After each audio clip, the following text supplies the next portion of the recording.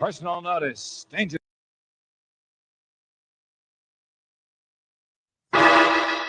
Personal notice. Danger's my stock and trade. If the job's too tough for you to handle, you got a job for me, George Valentine. Write full details.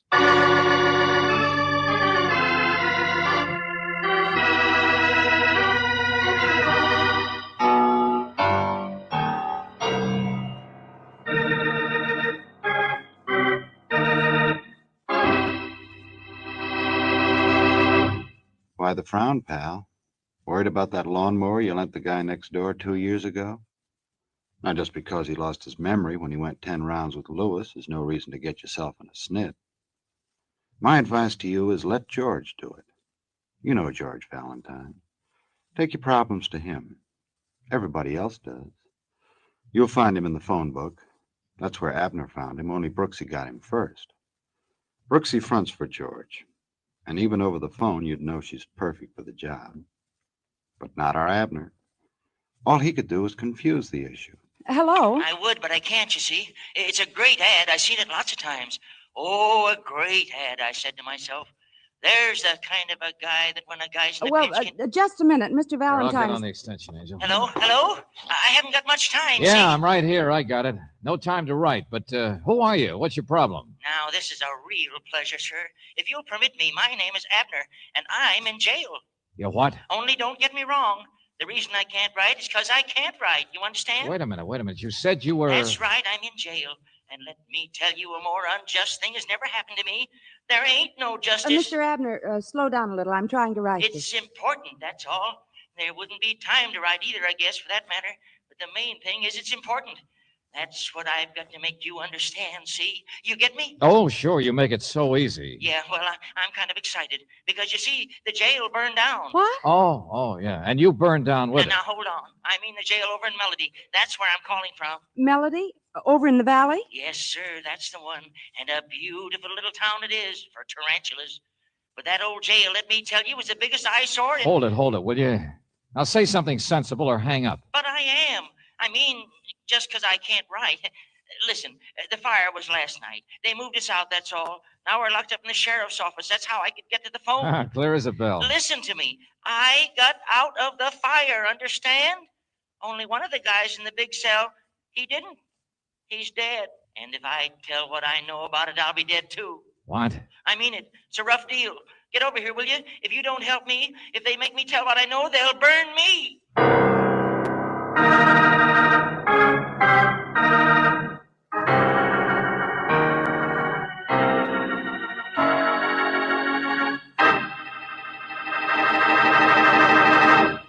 I wonder if this Abner's telling the truth. Could be he's taking George on a wild goose chase. Well, all I know is my friend here won't lead you astray because what he has to say is straight and to the point. Lead on, Macduff. You made every word live, son. Now let's see if George and Brooksy can do as much for Abner.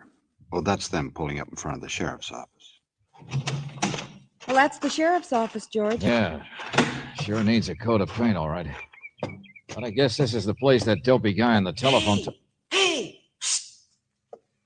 That's you, Valentine? Yeah. Only where in the name... The alley, George. Oh. Here. Right here. Hurry up. Don't let anybody see you. Okay. You're Abner, huh? But I thought you said you were locked up. Right you are, lady. Transferred all of us here when the jail burned down. Only now I'm nuts, see? Well, how did you get out? They turned us loose. I just dropped into town for a little game. A slight flutter of the pasteboards, and wham, they picked me up. But the way they treat you in this town, you'd think you'd murdered a whole city block. We got in the way, and they turned us loose. I don't blame them. Kicked me out and told me to get out of town without even giving me a free meal. Can you imagine? There ain't no justice. Oh, now listen, Buster. I drove 4 hours just so I could try to make sense out of what you said on the phone. Sure. So let me tell you just what... Oh, no, you don't. I'll tell you. We stopped at the scene of the fire on our way in. You weren't lying. There was a fire. Well, that's what Furthermore, a man, a prisoner, who was hauled in last night, another big gentleman like yourself, didn't get out. He died in that fire. It's plain to see you got the facts. But I don't know his name. Nobody knows his name. Sure. But it was a plain, simple death so far as anybody knows. So, Abner, whatever you know had better be He good. was dead before the fire. What? You heard me. In a big jammed-up cell. Conditions are terrible here, I tell you. In that big snoring mass of men, that guy was already dead as a mackerel. How do you know? Because when the fire started, I tried to rescue him. That's why. Because I put my hands on him and shook him and practically got frozen for my trouble. Body cold as ice, I tell All you. right. All right. We get the idea. Well, why didn't you tell the police? Because they're mixed up in it, that's why. Some way. I tell you, in this town, they got a chief of police. Oh, no, wait a minute. His name's McNabb, and his crew are crooked as a cactus. For instance, you know what? He beats me. Hauls me into his office and beats me. You don't believe me? Ask Hank. Hank, come over here. Hank? He was there. He knows. Hello, everybody. Hank, huh? I beg your pardon. Whiskers do not measure a man, nor the patches in his pants. How do you do? Pleasure, young lady. Pleasure indeed. Now listen, Mr. Valentine. Hank here was visiting my humble abode. Humble abode? A small place, not too elegant. As for that big guy, the guy who died, we did entertain him. Hank and I invited him to share our diggings a couple of days ago. Don't exaggerate, Abner. Your room is a dump. And you didn't even know the guy's name. I remember you said hello, and I said hello, and he says, oh. Fascinating fellow. What do you know about his death, Hank? It's just what Abner's told you, I suppose. It's no skin off my neck. I don't like people who won't talk. I doubt if even he said 3 words to the cop who threw him in. You mean when he was arrested? Rounded up a whole bunch of us. Guess they do it every Saturday night in this town. That's the cross we have to bear. And I may say a draftier jail cell. Now listen, that guy didn't die of no cold. He didn't look any too well. I wouldn't be surprised if the fright and the excitement of the fire. It was a treatment he got, I'm telling you, the rough way that What they had. rough treatment? What kind of stuff are you guys trying to Beat prove? you, that's what they do. Round you up. Say, change your clothes and into the tank you go. No chance to argue or nothing. I tell you that McNabb's a regular Gestapo. the Oh, way get he- off the soapbox, Abner. Live and let live. Take it easy. There's no excitement. Okay, Abner, okay. Where do I find this chief of police? Oh, no, you don't. I'm not going to come within 5 I miles of wouldn't that. ask you to. Hey, you, Hank, come on, lead the way. How did I get dragged into this? Quit kicking, friend. I could ask the same question myself.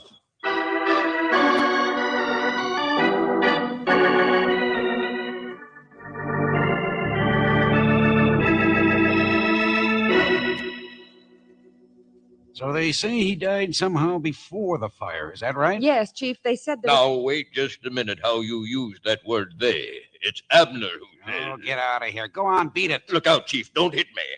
What? What did you say? Well, I haven't done anything, and when you talk like that, Abner says Go you on, always... Hank, go on. We don't need you. Well, sure, if you say so. I didn't mean any harm. Pleasant morning to you, Chief. There's a wreck of a man. Big words, little work. Well, what are you looking at me like that for? I suppose you expect me to hit people, too? All right, now just take it easy, Chief, will you? I know what kind of a guy Abner is. But I also saw that jail that burned, and it wasn't exactly a model one for as big a town as this. Sure, my fault. Blame it on the chief. Wouldn't have anything to do with how much money the town gives me to run this force, would it? Skip it, will you? There was no connection between the fire and that other bum's death. Uh-huh. Unless somebody set the fire in order to get rid of some evidence, like a blow or a bullet, just in case that death wasn't natural, I mean. Oh, but George, that doesn't make any sense. All that trouble just to get rid of some unknown, a man nobody cared about? Now, look, both of you, I want to... Excuse me, Chief. Oh, get out of here, I Sergeant. thought you ought to see that dead guy's clothes. What? Well, here, in the wing of the jail that wasn't burned, where they changed. Hey, you mean what he was wearing when he was thrown in? Here, let me see that. I'll do that, mister. 11 cents change, eh? Big man. Typical vagrant, I tell you. He was just... No, here, Chief, piece of paper. So many on a Saturday night, we don't really have time to go over them, you know. Let me see that. Mr. Walter F. Smith. Who? Yeah, mystery solved, Chief. That's his name, apparently. Suggest you stick pretty closely to plenty of milk. Leave out too much starch. Be careful of pepper or any seasoning. What? What's that? That's all. Some doctor's name, Kansas City. Yeah, diet list, Chief. So he was just a nobody, huh? Oh, no. Well, what's the matter? I should think that would help. Chief get a just fight. realizes he might be in a worse spot than ever, right, McNabb? Very smart, Valentine. You catch on real quick. Negligence, Angel. If there was anything wrong with this guy, then the police should have found out about it. Maybe he needed help instead of a cell. Go on, get out of here. I got work to do. Oh, wait a minute, sir. There's something else. Now, look, Sergeant, you've caused enough trouble yourself for one day. I'm sorry, Chief, but over at the morgue, there's a woman. She says she's Mrs. Walter F. Smith. His wife? Well, I guess, or used to be. Anyway, she's been looking for him several months. Read about this in the newspaper. Just flew into town on a hunch to look at the body. Flew in? The wife of a typical nobody? I mean, you better see her, Chief. I mean, she wears a mink coat.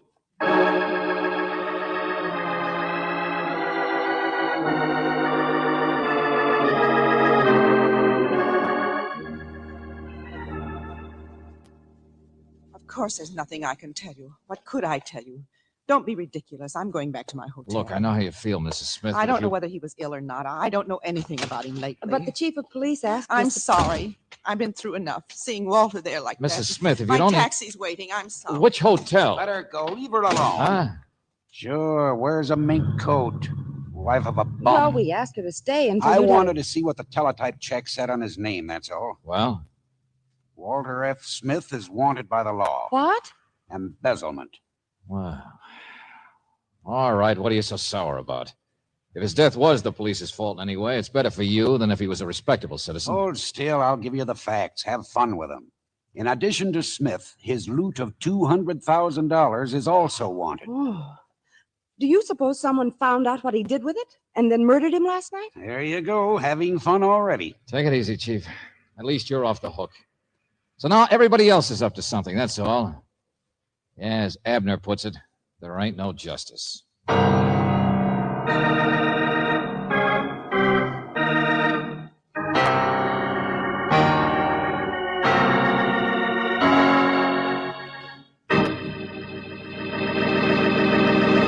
Our boy Valentine sounded a little burned up when he said there ain't no justice. And he's right. Where's the body he always stumbles on long about now? This could ruin his reputation. You know, I'd ask my friend here to drop dead, except I know he has something pretty good to tell you.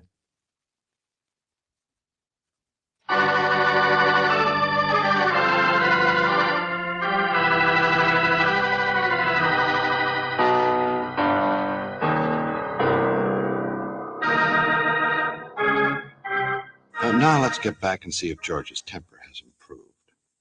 Not that I blame him. Abner would make anybody see red. If you remember, Abner is the old coot that accused Chief of Police McNabb of barbecuing a fellow prisoner by burning down the pokey. As an added touch, Abner swears the victim was dead before he got the hot foot. Then, to make matters more complicated, the chief discovers the body belonged to a Walter Smith, who was wanted for taking $200,000 that didn't belong to him. Complicated? You bet. But George has it figured. He says it's murder. Even so, I think I better lend our boy a hand as he starts asking questions around town. I have a landlady, George. Walter Smith came to town a couple of days ago. You must have noticed something about him, or he must have had some baggage that you... I'm a working woman, Mac. I don't have time to sit around and gab with the guests. I just thought he was a drifter like the rest of them, that's all. And he had no baggage. I can tell you that in one word, no baggage. 2 words. But you notice baggage, huh? Keep your eye out for that sort of thing? I got to protect it, you know. Don't want nothing stolen from the guests. Uh-huh. Nothing in his bureau? Oh, spare shirt, maybe. How should I know? I'm telling you like I told McNabb. Smith was here, but I didn't notice him until he wasn't here last night. And somebody said he was in jail. Who said? Guy named Abner seemed all upset. Oh, yeah, they're rounding up Abner again. Ain't that interesting? Look, if you're through Here's nosing your around... newspaper. Huh? Yeah, it's today's newspaper. Room hasn't been occupied since yesterday. And I don't know who else would read the fashion page around here. Thanks. Now, you've been going through this room. What did you find? Nothing. Gee, $200,000 they say he's got someplace. But I'm telling you, not a thing, not any baggage, not nothing. You expect me to believe that? George. Yeah, in here, Brooksy. George, I can't find him. Oh, if you're looking for me, dearie, Mrs. Smith, his wife. I tried every hotel in town. That taxi driver who drove her away from the morgue? Well, the police had already located the driver. He says he dropped her off downtown here in the business section. Oh. What are you two talking about? You know something I don't? I doubt it. Come on, Angel. I've learned all I need to.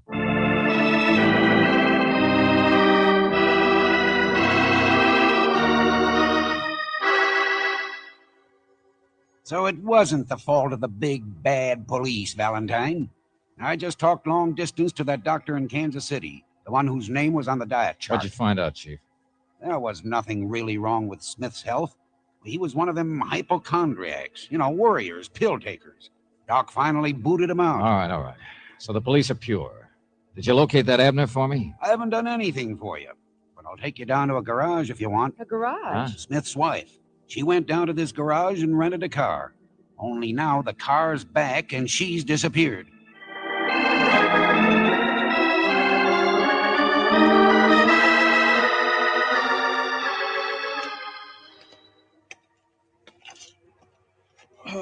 I don't know where she went when she took the car. But didn't you see Mrs. Smith when she came back to your garage? Oh, she was gone about an hour, I guess. Anyways, I didn't notice the car till just a few minutes ago, parked here in the alley. Yeah, it's been someplace with a lot of dust. I got the sergeant around combing the town for her. She's back. She's got to be around someplace. You sure about that? Why not? Well, I didn't have much luck. And I must have been looking after she came back. 22 miles. What? Well, you set the speedometer back to 0 when you hire a car out, don't you? Well, that's right. So wherever she went, it was 11 miles out and 11 miles back. Yeah, with all that dust, too. Now, look, a piece of sagebrush. What's ticking in your head? Most of the roads around here are paved. There's only a couple This is grape country, irrigated most of it, so how did that sagebrush get there? Come on, hop in my car. I'll show you.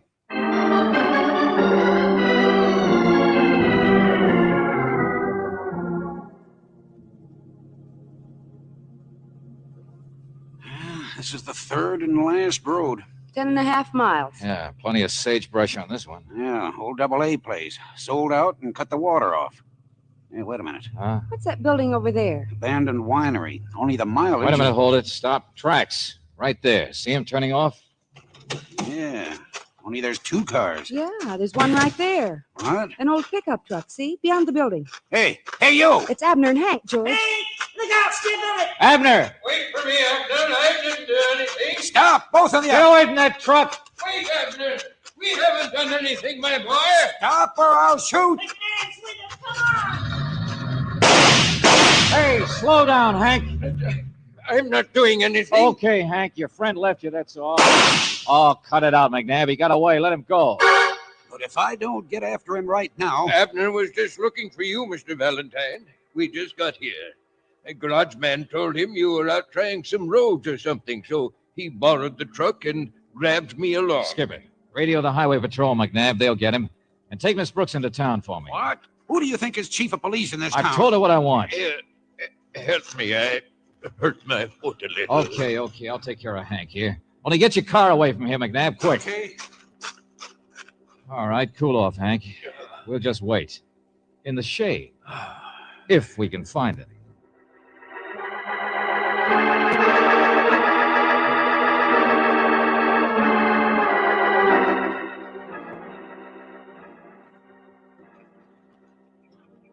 How long are we going to wait, Mr. Valentine? Oh, relax, Hank. Sun will set in a couple of hours. A couple of hours. Then it'll be just as bad. Gets real cold out here in the evening. Goes through your bones. I don't know how I got into this crazy... Yeah, sure I know. Abner brought you out here with him, huh? Abner got me into this because he already had a little idea who Smith really was. Is that check? I guess so, Mr. Valentine. I don't know. Sure. You were all in jail together. Abner thought maybe I could help point him toward the money. Is that right? I guess he thought that because Mrs. Smith came out here, that, well, then the money was out here, too. Yeah. It might be. You really think so? Well, in that case, while everybody's gone, maybe you and I... No. It's too hot. No, we'd never find it, Hank. Let the police worry. Abner doesn't trust McNabb. That's why he took off. I know it. But he'll be back, looking for the money. Look, Mr. Valentine, was this guy Smith murdered? I don't know. Holy smoke. Maybe he killed himself. Well, it could have happened. Only it doesn't tie with anything very well. Come on, we're losing our shade. Let's move. Maybe Smith was just not in too good health and kicked off. A man has to take care of himself. Yeah, you're right. Here's a good place. The winery? Yeah. Ought to be cool inside here, don't you think? Okay. Boy, It's dark. What in the name of... Hey, what happened? Did you fall? I'm all right. Look. I tripped. Look. Mrs. Smith. The body of Mrs. Smith.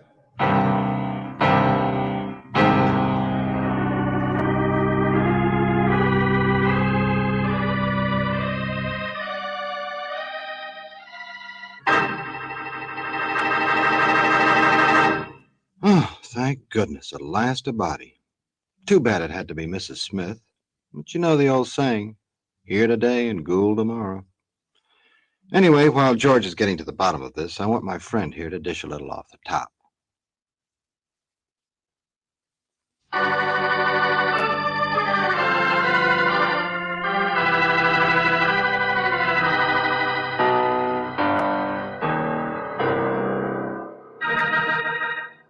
You know, there's an ironic twist to this story.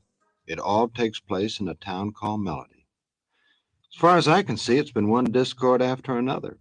And this fella Hank isn't helping matters with his off-key baritone. Look, I don't like it around here, and it's cold even in here. I told you it'd be cold Be tonight. quiet, will you? Don't make so much noise. But she's been dead a long time. Hit over the head. Yeah, I can see for myself. So somebody else drove the car back. She drove out and somebody else drove it back. That's more like it. Well, I'm getting nervous. Somebody'll be back here. Yeah, you're right. All we know about her is that her husband left her. He was hiding out, posing as a bum. So she came after him to get the money. Do you mean to say the money was here? I mean, I've caught on to this case, that's all. Mrs. Smith didn't know where her husband was. How could she know where the money was if he was dead before she got to town? Oh, for the love of... Okay, I'll stop talking, Reynolds. You hear that? Yeah, we got company. Get back in here. He can't see Wait a us. minute, hold it. McNabb. Valentine? Oh, yeah, right here, Chief. Oh, holy smoke, Chief. We thought you might be somebody else. Where's Miss Brooks? Out in the car. We haven't located Abner yet. Did you two find what I told Brooksy about? Yeah. Pills, medicines, a small drugstore. Okay, where was it? First place you suggested. But I doubt if it'll do much good as evidence. I know it, but I got a better idea. Go on back to the car. Okay, sure. Say, what's the idea? What's so funny? Well, you might not see the joke, Hank. Sit down. We're going to wait some more. For days if we have to. Wait. What for? A confession. What? Yeah, a man named Smith was a fugitive from the law, and from his wife, too. Had money and plenty of trouble, and worst of all, he was sure he was sick. So the money couldn't give him much fun, could it? End result? He was hiding on Skid Row when he got an idea. Why not die? Look, I'm cold, and I'm dying of... He did just that. He died of murder. And afterwards set fire to the jail he was in, so his body couldn't be examined too closely. He what? And it all worked beautifully until his wife showed up. She kept her mouth shut when she saw the body, but afterwards must have spotted Smith herself, and so he brought her out here and he killed her. Probably told her the money was here, when really I suppose it's stashed away in Kansas City or anyplace else. I'll say you don't know anything. You're I so mixed caught up. on when I found Smith's room had no baggage. That's where the pill-taker's private drugstore should have been. But of course it wasn't. They were with your stuff, Walter F. Smith. That's where McNabb found it. Oh, is that so? Yeah, the man you killed was just a poor penny ante gambler. A man you knew hardly ever opened his mouth. No one knew anything about him. He'd never be missed. So you knocked him over the head, I suppose, when all the rest of the men were asleep. I don't know what you're talking about, Mr. Valentine. And then you put that diet chart in his clothes. Oh, not a bad stunt. Make the police think they might have done a pretty terrible thing. Make them want to cover it up and keep it quiet. I won't admit any of it. There's nothing you can do to Oh, it. Buster, what an ironic spot you sit on. Oh, you cold? Oh, well, come on, let's have a brandy. You know, I remember the items on that diet list. Milk, no pepper, just bland stuff. So the guy it was written for must have been worried about his stomach. Come on, Hank, have a brandy. Little sharp, maybe, kind of strong for some stomachs, maybe, but for you it'll... I don't want it. Too bad you didn't have the sense to stay away from here. Just curious, I guess. Shut up, shut up. Look, Mr. Smith, if all I've said isn't true, well, go ahead, have a drink. There's nothing wrong with you. The diet chart wasn't yours. Shut up! And after you're really hungry, we'll go in for a nice, spicy Mexican dinner, maybe. There'll be no excuse for you not to eat it, will there be? Cut it out! After all, you're okay. You can eat anything. Go on, have a drink.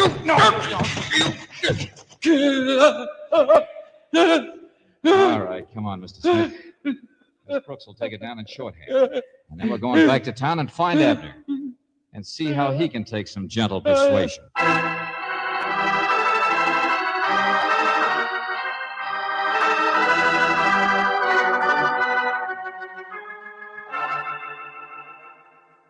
Abner, I want you to get out of melody and keep going. And right now. Now, look out. Don't you hit me again, Chief. Oh, I've never hit you. Nobody on my force has Abner, ever. listen, will you? The chief here is all right. With a little publicity on this case, maybe the town will wake up and give him the money his department needs. But, Abner, I am not a cop. I'd be glad to hit you. No, you wouldn't. That's what you think. I don't like being played for a sucker, so start No, moving. look. I mean, I know I did a lot of lying to get you into the case. I figured we could make some dough together. I mean, Here goes. No. Thanks, friend, thanks. That guy sure was a headache. Oh, don't mention it. Okay, Brooksy, let's go. All right, George. So long, McNabb. Well, where you been, Angel? Seems to me you kind of dropped out of things. Miss me? Oh, well, I was busy with the case. Never mind. As Abner used to say, there ain't no justice.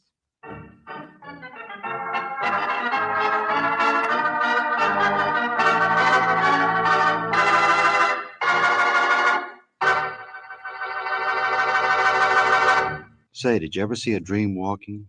Maybe not, but you just saw a bell burning. Brooksy. And if she'll be good enough to hold that torch she's carrying a little closer, I'll be able to read that Robert Bailey plays George Valentine with Virginia Gregg as Brooksy. Don Clark directed the script by David Victor and Jackson Gillis, and Eddie Dunstedter's music kept things blazing. I'd like you to make a mental note right now to save a half hour for us next time, when you will hear what happens when you let George do it.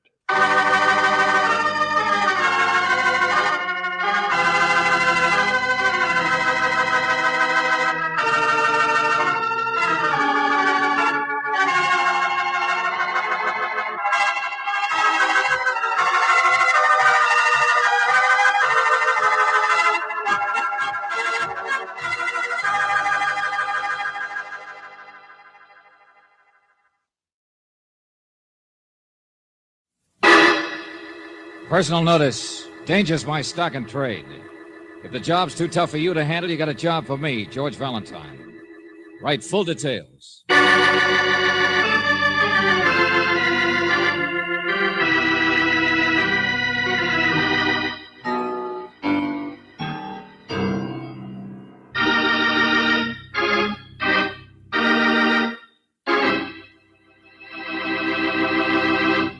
You know something, friend?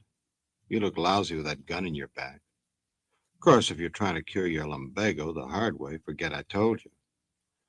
However, if that gat's starting to make a bad impression, why not remove it the easy way?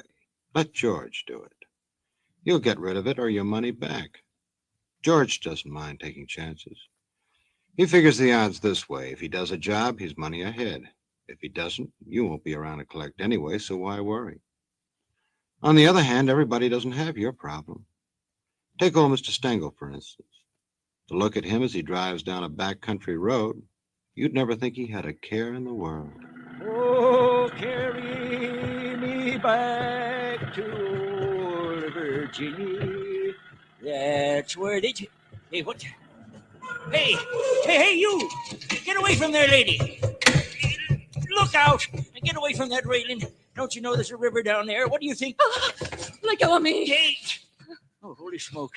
You're Mrs. Blair, ain't you? Who'd you think I'd be? A water sprite?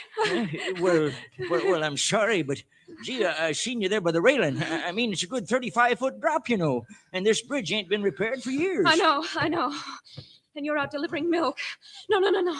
Don't look over. You'll get dizzy. Well, I sure didn't mean to offend you in any way. It's my view, as it is yours, isn't it? Here, I'll give you a ride over to your place if you like. Let go of me. Oh, I'm sorry.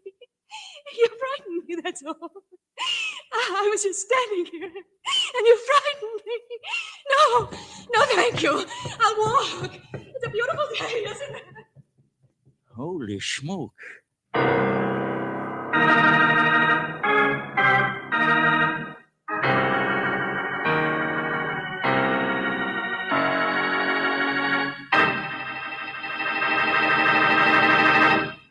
Well, I know one thing. I'm sure glad Mrs. Blair didn't jump. Think of the repercussions if you'd been fishing that day.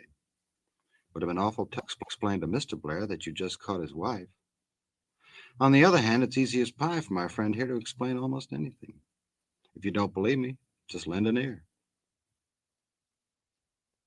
That's using your head, pal.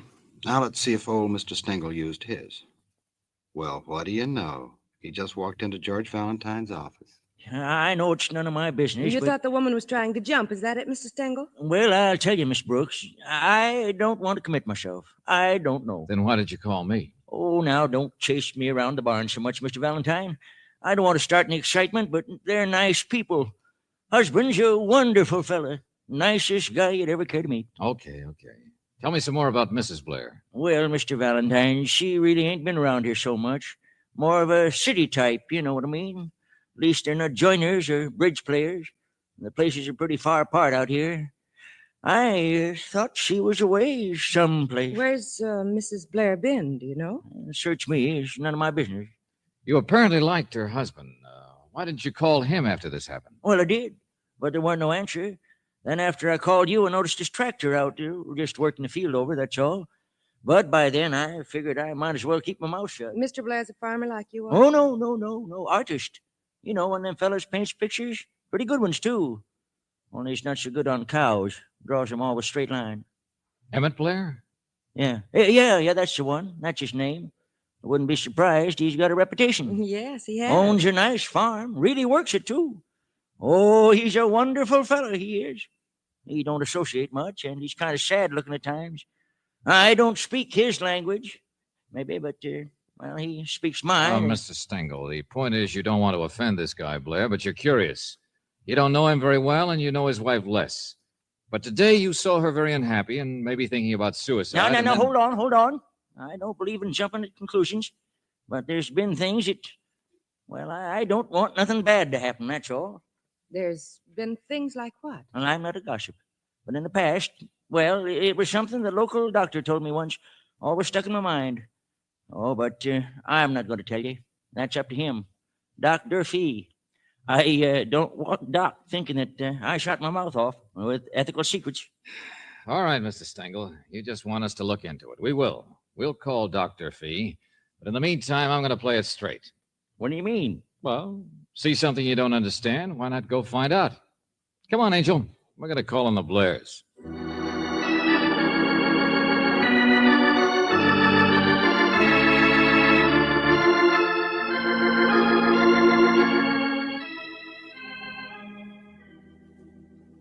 No.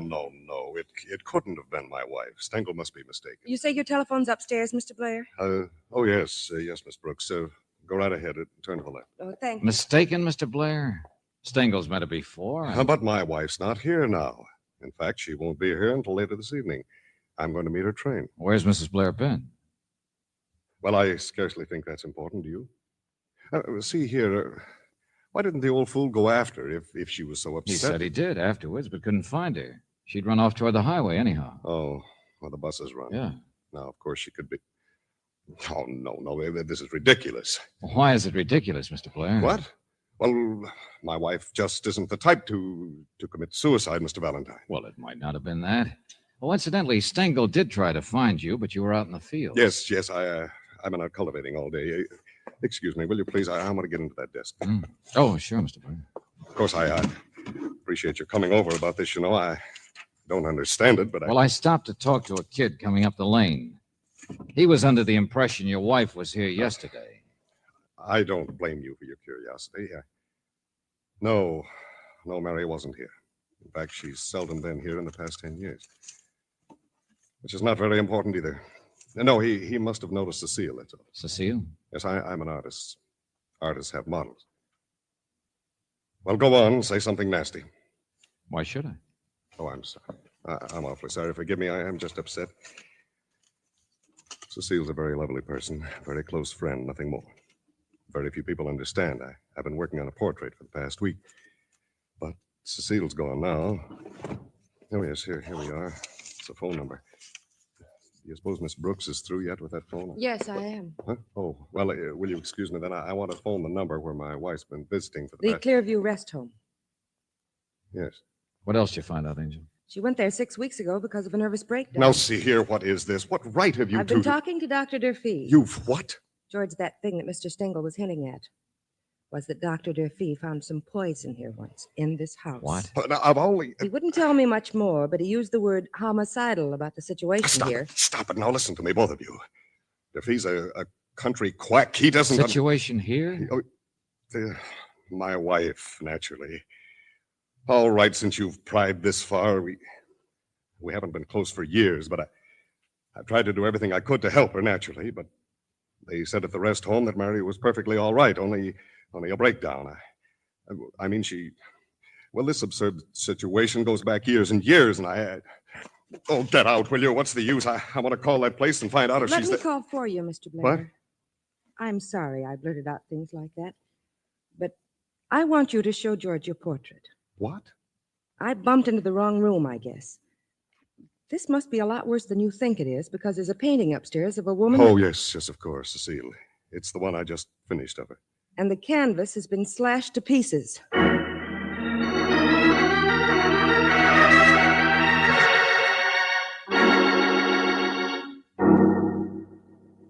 Oh, no. Oh, look at that. One of the best jobs I've ever done. You didn't slash it yourself. Why would I do that? Okay. And you say the picture was all right when the model left? Yes. My wife, of course. Who else would do a thing like that? She never loved me. I doubt if I've loved her, but... Well, that's it. Jealous for the sake of jealousy. Is that why you sent the model away? No one else will ever have you, she said. I've been as patient as I could with her ridiculous emotional imaginings, her... Come on, I'll run out back and get the car. Huh? Well, Mary's obviously been here in the house, walked in and saw this portrait and slashed it. Well, let's get back up the highway. She must have gone someplace. Okay, go on ahead. I'll get Miss Brooks.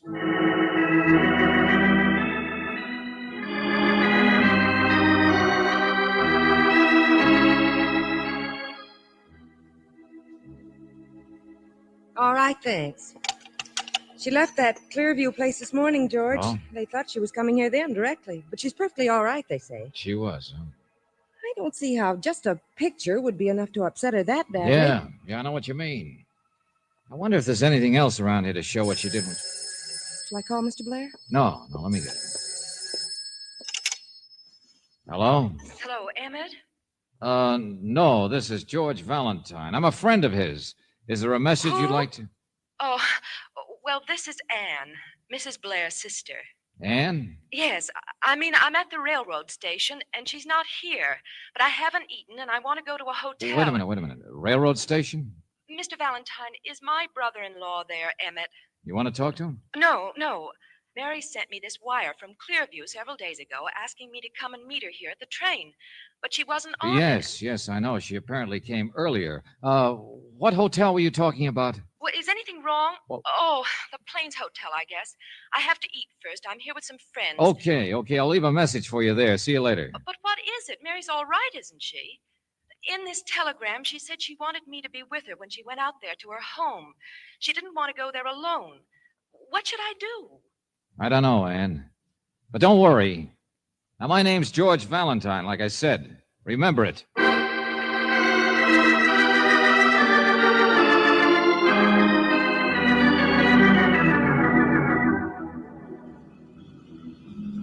Seems a little ridiculous to have called the sheriff's office. We want to find her, don't we? Well, yes, of course. But if you hadn't stayed so long in the house, what kept you anyway? Nothing. Just getting a search started, that's all.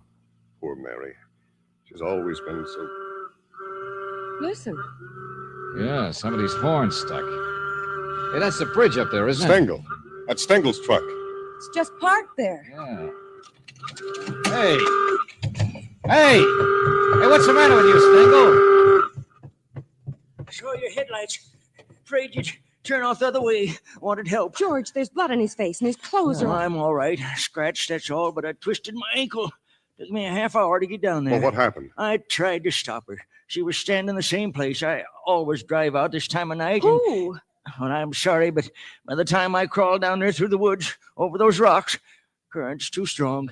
Not hide nor hair of her. Mary? She jumped. I tried to stop her. She screamed and she jumped. Come on. No, now there's no use, Mr. Valentine. Current's too strong. By this time, there's a waterfall half a mile down. Oh, no. Oh, the poor thing. I don't understand it, but now it's happened, hasn't it? There was nothing anyone could do. Stengel saw her commit suicide. That's all there is to it.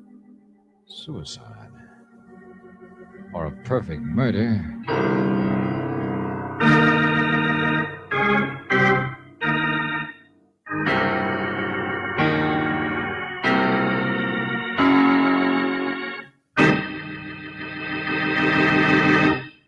I guess this goes to show you can't argue with a woman. Mrs. Blair made up her mind she was going to drown her sorrows even if it killed her. And it did. Of course, someone might have helped to prove her point. But I have a fellow right here who never needs help to prove his. Prove a point, pal.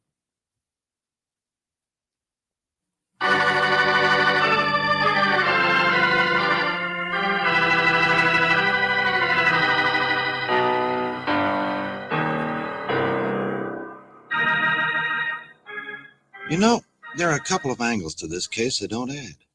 First of all, how come old man Stengel was around every time Mrs. Blair took a notion to dunk herself in the drink? And what was he doing with all those scratches on his puss? Did Mrs. Blair do it, or had he been playing patty cake with a wildcat? And where does Mr. Blair fit in? If he could mix plowing with painting, he also might be able to blend money and mayhem.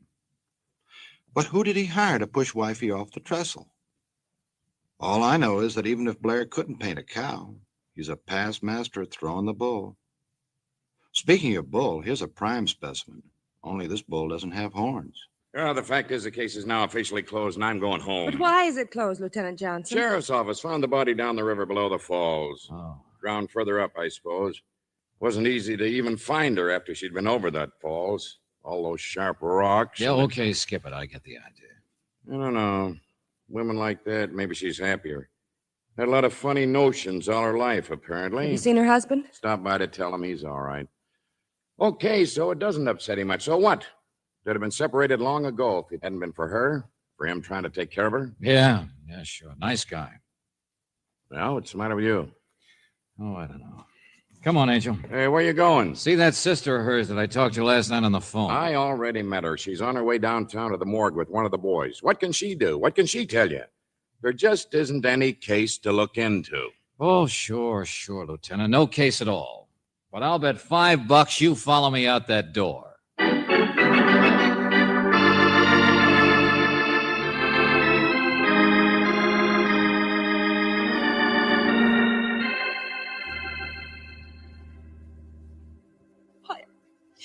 I don't know anything about them, really. I don't.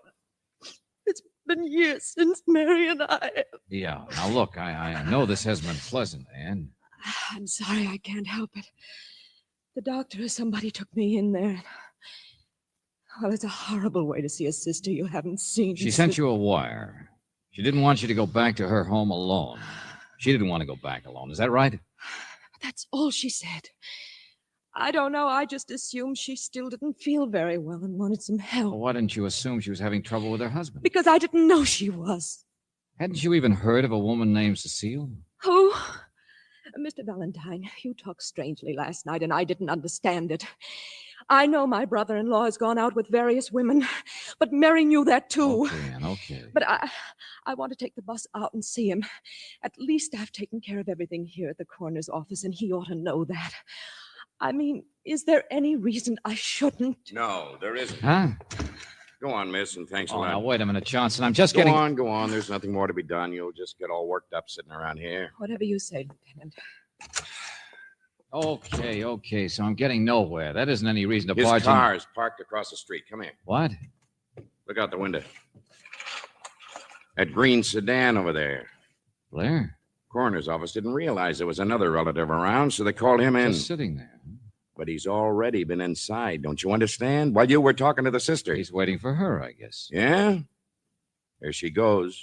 But he doesn't stop her. Huh? Yeah. Doesn't call her. Doesn't do anything. Got his coat collar up, but he's watching her. Well, now, look, I don't understand. Coroner's man said it was all Blair could do to stand up when he come out of the morgue. So what? Valentine, I've been thinking over everything you told me. Once that there was poison at the Blair house, and nobody ever knew who had it there, did they? Oh, so now you're getting the idea, huh? Hey, look, there she goes down the street. And still he sits. Sure, I know Mrs. Blair killed herself, but I wonder which one it was that was really weird in that family. If his wife was driven into a nervous Skip it, come on.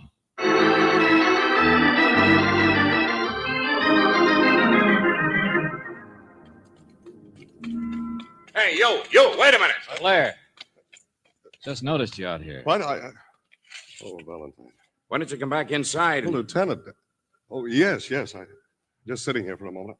No, I'm sorry. I have appointments to keep. Your sister-in-law's in town. She was just up What? talking to us. Oh, is that so? I mean, yes, of course. I know. Make up your mind what you're going to say. Well, what's the matter? See here, I'm not overparked in this place, am I, or something? What's the matter with you, Mr. Blair? I'm afraid I don't feel very well. It's nothing at all. What's the matter with your face? Nothing. All right. I've been crying. Isn't that all right with you? Crying? Or I suppose you're so used to experiences like this, you wouldn't expect a man to behave normally. Get out of my way. Hey, Mr. Blair, wait. Leave me alone. Look out. How do you like that? What in the... I'm going to get that guy. He's nuts. Did you hear the way he... Yeah, sometimes murder can be so simple, can't it? What? You heard me, murder. Well, go on, catch him, step on it. Me, I'll take a different direction. Valentine. I've just waked up to the fact there's liable to be another murder unless I can stop it in time.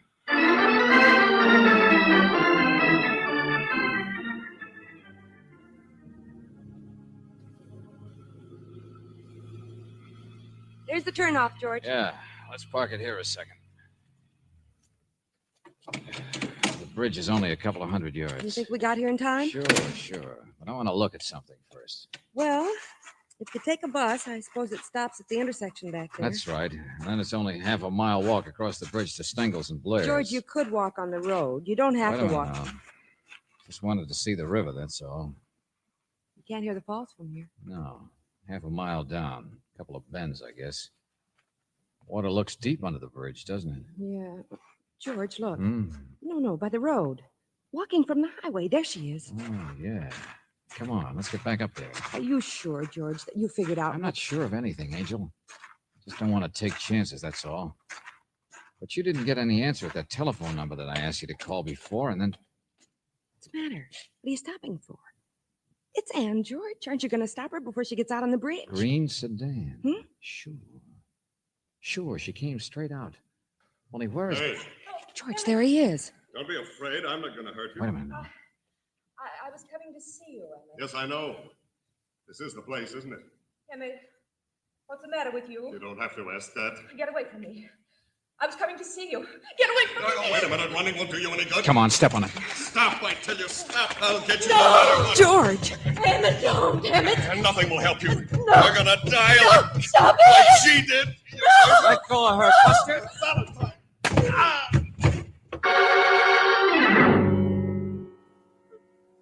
Take it easy now. Take it easy, will you please? You're all right. I don't know what he was going to do. I was going to see him, but I don't know what he was going to do. I know. That was your mistake, lady. What? Yeah, the poor guy's out of his mind, practically.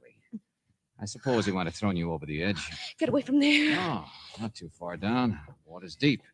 You could swim, all right. Oh, don't get so near the edge. That's where Mary Take it jumped. easy now. Take it easy. Everything's all right. You know, Emmett's mistake here was to cry. What? Yeah, that's right. Pretty hard thing for a man to fake, too. George. Come on, let's get off this bridge. Oh, don't worry. I'll come back for him. He's pretty well out, but he'll be in shape to wind this up in a hurry. What do you mean? You know what I mean. Miss Brooks calls Cecile's house in Los Angeles. Nobody answers. Cecile? Take it easy now. You're all right. Don't talk to me as though I know. It was only a nervous breakdown. George, what in heaven's name are you talking about? Murder can be so simple, can't it? Big flash of temper, big flash of jealousy. But Mr. Stengel saw Mary commit Oh, suicide. no. He saw Mary jump, Angel, but it was dark. He couldn't see her in the water. He couldn't see whether she swam or sank. No. But it's Emmett there who tipped it. Big, suspicious husband. Shook like a leaf when he went to the morgue. Cried, really cried afterwards. Called Denver. I guess there really is a Sister Ann, isn't there? Of course there is. Who is still in Denver, right? Oh, All right, I'll make it real simple. Emmett Blair was in love, pretty hopelessly, I guess, with a girl named Cecile. He practically told me so. I should have believed him all along. Her picture was slashed by Emmett's wife, Mary, who came home unexpectedly too soon. It's Cecile's body that's at the morgue. What did you say, George? That's not true. That's what shocked Blair so, what tipped him off, what upset him so much he might have committed murder himself. Stop it. Yeah, Stop it. yeah, that's right. It's Cecile's body. And you're Emmett's wife. You're Mary Blair. What's more, you killed Cecile. Oh, no.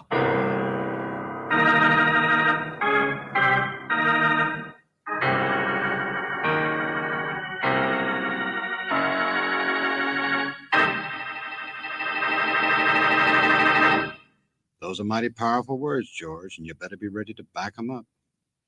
Right now, however, I would suggest you go get Mr. Blair back on his feet, while my friend here gets some things off his chest.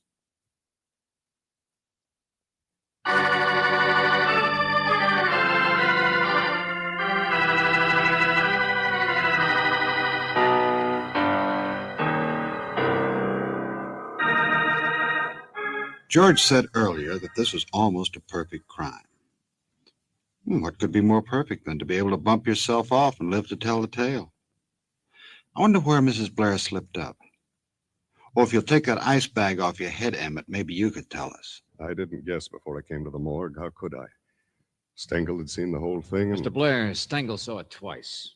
That's where your wife got the idea. Because what he saw the first time was Mary on the bridge, just after she'd managed to shove Cecile over the rail. Yeah, she got her out there to do it, I guess, and then hit her with something. Because she knew what had happened to a body that went over the waterfalls down below. You mean identification would be almost impossible? Yeah, she had a very neat plan, all right. Once the big temper wore off, the crazy jealousy, she decided that she would identify the body, which she did, posing as Sister Ann, an identification which nobody would question. She thought you'd protect her, as always. Mary was a fine swimmer. Yeah, that's right. That's what happened the second time Stengel saw it. She realized before that he thought she was trying to kill herself. So why not capitalize on it? Wait until his return trip in the evening and dive over. In the dark, she could swim ashore and go back up to the highway before he'd get down to the river. Yes, perfect murder. She tried it before, you know. Trying to use poison on you mean? Yes, but I couldn't really believe it. It was my trouble, I suppose, never believing Mary was dangerous. It ended up with me almost committing murder. No, you wouldn't have killed her. I know you didn't tell Johnson and me what you just discovered at the morgue, and I had to knock you down to stop you, but you wouldn't have killed her. Thank you. Come on, George. Yeah, sure. Goodbye, Mr. Blair. Goodbye. George, I bet he would have killed her. Yeah. After all she'd done to him? No. After killing Cecile? No. After trying to come back to the house as her No, own sister? no. You see, a man can go just so far, and then his own censor goes to work on it. Don't you understand? A man can go just so far, and then his censor makes him stop? Yeah, sure. Well, as far as your romantic inclinations go, I can understand that, all right.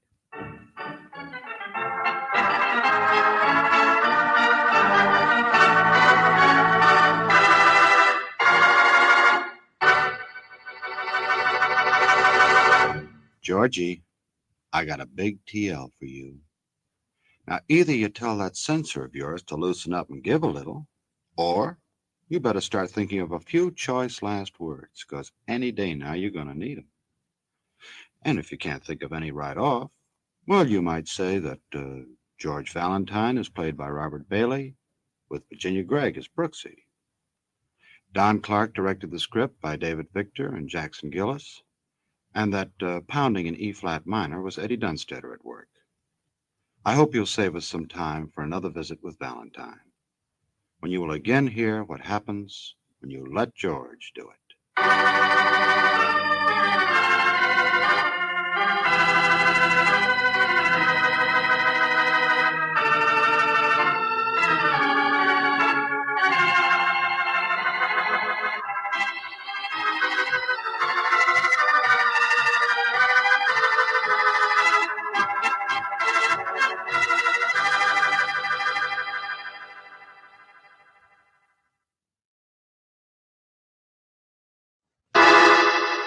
Personal notice. Danger's my stock and trade. If the job's too tough for you to handle, you got a job for me, George Valentine.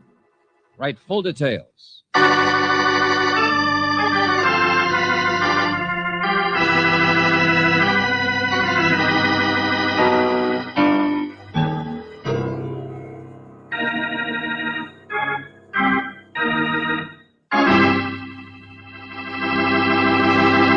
You remember Charlie, who used to live around the corner?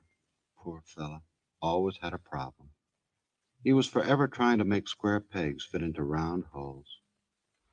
Nobody thought he'd do it. Then one day he did. He shoved his mother-in-law down the garbage disposal. But that's doing it the hard way. It would have been much easier to let George do it. At least George Valentine could have gotten Mama out of the house in one piece. Yeah, you never know when George will come in handy. Now take Jerry Mace, for instance.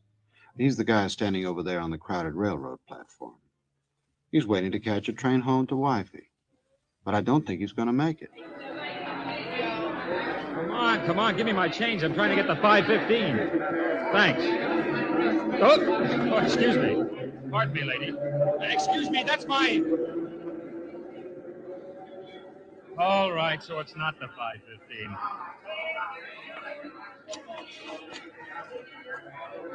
Well, look who wants to read the newspaper. Who's following who, friend, you or me? Come on, loosen up, what are you... Hey, look out! Let go of my...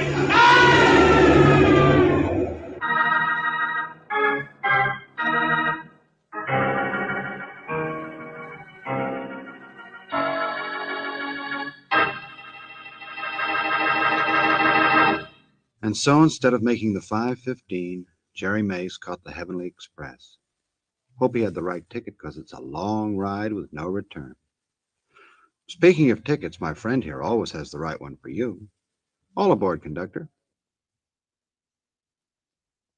That was a streamlined spiel if I ever heard one. Now let's see if we can find out what caused Mr. Mace to do a jackknife onto the railroad tracks. It's Jerry Mace. Yeah, that's who it is, all right. Or was. One of my boys who went out to get the body said he thought he recognized him. Thought he was a friend of yours, Valentine. That's why I got you down here to my office so fast. Wait a minute, Lieutenant Johnson. Didn't he have any identification? Pockets were practically empty, Miss Brooks. Wallet, stuff in his side pocket gone. So he must have been slugged first, robbed, and then shoved in front of the train. Huh, That's George? right, Miss Brooks. Otherwise, it might have looked like he'd just fallen or maybe even jumped off that station platform to kill himself. Sure, he was a nice guy. But you don't have to beat around the barn to prove it was murder.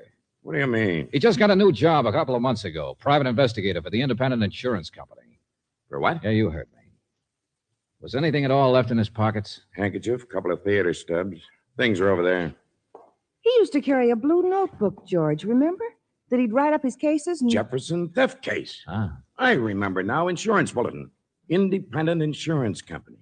Yeah, that's the insurance company in the case, all right. What are you talking about? Swedish match killing. 50,000 taken. And before that, the Prairie Bank job. All one man. Prairie dog, the boys call him. Clear it up, Lieutenant. The one man I've wanted to get more than anyone else in the world. 6 unsolved crimes in the past 2 years. One of them a murder. Each time by the same guy. Dumb crimes. Clues all over the place. But we've never been able to catch him. What's that got to do with the Independent? He's sloppy. Leaves cigarettes on the floor when he cracks a safe. Uses a funny black kind of Swedish safety match. Wears a pair of greasy gloves. Oh, we know lots of things, but we can't catch up. Lieutenant, I asked you what His had last crime was another robbery murder. That insurance company a friend here worked for got hooked. Oh, so that might have been the case Jerry was working on. Prairie Pawn Shop. What, George? Hock your shirt, we'll loan you another. Yeah, it's a pawn ticket. Slipped down through a hole in his pocket, I guess, into the lining of his coat. No date on it. Yeah, well, I'm going to find out for sure what Jerry Mace was working on. From the Independent Insurance Company. It's after 6 o'clock, Lieutenant. I know their office will be closed, but in a little while I ought to be able to find somebody. What's the Prairie? What is it? Didn't you ever hear it called that? Commercial Street, lower end, from front to third. You mean it's a district right here in town? Sure. In the daytime, it's industrial. Night's another matter. Shadows don't even trust the street lamps. Every man for himself, and the devil has to pay admission. Yeah, nice place. That's where this prairie dog killer of yours comes from? Maybe, I don't know. That's why I want to check what Mace was doing. Okay. Come on, Angel, we're leaving too. Where are you going, Valentine? To hock my shirt and see what I get in exchange.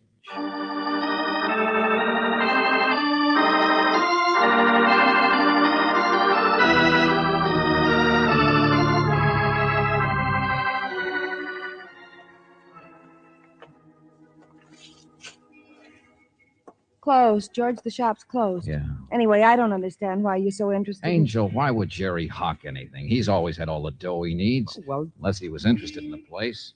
Or unless it was somebody else's ticket he picked up for some reason.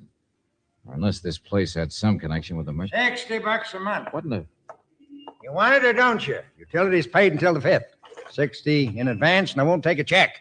If you don't want it, loiter somewhere else. I'm nervous about the plate glass. want what, for heaven's sake? I own the building. What do you think? I'm out walking for my constitution? Hold it, brother. The hawk shop here is for rent? Yeah, tenant just closed up today. Name was Felix. Very substantial citizen. Always paid in advance. Can't you read the sign? Here. Yeah, George. Out of business. Store to let. Yeah, we didn't notice. All right, now you do. Think you want it? Let me know. Choice location. Yeah, sure. Well, George, at least this is one lead you can cross off your... What's the matter? I read you the sign. I'm reading between the cracks. What? Yeah, there's a light between the cracks. Premises aren't quite empty yet. Let's try one of the side street doors.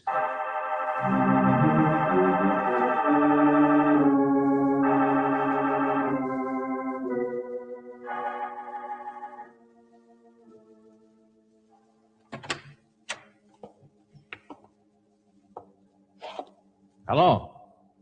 Anybody here? You said the man's name was Felix, didn't he, George? Hello, is anybody... What are you doing here? Through here, I guess. We're just... Come on, stop blowing your nose. He's talking to somebody else. Yeah. Take it easy. Take it easy. Just wanted to see you, that's all, Felix. Can't you read signs? Now go away, stranger. I'm busy. Try more the next block. I don't want to hawk anything. Oh, here, like a smoke? Smoking's cheaper than heating, you know. Keeps the stomach quiet. Beat it, I said. You want a handout, stick to soup kitchens. I've got an inventory Ah, to take. please, Felix, listen.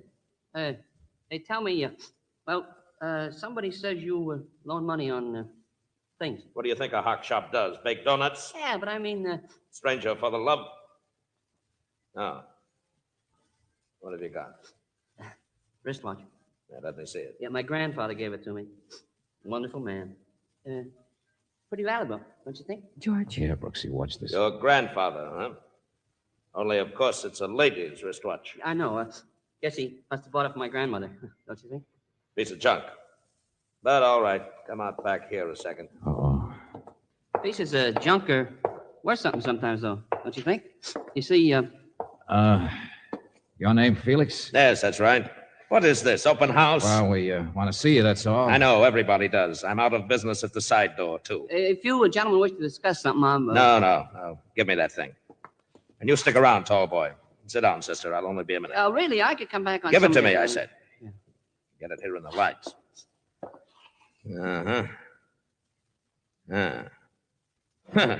Look at that. Rhinestones aren't even real. Your grandfather got taken. Shut up. Hello, Prairie Pawn Shop. Oh, hello, Sergeant. Oh, the same to you. But look, Sergeant, I'm locking up my place, and I... Yeah, oh, okay. Let me have the description. Brown hair, skinny, short. Look, I've got other things to do than watch for a stolen wristwatch, huh? Wait a minute, you say the guy sniffles? Hey, you! Stop him! Stop him! Stop that guy! Officer, grab him! Let somebody else wear himself down. Well, you were a great help, tall boy. Let him go. All right, so who cares? Great neighborhood, huh? Classy type of people. Sister, what do you think of having a shop where guys like that come in? What's the matter? Want to use his phone, that's all. Well, if it's all the same to you, Just looking, that's all. What's the idea? Well, the phone's dead, isn't it? Kind of a convenient call from his friend, the sergeant, wouldn't you say, Brooksy? I wondered why you brought that guy back in here. Where's the button? Oh, yeah, here we are. Sure. Step on the button, it rings. Not bad. Bum walks in, obviously trying to peddle a stolen watch. So you step on the bell and pretend to get a call from a police And then the bum runs away, leaving you the watch. Nice clear profit. How to steal from a thief. Great neighborhood. Classy type people. All right. It's no skin off of your neck, is it? No. The prairie. Gotta watch yourself in the clinchers in these parts, tourist. George, what did Lieutenant Johnson mean about Swedish matches? What? Look, And it's black, too. It was a safety match. Let me see that. Yeah. Now sit down, Buster. You and I are going to have a little No, talk. no, George. It was the other man, the sniffy one who dropped it. It was when he lit his cigarette coming in here. I remember. You sure? I'm positive. Come on.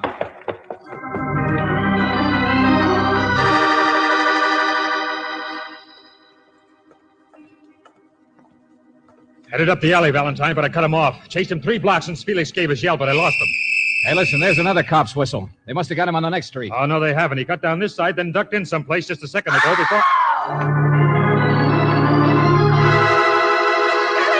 He's killing him! He's killing him! Through here, back of the barber shop. Yeah. You like to shave, huh? Well, I'll give you a shave. Close to the skin from Tony, huh? I'll show you coming into my shop. There he is. like He's got him. this.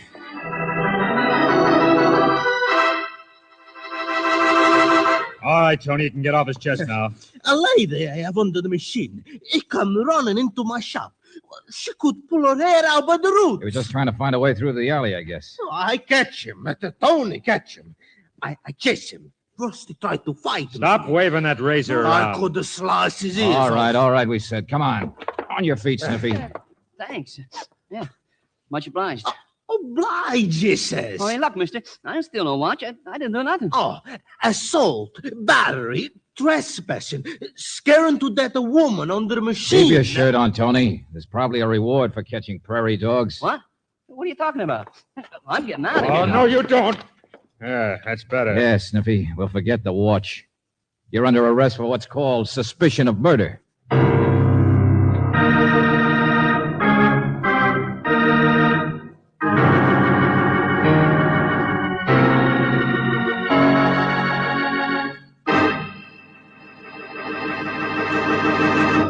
That boy Valentine's just full of good news, ain't he? He can toss more accusations around than a politician at a 4th of July picnic. Now, do you really think little old Drizzlepuss is the nefarious prairie dog? I can't go for it. Get it? Gopher? Prairie dog? Swell. Well, while you kick it around, let's see what old groundhog here can unearth. Dig me, pal?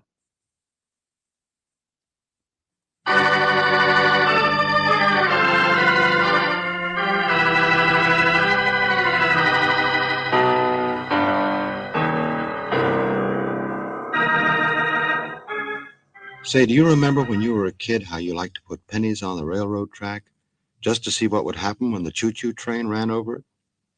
Well, there's a character around town called the Prairie Dog who has, shall we say, modernized this little prank. Instead of using pennies, he started using people. And you know what happened? It worked.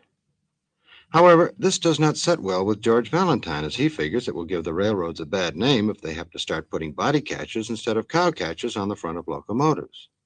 So he sets out to do something about it. So far, all he's been able to find is a little sniffle-nosed character who's long on alibis and short on handkerchiefs. Meanwhile, the cops are busy, too. Bless their little hearts. There, you see that? File we've drawn up on all the prairie dog cases. Let's see. That same kind of match has been found in every single one of them. Why, I wonder? Because the guy's dumb, Miss Brooks. Also because he smokes. Big logic. No, look there.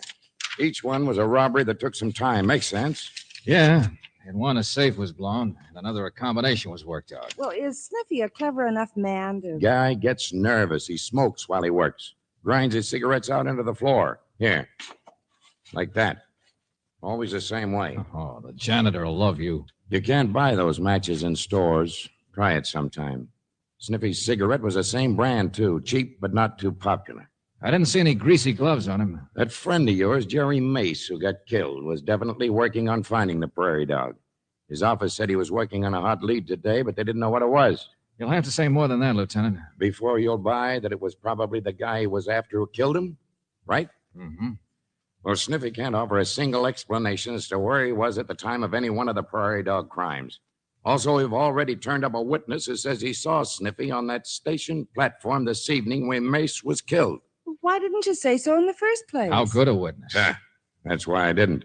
For skeptics like Valentine, I'm waiting to get some more witnesses so I Come on, let's go down and see Sniffy, huh? All right. If you don't believe me, watch him hammer the nails in his own coffin.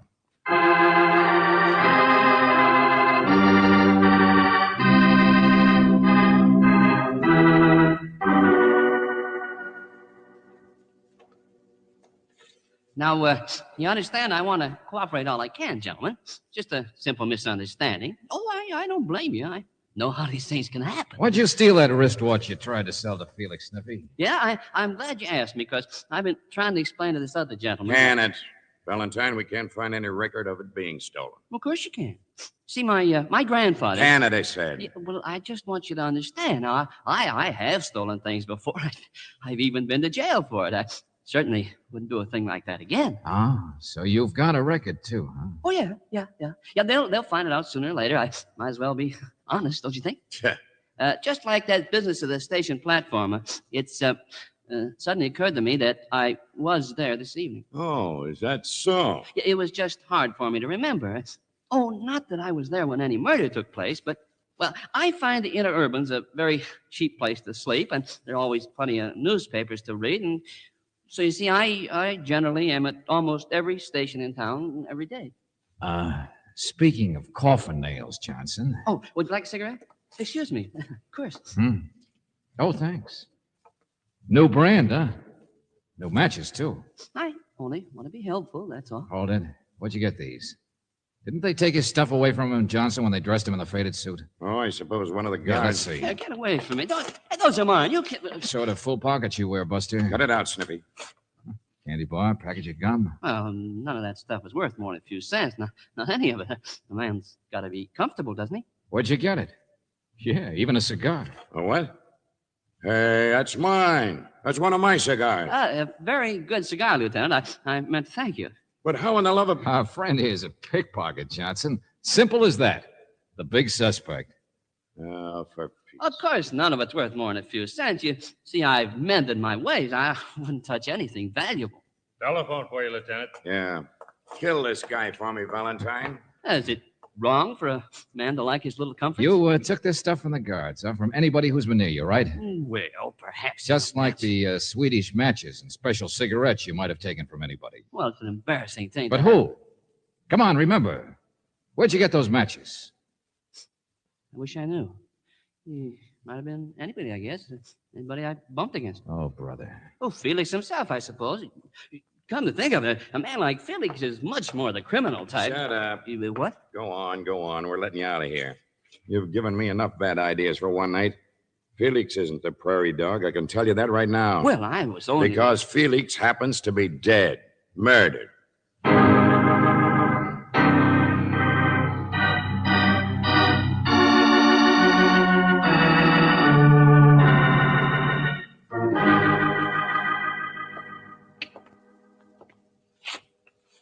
That's Felix, all right. How about it, Sergeant? Another prairie dog, sir. Fits all the patterns. Been hit over the head. Blunt instrument, grease stains on the paperweight there, same as on the briefcases. Motive robbery, huh? Sure. A pirate like this guy Felix must have made a pretty penny in Oh, his look time. out. Don't stand there, sir. Huh? A couple of marks on the floor, that's all. Hey, where's this landlord? Did you find him? Yeah. Come in here, will you? Sure. Say, ain't this a tragedy, though? It shows you never can tell. His name's Calgary, George. I've been talking to him in the other room. But I didn't say much. How could I? Left Felix here before you people came. You people saw me. Never mind the alibi, friend. He says he was here helping Felix pack before, George. Pack? Yeah, going to Florida. Fly to Nassau. He made his pile.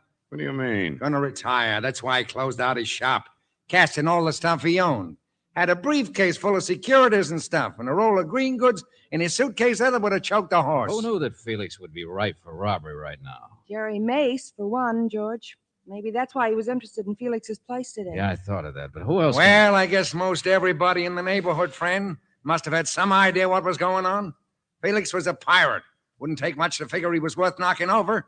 But knowing his exact schedule, the fact he'd be late in the shop tonight, be leaving from here and so on, well, maybe not so many. Bit more than just you, I suppose. Don't think I'd fall into that one, do you? I wasn't born yesterday, tourist. Lieutenant, come here. Take a look. Tennis shoes. Huh? Marks from them, I mean. The killer was wearing them. On the floor, you see? Same as in the last prairie dog case. Same type shoe. What are you trying to do? Rub it in? Every time we learn more and more about less and less. Clues. I just thought you'd want to know. The pattern is so... Cigarettes, matches, greasy gloves. But do we got any fingerprints? No. I tell you, this prairie dog is one guy who Take it easy, Lieutenant. Valentine, he could be practically anybody in this entire city. He's killed 2 people today, and we haven't moved 1 inch closer toward catching him. Yeah, I get the general idea. Only then I changed it. Huh? I decided I've heard enough. And if I'm right about what I've heard, then it's all over but the shouting. Now, look, Suppose you and Mastermind. Caligari here just sit tight, and I'll be back later. Come on, Angel. Let's go to work on a prairie dog while he's still out in the open.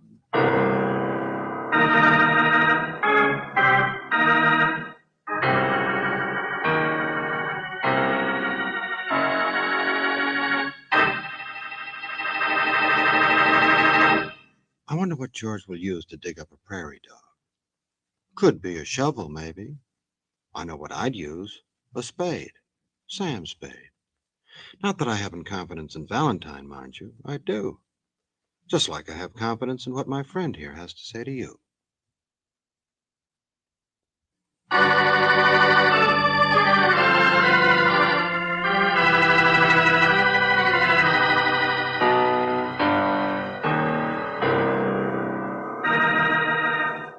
Now let's see what George and Brooksy have dug up on the prairie dog situation. Well, that's them getting out of that car over there. I don't see him, George. I hope we made it in time. Yeah, well, he had to change his clothes again. If he's not here, I don't know where we'd ever find him. Yeah, coming down the other steps. Hello, Sniffy. Evening, miss. Well, welcome to the fresh air. No, wait, I need your help. Oh, sure. Yeah, some things I'm pretty handy at. Well, it's just helping my memory, that's all. Wish I had one. You know, I walked into this case because a friend of mine was killed by the prairie dog. He was getting too close, I guess. In fact, from the location of that railroad platform, he was probably on his way to see Felix. He'd nosed around there before, so I guess Jerry had practically figured what the next crime was going to be. That so? Or maybe he'd figured how simple all of these prairie dog cases really are. Figured the clues. Figured why the clues were always the same. I don't get any of this, mister. What I didn't figure until now was what it was I walked into myself this evening. When I walked into Felix's place. That's where the memory comes in. Yes, we walked in by the side door, and then we heard Felix moving around, and he spoke, and we thought he was speaking to us. Oh, sure. Yeah, I know. I was there. You see, I had this watch of my grandfather's. Yeah, that's and, right. But I'm trying to remember what it sounded like when you and Felix walked into the back room. Remember? 2 of you coming into the back room, but only 1 pair of footsteps. His. I don't get it. And I remember the same thing when he pretended to get that phone call and you ran. You didn't make any noise. I don't get it. I suppose you dragged that watch in just so he'd invite you to the back room, where people would be less likely to see when you robbed and killed him. I don't get it. Why don't you say something different? What we walked in on was murder. That's the real reason you ran. Look, you're worse than that lieutenant.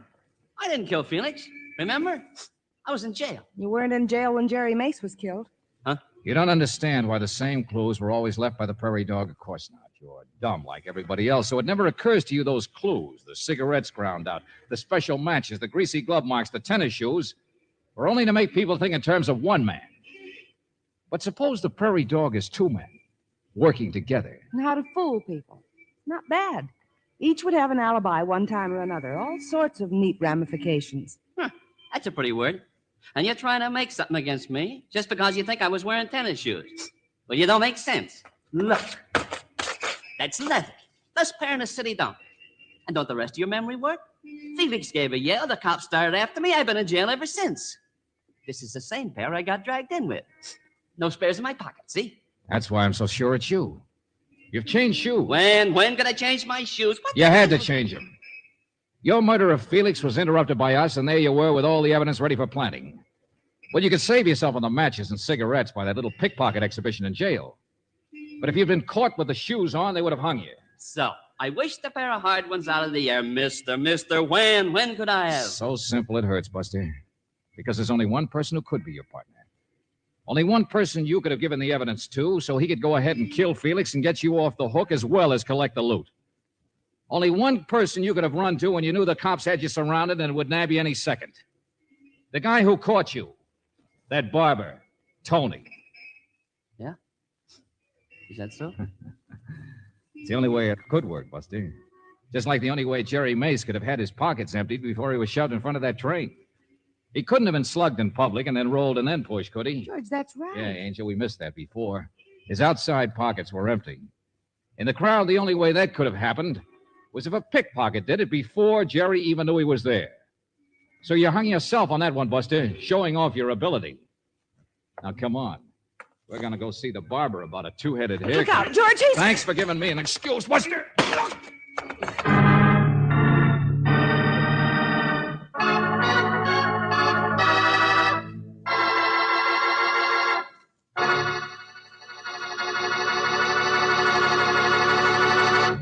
So it was Sniffles after all. Say, I know a good way to save the state some money. Instead of sending him to the chair, thereby using up a lot of electricity, just put Junior in a cell with a box of paper handkerchiefs and let him blow himself to death. Oh, well, it's a dog's life at best. So before they put me back in the pound, let me say that Robert Bailey played George Valentine with Virginia Gregg as Brooksy. The story was by David Victor and Jackson Gillis, and that baying in the background was that old hound dog, Eddie Dunstetter. I hope you'll save some time for another visit with Valentine, when you will again hear what happens when you let George do it.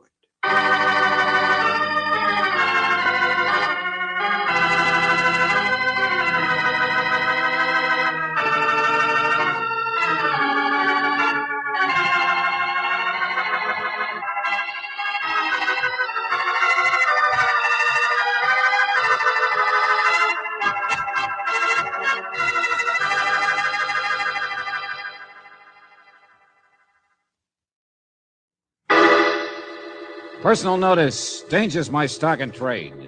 If the job's too tough for you to handle, you got a job for me, George Valentine. Write full details.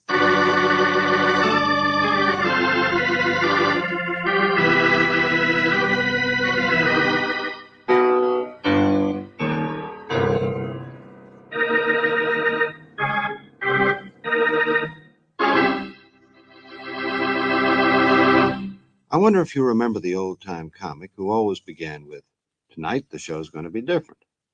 And so it is with Let George Do It. Only we switched it to, "Tonight the mayhem's going to be different." And I want you to listen closely, as this would be a swell way to discourage your brother-in-law of taking your upper plate for the Ladies' Aid taffy pull. It has its beginning in a cozy little cave on Crescent Lane. You know the type.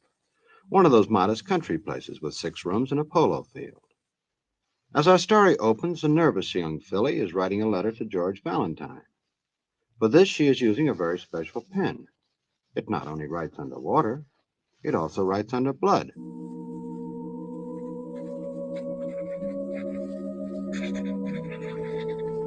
Dear Claire, I meant to write you so much sooner than this. It's been so long, hasn't it? But it only seemed that way to me because we're so isolated out here at Crescent Lane. Anyway, I've known, of course, that you'd be here for the weekend tomorrow, you and George, and I've... Oh, hello, Avery, dear. It's all right with you, isn't it, to have them here? I meant to tell you that I'd asked them, but I guess I forgot all about it. And... With me, I think it's a terrific idea. Joe! Who else would wander in to haunt you? You want to know how it is with Avery? You'd better ask him. Well, I thought you were Avery. Why, does he creep up on you, too? Well, I was just writing a letter, and Well, you see, I thought this George, this boyfriend of Claire Brooks, could go fishing this weekend. I mean, Avery loves a chance to show off his own trout lake, and, well, it would take them a couple of days. Hey, this gets better and better. Go on, write your letter. I think it's a wonderful idea. With the squire out of the house for a couple of days. Cecile? Yes, Avery? There's old Thunderhead. See you later, baby. I want my lunch now, Cecile. All right, Avery. I was just writing a letter to... Yes, of course, but I'm in a hurry, dear. But I wanted to tell you this weekend I've invited... I said I'm in a hurry, Cecile. Yes, Avery. What's the matter with you anyway? Oh, nothing. Was Joe Ames here? Well, yes, but I don't like that man or his money either. He doesn't belong in Crescent Lane. He's not the sort of man... Well, just because he wasn't born Oh, here... for heaven's sakes, I want my lunch, I told you. Do I have to call one of the servants or... All right. I'll be right with you, dear. That's the girl. That's my sister. I have to mail this in a hurry, Claire. But But remember, I'm expecting you this weekend without fail. Sincerely, Cecile Lewiston.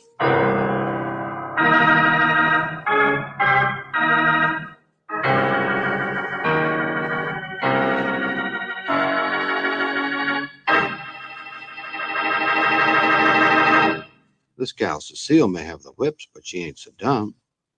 She figures by inviting Brooksy, Valentine's girl Friday, for the weekend, she will still have Joe Ames, her boyfriend, Monday. Wonder how the plan will set with Brother Avery, though. I bet not half so well as the plan my friend here has for you. My friend, I think you'll go far with that kind of talk. Now let's see how far Brooksy and George go when they get that letter from Cecile. Cecile Lewiston? I just don't know her. You don't know her. But then why would she write as though you were an old friend? I don't know. I tell you, I've never even heard of her. Uh-huh. Well, I've heard of an Avery Lewiston up there in Crescent Lane. Big shot among big shots. Sportsman stuff. You, too, can wear trees. I know. Wait a minute. Someplace in the paper here. I read it. What? Yeah. Here it is. Yeah, society section. Where else? Oh, let's see. Prominent Crescent Lane bachelor who will preside at the Hunt Club. That's him, all right. The early George Apley, mustache and all, distinguished looking. Look, George. There she is. Huh? There. Holding the bridle of the horse in the background. Oh, yeah. Miss Cecile Lewiston. She's not very attractive, is she? But she writes as though you were a friend. All right, come on, Angel. Let's find out why.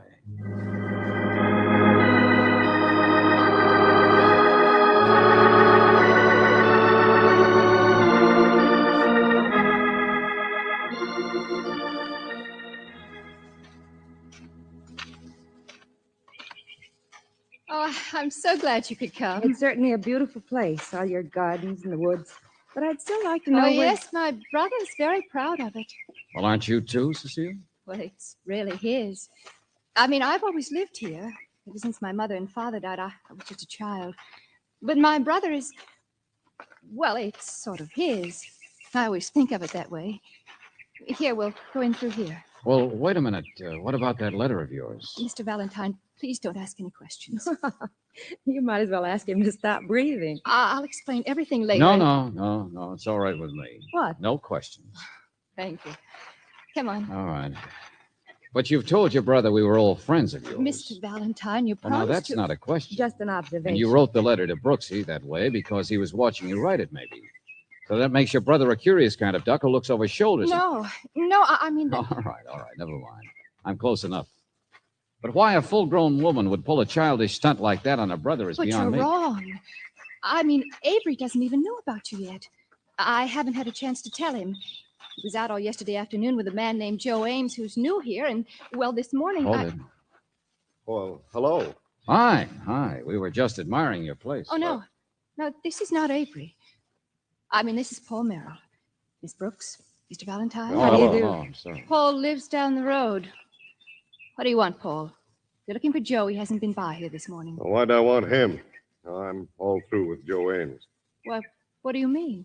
Well, he got what he came here for, didn't he? The big tycoon with social ambitions. He's made the grade now. What's this? Huh? Oh, hi, Avery. Well, where are you? Right here in the study window. Oh, But what did you just say about... No, operator. Hang on a minute, will you? well, it was nothing important. Go on, finish your phone call. We'll walk around the porch and come inside. Avery, these are some friends Be of... quiet, will you? Shut up. Avery. Nice guy. You know why Ames has been here to see you. You stay out of this. Yes, Avery. Well, all I meant And was... you don't know. Goodbye. What do you think it is, Paul? Oh, Avery, for gosh sakes, Joe Ames just bought my place, that's all. What? Well, sure, I dropped by. I thought you might be interested. Yeah, now, Joe's made the grade, house in Crescent Lane. He bought up my second mortgage without telling anybody. Sort of had me over a barrel. What else could I do?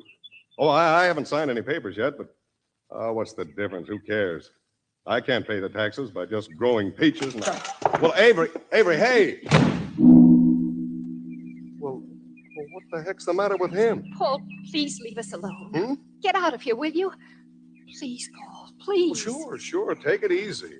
What a place. Everybody always upset all the time. Well, I'll see you later. Ames, Paul Merrill, hot tempers, social climbers. What kind of a thing is Mr. Valentine, something's wrong with my brother. I don't know what it is, but he's been like this for weeks. Just any little thing will set him off. I mean, he doesn't care about Paul Merrill selling his property any more than I do. That's what I wanted you to do this weekend.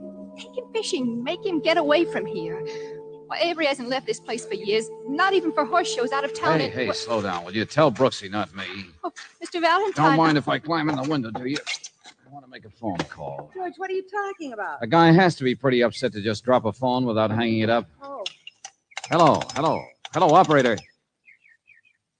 Do I still want to talk to police headquarters? No, never mind, thank you. Police headquarters? Cecile, why would your brother be talking to... Cecile. George, she's gone. Yeah. Listen. Hey, 5 shots. Sounds like it's over in one of those sheds. Stay here, Brooksy.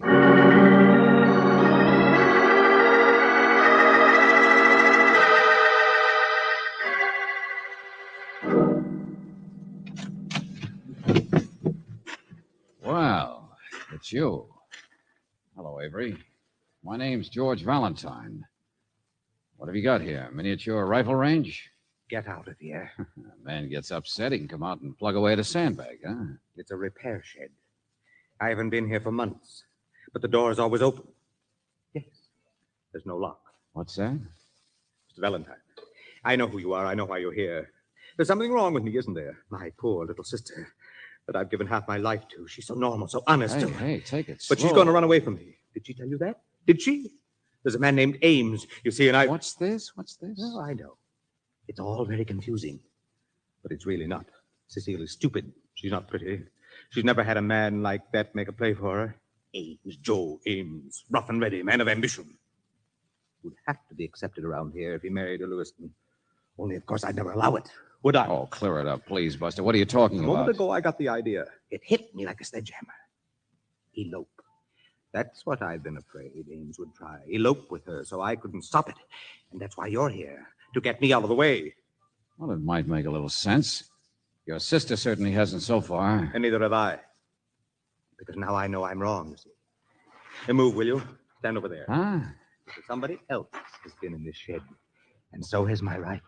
Look, slug in the waste box. See? Oh, now look, how about one thing at a time? That's what I'm doing. Someone's packed a rifle bullet into a shotgun shell. He could dig the rifle slug out of the sandbag. I there. still don't get it. Let me see. Look out, I'll spill sand all over you. Oh, yeah. Yeah, here's the slug from your rifle. Another couple. 3 of them in the sandbag, but... They match with the one in the waste box. See? Look at it. And here, the one in the shotgun shell. Now, wait a minute, Buster. Let me get this straight. You're talking about being upset over your sister, but now you've got a shotgun shell loaded with what's left of a rifle bullet. Listen to me. I don't understand it. I just found it. Ames. I've been worried about Ames making a play for my sister. Wanting to take her away, yes. Of course, I've been behaving strangely. But now I find a thing like this. Uh-huh.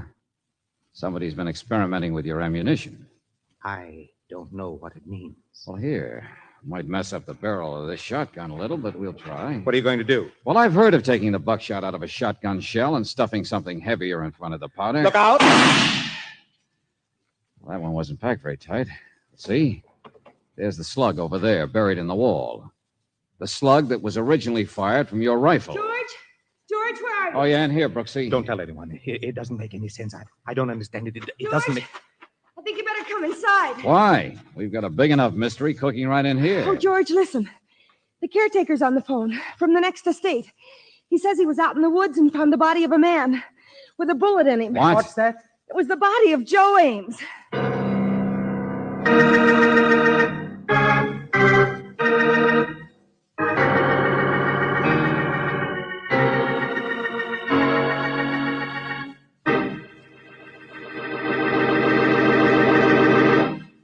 You know, this piece of news is going to come as a big shock to Cecile.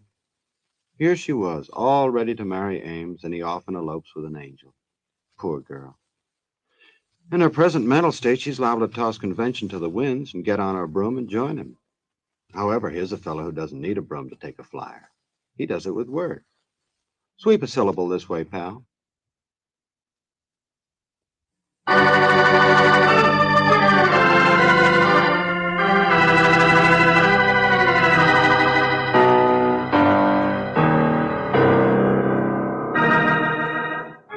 You remember the old saying, never go for a tramp in the woods unless you're wearing a bulletproof vest.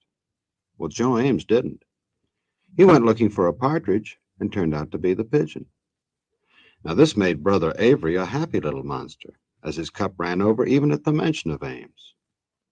All of this came to pass just because George and Brooksy got a weekend bid from Cecile, a hysterical female who's just itching for a jacket that buttons down the back. 2 minutes in these surroundings would have told anybody to get your bustle back to town, but not our George. He took a shot in the dark and stayed. Meanwhile, someone took a shot in the woods and didn't. Was it murder? Was it suicide? I don't know. Mr. Worth, the local constable, thinks it was an accident. How about you, Brooksy? Avery Lewiston made some sort of a phone call to the police, or was going to earlier. Remember, George? I already asked Mr. Worth about that, Angel. Yeah, Avery's been pestering us, trying to find out all the facts about this Joe Ames. That's about all. Yeah, that's what he told me, too. What do you mean facts about Joe Ames? Well, Ames has made a lot of money back east, you see. I guess Avery hoped somebody would tell him Ames was crooked. But Ames wasn't. Huh? Oh, no, of course not. You know, just a bit rough, ambitious.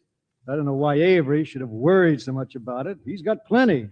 Nothing Ames could have done to him except to bring a little noise and progress into his precious Crescent Lane. Oh, no, there was something else. His sister. What? Skipper, that's all over. By the way, Valentine, I want you to show me this hocus pocus out in the shed.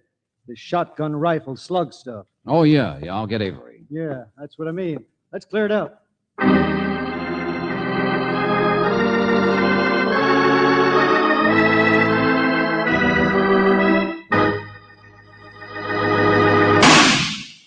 That's it.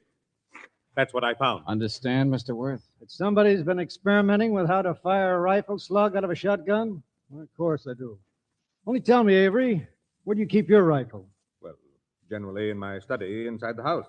So your rifle itself couldn't very well be borrowed and then put back without your noticing it. I suppose not. But the slugs fired from it could? I don't understand. I think I do. Go on, Worth. What was it your crew reported to you from town? Where's your rifle now, Avery? Well, I had it out here earlier when Mr. Valentine went. No, it's gone. Yeah, that's right. My boys have it. I ran a ballistics check, Valentine. The bullet that killed Joe Ames was fired from Avery's rifle. Well, I'll see you later. What? Wait a minute. Somebody trying to build you a noose, Avery? Yes. Yes, I'm finally beginning to understand. I thought I was a well-liked person. In fact, for years, I've been sort of an ex officio mayor of Crescent Lane. Take it easy. But now it seems someone would like me to hang. Why? Just because I'm known to express my opinion on Ames? Because I would make an obvious suspect? Easy now. Worth is going to comb the woods for a shotgun.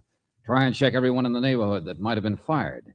He figures whoever practiced stuffing shells in here is the one who did it. But the slug was from my gun. It had the telltale markings from the barrel of my rifle. So when he finds that everyone disliked Ames, it'll be much easier to put the handcuffs on me. Oh, cut it out, will you Why? please? Don't you understand? How will we ever be able to prove that the bullet that killed Ames had already been fired once by me in here? Sometimes a crime is simpler than it looks. You said everybody hated Ames. But everybody didn't have access to the shed, did they? No. No, that's right. Hello. Paul. Hello, Paul. I just wondered if there was anything I could do. No. No, I guess not. Mr. Merrill, you live down the road, don't you? Yeah, that's right. Yes, all is I. I suppose the police have asked you where you were this morning. Yeah. I don't have any alibis, if that's what you mean. Yeah, but on the other hand, I don't kill people. Hey, you fixed this place up pretty nice, Avery. Moving the lathe out gave you more room in here, didn't it? Haven't you been in here since then? Me? Well, no, why would I?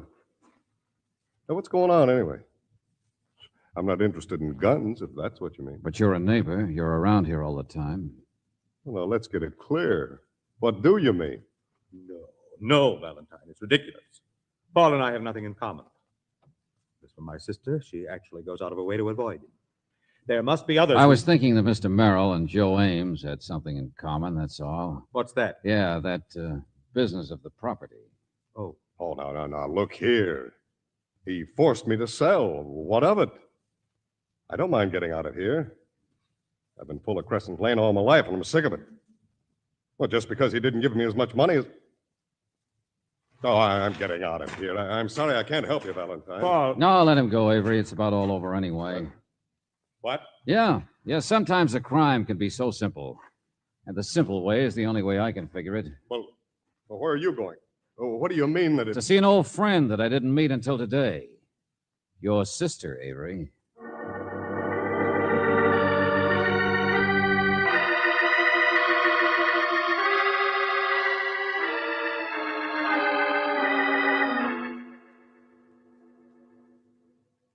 No, Mr. Valentine.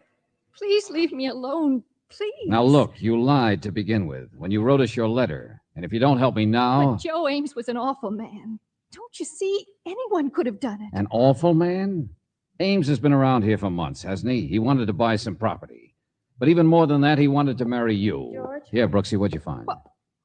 What have you been doing back there? I was in your room, Cecile. I had to go through the bathroom. The other door was locked. You have no right to... Well, if you won't tell us, we'll find out ourselves. Go ahead, Brooksy. She had 3 suitcases, all packed. Oh.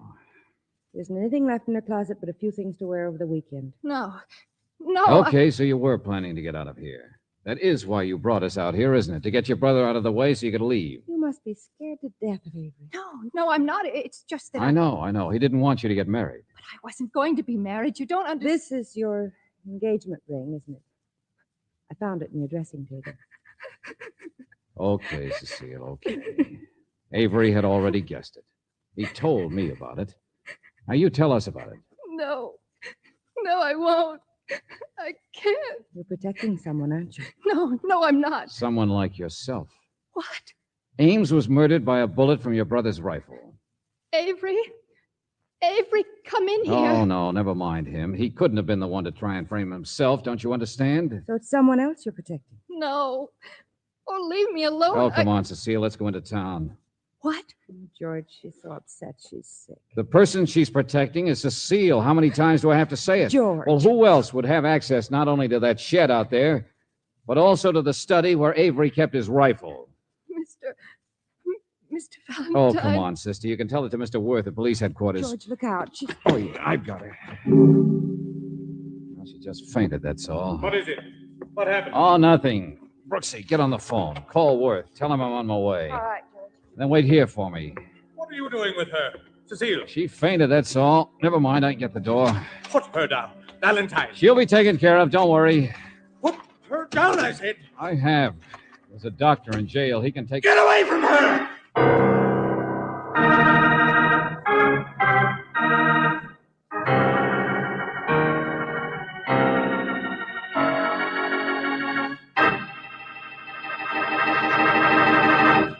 Will George get away from her? Will Avery give it to him in the end? Boy, doesn't a situation like this kind of get you deep down inside? Well, in case it didn't, maybe what my friend here has to say will.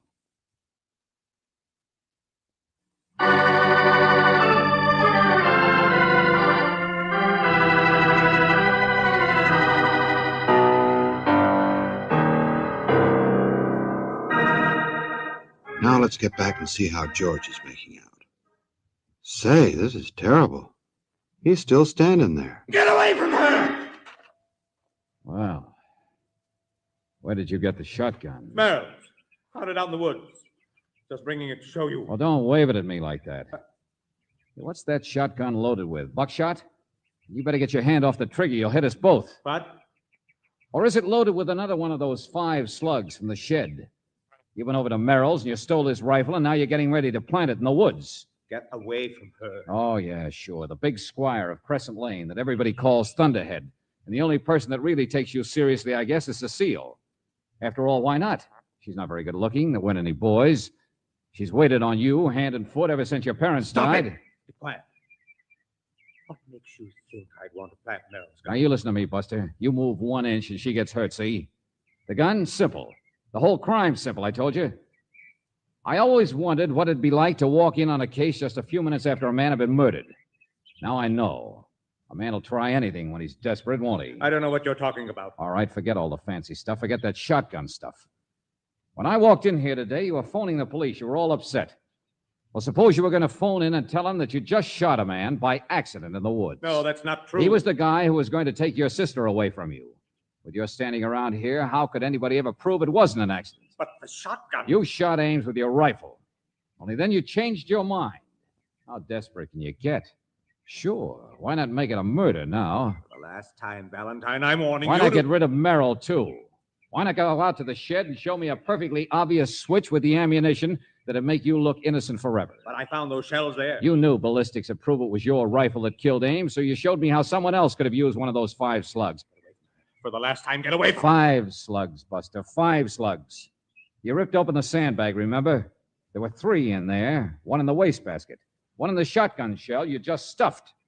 I don't even know what you're talking But about. I heard you fire your rifle 5 times.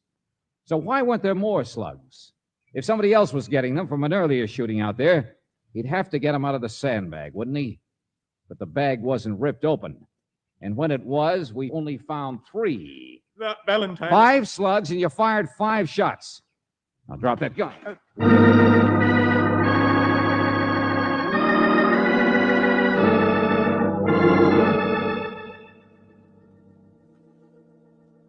Oh, Mr. Valentine, I knew he must have done it. But I couldn't tell you what I knew. I couldn't. All right. Take it easy, Cecile. Your brother's a strange guy. I guess you know that better than anyone else. But you don't need to explain anything. Not even why he suddenly decided to make his simple crime look like a murder. He made quite a mistake, didn't he? Mistake? George, what do you mean? Haven't you figured that out, Angel? Well, come on. I'll tell you on the way out.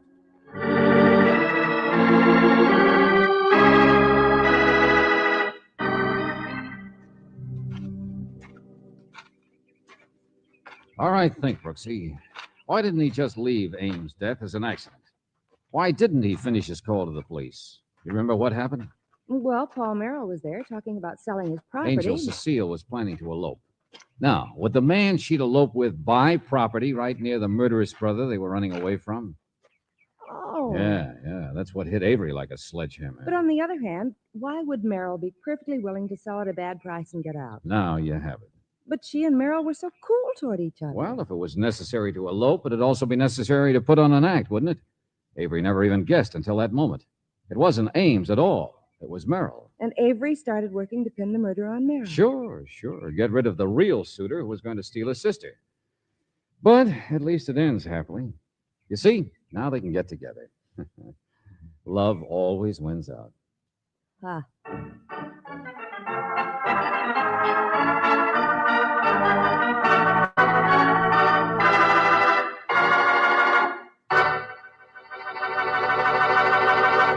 You know, it's amazing to me how Valentine can romp his way through a million clues, then top it off by saying the wrong thing to Brooksy.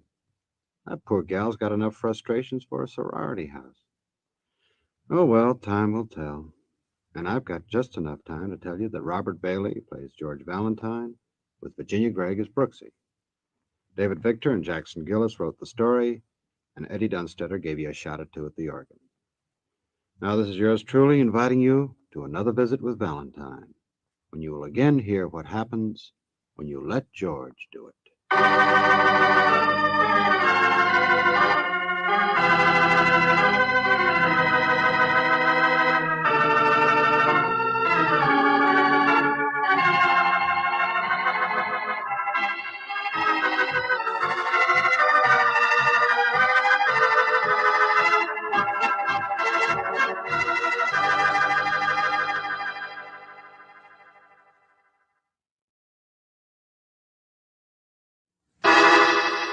Personal notice. Danger's my stock and trade.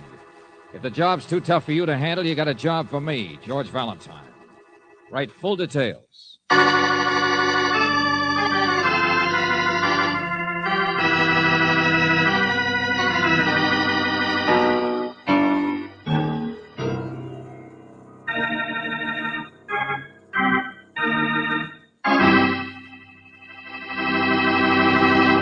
I wonder if you know who first said, "Let George do it."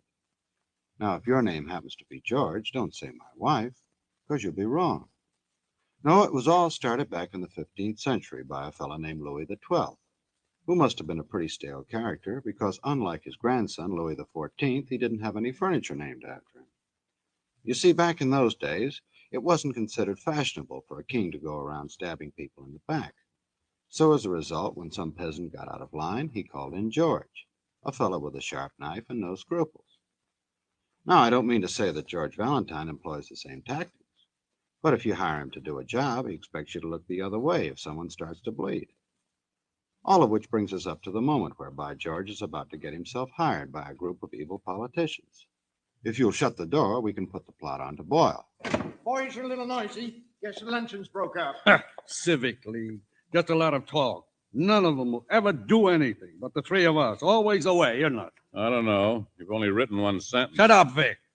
And Summer Spring.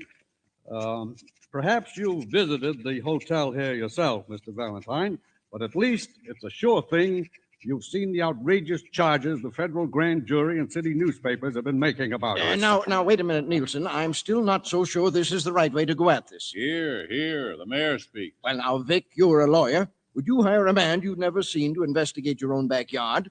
Now, there's a man I know, a fine detective, who would be only too glad to come down here. Fine detective like that police force of yours, I suppose. Can't see what's under their own noses. Well, I'm the responsible one, and it seems to me that I should... Wall, his back's to the wall, and his head is all full of surmises. Now, see You've here, got Vic, to stop being cautious sometime, Emmett. In my bank, I make decisions, and I make them fast. Yes, but I agree with Nielsen, Emmett.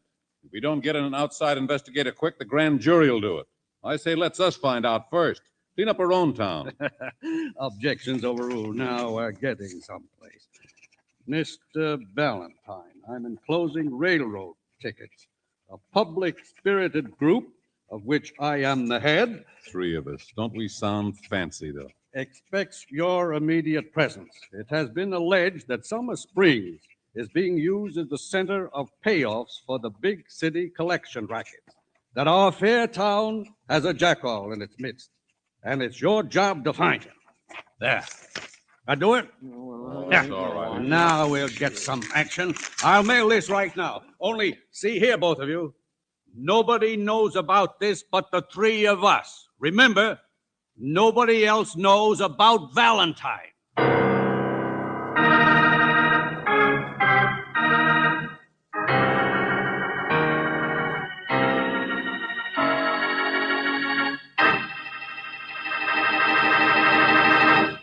Now, that's what I call a happy little trio. I wouldn't trust that mayor any farther than I could toss the city hall, which ain't far. On the other hand, here's something you can put your faith in and never be wrong. Well, I guess George got the tickets all right, because there he is at the railroad station. The gorgeous one with him, that's Brooksy. She works for Valentine when he hasn't got anything else to do. They made a reservation for me at the Summer Springs Hotel, Brooks, so you can phone me up there. George, why can't I go with you? Just because they don't expect me Look, to it's come... a 5-alarm fire all set to go off, and you know it. Summer Springs is going to be hotter than But the 4th. nobody knows about you, just the men who rode. Angel, I'm looking for a guy who poses as respectable, a big-timer who hasn't been identified. And if you were there, I wouldn't be able to duck as fast. But there's nothing dangerous if nobody knows. Hey, wait, Mr. Valentine. Huh? Yeah? The baggage man pointed you out. Yeah? I need your help. I need your lot. I got a case for you. Sorry, I'm tied up on one. My grandmother's dead. Oh, that's too bad. My grandfather killed her. Used an axe. What? I'm not interested. You see, my aunt's insane, and what happened I doubt was if you ever had a grandmother, Gorilla Boy, or even a mother. Now say it in English and fast, because I'm not going to miss that train. I got $1,000 here for you to take my case. I could think of one. Uh-huh. You mean if I don't take the train? I don't mind. I could tell it to you on the way to Summer Springs. That's where you think I'm going? Huh? No, just where you think you're going. So somebody else does know. Hey, Buster, get out of my way before I miss Stay that. away, I'm telling you. Oh, no, you George, don't. look out! Now. Yeah, easy. We're attracting attention. A corpse would attract more. Who hired you? $1,000. Trip ain't necessary. Stay home. Okay, maybe you're right, mister. Too late now anyway. There she goes. It's a sooty kind of a trip. You wouldn't have enjoyed it. Uh-huh. Shall we go count the money? Sure. My name's Lemuel. You're a smart guy. I thought you'd see the light. Yeah. I hope you do. So you get to go after all, Angel. Yeah, you get to drop me off in Summer Springs yourself. From the car.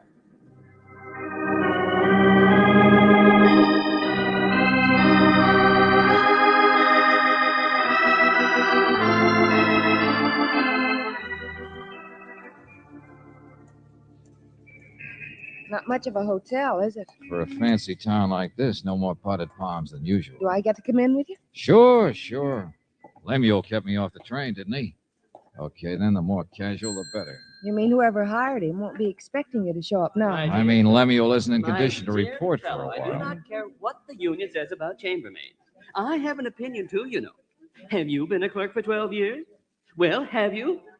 Oh, I'm so sorry, sir. Be just a moment. Oh, no. Finish the phone call. Now, listen. I don't care how many chambermaids you've known. Do you run a laundry service or a... Oh, hold on, will you?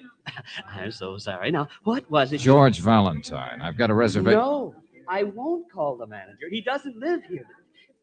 What was the name, sir? George Valentine. Let me see. Yes, he's in his room. What? At 350,000, I told you, not 340. Oh, for heaven's sake, hang on, will you? What's the matter? Well, I asked if... Oh, yes. It was George Valentine you asked for, wasn't it? Well, he just checked in a few moments ago. Yeah, he's in his room.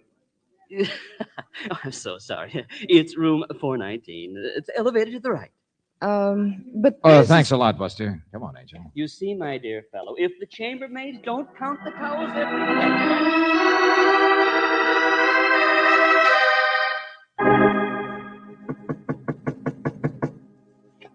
But who is it, George? If somebody took your room... I don't know, Brooksy. Looks like they're still one step ahead of us, whoever they are. It's a cinch Lemuel couldn't have revived in time. Well, whoever the impersonator is in there, he doesn't seem to answer very fast. Come on. Sure. Of course he's dead.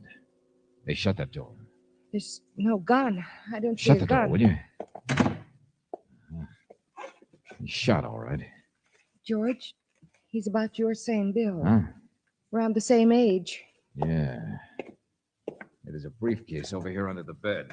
It's a sample case, isn't it? The kind salesmen carry? Neckties. Nothing but neckties. Look, George, there's a key on the floor next to it. Yeah, let me see.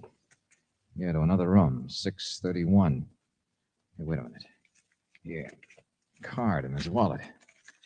Sure, of course. Harold Stark, Sure Silk Tie Company from Salt Lake City. Necktie salesman. Only suppose he came in on the train tonight, George. Yeah, sure. Single guy, looking generally my type. You mean suppose he got picked up by somebody watching the hotel here, somebody expecting me? So they kill him and put him in your Wait a room? minute. Let it ring. We ought to talk to the clerk, to the Now bellboys. listen, whoever shot this guy did it and ran. Okay, then so will we. George, that's crazy. Is it? I was hired to find out who a big-time collection man is in this town, right? Only whoever it is got one jump ahead of us. I can't even start working until I get out from behind the 8 ball, can I? Oh, George, that phone, it keeps ringing. Somebody's going to hear it. What are you doing? I'm putting my own wallet on the body. What do you think? No. You take this, guys. Go back to that drive-in on the edge of town. Run a fast telephone check on him. Harold Stark, Salt Lake City. The clerk knows we're here. He'll keep ringing. Wait till I grab the neckties. We'll dump them in the alley. And I'll be out from behind the 8 ball if I'm dead, won't I? George. I'll be free to find out those guys who hired me. So come on, give the police a chance to find the body of George Valentine.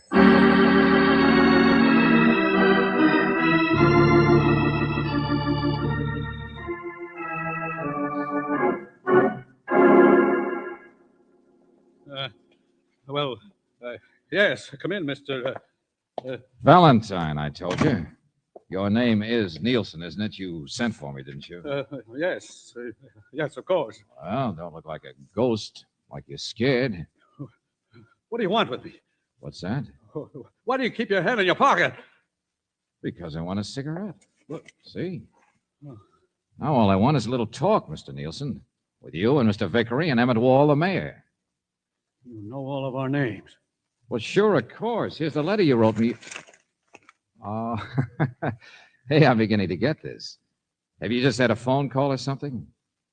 Yes, I have, as a matter of fact, from Vickery. He happened to be at police court. For once, they work fast in this town. A patrolman has reported the murder of George Valentine. Okay, sit down. I'll explain if you will. I have nothing to... Buster, I'll use your phone. Prove it to you. The police here in the city. I know you've never seen my face, but they can identify my voice for you. Here, let me have it. No. Hello? George? Oh, yeah. What'd you find out, Brooksy? I found out that you're crazy, absolutely crazy. What? Darling, I tried to contact those people in Salt Lake, but I can't. I mean, I got the company all right, but nothing about Harold Stark. Why not? They've never even heard of him. Nobody by that name has ever sold neckties. Don't you see what you've done? Throw away that wallet, George. The man who was killed was a phony. You can't be somebody that doesn't exist.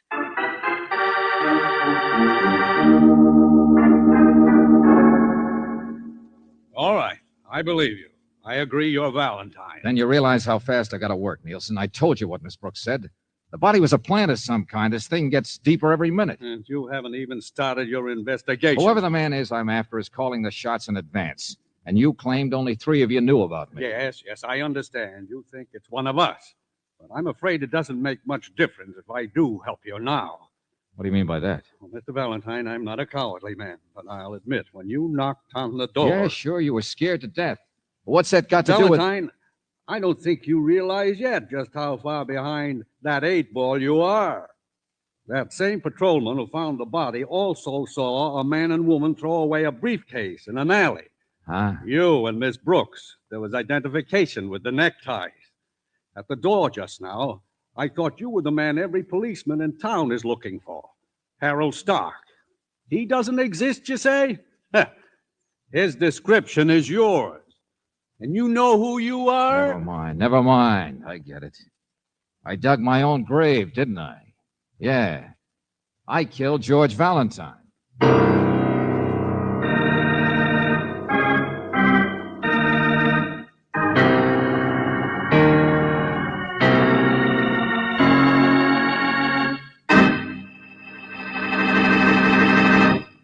Well, this should prove something, but nothing's impossible. Who else do you know can bump themselves off and live to tell you how it felt?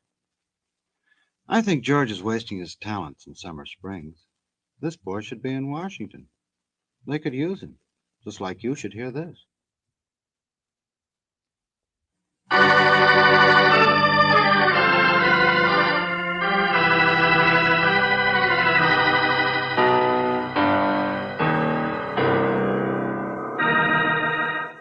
I don't know if you've been able to follow this little story up to now, so in case you haven't, don't let what I have to say confuse you, because it will. It seems that a group calling themselves the Syndicate figures the politicians in the town of Summer Springs as fall guys for their nefarious deeds. Now, the mayor of said hamlet does not look kindly on this plot, as he figures that he's committed enough crimes already to go round. So what does he do? He writes George Valentine. And what does he do? He bumps himself off, which is getting out of it the easy way, which the mayor does not like and tells himself. Well, Valentine, for once it seems the police wasted no time discovering a mistake, that George Valentine was not killed. Well, that's nice to know. You mean they re-identified that body I found? Clarence Prell, up-and-coming accountant.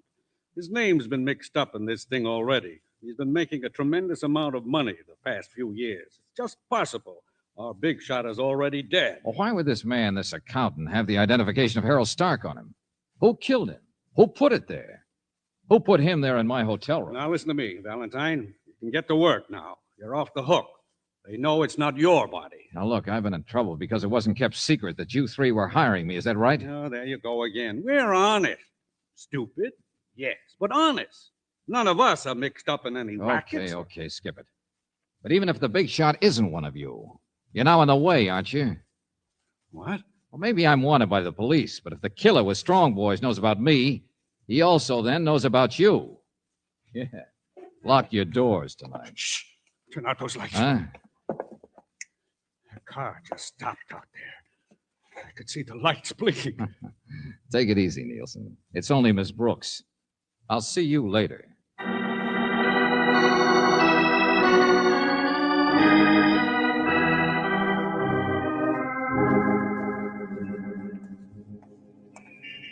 Oh, George, sometimes I think you're the 8-ball. Angel, the heat's on the big shot, whoever he is, a lot more than it's on me.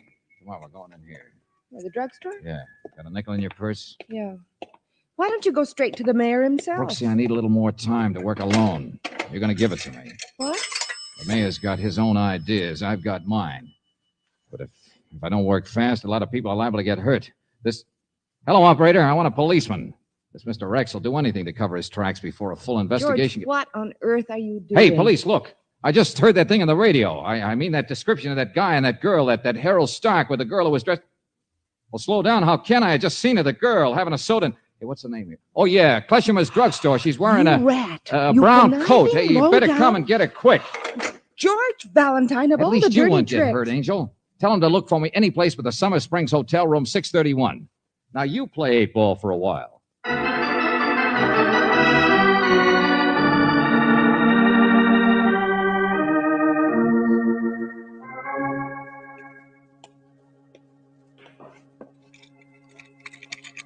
$631.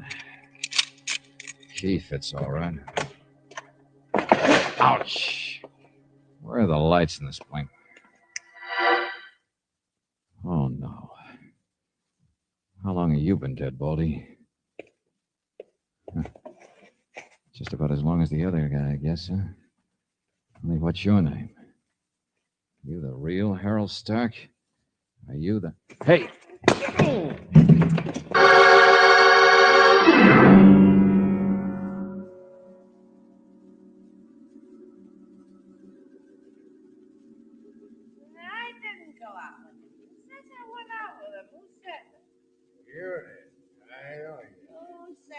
Oh, what in the...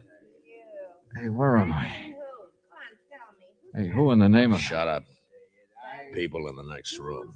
Hey, Lemuel. Yeah. It's a lousy hotel. They let anybody in. I thought I knocked you out of the picture before once. We're even. I didn't hit you hard enough either. Yeah, you're out of condition, Buster. That's bad. You kill that guy? I was with you and another Tom. Don't talk so loud. All right. Hey, wait a minute. What are you trying to... Hey, get out of my pocket. What's the idea? There's a gun in your stomach. Don't argue. Well, why put a gun in my pocket, too? It's empty. Don't get your hopes up. Be quiet. Another wallet, too. If you think you can frame me for killing this guy, whoever he is, you're crazy. I'm not. Cops don't kill cops. What? Got you told flat feet when you see him. His name's Harold Stark. An eye that got shut. Like you're gonna be. Oh, so that's it. Yeah, sure, there is a Stark, a detective. Came to town acting like a necktie salesman, huh? Ouch. Just let me get in that chair, will you? Sure. You're fixed. You got everything. Wait a minute. 2 guns. 2 guns I got in my pocket. Not so loud. There's 2 men dead, aren't there? You're a bright boy, a real up-and-coming eye. Dead eye. Yeah, sure. The real Stark dead in this room. That accountant named Prell dead in my room. So come on, bright boy. Get on your feet. Yeah, sure. Look out. Get away from that phone. Hello, anybody? Now shut up, like I said. Hey, what's going on there? Can people have no privacy? You're listening. That's what you're doing. Oh, for the love of... Walk, will you? Go on the door. All right. Plenty of standing room. Don't shove. Well, what are you listening to? You think you hear something or something? Of all the nerves. Now out the door. Okay. Just thought you might not want the guy who's coming down the hall to see you. What? Oh, it's only the desk clerk. Get back in there. What's going on here? What in hell is Valentine! What do you think you're doing? Come on, get out of the way, fast. Let go of me, really. Down here, would you? Okay, he's not going to shoot. Shoot? What kind of a disturbance is this? This is not the sort of hotel you get... Wait a minute.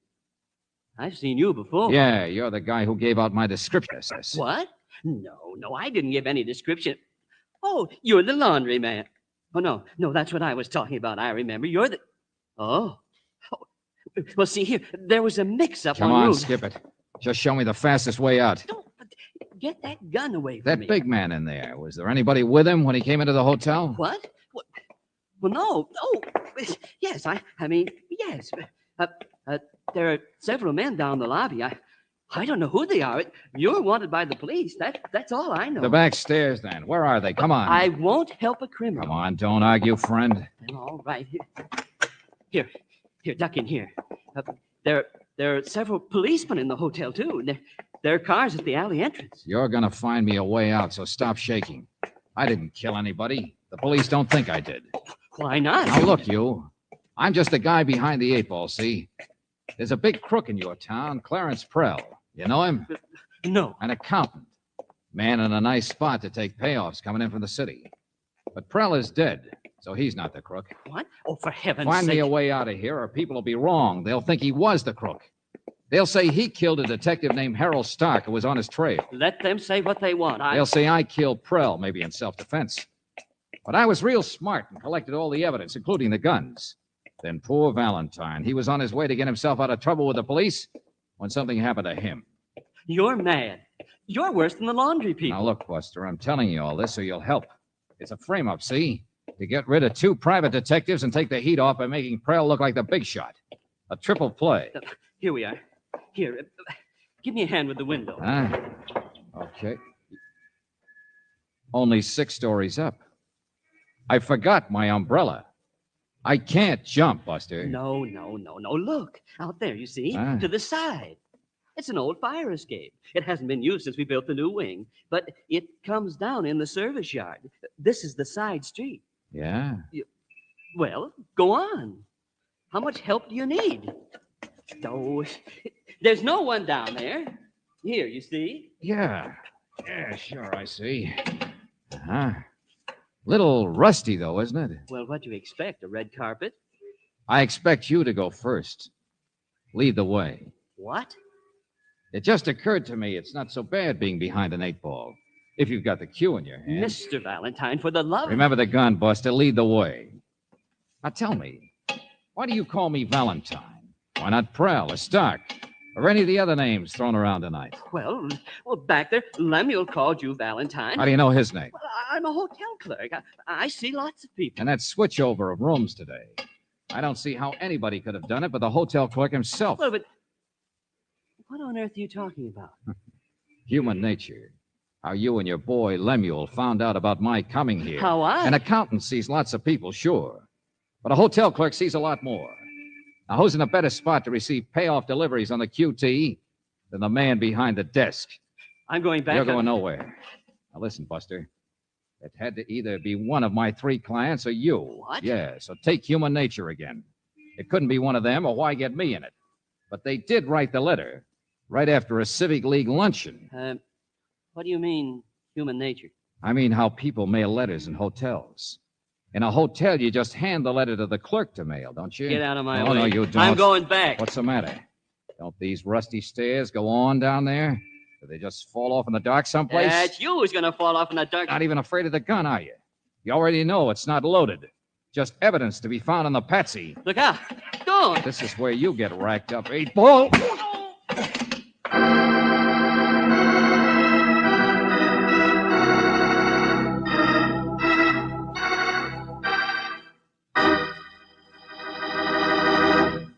No, I don't think that was very nice of George. He gave Buster time to open everything but his parachute. While we're waiting for the desk clerk to make a 3-point landing, here are a couple of good points for you.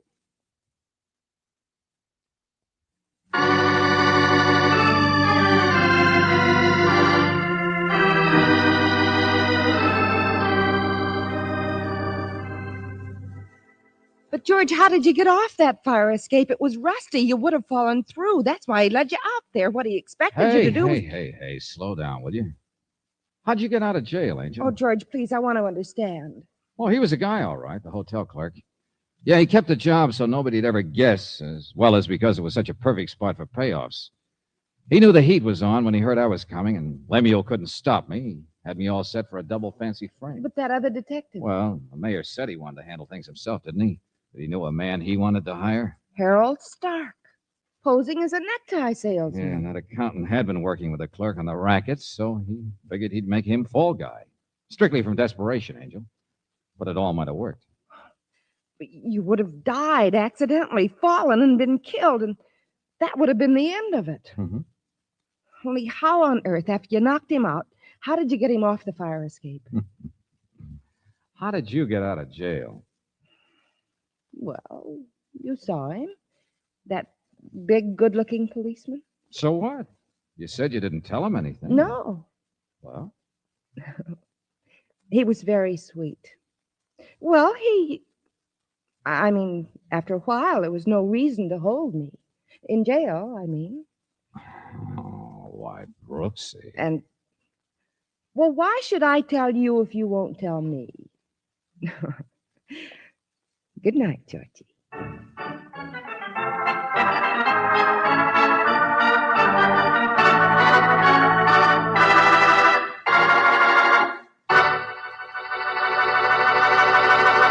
I'm telling you, George, you better watch your step with Brooksy.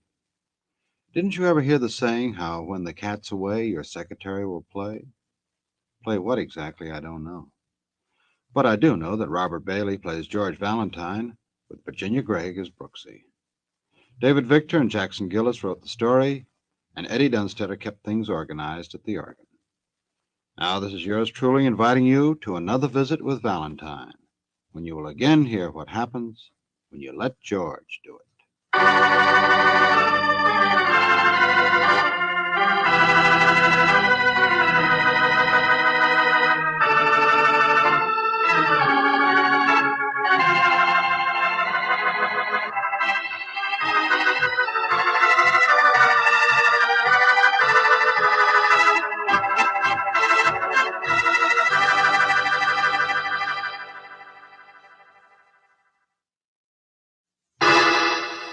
Personal notice. Danger's my stock and trade.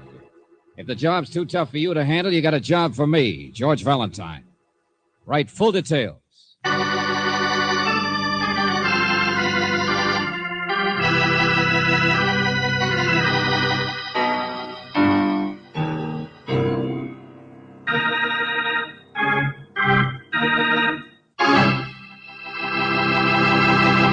Do you remember way back in the 30s how the blowhards went around with the spiel?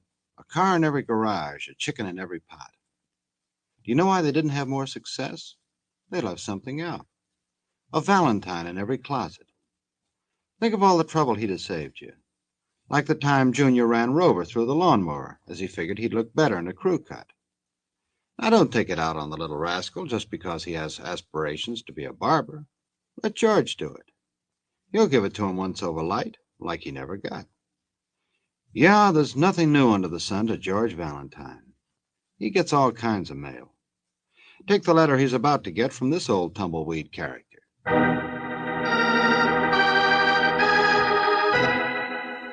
Mr. Valentine, sir. I'm a cowboy movie star.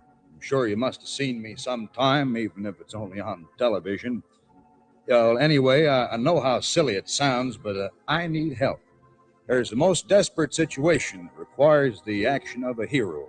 And while I'd like to qualify, this same situation requires certain proficiencies that I haven't got. Notably, there's a mystery. Mysteries aren't my longest suit. You see, I met her. But just barely. And Mr. Valentine, this lovely young lady I refer to, she's in distress. She is.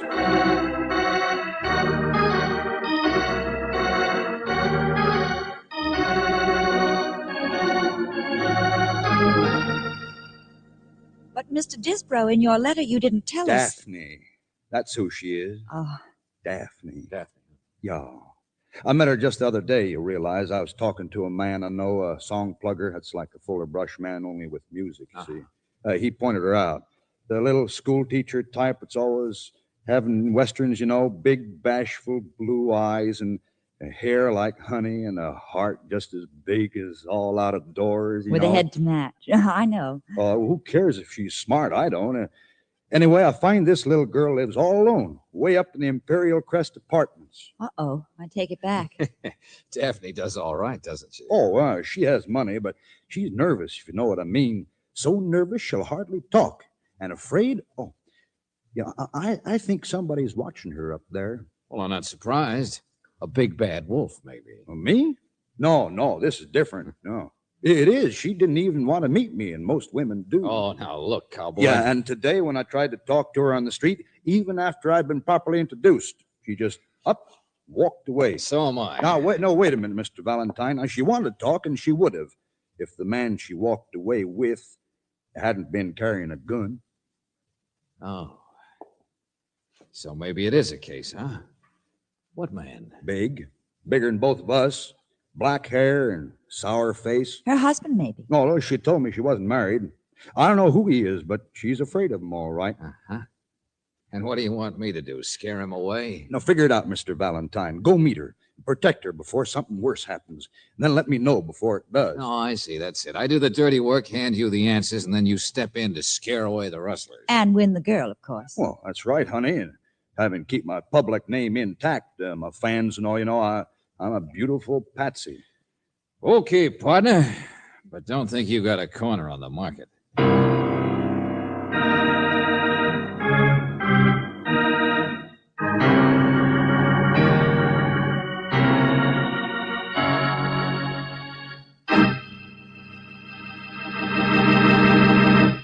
Well, you better get out your earplugs, kiddies, 'cause methinks there's going to be plenty of shooting in this here Opry. Oh, but don't put them in for just a minute, because first I want you to hear this. You know something? That did this old heart good. Now let's see if George is doing any good for Daphne. Uh-oh. Hey, George, someone is trying real hard to bump you off. Hey, George, duck! Hey, what the... I put your cigarette out, didn't I? Well... One shot at 30 feet, that's pretty good. Oh, but I missed the sandbag again. Look at them holes in my wall. Hey, lady, you got holes in your head. Oh, now What- don't be angry. I'm practicing here on my roof garden. See that clay pipe down there? I never miss. Oh, fine. You must make a big hit with lots of people. Well, my landlord and neighbors do complain once in a while. See the other pipe? Hey, you... But I talk them out of it, Well, now, look, I don't talk so easy. don't you? No, he doesn't. Not when you're around, you mean? All you right, bet. Annie Oakley, so you're nice to look at. Daphne Crockett, girl type Davy. Crockett? Oh, of course. The Club Paris. I've been there 5 years, longest run of any acting nightclubs. Everybody likes my shooting. Oh, so that's it. Little Red Riding Hood turns out to be Two-Gun Nellie, professional bullseye artist. Mr. Valentine, where are you going? To see the bull about some black eyes, No, wait a minute. I'm here now. I might as well speak my piece, even if it's only for laughs. Speak your piece. Like Miles Standish? In a way. Only John Alden's name this time is Rafe Disbrow. Oh, him. Yeah, he's funny, all right. He thinks you're in danger. The cowboy says you're being watched up here. He says what? Well, there's the building next door. I guess from that one apartment over there, you could Oh, probably... no. No, of course not. All right, lady. But the rest of my recitation says you're afraid of a big man, black hair, sour face. How about that one? Mr. Disbrow has quite an imagination, hasn't he? Maybe. And maybe not. I suppose he sent you over here to protect me. That was a general idea. And think twice before you say no. I'll show you what I think of Mr. Disbrow in spite of that lovely Texas accent. You see those 3 little dolls in a row? Lady, I said think twice. And there are 3 bullets left in this gun. Oh, now look, if you are in trouble, 3 Daphne. answers you can take back. Okay, lady, never mind. We get the idea. This is where we came in, Angel. Hey, that was 4. Miss Crockett, Daphne. No, I'm all right. Oh, God. It missed me. What missed you? Where'd that extra shot come from? No, there wasn't one. Get out of here, won't you? Please leave me alone. Please, leave me alone. Don't waste your breath, lady. We've already gone. George, shall I telephone Lieutenant Riley? No, he's on vacation. Ask for Clary and tell him to get up there fast. Yeah, but I got a George- date next door, Angel. See you in the second reel.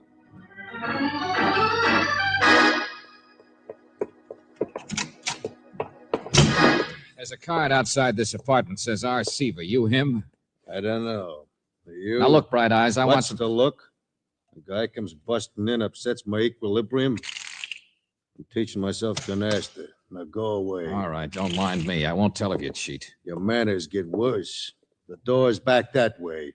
Remember? Yeah, just call me a building inspector. Come to take a look at your window, that's all. Don't fall out. Yeah. Yeah, this is it, all right. The only apartment from which you can see the roof garden. You don't say. The only apartment from which you could take a pot shot at a woman across the way there. Sit down. Maybe we could both learn canasta. You always wear a hat when you play cards? Sure. What woman? What's it cover up? Black hair to match your sour face? I said what?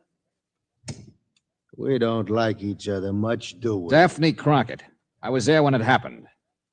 Now we like each other less, huh? I don't know. Friendship begins slow sometimes. Sit down, will you? I'll deal out a few. What do you use for chips? The bag there? Huh? The black bag there by your foot. The one you're trying to keep me from seeing. A real observant boy, aren't you? Now, wait a minute. I can see a hand when it starts to move, so stop moving it. I'm dealing this, Inspector. Oh, no, you're not. You're... Too bad nobody can argue with a blackjack, Inspector. We might have had a nice little game.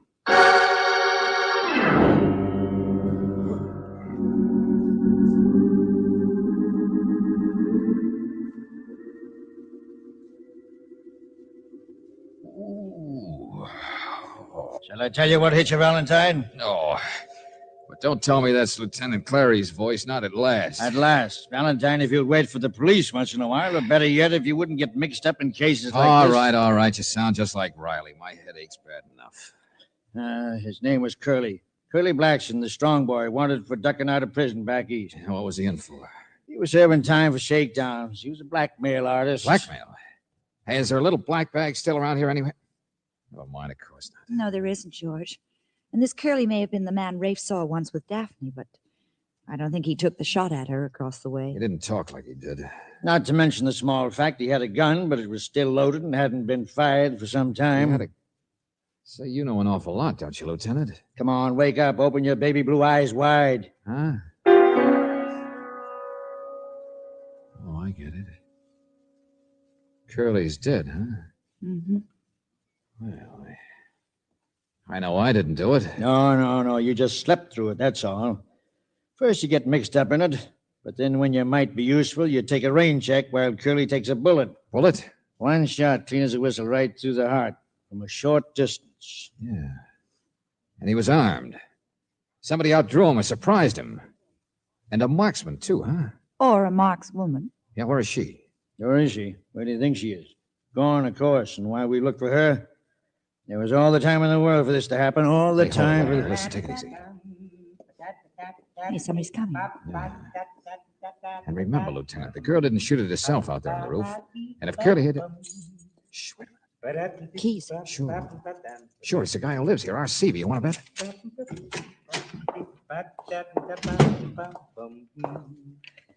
All right, friend, that's enough music. You can notice this now. Grab him there. That's it. Okay, put down that stick, Buster. That's better. Well, a little surprised, that's all. You can let me go. I'm all right. You're all right. Sure. Da-da-da-bum, you're breaking my heart. Never leave a tune unfinished. Had to finish it, that's all.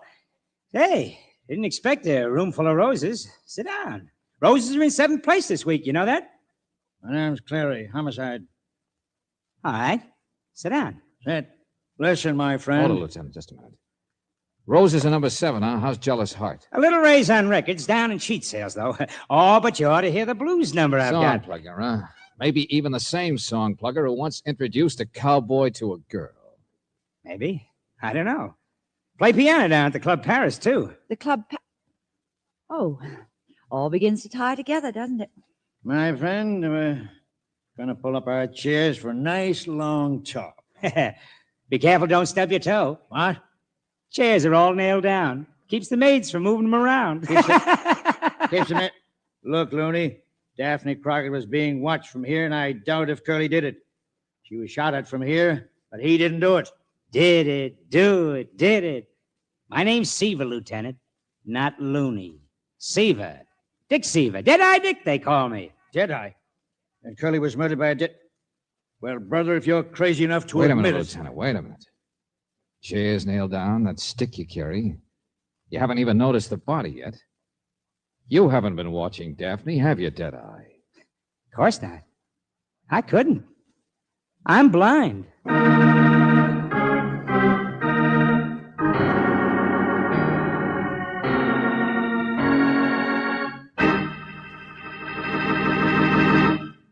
George, if I've told you once, I've told you 100 times. Don't jump at conclusions. You tell me how a poor old blind guy goes around filling people full of lead. It just can't happen. Unless maybe he uses seeing eye bullets. Hey, that's all right. And for that matter, so is this.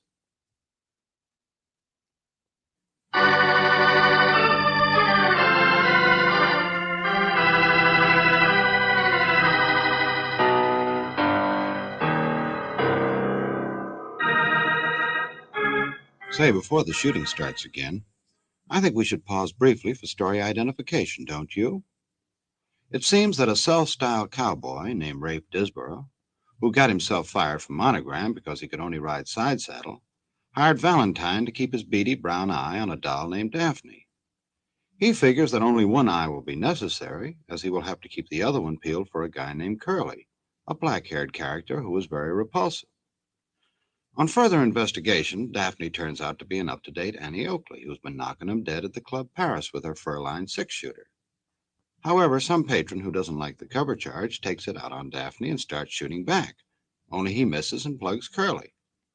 Meantime, George has been sleeping it off in Dead-Eye Dick's apartment, a song plugger around town, as he has become very drowsy from a hit on the head. George immediately points the finger at Dead-Eye, only Dead-Eye is blind and can't point back. Still, George figures that if he can plug songs, he can also plug people.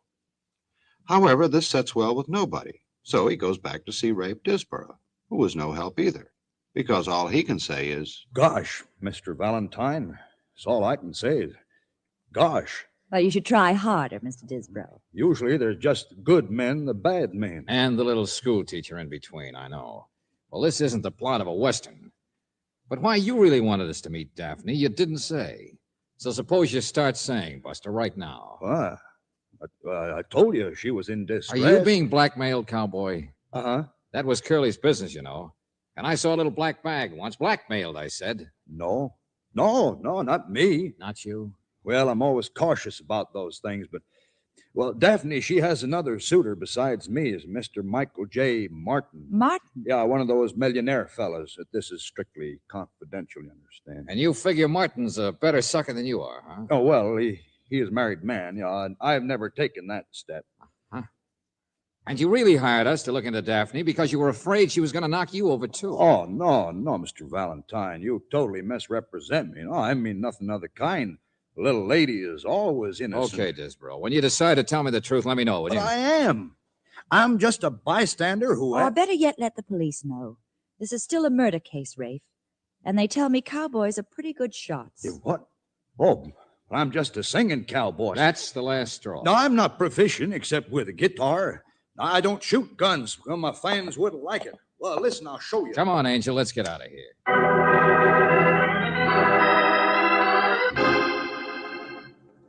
Here we are, George. Dressing room number 4, 3, 2. Sure. She's number 1 with a star on the door. In just a moment, please. I'm very sorry, but no one's allowed inside. Well, I'm sorry too, Shorty, but we want to Miss see... Crockett isn't receiving any callers this evening. She hopes you understand. Well, now that's real thoughtful of her. Just step to one side. You needn't raise your voice, but if I haven't made myself clear... Oh, George, just pick him up and throw him. And I really don't feel like arguing about Shorty, it. get out of the way. Well, hello, Mr. Valentine. Goodbye. Oh, no, you don't. Stand still, sister. Well, I really got nothing to say. Come along, Mike. Hey, get out of my way. Shorty, wait a minute, you. Please don't be difficult, Mr. Valentine. Mac, Fred, Joe. Slow down, I said. Will you... Hey, Oh, let George. go. Let go, will you? Bye-bye, Mr. Valentine. Will you... All right, Mac, Fred, Joe, she's gone. You can let go. Sure, don't get sore. Let me brush your coat. The boys, huh? Stagehands, that's all. Don't want to see you getting in trouble. Buster, I'm not the one who's going to be in trouble. Oh, yes, you are. Little guy's important, tough, too. The what? Little guy went with her, the Michael J. Martin. Martin? You mean that little shrimp was Martin? Lucky we saved you, huh? Lion hunter, you know. Toughest little guy in the world. Best marksman, too.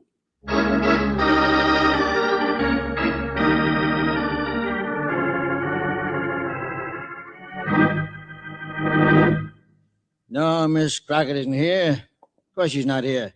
Don't expect her to show up. I even had one of our own men tailing her, and Martin shook him off, too. All right. So she's not here. You said that, Lieutenant. Little schoolteacher type, caught in the middle. Martin's not much to look at, only 5 feet tall. $2 million you could look at. Maybe blackmail does make sense. I told you that a long time ago. Nothing else means sense. Why did Curly come out here? Why did he get killed? Oh, stop asking questions. All right, you want an answer? Curly was Daphne's husband. What? It's in the record. They used to be married. Sure. Now she was afraid of him. Sure. Does it tie together a cowboy, lion hunter, Annie Oakley? Does it tell which one of those marksmen put a bullet through a man's heart with one shot? Let's not leave out Seaver.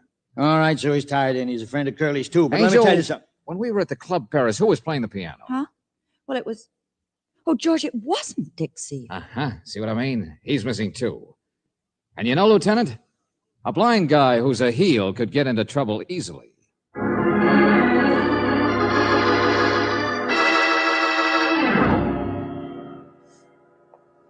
Now his heart's beating.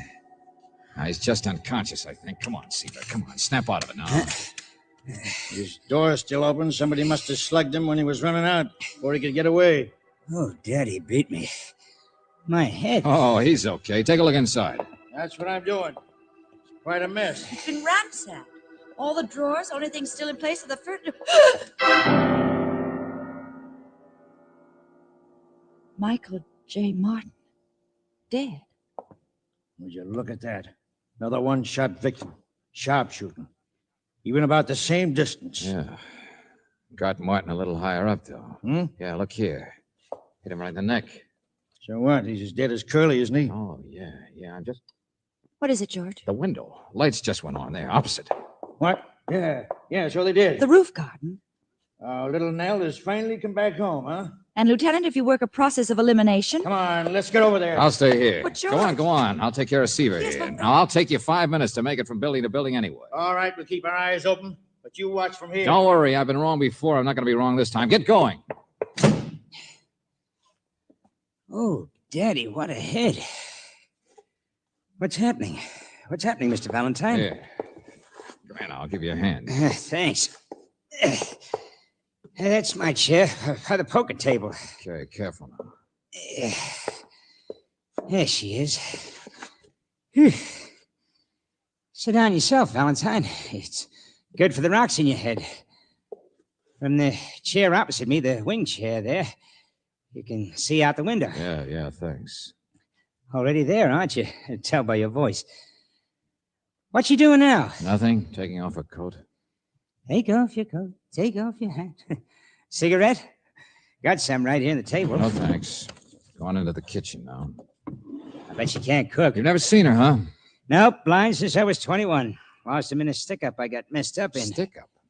Nice guy. I've been around, but I'm straight now. She's back on the roof now. Why do you say you're straight, Seaver, when you were all mixed up with Curly? I didn't know he'd taken a hop from prison. He was up here all the time watching his wife, wasn't he? Sure. It's a cinch I wasn't. You were in on the blackmail with Curly, too, weren't you? Somebody must have tipped him off that there was a good touch going, that Martin here was a pushover. All right, so what? What have I got to lose? Conspiracy to blackmail, but everybody's dead. You're right, we can't prove it. I've been around. You're not. What's that? Oh, she's just practicing, that's all. Funny, isn't it? Everybody's a marksman. You know, poor Martin there has a gun in his pocket, too, but he was outdrawn, just like Curly. That cowboy can shoot, too, Mr. Valentine. I don't believe that stuff he says, do you? No, I'm not talking about murder anyway. I was thinking about when Daphne over there was practicing early and somebody took a pot shot and missed. What about it? Well, that couldn't have been a marksman, could it? So it must have been somebody who just stuck a gun out the window and shot to attract attention. You've been around, too, haven't you? You knew somebody'd come running over like I did and find Curly and lock him up. He was a fugitive. Good way to get rid of a partner, huh, Seaver? Well, she's going to work on the clay pigeons now. Good shot. Never mind her. Then what happened? Well, it didn't work, obviously. Curly knocked me out instead, so when you ducked back into the room to pick up the dough in the black bag, you found Curly alive and plenty suspicious. So you had to kill him, I guess. Oh, is that it? Now, how could a blind man do that? Then maybe later Michael J. Martin figured out who'd been in on the blackmail and came up for a little talk. So you had to kill him. Well, I guess you can't be blamed. Lots of people think I'm not really blind, but I am, see? Look at the match in front of my eye. Never mind, skip it. It's because you are blind that I know you killed both of them. Who else but a blind man would shoot two men at the same height? A big man in the heart and a 5-footer like Martin in the neck. You're crazy, Mr. Valentine. I'm blind. I don't even know where people are. You can tell by the sound of a voice, can't you? What? But not close enough to... Tell what chair they're sitting in? The chair that's always in the same place because it's nailed down? Well, come on now. Tell me the rest, Buster. What happens? You'd like to know how it works, wouldn't you? You'd like to know which chair. Well, I'm not going to tell you. I'll show you. It's the chair you're sitting in.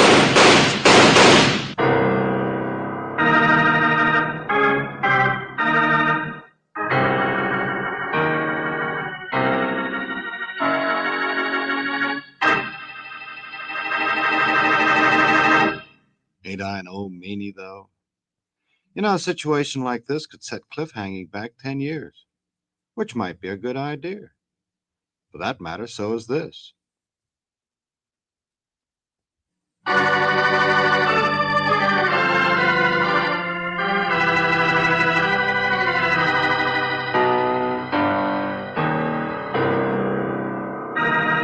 Now let's see how the little game of blind man's bluff is turning out. It can't be good for George, because old Deadeye is getting his jollies over something. Simple, isn't it? The blind man can fool them all. A little heavy on the downbeat, maybe. It won't look like a marksman this time. But the coroner won't care. I'll just move him out of the chair and... Valentine! Valentine, where are you? Where are you? Just where I was, Seaver. Huh? Standing by the side of this chair.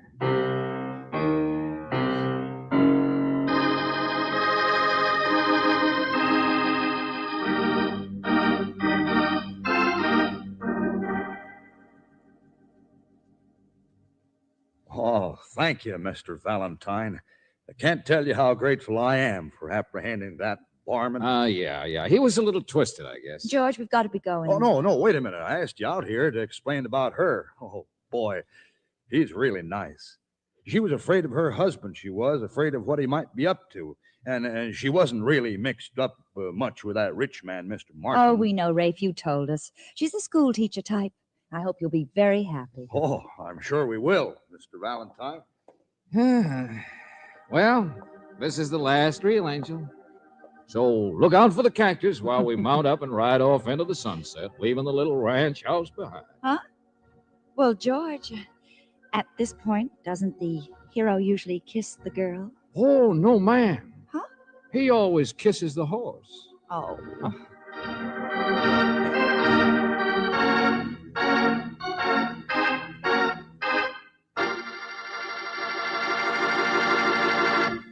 You know, after a crack like that, I'm not going to even try and defend that boy anymore.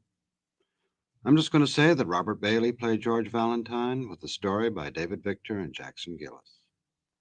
Now, this is yours truly inviting you to another visit with Valentine, when you will again hear what happens when you let George do it.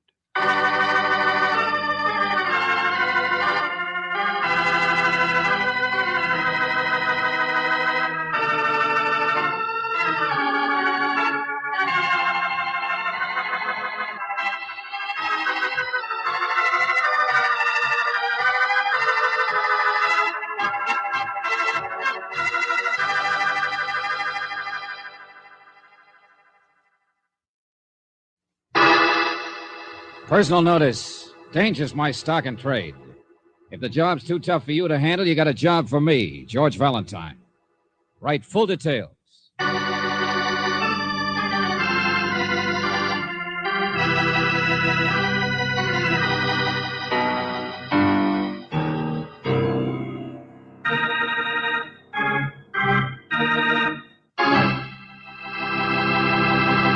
Say, you all set for another visit with Valentine?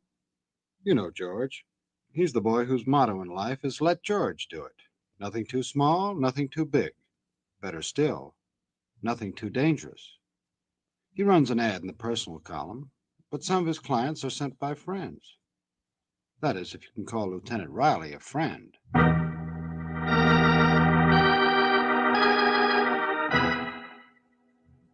Dear Mr. Valentine, I am without doubt the ugliest man in the world. Hey, wait a minute. Who is this? However, I need your help or the man standing beside me will go crazy.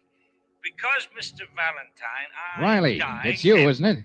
Lieutenant Riley. Yes, it's me, and I'm the one going crazy. All right, have it your own way. Only what are you talking about? Valentine, I've got a client for you. A little ugly stumblebum wants your help. A slot machine repairman, no less. He needs help, or at least he won't help me unless somebody helps him. Only he won't trust the police I department. don't blame him. You make so much sense. Okay, then let's say I need your help. Sure, this little guy isn't much, but the idea Riley, is... hold it, will you? You said this guy's dying? Yeah, police hospital.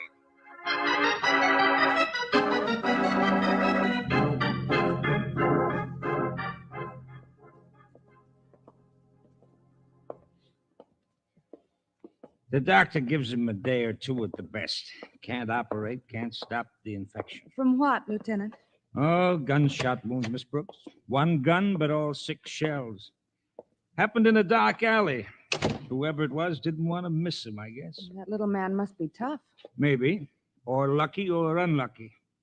He's one of those guys who's born to end up at the bottom of the pile, Valentine. Then why are you so interested in him? It's just possible that he can steer us all the way to the top of the pile. His name's Trailer. I told you he was the littlest shrimp in the slot machine racket. The repairman. Well, we've never found out who the big shrimp is. I see. I worm my way into the man's confidence, and then maybe he spills. Is that it? Blows the whole racket apart. No. You just help the little guy find his girl.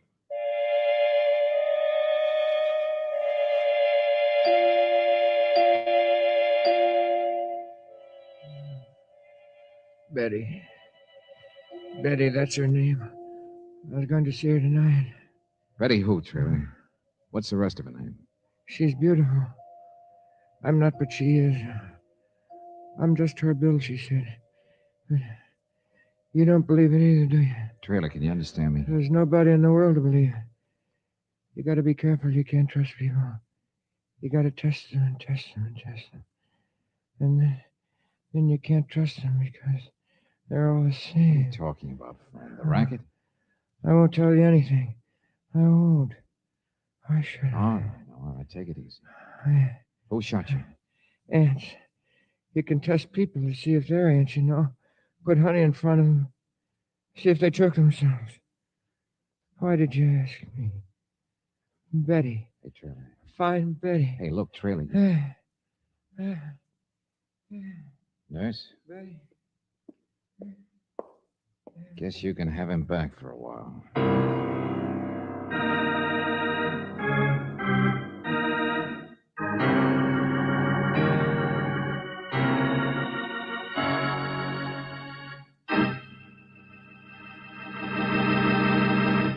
We'll return to tonight's adventure of George Valentine in just a moment.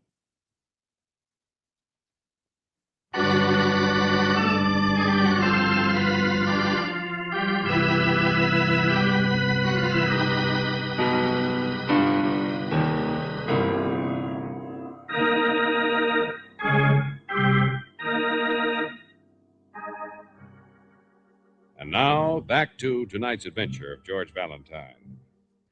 Riley, I'm willing to bet he doesn't know anything that'll ever help you pry open the big time. Is that so? Well, just let me show you. Look in here.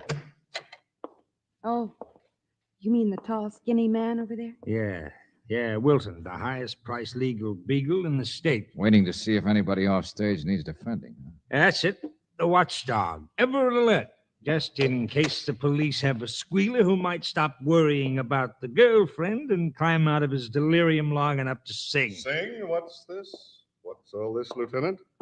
Somebody singing? That's right, Mr. Wilson. Trailer in there tells me you own all the slot machines in this state. Yes, of course. It's just a sideline, though, rather a bother, particularly when I don't live in this town. Here on business, Mr. Wilton?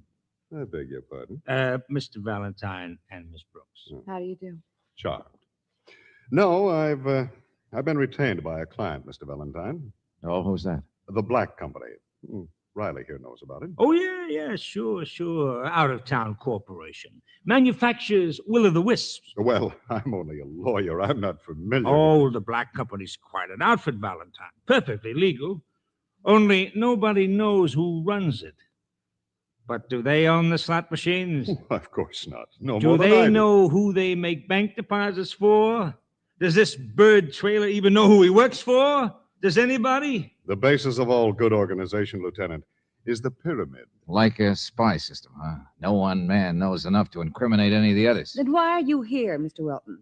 Why are you worried about this trailer person?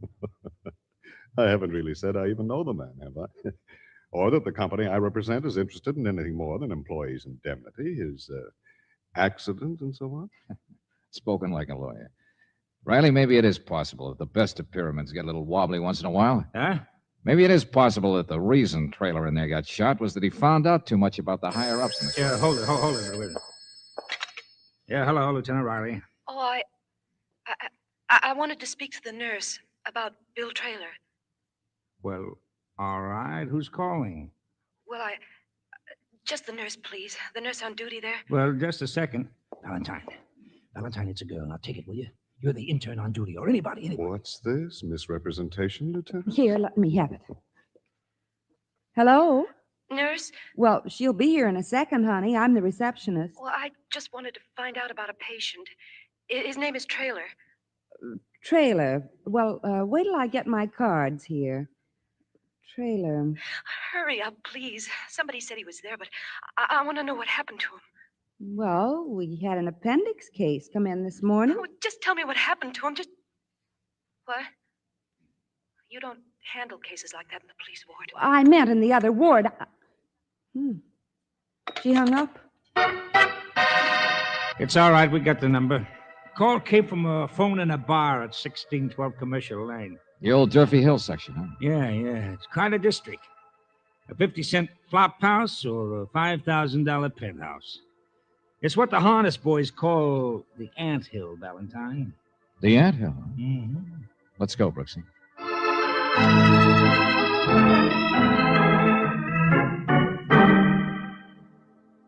A million people a day use that phone, my friend. Every third one tries a slug. But, bartender, all we wanted to know Besides, was if you whistle at a dame, where's it get you? Maybe your boyfriend's a prize fighter. Me, I'll take television any day. The girl used the phone only a few minutes ago. Who was she? Should I know? Should I watch the cash register and be a bulldog for the phone company at the same All time? right. You don't know. Or maybe you don't want to know.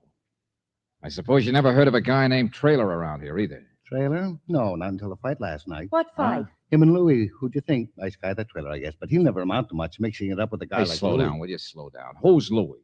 And what was this fight about? But a dame, natural, classy blonde, lives up the street, name's Betty. Fight ended quick. We threw them both out. Betty. Sure. See what I mean about whistling at dame? You mean this guy, Louie's tough? Go on, more about Louie. Not a price fighter, no, but a real sharp boy, just the same. Working his way up for a good outfit. Makes collections for the Black Company. That's slot machines to you. Oh, fellow employee, huh? Only Louie's higher up in the pile. He makes collections from guys like you. From me? You're crazy. Sure. What's the rest of his name? Louie what? Ask me no questions, I'll tell you no lies. Good day, friend. Brooksy, this is where your job begins.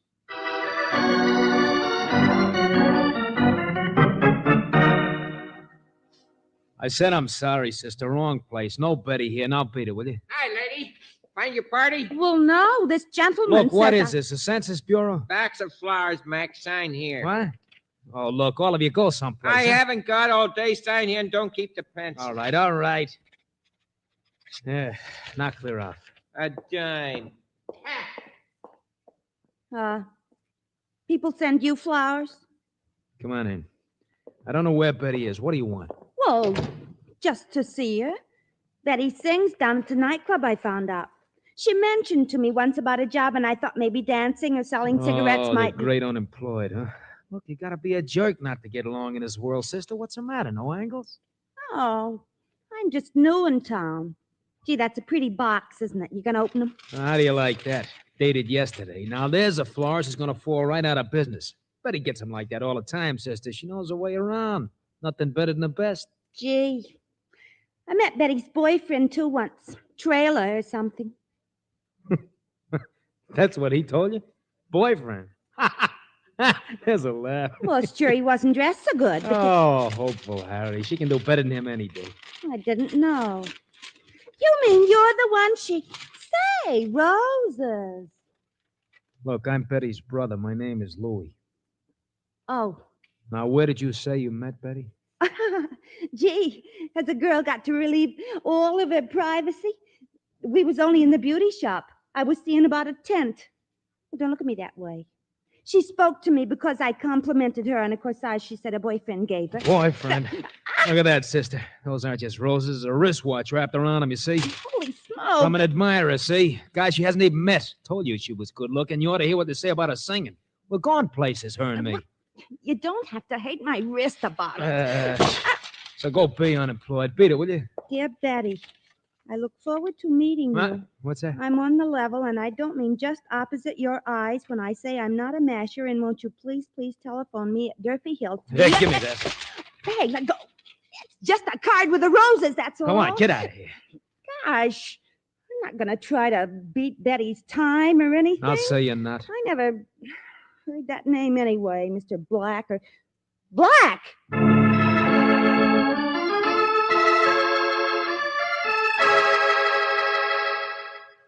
Valentine, of course she's all right. You talked to her yourself, did you? Sure, Brooksy read me the note she'd seen on the flowers, but We Riley... had a man watching him. After Miss Brooks left that place, this Louis fella took off in the opposite direction like a flying duck. But my man lost him. Now, will you please clear up what you've been doing? That Durfee Hill number in the flower note. It's a new number, Riley. Private listing and installed only a couple of days ago from somebody from out of town who just rented this place. What place? The fanciest penthouse in the whole section. Hey, Riley, people really look like ants from up here. You mean... Sure, I'm in the place. There was a loose hinge on the service door and nobody inside. You've got the loose hinge, my friend. Don't you realize it was a Mr. Black who sent those Oh, flowers? Riley, add 2 and 2, will you? Nobody knows who owns the slot machines, who runs the Black Company. And yet a mysterious Mr. Black shows up in town, a man nobody's seen, not even the janitor downstairs. Trailer's girl, Betty, she must have seen him. No, remember, he just wanted to meet her. Probably had seen her at the nightclub or something. But that was Black's mistake if he wanted to stay incognito, giving a girl his telephone number. Because now here I am with $10,000 in my pocket. But what? What'd you say? Sure. Must be collection time in the 3 Lemon business. About 2 seconds ago, a delivery boy hands me an envelope at the door. Inside was an accounting sheet for all the slot machines on the south side and proceeds for the past month. Well, I'll... Riley, I figured out who's the man at the top of the anthill. Don't ask me how long it'll last or why it works this way. But right now, Riley, that man seems to be me.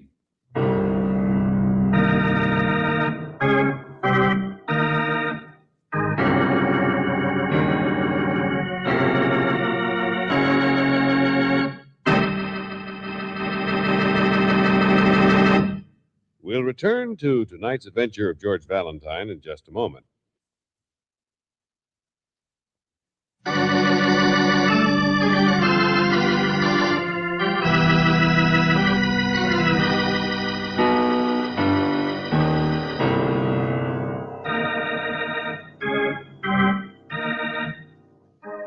And now, back to tonight's adventure of George Valentine. You go to help Lieutenant Riley because there's a man dying in the police hospital who might tell what he knows about the slot machine racket, provided somebody helps him find his girl, Betty. Well, so far you haven't found Betty, though you have discovered that there's someone else in her life. Someone a little more successful than Trailer, a man who calls himself Mr. Black, who owns the slot machines, whose identity is a secret even from his own employees. Only if your name is George Valentine, now it's you who occupy Mr. Black's apartment. It's a dangerous game, and no one realizes that better than Claire Brooks. Down at the police hospital now, she seems unable to help.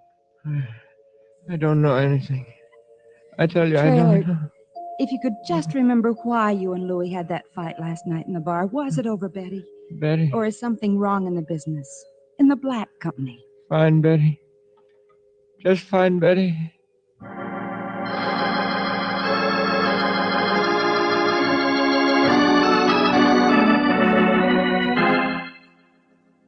No, of course not, Brooksy. We've gone way past trailer now. We're in the middle of the ants, the scramblers. The police have the apartment surrounded now, Well, George. tell them to keep out and lay low unless I whistle for help. But, George... Angel will never find out who fired those shots in the trailer or who runs this racket unless we ride right along with the gag. You'll ride yourself right into a funeral notice. Sooner or later, the person who rented that apartment will come back I said, don't worry, will you, Brooksy, as long as I can... What? Go on, George. What do you people wash those shirts in anyway? A cement mixer? The collars come back with ground glass on the edge. George, what's the matter? Well, just don't use so much starch, that's all. Hello. I didn't mean to interrupt. The door was open. All right, then shut it and come in. Well, what is it? What do you want? Don't get sore, boss. Now take it easy. Your name's Louie, isn't it? Yes, sir. Sure it is. How'd you know? You fit the description. Look, I know I'm not supposed to be here. I know I should have just sent the stuff up by messenger the way we always do, wherever the point is each month. Oh, so that's it, huh? You're a collector. Durfee Hill and East Side, sir. You brought some money. All right, let's have it. Here. The accounting sheet's right on top. I had all those figures in my head. It's a trick, I taught myself. Right, boy. I know it's not healthy to come up here and find out who you are like this, Relax, relax, will you? Wow. Yeah, I knew you wouldn't mind when you saw that. It's almost double last month. $23,500. What did you do? Fix the machine so they pay in bubble gum instead of jackpots? Oh, no, sir. No, I didn't touch them. But I've been in there giving them the old boost, talking it up with the bartender. A real climber in the business, aren't you, Louie? Now, what's this really about, Buster? How did you make so much money this month? Well, the truth of the What matter happened to is- Trailer, the repairman? I don't know what you mean, happened. Who shot him? Boss, listen, he was cheating you. Did you know that? Did you? I can prove he was. He was what? Holding out. Jack up the setting on the machines and then split the rake off with bartenders. That's how he did it. You must have heard the same thing from other districts. He floated around all of them, didn't he? You know, it's getting too complicated for me. Now, wait a minute. Listen, that's how I built up my total for the month, by catching him at it and stopping it. Yeah, you earned the Silver Star, all right. Look, who you going to call? Listen to the rest of what I got to Buster, say. I'm going to see a man about pinning a medal on you. But I didn't do it. I didn't empty any gun into him. Everything happens at once. You want me to get it for you, boss? No, I'll get it. Go mix yourself a drink or something. Don't mind if I do. I know who it is anyway. Huh? This is great. Oh, Hello. I guess you're the man, huh? are you the girl? Don't be funny. I mean, well, after all the notes you've been sending me with the flowers. Oh, sure. Come in, Betty. Thanks. Say, you live all right, don't you? I hope to. You know, you're not so easy to find, Betty. I've been wanting to meet you for some time now. Yeah, I got the idea. Do you always use that whirlwind stuff, flowers and presents on a girl, Mr. Whatever your name is, Black? Hey, slow down. Take your coat off. Sure. Well, you wanted to meet me. You saw me in the nightclub and you heard my singing and you wanted to meet me. Well, now, who wouldn't? You're very beautiful. Do a girl good to be known she associates with you. No comment. Any girl would break her neck to get up here. She'd give her eye teeth to walk up close to you like this. Hey, what's the matter? You dirty Sis, cut it out. Cut it out, sis. You said you'd be nice. Now stop it. Will you cut it out? I don't know what's the matter with the boss. Honest. Suppose you both be quiet. She said she was coming up here to see you. She promised you would. I told her what a great guy you are. I said, shut up, killer. What? Now, look, boss, this is my sister. Say, one of the greatest kids in the I world. know. A guy could go places if his sister associated with a big shot like me. What was it you said? You called Louie. Betty, you came up here to find out about Trailer, didn't you? To slap my face and ask the big shot which one of his hired hands was responsible for your boyfriend being down there in the hospital. Wasn't that it? He's not a boyfriend. She's 10 times as good as him. He's only been hanging around a couple of months. Sure, he's not an eager beaver like you, Buster. He wouldn't try to use his own sister to get him ahead in the world. No, they just thought about it. In that bar the other night? Oh, yeah, but that was all. I It told was him to just stay fun. away, and he got mean and took Hey, a one at a time, will you? Honestly. You live with the Louie ants. wouldn't- Don't you know what they're like yet? Or was that what you saw in Trailer? That he was a little different from the Scramblers? It was a dope. He was stealing, holding out. You want to bet it was you who was holding out from collections, Louie, and he caught you at it? Boss, So no, along no. came a chance to get rid of two birds with one stone. Get in the boss's good graces and cover your own Louie. tracks by being the guy. You said you didn't see Trailer after that fight. All I know, Betty, is that your brother said something to me a minute ago about a gun being emptied in the trailer. Well, it so happens he was shot 6 times. Only how could you know about that little specific thing, Louis, unless you were the Boss, guy? look, everything I've done is for you. It's for the good of the company. I'm looking ahead all the time. See, I want to... Lieutenant, if you like. What? Hey, who's that for? Got a gun. Shut up. Hello, Mr. Wilton. Party's over, huh? Yes. Yes, the party's over, I'm afraid, and besides, it's making too much noise. Next door? No, I've been in the back of a wardrobe you overlooked. Oh, sure. Well, I didn't think it could last. It never did make sense that such a careful setup as this apartment wouldn't have... Wouldn't have me. Yes, me. Surprised. Yeah.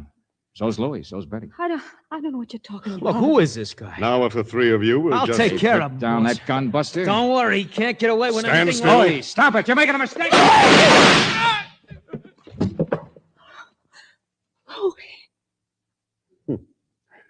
Ambitious to the end. Couldn't resist trying to make one last impression on you, could he, Mr. Valentine? Mr. What? Yes, Betty. I'm afraid I'm the Mr. Black who's been so anxious to meet you. Yeah, it's too bad. Things couldn't have worked out better for us. But if you're Mr. Black... The great organizer. The best of pyramids totter once in a while. I was here to make my own collections this time. I thought it was about time for a visit to South America. So if you'll just hand over my money... Why don't you come and get it? You've caused enough trouble already, Valentine. Sure. Come on. Shoot some more people. I'm warning you. No! That's the only way you're going to get out of here. Valentine, Stop that gun. Well, thanks, Riley. Mr. Slot Machine King, see what the sound of those shots brought you? 3 lemons.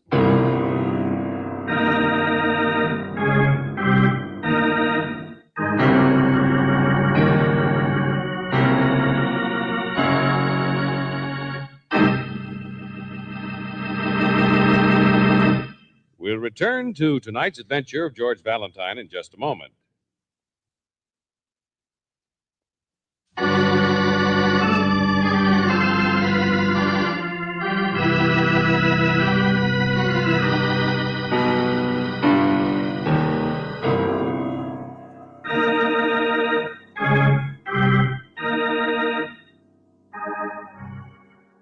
And now, back to tonight's adventure of George Valentine. And that was it, Trailer. A gun test proved that Louis shot you. Yeah. Why? Well, ambition, I guess. Cover his own mistakes, get in good with the big boss. Can you understand me, Trailer? Can you understand what I'm saying? Yes, ants. All scrambling around. That's all Louis was. Sure. That's all Wilton is, too. But the girl's different. I think she'd like to see you, Trailer. Yeah. Yeah, we found Betty. She's a nice girl. Yes, I know. Since when? What? I said, since when did you know? I mean, that she was the kind of a girl who's a little different. Who might have really meant it when she said she liked an ugly little guy like you. Mr. Valentine, I'm very tired. I'm very... Wilton isn't kidding anybody. I just want you to know that I know that, Trailer. I've begun to guess that His biggest mistake was trying to take over the slot machine empire tonight. Like the rest, he couldn't resist the opportunity. George. Think back, Angel. Wilton's tall and skinny. Would he have ever written a note to Betty, just an ordinary-sized girl, saying, I'm on the level, and I don't mean just opposite your eyes? No, of course he... He's only a lawyer. A rat trying to grab what he can off a sinking ship. But Valentine, I had no idea. I'll say it for you, Trailer.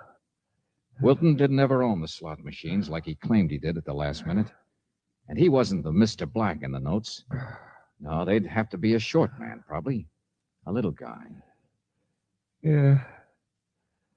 A little guy. Like maybe a man who'd made such a success out of not trusting anybody that he couldn't believe a girl liked him. He had to test her by making her think a big shot was after her, to see if she'd drop him and run for the honey. He was in town for the collections anyway, and to nose around the way he always did, inspecting the anthill he built while looking like a repairman. You mean Trailer here is really Mr. Black? Yeah, Brooksy. What would you have done, Trailer, if Betty had dropped you and chased after you, Mr. Black, the way her brother wanted her to? I would have killed her. No, I wouldn't have. I don't. I know, Buster. It's pretty ironic. You kept your identity so secret. You did so well. But what happened? You got shot by a guy whose only ambition was to get in good with the boss, make a big, fine impression on you. Now you still want to talk to Betty while you can, Mr. Black? No. No. She's... Leave her out of our anthill.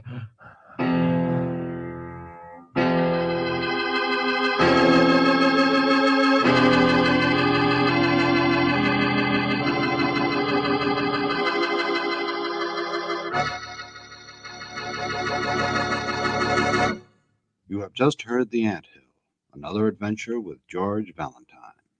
Robert Bailey stars as George Valentine with Virginia Gregg as Brooksy.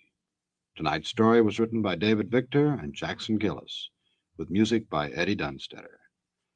Now, this is yours truly inviting you to another visit with Valentine, when you will again hear what happens when you let George do it.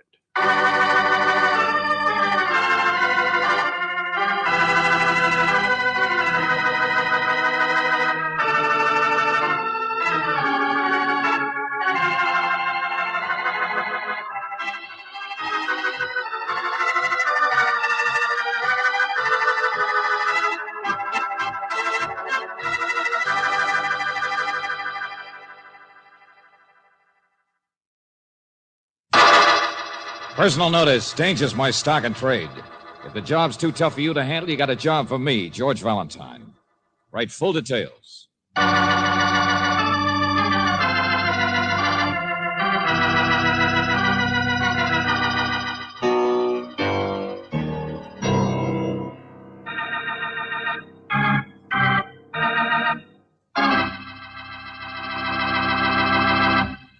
Say, did you ever hear of anyone who was afraid of an angel? Now, I'd always heard they were pretty nice people with wings and harps and stuff. But not so with Lefty's gal Friday. She had this angel as figured packing 45s, all aimed at her. Now, instead of getting panicky and chewing her nails until she resembled Venus de Milo, she should have looked up George Valentine. His motto is let George do it, and he isn't afraid of 45s or even 46s. I must say, however, she had a reason to be scared. You see, she played a big part in building this angel. And just in case you've never seen an angel being manufactured, listen, and you'll get it firsthand.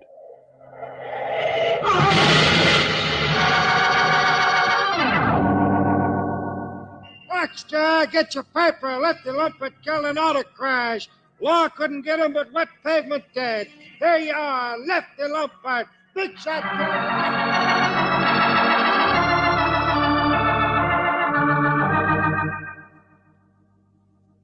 You say your name's Emerson. You heard me, Mr. Valentine. Frank J. Emerson. Oh, but you're the president of... That's right, young lady. Emerson and Citibank. And I'm a very busy man. I only want to know if you've read about Lefty Lumpert's death in that auto accident. Sure, who hasn't? Naturally. When the biggest crook in town dies, it's news. Young lady, but I know what sort of reputation Mr. Lumpert was supposed to have. Well, just because they could never nail anything on him, not even the income tax board. Of course, yes, I know. But I must remind you that Mr. Lumpert owned a perfectly respectable small investment office. Invest in a dog track or a 5-foot shelf of bookies. Perfectly respectable, I said. Regardless of whatever criminal connections or power Mr. Lumpert may or may not have had, that front, that business of his, was proven many times to be perfectly... Yeah, perfectly respectable. I heard you the first time. Okay. Lumpert was real smart. He worked alone. He never told anybody anything. His ostensible occupation was strictly legal. There. That reassure you? Well, yes. I just wanted to make sure... Only, what's it to you? Why so insistent? And why should a banker like yourself be concerned with a guy... Mr. Valentine, my bank has done business with Lefty Lumpert many times. Oh? And never mind that tone of voice either. A dollar is a dollar. Our money was only used in legitimate purposes. It's not up to us to refuse business to a man merely because he's supposed to be engaged in other outside activities, is it? No, really, let's not be naive. Oh, no, let's not be naive. All right, Mr. Valentine. It's embarrassing. Of course it is. Business is business, and I have nothing to be ashamed of. But, well, I've never liked it very much. Then why are you here? Why does Lumpert's death mean... Oh, no. Don't get the wrong idea, please. There's nothing I'm really worried about. But you see, he had a secretary, Myrtle Dane. And through the years, I've got to know her pretty well. Myrtle Dane? The one who was in the accident with him? That's right. Probably as close to him as anyone could ever be.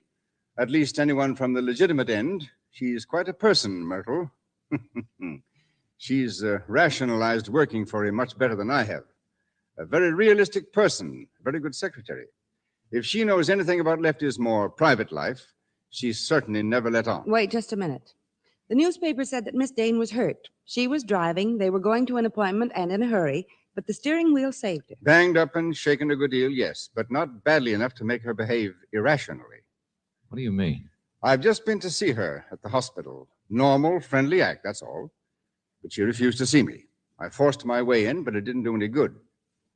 For some reason, Mr. Valentine, the girl is terrified. She's even afraid of me. Well, what do you want me to do about it? If there is any scandal or kickbacks or new discoveries about Lumpert's activities now that he's dead, I'll admit I want to protect my own name and the name of the bank. But also, Mr. Valentine, I think it's my duty as a citizen to wonder, why is she afraid?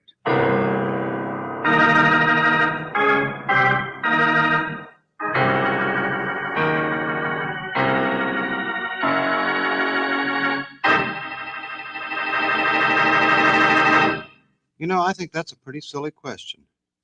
Now, if you'd taken part in bumping off the town's leading gangster, how would you feel? Now, don't start looking for the nearest cave, because I want you to hear this. Now, let's see how George is doing with Myrtle. Nope. She's still standing her ground. No, I don't want to see anyone. I told you. They brought you some candy, dear, in the doctor. Please, nurse, how many times do Hello, I have Myrtle. to... How are you feeling? What? Will you excuse us a minute, nurse? Yes. No, come back here. I told you that. Sorry, but she's a friend of Miss Brooks here. Hello. Who are you? What do you want? Nothing. Brought you some candy. Take it away. Get it out of Hey, here. hey, take it easy. Myrtle, look. It is just candy, that's Won't all. blow up or anything. A little nervous, aren't you? I'm sorry. The nurse called you Mr. Valentine, didn't she? You're George Valentine. I know you're all right. There's a hall full of flowers and fruit and candy out there. Lots of people have been pestering you, huh? Suddenly I'm popular. At my age and with my face, can you imagine? Who sent you? Emerson? Oh, the banker. Well, you can tell Mr. Emerson that I am not just another working girl out of a job. I have been very well paid. I don't want another job. That I am taking a year off to take a trip around the world and will probably never come back to this town or ever talk about the time I've spent here. Hold on, will you? I don't believe you. What? Mr. Valentine, the doctor says I can leave this hospital in about 10 minutes. And I tell you, I'm going straight to the airport. I know, sure. You're running away fast. But to work for a guy like Lefty Lumpert, you must be a very sharp and cold-blooded girl.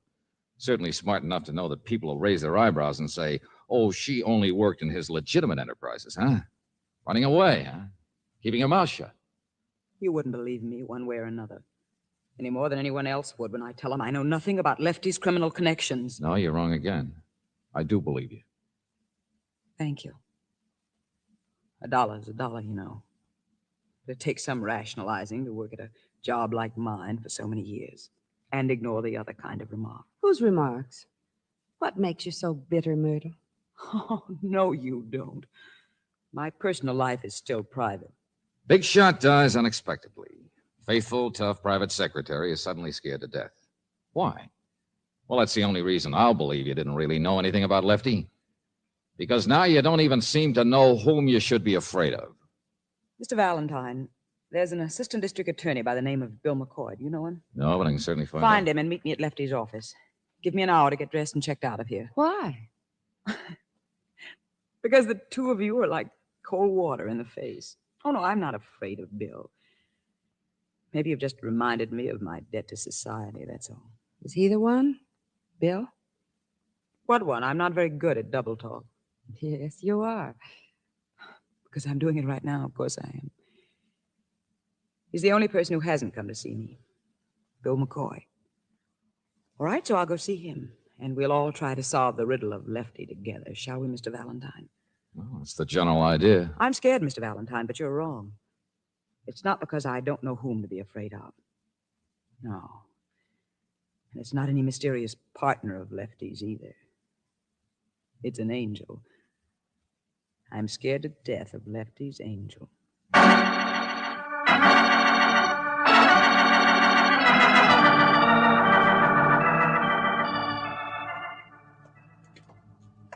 An angel, George? Protector, Brooksy. That's what she was talking about.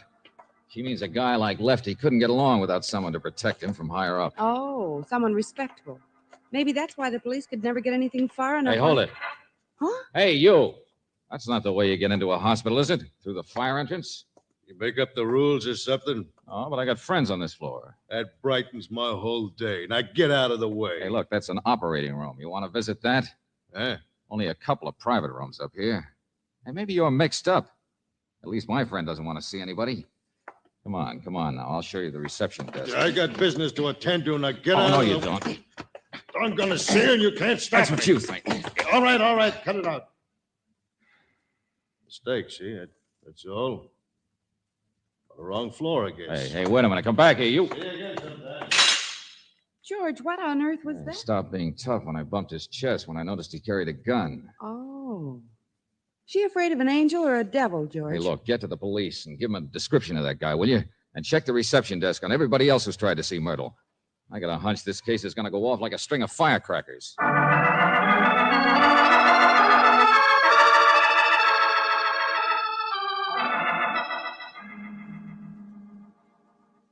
Did we keep you waiting, Myrtle? Found your friend here in the barber shop. Hello, Myrtle. Hello, Bill. Well, that's a friendly greeting. Why did you want to see me here at Lefty's office, Myrtle? I thought the big investigator might enjoy a chance to search through Lefty's private papers. Well, McCoy, it seems like the place to start if we're going to try to find out who his angel was. No, I just thought it would be a good idea. Hmm? We're too late. Somebody beat us to it. Look, Holy smoke. Yeah, looks like a typhoon went through here. it was like that when I got here a few minutes ago. Filing cabinets open, papers all over the floor. Yeah, and any incriminating papers just plain aren't here anymore. Check. I've never told this to Bill, Mr. Valentine. But Lefty always said the law would never get him. He had an angel watching over his shoulder. Yeah, an angel who just tore this place apart. Yes, that's the point. Lefty was no fool. If there was such a person, then somewhere he must have kept a file on him to protect himself. Only where is Oh, it? cut it out, both of you. He didn't keep it here. Huh? How do you know? If his own secretary... I was more delicate, but I ransacked the place myself 2 nights ago. You what? And there wasn't anything here then, Valentine. 2 nights ago. The same night you took me to the movies? Oh, now take it easy, Myrtle. And you said you had to go home early to get some sleep? Mr. Valentine, do you know how many years this wastebasket from the district attorney's office has been trying to get something on my boss? Do you know how many laws he's broken himself? Cut it out, will you? A job is a job. Yes, isn't it, though? Like taking me out. Okay, never mind. You're on opposite sides of the fence. You don't like each other. Myrtle, he's dead now. Please, Oh, won't skip it, will you? Hey, Myrtle, did Lefty have a safe deposit box? Yes, I know where the key is. You know what's in that box? No. I suppose you won't believe that either, Bill. Oh, for the love. Look, Myrtle, the thing I've been trying to do ever since he died is to round up that musclehead of his, Murphy. I don't know anything about him either. I've only seen him once or Hey, twice. hold it, will you please? What's all this? Who's Murphy? The other side of Lefty's life, bodyguard, errand boy. Myrtle's right. He never hung around the legitimate end. Murphy is a big, ugly guy with one cauliflower ear, which is probably the only ear that's ever heard Lefty in private with whoever he dealt with. Wait a minute, I'll get there. Hello? George, I'm down at the police station, and I gave them a description of that man in the hospital. Oh, Brooksy, yeah. I already know who he is. You do? Just caught on this minute. His name was Murphy. He's the link with the angel. Maybe Lefty's only link with his angel. Hey, what's this? Who are you talking to? Mr. Valentine, you mean you've seen Murphy? Where? Wait a minute, Brooksy, listen. No, George, you listen. You wait a minute. Do you know that they found Murphy 10 minutes ago in an alley? Do you know that Murphy's dead, that he's been murdered?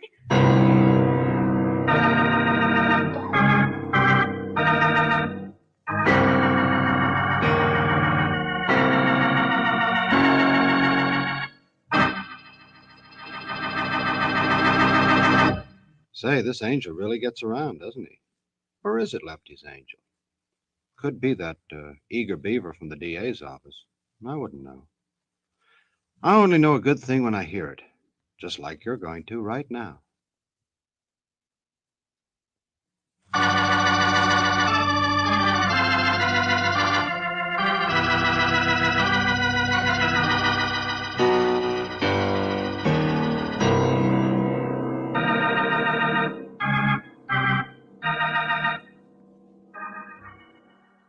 And now, Lefty Lumpert, the big shot no one could ever nail, least of all Bill McCoy, the DA's man who's always handled the case, is finally dead from an automobile accident.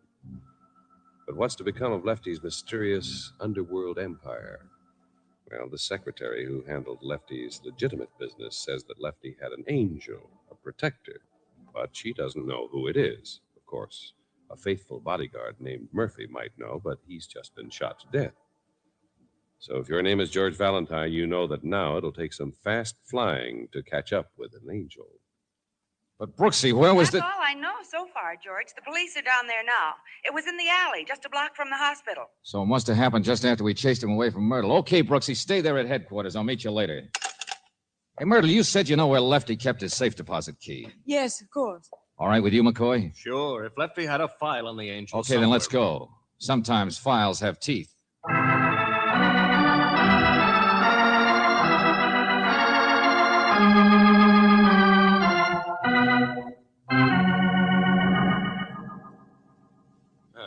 One of the bigger sized boxes. At least he had plenty of room for this stuff. Miss Dane, Mr. Valentine. Hold it. Well, hello, Mr. Emmers. And McCoy. I noticed you people come into the bank. I hurried over as fast as I could. Thanks, but I don't think we need you. Lefty's safe deposit box. That's what you're after? Any objections? Well, no, not at all, as far as I'm concerned. I've got the authority. I'll take the responsibility for approving it with a court order. Well, my signature's on file as Lefty's secretary, if you'd rather we handle it that way. No. Go right ahead. Yeah, you just wanted to watch, huh? Okay, here goes. Plenty of stuff. Well, these are just income tax things. How about this? Oh, wait a minute. No, it's the same. And these are audits from the investment office, see? Bonds. Brother, look at this. I know he had a lot of money invested in buildings. There's $1 million worth here, or I'll eat it. Lefty never talked much about his money. Say, look, let's not be naive, Emerson. Lefty couldn't have made that kind of dough with his legitimate business. Of course not. Not a tenth of it. So you prove he had other enterprises. So what? We already know that. Now, come on, this is no good. We're wasting it. Hey. Yeah. Dusty little envelope down at the bottom. Acme Rental Service. Here, let me have that. All right, take it easy. A key. Nothing in it but a key. It looks like a house key. We can trace it, all right. There's a date on the envelope. Acme will have a record. Sometimes I've called Lefty at his house and there wasn't any answer. I mean, lots of times when he was supposed to be home. And his own home is pure as driven snow. So maybe you had another house. Place nobody knew about. The guy playing it safe would keep a duplicate key in the bank. Okay. I'll see you later. What? I'm running over to Acme. Valentine, you worry about the murder. Running down Lefty's other life is my worry. Well. After all this time of getting nowhere, the heroic DA's man steps in. Sure, I'm after a headline. So what? Skip it and I'll call you back in an hour.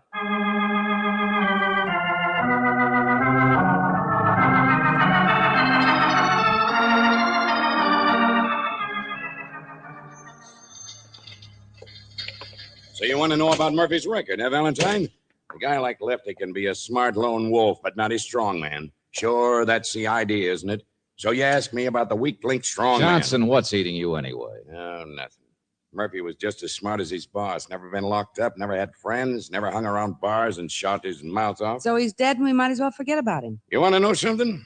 I bet he didn't even know anything about any angel. Just Lefty's big, faithful muscle. And what's all this stuff on your desk here? Angels. I'm starting a list of angels. And do you know how many there might be? What do you mean? The DA's office always thought Lefty played it alone, like a genius. So now we get into it, because there's murder. What do we find? Well, Emerson at the bank has dealt with him for a long We time. find a corporation executive who played cards every Friday with Lefty for years, a real estate king, a fire chief.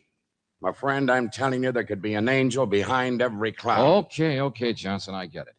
Now, which one is it? His lawyers, that's the best bet. Big, respectable outfit. Ask them to call back. Hello? Oh, who is this? Here, give me that phone. Take the extension. What is this, a date bureau? Hello, Myrtle. Mr. Valentine, did he call you? Who? Bill McCoy. He was going to call me, and it's nearly 2 hours. No, he hasn't, Myrtle. Say, where are you? I called his office, but they haven't heard from him, and I stopped by his apartment, but nobody answered. Listen to that. Everybody's getting into the act. Wait a minute. Myrtle, I'll ask the police I to... checked the Acme place and they gave me the address he went to. It's a houseboat. What? But I still can't find Bill. Amateur detectives. Listen, lady. Mr. Valentine, come out here fast, will you? That's where I am. Lefty's hideout. The houseboat.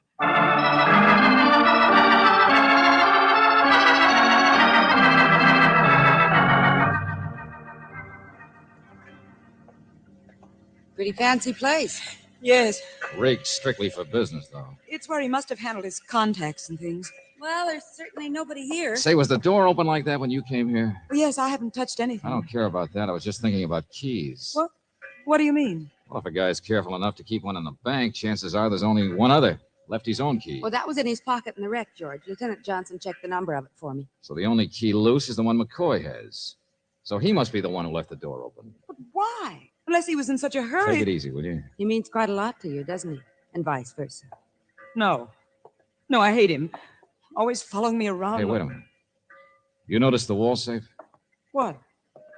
Here, behind the table. George, it's been left open, too. Uh-huh. By somebody who knew the combination. Johnson can tear this place apart now, but I'll bet he won't find anything. Whatever there was is gone. Bill, I don't care about that. What's happened to Bill? George, yes. Whoever opened it had to know the combination, so it couldn't have just been Mr. McCoy that was here. He could have found it that way. Or he could have found somebody else here and taken the stuff out of it and headed for the DA's office. Oh, no, you know that's not true. George, if the angel was here, Stop too... jumping to conclusions, both of you. Come on.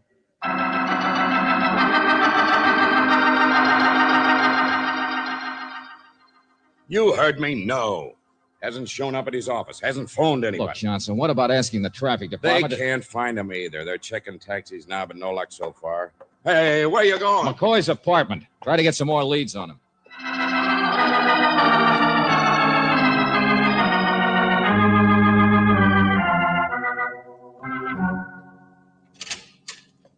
George, look. McCoy! Hey, McCoy! Bill? Oh, you're wasting your time. Look at the bureau and the closet door. I'll say. Somebody sure went through here fast. No neckties on the rack. Drawers left open. No razor blade, no toothbrush. George. Yeah. No suitcase in the closet either. Somebody else must have been here, don't you think? I mean, it seems to me most likely... Hey, what are you doing at that fireplace? Mr. Get away from Valentine, that. No! Yeah. Ashes. Papers. So you try to step on them and Well, put... they're all burned, whatever they Hey, are. Brooksy, shut the door. Get rid of that draft in here. Maybe I can still make out this... Yeah, that's what they are, all right. All right, Myrtle, look. Whose handwriting is that? I don't know. A second ago, I thought you were scared because you thought McCoy might be dead. Now, come on, whose papers are these? I don't know. They're burned so badly, I Okay, can't you tell. won't tell me, but I know somebody who can.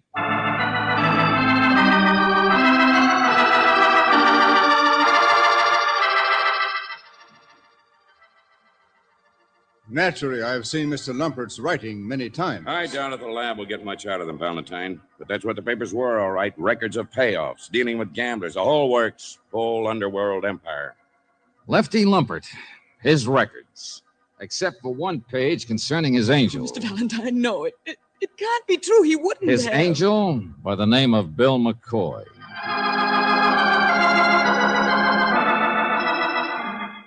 Well, it's happened before. No one in a better position to protect him. The investigator who somehow could never find anything. Until today.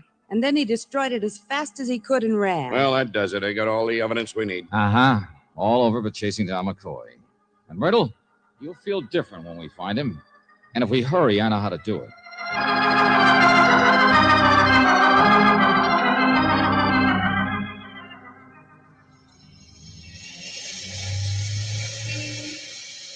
Once you said I was tough, Mr. Valentine.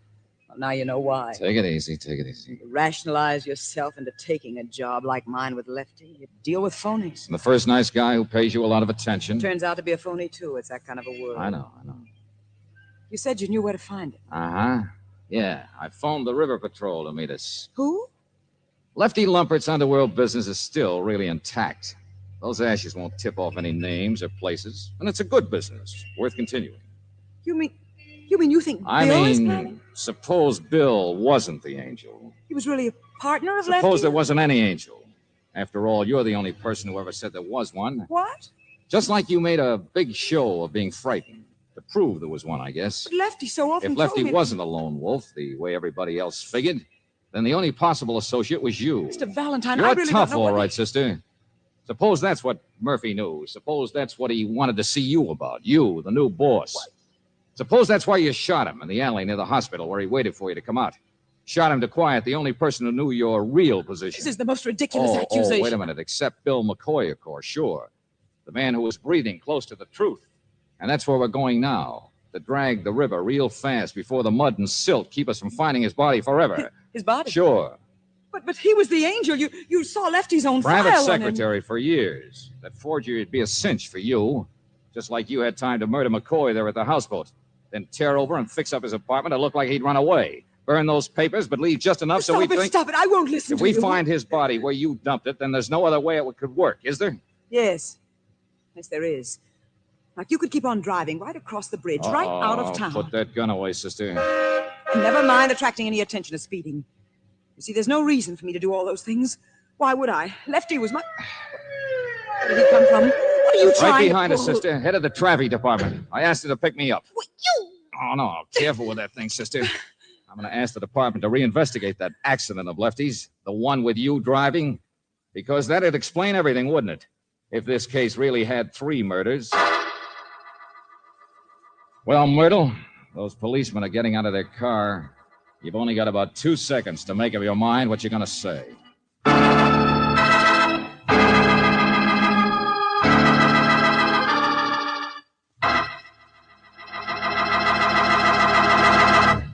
You know what I'd say if I was in Myrtle's shoes?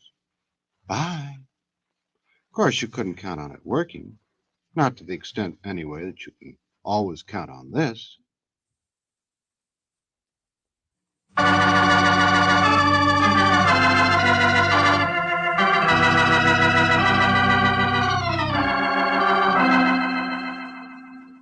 Mr. Valentine, you don't count very well, do you? Oh, yes, I do.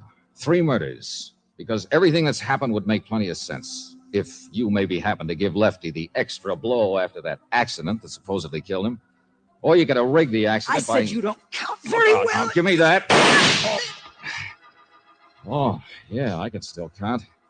So can you. 3 murders, I said. Not 4.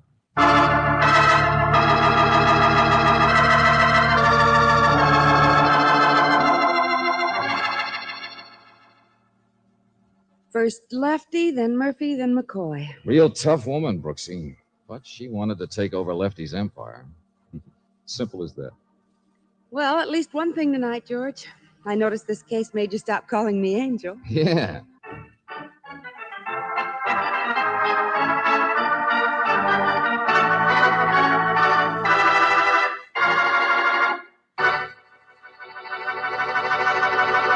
You have just heard another adventure with George Valentine. Robert Bailey starred as George, with Virginia Gregg as Brooksy. David Victor and Jackson Gillis wrote the story, with music by Eddie Dunstetter. Now, this is yours truly inviting you to another visit with Valentine, when you will again hear what happens when you let George do it.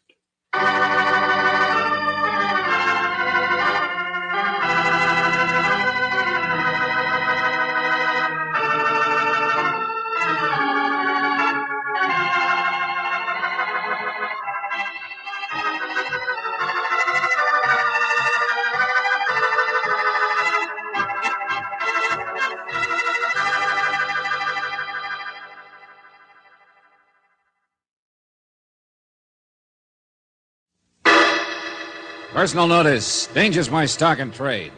If the job's too tough for you to handle, you got a job for me, George Valentine. Write full details.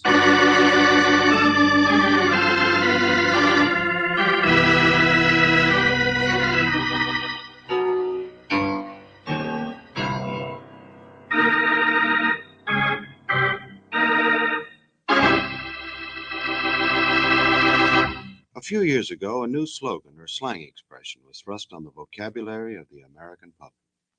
You remember it. It came in very handy when the wife wanted you to clean out the attic, or your brother-in-law put the bite on you for a 10 spot.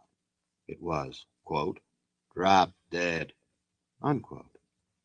Of course, it never did you any good, but it was better than 23 skidoo or go jump in the lake. If you listen carefully, you may get some tips on how to use the expression with more effective results. It all started with a phone call to George Valentine's office by a little fellow who was just full of questions. Oh, let's see if George has any of the answers. Don't you want a story? Hold it, will you? Who is this? Jerry Yule, I said. I'm a writer and I have a story. Yeah, well, this is George Valentine, and I'm not a publisher. Please listen to me. You've got to meet me right away. Captain Charlie's Neptune Palace, the old waterfront The district. captain's who's what? I live here. It's an old hotel. I'm collecting material. But this particular story, I'm afraid I don't know how it ends. And that's why I need you. Sounds to me like it goes around in a circle. I want to be there when it ends. Don't you understand? That's why I'm calling you instead of the police. Police? What kind of a story is it? Well, it concerns a mysterious stranger and a seaman who chews tobacco. And mostly, of course, the parrot. The what? The parrot, a green and orange parrot. Ordinarily, I don't like parrots myself, such mangy, squawking creatures, but Captain Charlie, of course, will. A green and orange parrot. Now, look, friend, if you... Meet me in 15 minutes at the foot of Tide Street, please. You don't want anyone else to get their hands on this story, do you?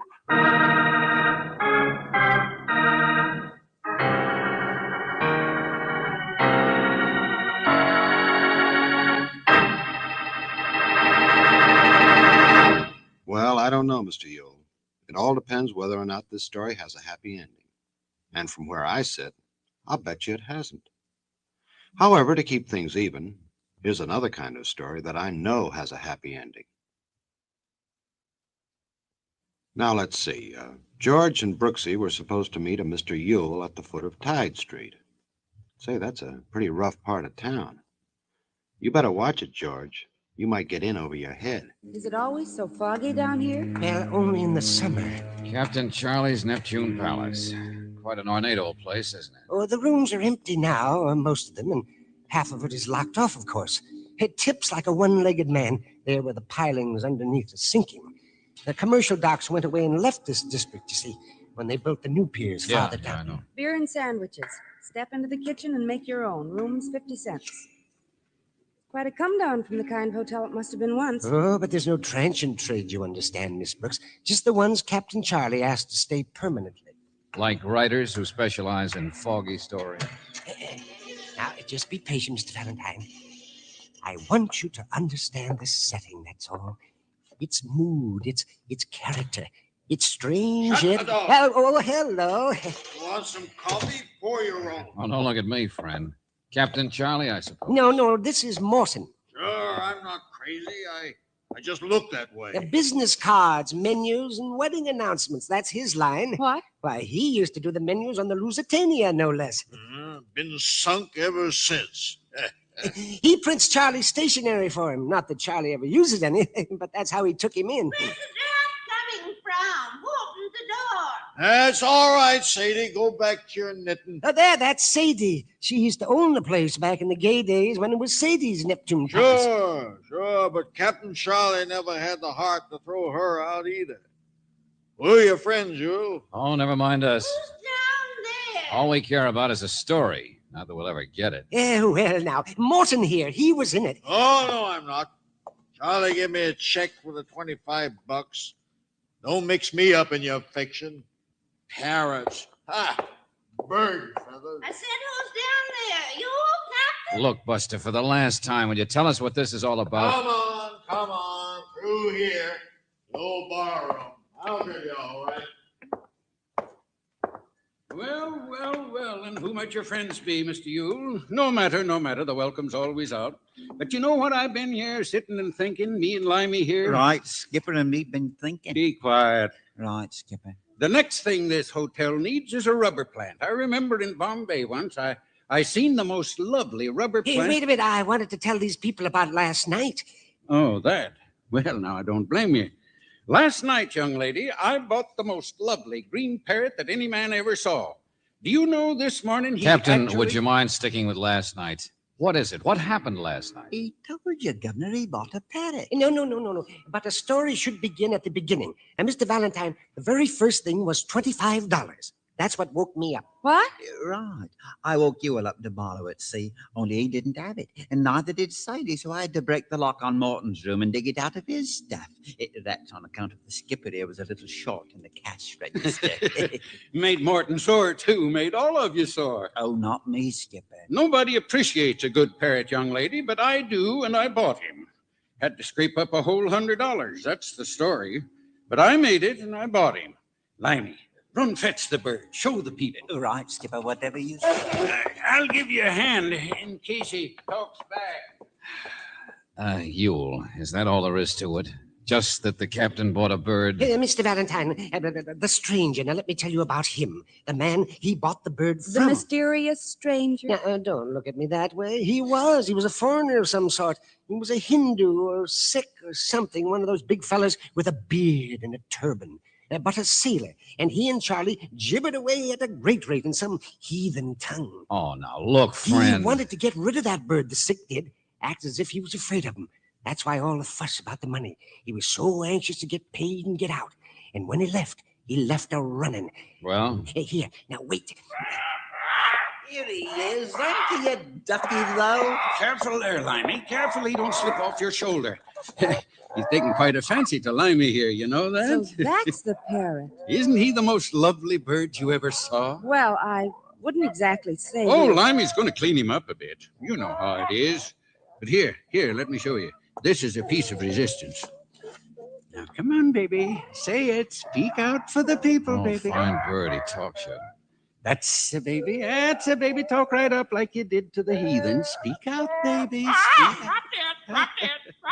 Drop dead. Isn't he the most lovely thing you ever heard? Drop dead. That does it. Valentine, wait. Wouldn't it interest you if I told you that I took a walk this morning just before I called you and that I found the Sikh, that heathen sailor who was so afraid and so anxious to get rid of the bird, and that the poor man was just lying there in an alley, dead.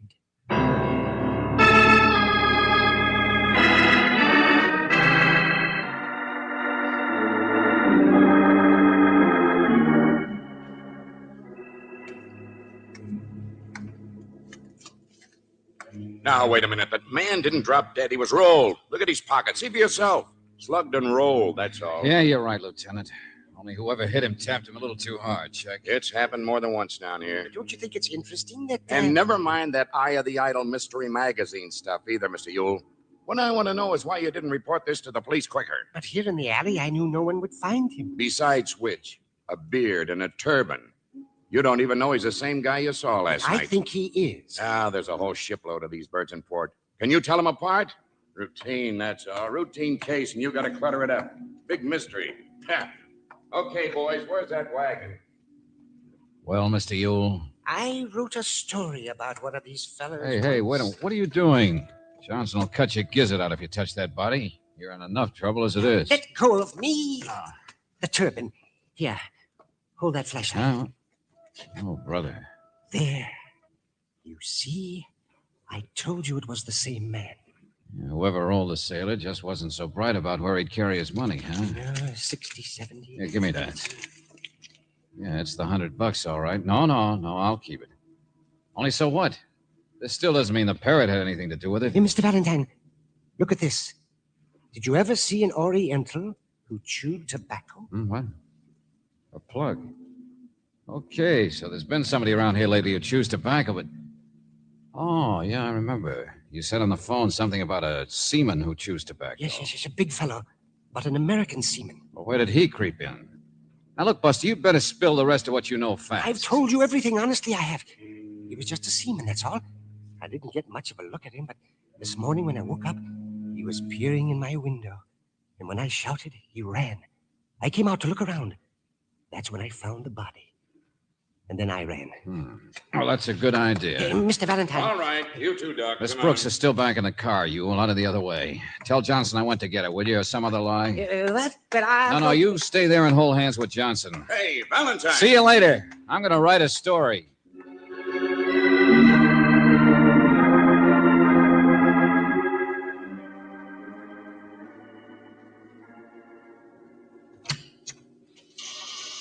George, remember? He said that man in the turban seemed so anxious to get rid of the Take bird. it easy, Angel. Hey, Captain. Captain Charlie. This is a crazy, strange place, isn't it? That captain gives me the jitters. Never mind. I don't want to see him anyway. Limey's the one who'll talk for us. A weasel if I ever saw one. But why? What can he tell you? What is it you're trying Here we are, through here. Just check the information we've already got, Brooksy. Yeah, I'd like to weed out some of Ewell's weird notions. He's about stupid enough to think that bird is some sort of weird supernatural. George. Relax, Angel. Up at the head of the stairs, that's all. Come on. Speak of the devil. Yeah. Something at the bottom of the stairs, too. Limey. It's Limey. He's dead.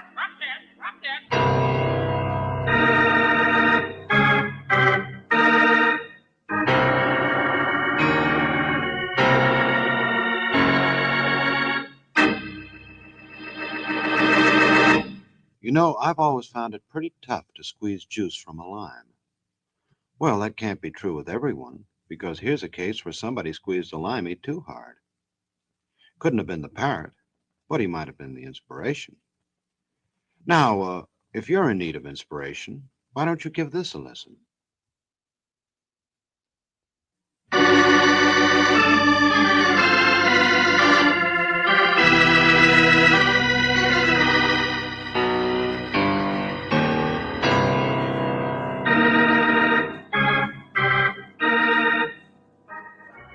Now,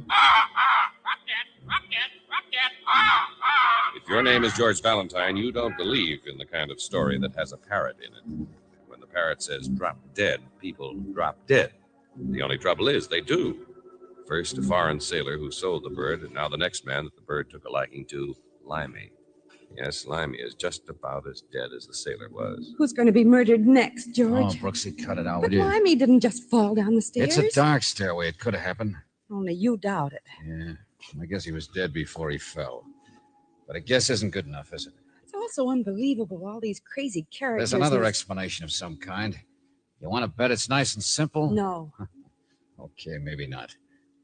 But for instance, why is the parrot important? Why was that mangy captain so anxious to buy him in the first place? Why is Mr. Ewell so interested? I get the idea. So run out and get the police, will you? Well, what are you going to do? I want to see who's around, Angel. Mostly upstairs. Well, the bird is, for one. Yeah, I know. He hopped off down the hall. See you later. All right, George.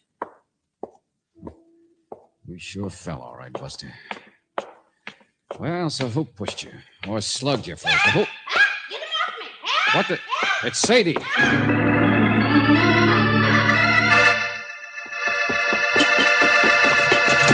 Sadie! Get him off that awful thing! Oh, what? Get out that window! Boy, shoot! All right. Just a parrot, that's all. Just of all the ugly, mean, All right, take it screeching- easy. He's out the window now, huh? Sitting there on the kitchen roof like he was real proud of himself. Only what happened? Hopped through here across my face. I was sound asleep. I told Captain Charlie I wouldn't stay here if he kept that bird. I never allowed parrots when it was my hotel. This was a respectable place. Sure. But look, Sadie, did you hear any noise out by the stairs a while ago? Maybe about half an hour ago? No. Why should I? Everybody's been out, except that awful creature. I heard them go. Why? Skip it. Only tell me something, Sadie. How long have you lived here? 40 years now, I'd say, off and on, barring a couple of marriages. But I always come back. Oh, my lands, I wouldn't know any other place to live. None of us would. All been here for years with Captain Charlie, huh? Well, of course. Except that Ewell, naturally, he's recent. We're all sort of has-beens, but the captain, he keeps us all under his wing. He's a wonderful man, so generous, honest. That was what you wanted to ask about, wasn't it? Yeah, Captain Charlie. Ask anybody in the district about Captain Charlie. He's Okay. nothing bad about anybody here, except for that bird. Yeah. Well, I better get him off that roof. Well, don't you bring him back in here. Won't have that thing screaming at me. Oh, be quiet, Sadie. Somebody else trying to get him off that roof, too. Very popular bird. No, stay there. I can make it around the ledge. Just stay in your room. Easy down, boy. I'll be up there and get you in just a minute now. Keep the big trap shut, will you? Less noise now. That's Huh. the stuff. Don't you know? A seaman. Now we got you, baby. Would have been easier to climb up with a ladder. What? Bird watching society. You always chew tobacco when you go parrot hunting? Beat it, will you, buddy? I don't want no trouble. I don't blame you. Not on a slippery roof. Stay out of it, Mac. Hey, don't reach for that bird. I want to talk to you. I ain't the type. Stay where you are, I said. Hold still, you blast. Yeah, now look what you did. That's the kitchen flue he's climbing into. Now we can all have fun getting him out. Yeah, well, let him stay there. Forget him. You're the one I want. There's a little matter of people dropping Oh, dead. no, that's you all. don't, Mac. I had enough. I don't want no trouble. This is where I came Now, in. don't try that. Hey, you. So long, sucker. Look out. You'll slip.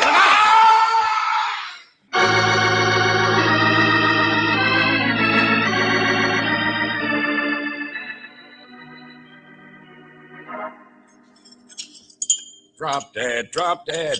Valentine, you're the one. Oh, stop it, Johnson. Drink your coffee. Plenty for everybody here, folks. Help The yourselves. seaman isn't dead, Lieutenant. His skull wasn't fractured. So we gotta wait for hospital reports before we can get him to talk. Johnson, for the 10th time, leave me alone, will you? Go solve your 2 murders. You checked all these people on when they last saw Limey? Yeah, we checked and double-checked and still haven't found anything. Okay, then leave me alone. I'll drink my coffee and think about it. Sure. First, you pocket $100 and run.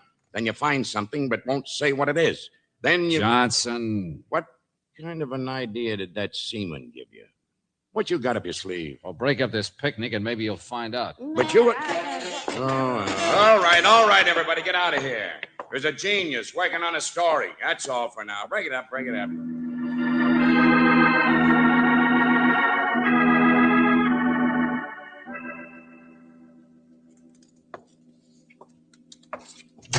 George. All right, they've gone now. So come here, brace me, Angel, and you can beat it, Brace too. you? What in the name? George, get off of that stove. It's a big one. Got a big ear, man. What? The flu. Hope he's all right. Yeah, now I can reach you. Oh, where are you, boy? Come on, come on. Oh, brother, soot, grease, and I cobwebs. mean, he's been there all this time, the parrot. I hope he's in here. Hope I can reach him. Yeah. Sure, here we go. Oh, look at the poor thing. Yeah. Well, I'll clean him up a little. He'll be all right. George, what are you going to do with him? I wouldn't touch that bird if it laid golden eggs. All right, hold still, Abney. Now, Brooksy, listen. We got to find out once and for all if this bird really does have anything to do with all the crazy stuff going on here. You're sure hard to convince. Hey, get off my coffee. If you're thirsty, boy, we'll get you a drink. Now, Brooksy, you go in the bar where Johnson is. Give me 5 minutes head start, then tell people I found the parrot and took off down the alley. Well, of all the Well, this is the ridiculous- only way to find out, isn't it? To see who comes after me. The bird itself can't have any value, but maybe somebody thinks it does. Drop dead. Oh, Brooksy, now look, just because everybody who's been around this long-nosed chicken has got into trouble. All right, I'll do it. But there must be easier ways to find the end of a story. Okay, bird. Let's get some of the grease off your feathers. Bird of ill omen, huh? Big mystery bird. Oh, you like that. Well, get yourself all stretched, because in about 5 minutes we'll go outside and see if anybody meets us. We'll find out just how dangerous it is to hang on to you when you're, you know... Hey, shh, cut it out, will you? That's better. Drop dead. Huh? Drop. What? Hey, bird, snap out of it. What's the matter with you? Hey, Abner, come on, boy. Come on. There's nothing wrong. Oh, brother. Drop dead, huh? Coffee. The coffee. You took a drink of my coffee. Brooksy. Johnson, what? John.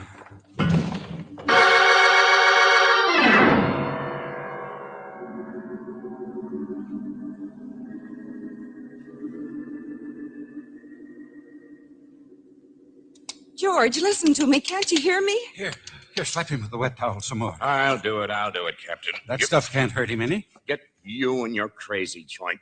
Get out of here. All right. You all drink that stuff, too? Oh, George, here now, don't move. You told me 5 minutes. It was 5 minutes before anybody even started to look for you. Sure. Just me, huh?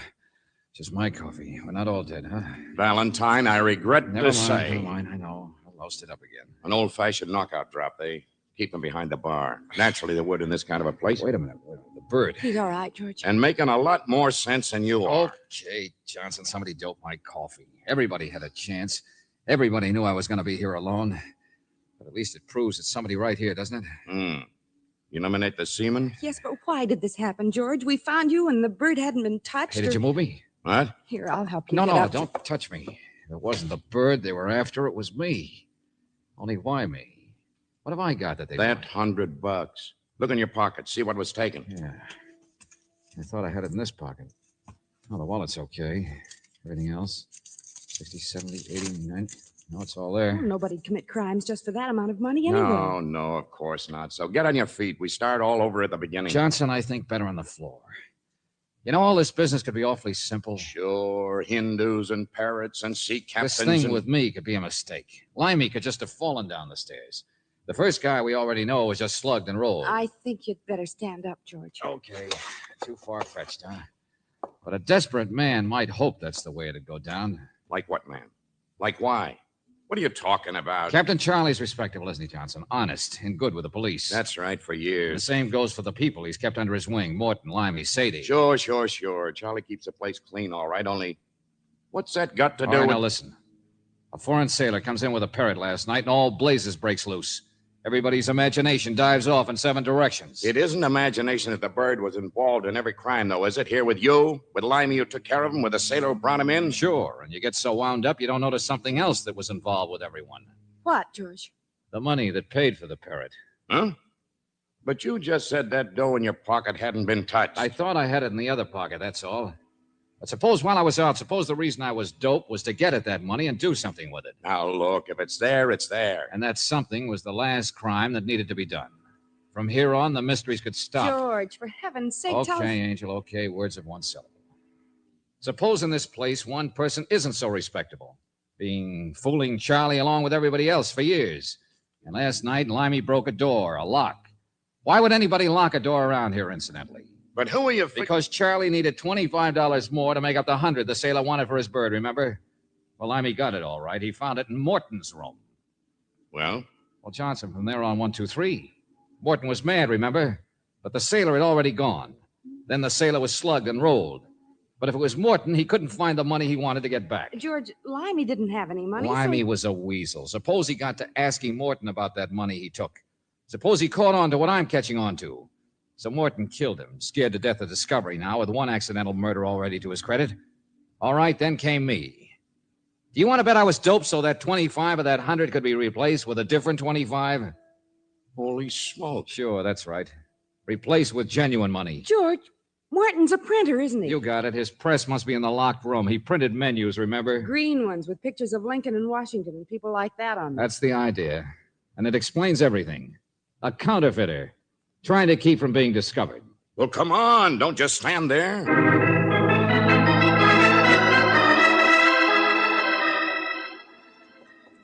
Morton. Hey, Morton. He was here just a second ago. He ran upstairs when you came out of the kitchen. There he goes. Martin, stop! Sergeant, get him! Hold it, Angel. Let the police do the rest. Hey, what's going on anyway? Look, ma'am, ain't this a lovely bird? You know, someday I'm going to get me a rubber plant and then...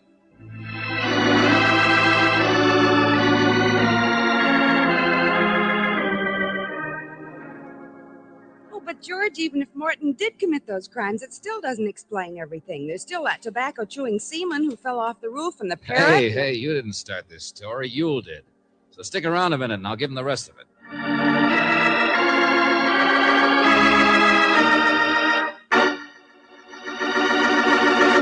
You're right, Brooksy. There are a lot of questions that still need answering. So, while George is getting his story straight, suppose we all give this story a listen.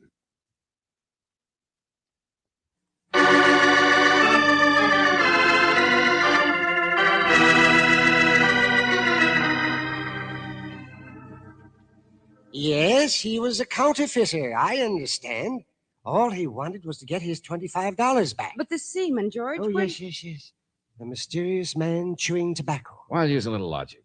The sick, the foreigner who was so anxious to sell the bird in a hurry, didn't speak English. Yes, that made it all the more... So where did his bird learn to say drop dead? Oh. Yeah, and every clue Yule gave me about him suggested the obvious. The sick had stolen the bird and was trying to sell quickly before the guy he stole it from caught up with him. You telephoned the hospital, huh? Well, this might not be all clairvoyance, but sure. The seaman didn't want to get mixed up in any trouble, but he still wanted his bird back. Huh. His bird. And that's all there was to it? Oh, my beautiful romantic story of the waterfront. With all those strange characters. Watch it, And watch it. Don't get carried away again. Oh, dear. My beautiful story. Anyway, cheer up, Mr. Ewell. Maybe you could sell it to one of those mystery shows on the radio. Sure. Call it Drop Dead.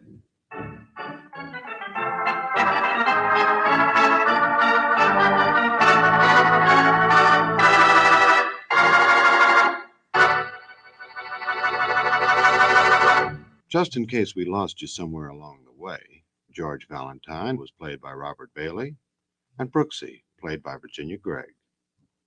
David Victor and Jackson Gillis wrote the tale, and Eddie Dunstetter played the music. Now, this is yours truly inviting you to our next visit with Valentine, when you will again hear what happens when you let George do it.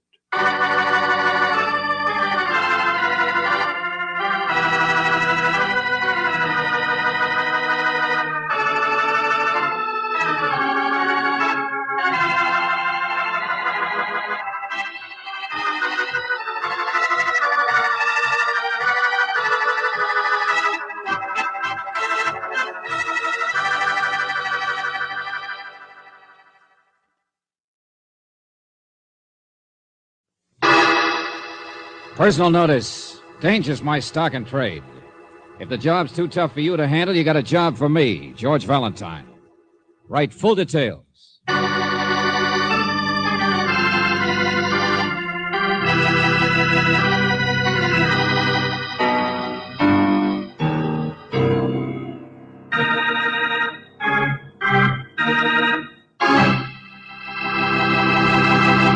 Say, have you got any skeletons hanging in the closet? If so, dig them out and set them by the radio, because we have a dandy story that's going to make them feel right at home. It's called Uncle Harry's Bones, and it's complete, all except for his floating ribs he lost somewhere between 18th and 19th on Chestnut Street. Now, where they keep Uncle Harry's mortal remains, only time will tell. Besides, George Valentine has to have something to do for the next little while. Otherwise, he wouldn't be able to go around saying, "Let George do it," which would not be good, since that is his aim in life. Anyway, if the maestro will throw us a bone in E-flat, we'll get on with the epic.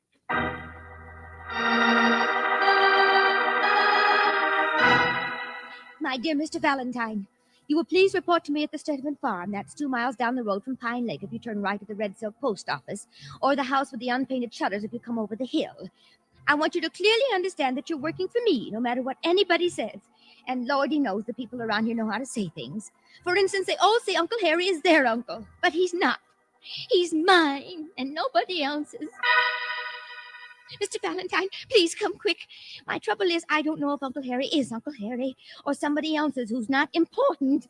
I've got to find out. Now, don't you think? Sincerely, Sophie Sturdivant.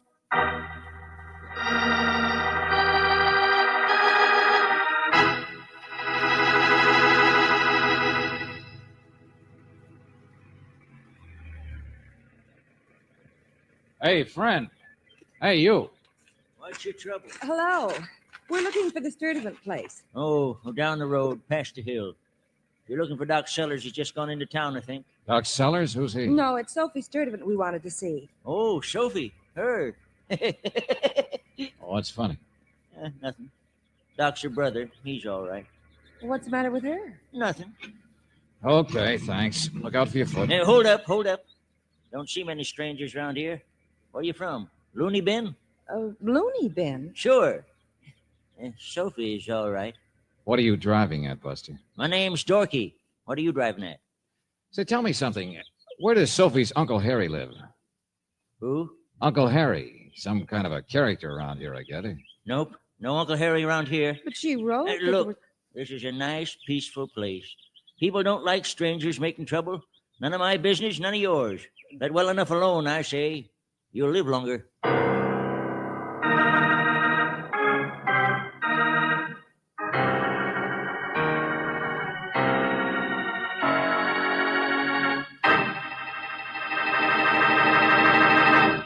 You know what I'd do if I were George?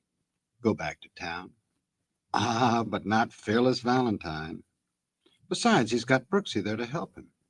Just like I've got this to help you. Now let's see if George and Brooksy took the old-timer's advice to get out of town. Nope, I guess they didn't. Because there they are, walking up to Sophie's front door. It's kind of a run-down place, isn't it? All places around here seem to be, George. Yeah. Mrs. Sturdivant? The door's open. She's probably out back in the kitchen. Mrs. Sturdivant? Sophie? She's not in the kitchen, George. Of course she's not. Huh? What do you think does the cooking around here anyway? Hello. Yeah. We didn't mean to walk right You must in. be Doc Sellers. Well, I ain't Abraham Lincoln. You looking for Sophie? Uh-huh. I'm George Valentine. This is Miss Brooks. I seen your car out there. Just come in myself. Hey, sis! Come to the party. You're a doctor, are you? Sure. Want a pill? Here. Oh. Pretty good size, huh? No, I haven't practiced for years, but I still got these. I was over trying to unchoke a neighbor's horse yesterday. Eminent Sawbones, that's me. Uh-huh. You're a vet. Yep. Retired livestock killer. Sophie! Hey, Soph! Upstairs, I guess, working on a butterfly collection. Come on through.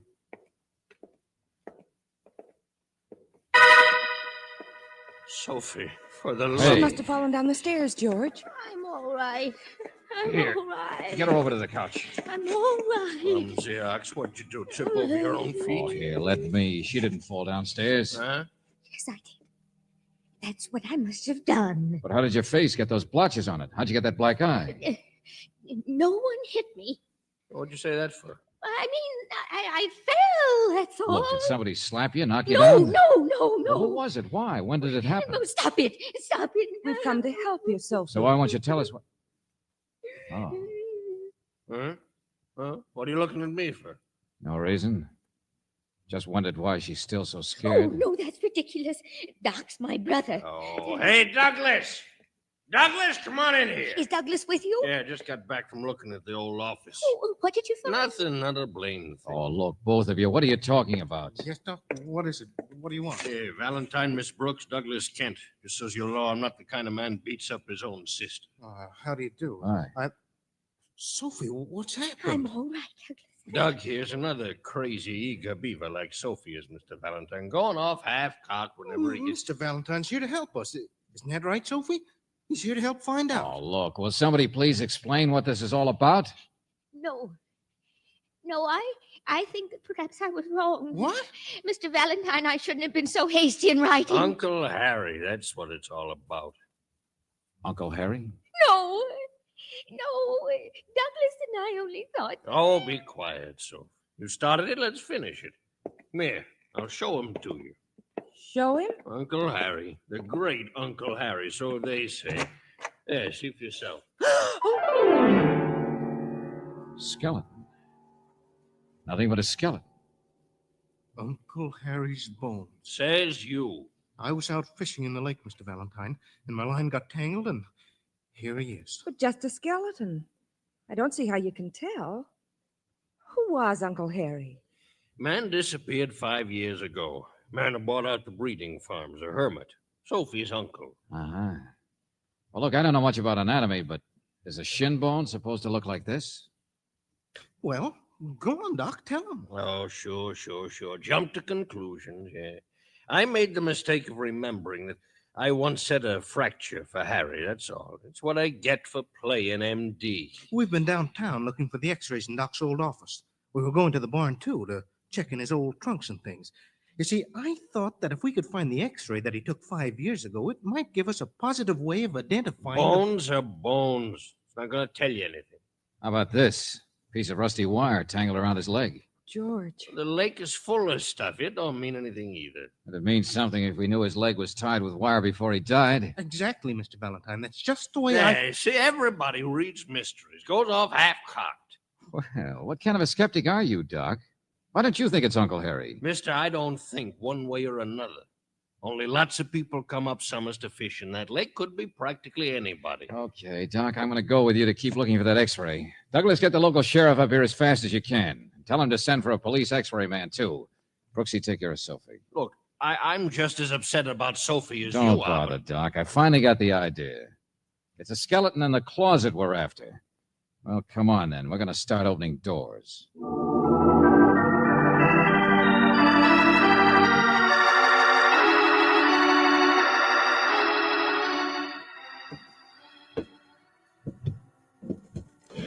Wouldn't have set the blame leg in the first place if there was a real Sawbones around. Blasted bunch of recluses in this part of the woods. Yeah, sure. Can you try this box here? Old Sears Roebuck catalogs. Ugh, blasted cobwebs. Hey, how about the tin one? Yeah. Oh, yeah, let me see. Your x-ray stuff ought to be boxed up somewhere that you could find it. Oh, that you, Sheriff? Right here. Here, meet Mr. Valentine. Worse than cleaning out an old attic. Hi. Don't stick your paw at me, young man. Wow. What's your trouble, Sheriff? Would you like to know what's going on in your I territory? know all about it. Don't need any city boys to come telling me what my job is. Uncle Harry disappeared 5 years ago. Let's leave him that way, I say. You're not interested in skeletons, huh? Sheriff, I think I'd like to have a little talk with you before quit we... your blabbing. Give us your pocket knife. Oh, yeah, here. Just airtight box. Maybe you got it. I don't know. Yeah, sure. Yeah, that looks like negatives. Hey, look out for that spider. Open up closets. Got to expect being bit. Here. Let's see. That's a horse, isn't it? Uncle Harry, horse, spider, what difference does it make? Uncle Harry. There you are. Yeah, name, date, shin bone. That's him, all right. Here, let's get it in the light. Well, Doc? Well, could be the same as the skeleton. Yeah, looks the same to me. Set crooked on top there. Like 100 others, I suppose. Holy smokes, Mr. Valentine, I can't tell for Sheriff, sure. did you get that police x-ray man? Yeah, over at the house. Mr. Kennedy. Okay, give me that x-ray. Come on.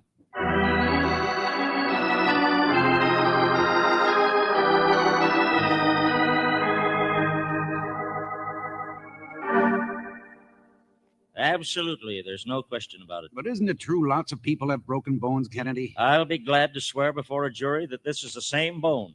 Before a jury? Of course, Mr. Valentine. Hasn't anyone here noticed the fracture in the skull? Ooh. Here, right here. Why, no. Enough to cause death, I should say, in that location. I will also testify that the fracture must have been made before the body became a skeleton. In other words, the x-ray proves it's Uncle Harry. Precisely. And the combination of fracture and wire around the legs unquestionably proves that he was murdered. There you are. Quite simple. Murder.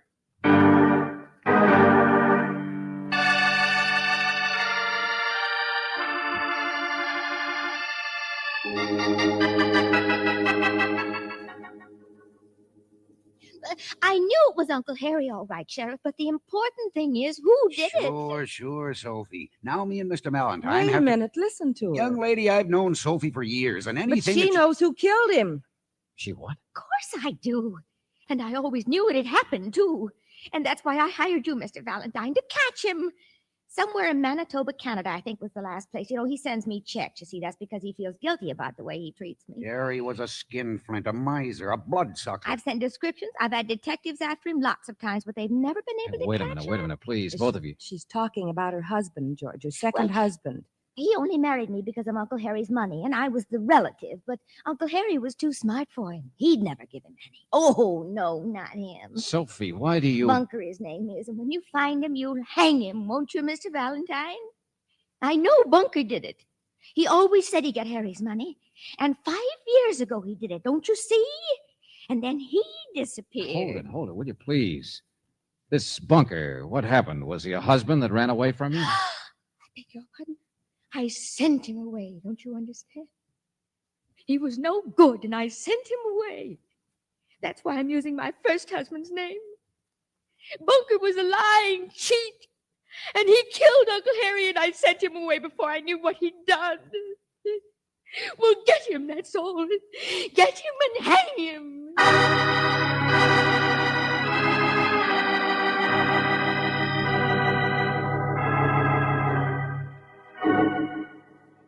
And now, Valentine, will you listen to the voice of reason for a minute? Bunker ran away from Sophie in San Francisco, but it was 2 months before Uncle Harry disappeared. Oh. Sophie's just a little cracked on the subject, that's all. As I figure, Bunker's the one person probably didn't kill Uncle Harry. Forget him. What do you mean? Lonely area around here. Anything can happen. Nobody will be able to remember. 5 years is a long time. Okay, I understand it all now. It isn't just the skeleton in her closet, is it? Nope. Yeah, Sophie wanted me to prove it was Uncle Harry so she could prove it was her no-good husband who did it. Instead, now we've got to solve a 5-year-old crime that everybody else would have to have hushed up, because everybody in the whole area is a suspect for murder. You know who'll get the last laugh? Uncle Harry's bones.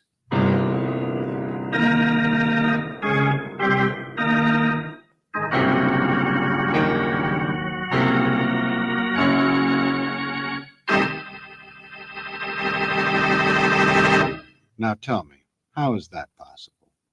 For Uncle Harry to start laughing, that is. It isn't. Not unless all that's left of Harry is his funny bone, which is a nice, happy thought. However, in case it didn't hit you quite right, here's something that's not off the elbow.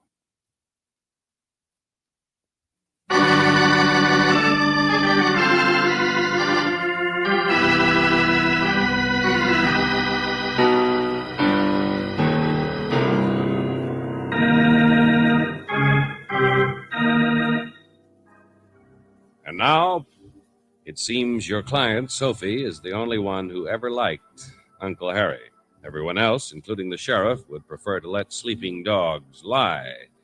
And if your name is George Valentine, you know how hopeless it will be to try to solve a 5-year-old crime when everyone in town is a suspect. Sheriff Harry was a miser, wasn't he? A hermit and a miser. What are you getting at? I don't know.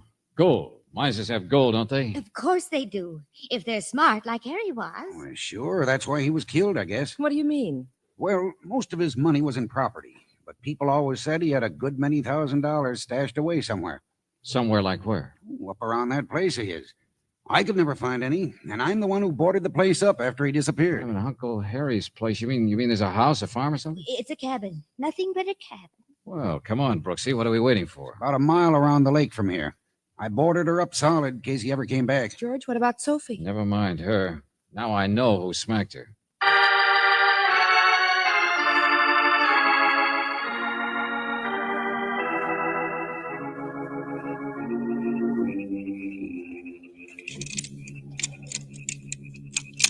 Not much of a cabin for a rich man, is it? No. Yeah. I don't know. At least he kept it neat and clean. Turn your flashlight over here. Oh, Just a desk, that's all. you think there's any point in going through it? Not if you're looking for money. Listen.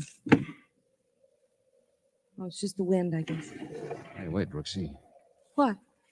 A brick out of the fireplace. Yeah, a nice little hole underneath. Maybe Uncle Harry did have some money. Sure, of course he did. What's the matter? Hole in the mattress. Place for a box. Oh, Hey, look out. I tripped. Well, there's nothing funny about it. Yes, there is. Loose board, Angel. This place is honeycomb with old hiding spots. Yeah. All of them empty. Look, here's a coin. This one wasn't empty. I mean, once upon a time. None of them were from the looks of it. I mean, that doesn't quite make sense, does it? What do you mean, George? With the kind of tough old guy that Harry must have been. I don't... Duck, Angel. Get down. Turn off that flashlight. George? Take it easy now. This is who I think it is. The man with the shovel. I can see him in the doorway. All right, shut the door, Buster. There's a draft. Never mind the match. George, look out for the shovel! Get away from... All right, I guess now we can have some light, Angel. Oh, it's our neighbor. What's your name? Dorky, that right? Let go of me. Sure, I'll let go. The man who warned us away. The man who said Sophie was The just man a who ridiculous... warned Sophie away, you mean? What? I did not. You got mad and hit her, too. That's assault. Now look, listen to All me. a matter of geography. I remember what she wrote me about the two roads. And Doc Sellers and Douglas went to town this morning. That's in the other direction from your place by the hill. So how did you know that Doc had gone to town? He wouldn't have gone past you. That's the wrong direction. So I guess you knew he was gone because you'd been over there. Sophie herself must have told you where he was. All right. Don't prove anything. No, but your shovel does. I wondered why a guy who committed murder 5 years ago would be stupid enough to commit an overt act today. Murder. Now, look, I hated Uncle Harry, I sure, didn't but say I... you did I? Relax, Buster. You're just a little greedy, that's all. Come digging for the miser's cash. George, I don't understand. When people thought Uncle Harry disappeared, they'd naturally assume he took his loot with him. Now it seems he was murdered. That makes it a little different. Nobody alive would be smart enough to kill him and find all of it. An old cowhide skinflint like that... I know. That's why you wanted Sophie to stop raising alarm. If everybody knew for sure Uncle Harry was dead, why, you'd get trampled in the rush up here. He bilked me out of some of my property. You can't blame me Buster, for wanting I'm not blaming you for anything. That's not my job. Now get out. Go on, go home. George, what on earth? Come on. You heard me. There isn't any gold around here. What's the matter, Angel? Don't you understand? We're all through with this case.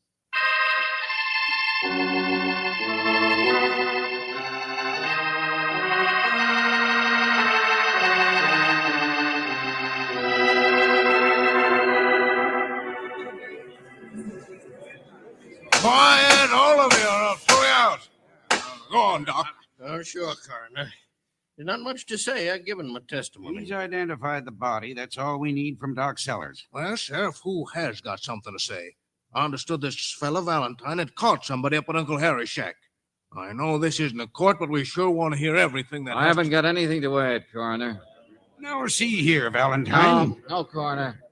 I'm all through with this case. Yeah, I'm on my way back to the city.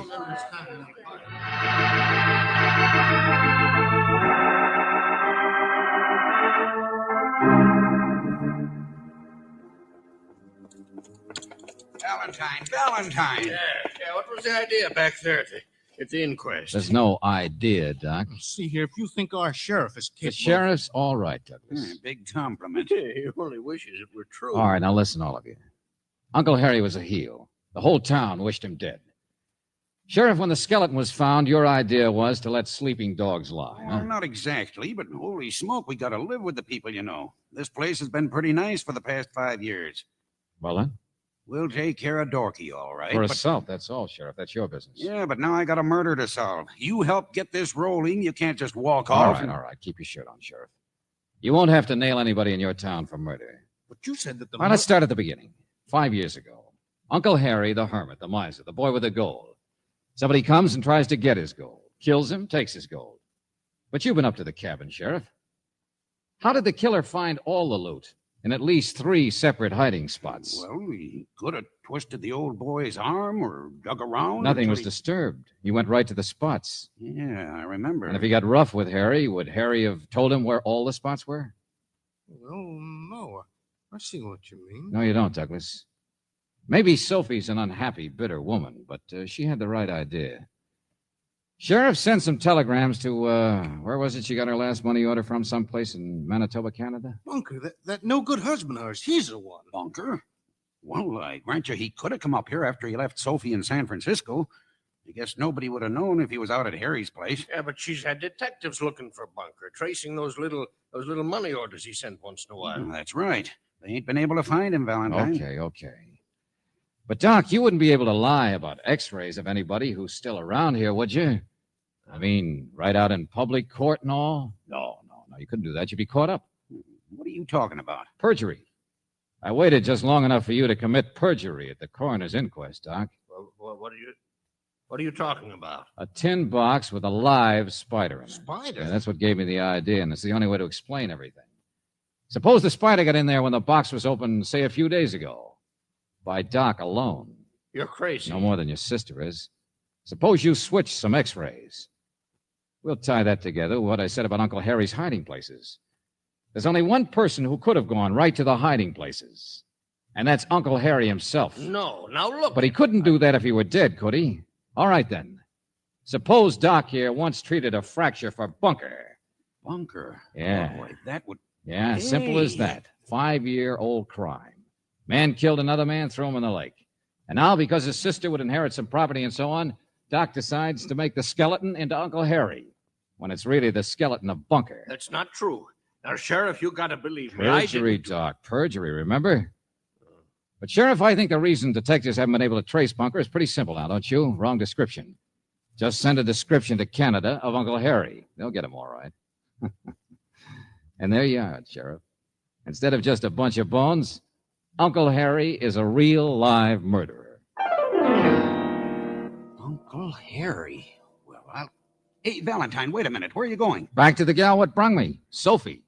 Yeah, there's a lot more important stuff to clear up in this case than dead skeletons. Yeah, Sheriff, I got a live client to drag out of her closet. A gal who hired me and then slammed doors in my face. Why? Well, in a couple of seconds, I'll find out.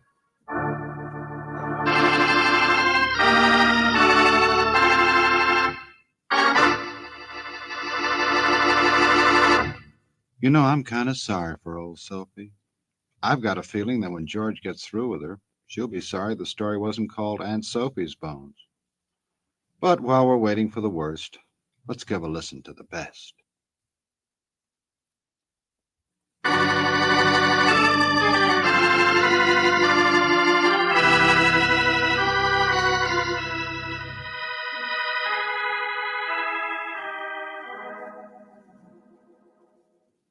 He hated Harry. Bunker hated Harry. Sure, Sophie. You must have come here to get some money out of Harry, and, well, Harry defended himself, I guess. It's been sweet of Uncle Harry to send me the money orders all this time. Even if it is trapping you. I wouldn't be too sure it was sweet. It's kept the illusion that Bunker was still alive. He'd do that on purpose. Oh, yes, perhaps. In fact, I wouldn't be too sure you love that uncle as much as you claim. I think you just hated Bunker. But now Bunker's dead. Now you know he's dead. People can waste a lot of time hating, can't they? Oh, Sophie, I'll tell you something. You wasted a lot of our time before I caught on why you hired me, then didn't want to talk. Well, I told you were working. Well, I didn't think it was just Dorky's getting rough. It was the fact you began to remember whose leg had really been fractured, wasn't it? Well, I couldn't understand what the doc was up to. I'm so glad it was only perjury. Makes me feel much better. He'd been willing to wait another 2 years. You might have had Uncle Harry declared legally dead and collected his property that way. Yeah, but Doc wouldn't wait, that's all. Too good an opportunity. And the ironic part is, if it had worked, Uncle Harry couldn't have done anything about the inheritance slipping away from him. Not without admitting the whole story. Well, I can see why Doc was tempted, all right. Doc hated Harry. Such a waste of time. You said that before. About hatred being a waste of time. I collect butterflies, you know. People say I have about as much brains as one. But anybody who wastes time is crazy. Sure, butterflies, I suppose so, yeah. He's stupid, isn't he? Doesn't learn any lessons from seeing what happens from an unhappy marriage. Don't worry, Sophie. I'm the teacher. What? Hey, what is this? Come along, George. Time to say goodnight. Oh, now you haven't seen my butterfly collection. You come upstairs with me and I'll show you my rare prizes.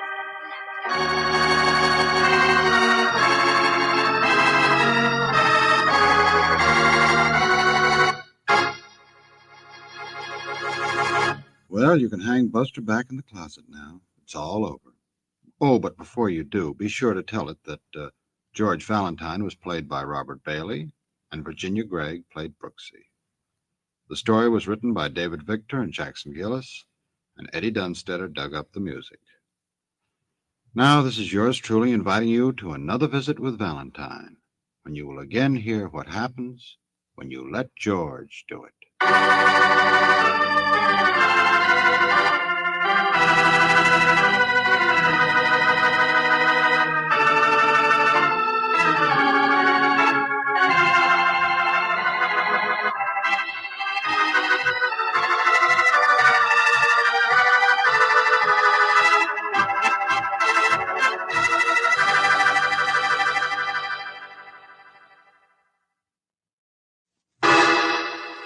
Personal notice. Danger's my stock and trade.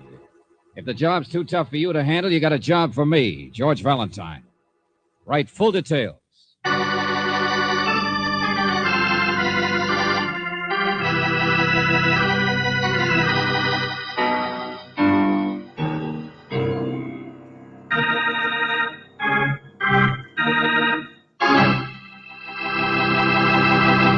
I wonder if the time will ever come when George Valentine runs into a problem that's even too big for him to handle. So far, he's been lucky, but you never know. Take this Pita Van Rassel that he's about to tangle with. Peter is one of those charm boys with an accent who just arrived here from Rangoon. He looks like the type of character who could handle himself under almost any circumstances. But he must have hit a snag, because right now, all Peter has in mind is let George do it.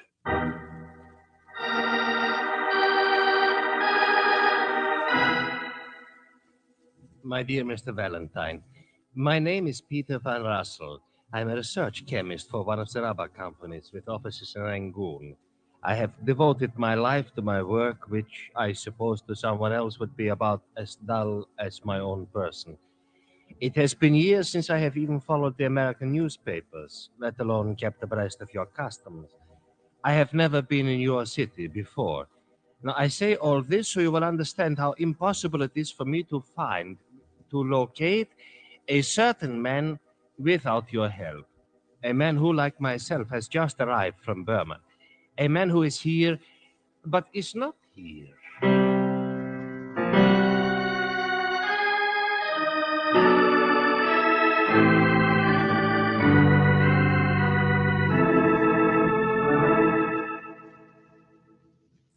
It is a debt of honor, you understand, purely a personal matter. I must see him. I only have a few days before I return to the jungle. Oh, wait a minute, Mr. Van Rossel. You said this man is here, but he isn't here. No, I assure you, it is just as confusing to me as it is to you, Miss Brooks. Well, to start at the beginning, what's this man's name? Hollowell. Terence Hollowell. He's about 40 years old.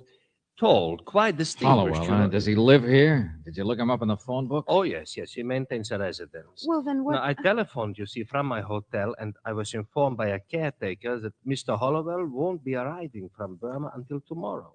Well, okay. Then he just hasn't got here yet. Now, yes, he has. I came by plane. I'm sure he was at least a day or so ahead of me. Here. No, that's a little torn. Cablegram. Van Rossel, Pan Am, Honolulu. Was waiting for me at the airlines office in Let me Hawaii. see that. Waste of time. You're trying to contact me. I'll write in detail, but assure you that under present circumstances, our meeting one another would be needlessly painful to you. A stroke of fate, that's all. Please understand, Terence Hollowell. Now here, this piece here, you see? That cablegram was sent from this city. He sent from here. So he is in town. Yet at his house, they insist he is not. He is here and he isn't. Mr. Van Rossel, apparently this man doesn't want to see you wherever he is. What sort of person is this Hollowell, anyway? Or a traveler, a lecturer. You know, most charming fellow. He stayed with me for a week or so at my plantation north of Rangoon. No, but so easygoing. Not the sort to be mixed up in anything troublesome, you know. And you have no idea what he's talking about in that cablegram? No. And I think I should find out, don't you? There's a pearl necklace, 10 black pearls in a necklace. What's that? Well, that's the only thing I can think of. Hollowell is a man who admires beauty. I helped him to obtain a necklace, that's all. Oh, it's valuable. He paid nearly every penny he had, nearly $2,500 for it over there. So it's worth a lot more here. Oh, yeah. But what could be that... Yeah, I understand you, Mr. Van Rossel. What could have happened to a perfectly nice guy that made him disappear and yet not disappear? Yeah, precisely. Only what do I do when and if I find him? What is it you wanted to see him about in the first place? Oh, naturally, Mr. Valentine. I will explain anything you wish when the time comes. But right now, the urgent question seems to be, why is Terence Holloway trying to hide? And most important of all, where?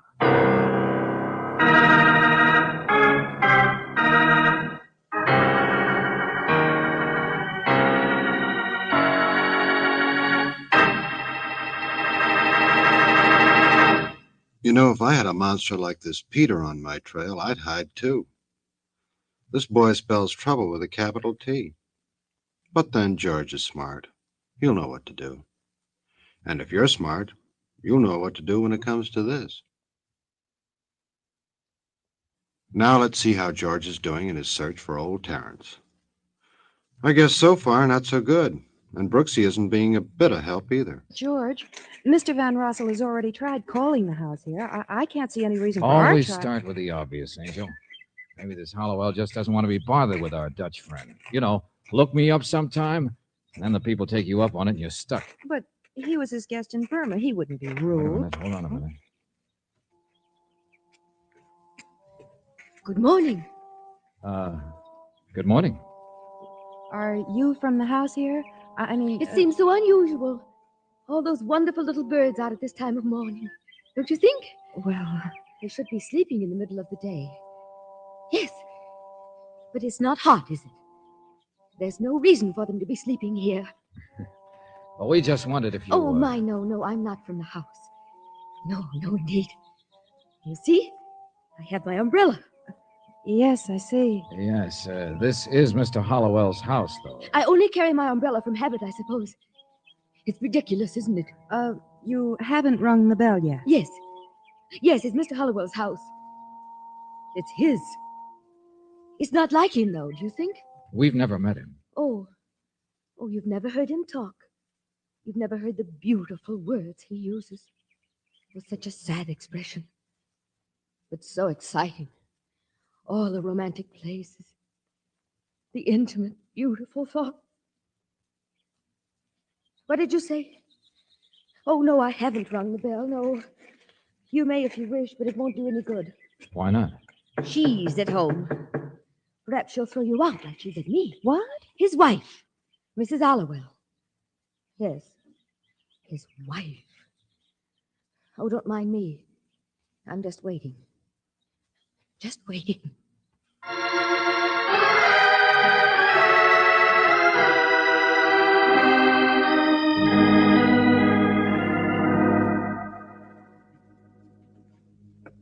Who hired that maid? I asked you, who hired that maid? Lisa, for heaven's sakes, Not a please. day over 18 and straight out of a model agency, if you ask me. You've seen her. How could any man help seeing her? But I tell you, George, listen. Yeah, who the maid did said to wait in the hire her? hall. I won't have her around the house. I did not, Lisa. Now, please, why do you care? It's not your house anymore. You get your separation checks. That's all. That's why I'm here. I haven't had a check for 2 months. You've been holding out again. There isn't any money, I tell You're you. lying. Oh, Lisa, darling, I couldn't lie to you if I tried. Don't you believe? Hello. Is anybody... Oh, excuse me. How do you do? Excuse us. I'm Miss Brooks. This is Mr. Valentine. The maid said Of to come... course. Visitors all over the place. Why not? I'm Mrs. Hollowell. Oh, but then you must be Mr. Hollowell. My name is Cy Kirby. And you walked in and are offended because I make a lot of noise. All right, I don't mind. I'm a nasty woman. Mr. Kirby is my husband's business partner. He belongs here. I don't. He's the one you want to see. What club do you represent, Mr. Valentine? What club? Tell me you're a process server. Which one of my husband's rich women friends do you... Lisa.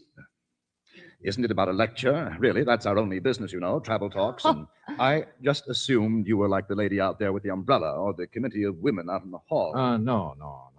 Newspaper, that's all. Wanted an interview. We understood Mr. Hollowell had just arrived from Burma. He won't be back until tomorrow. Yes, that's right. Tomorrow. Oh, I see. Well, I understood he might have arrived already. No, but I'm sure Mr. Kirby can tell you everything you want to know about my husband. Of course. Every bit of publicity counts. Well, look, I wondered if we could get a picture of Mr. Hollowell. Naturally. Delighted. I suppose even Burton Holmes needs a little press cooperation now and then. Come along. We'll find a photograph in his desk.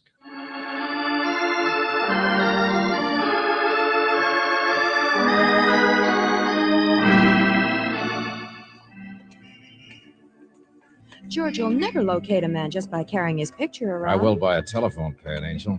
What? Yeah, it was on his desk. There's the name of an employment agency scribbled on it. It may be just a cockeyed hunch, but come on.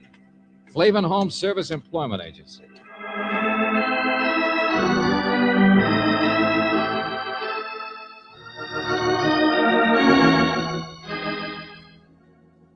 No, Mr. Flavin, there's nothing wrong. I just phoned you to check, that's all.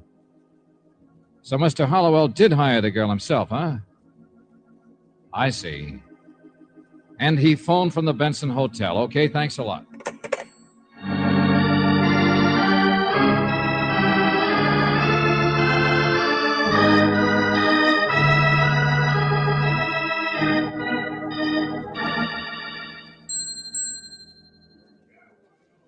Now, the man in the photograph? Why, yes. Oh, yes. He's staying here at the Benson. His name is...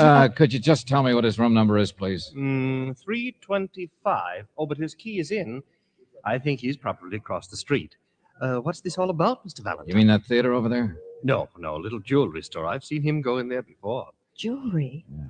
George, remember the pearl necklace? Yeah. What's that? I don't know, friend. It's all too much for me. Suppose we just wait. What's the matter? Give me that photograph. George. That's him, isn't it? Oh. May I have my key, please? 325. Mm-hmm. These people were just asking about you, Mr. Smith. Oh, they were? Mr. Smith? Why, yes, young lady. Mind if we step over here a second? Well, no, not at all. But what do you wish to see me about? It's Hollowell, isn't it? Isn't that your name? Oh, why, yes. But who are you? I don't understand. Neither would the clerk over there if you told him. Neither would I. No, I don't think there's any law against a man being incognito, is there? Who sent you? My wife? Her lawyer? Well, that's the obvious explanation, isn't it? She has a little trouble collecting money from you, I understand. Well, I suppose everyone has money troubles. Never these mind, days. I'm not interested. But what is it you want? Every minute I want less and less, Buster. Come on, Brooksy. We've done our job. Nice to have met you, Mr. Hollowell.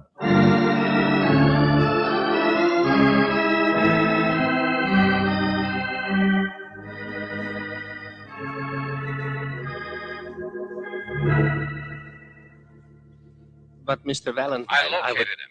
That's all you hired me for, Mr. Van Rossel. Yeah, the Benson Hotel. Now, you've done a very good job. Oh, wait a minute. Not so fast, friend. You said you'd do a little explaining yourself. Why he sent a wire brushing you off is another matter, and I want to know. Of course, yes. I said I would tell you. Well, a debt of honor, that's all. And I appreciate so much your finding him.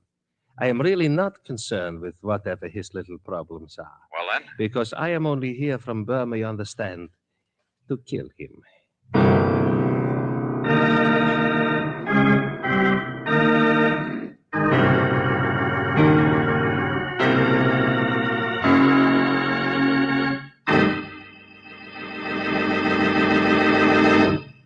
This boy Peter is just full of good news. Wonder how he has the nerve, though, to go blabbing it to George. You know, if I were George, I'd hot-foot it right over to police headquarters. And if I were you, I'd pay close attention to this.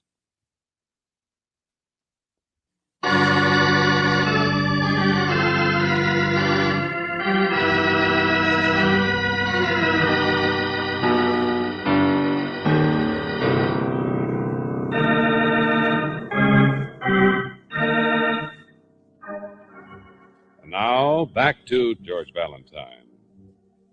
The business of Terrence Hollowell is travel talks, only from what his partner says, they're not making much money at it these days.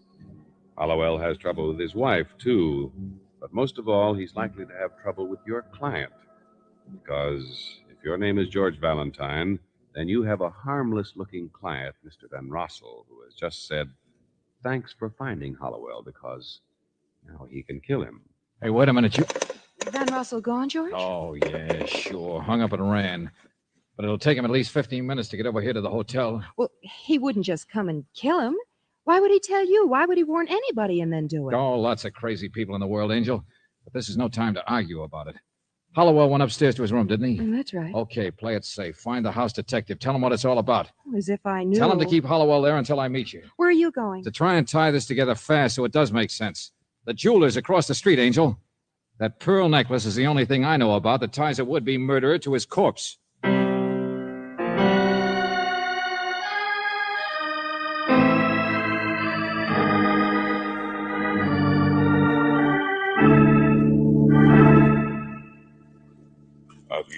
Yeah, beautiful. Such pearls I have never seen. You mean this is it? This one right here? Yeah. Relic from the days when there was time to collect, when beauty was not rhinestone. Uh-huh. Now, look, I asked you. Ah, so even to buy something, you must be in a hurry. All right. $15,000. There, you see. Now you think it is too much. Such a hot day, you should take your time. You should sit down. No, I was just surprised they were for sale. But with Mr. Hollowell's pearls, you asked about. Now, look, he sold them to you. These are the ones he bought in Burma. I know the man who helped him get them. Yeah, well, of course he sold them to me. Now I sell them. But he's been spending a lot of time over here. His hotel clerk said he was over... What do you do? Make puzzles for yourself? 2 days I spend making another necklace for Mr. Hollowell. That's all. A cheap, bad one, culture stuff, junk. Wait a minute. You mean he sold you this one for a nice profit, but got you to make an imitation? Every time you turn around, it's got to be a mystery. No imitation, just a bad one, that's all. Pearls, yeah, black ones, but nothing illegal, nothing to fool anyone. Nothing to fool a jeweler. Only to fool a wife, perhaps. Huh? I know this man from before. Well, what's wrong with that? I fool my wife. You fool yours, don't you? So, all right, it's a hot day. Yeah, Brooksy. George, he's gone. Mr. Hollowell's gone. You sure? He piled some of his luggage into a cab the minute we left earlier. Oh, brother, everybody disappears. No, George. The starter remembered the address, or at least enough of it. Well, where did Hollowell go? His home. The big travel expert's gone home, that's all. Such a strange thing to do, such goings on. Lady, this, George, you should put in a mystery show.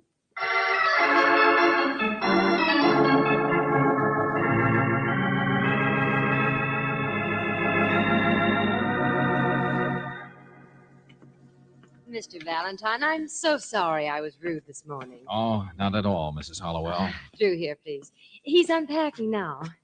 And look here, he brought me this. Pretty necklace. Oh, you already noticed it. But see, it's real black pearl. Nice husband. He bought it with his last penny in Burma. I know it was because Cy keeps the books and he told me. How could I stay angry at a husband like that? Oh, Terrence. Terrence, darling. Yes, my dear? I won't keep him long, Mrs. Hollowell.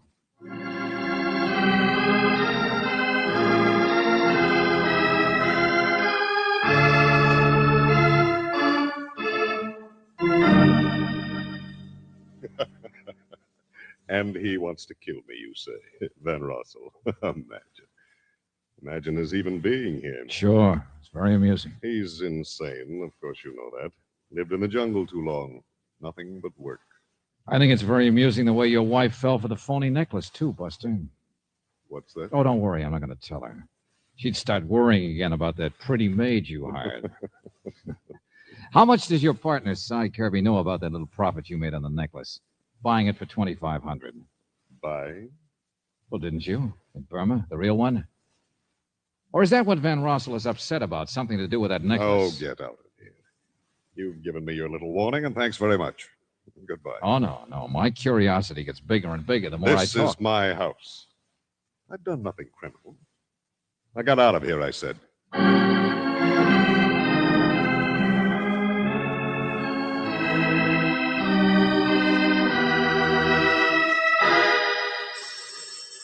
I'll get it, George. Hello? Oh, George, it's Lieutenant Johnson. Yeah, I asked him to call us here. Yes, Lieutenant. Yes? Uh-huh. George, they finally found Von Russell. They picked him up at 5 o'clock. He's been watching that hotel of Hollowell's all afternoon. Oh, give me that phone. Hello, Johnson. Let me talk to that guy. No thanks for picking him up. No thanks for anything. All right. Thanks. Well, would you... Besides, you're not going to talk to him. He just fainted. Besides, he's downtown, and I'm not. What? He what? Things got hotter after you left, I guess. I went at the Hollowells, and boy, do you get things turned around. That Van Russell of yours is the only one who couldn't have murdered him. Murdered? You heard me. Hollowell, the big travel and charm boy, stopped 3 bullets.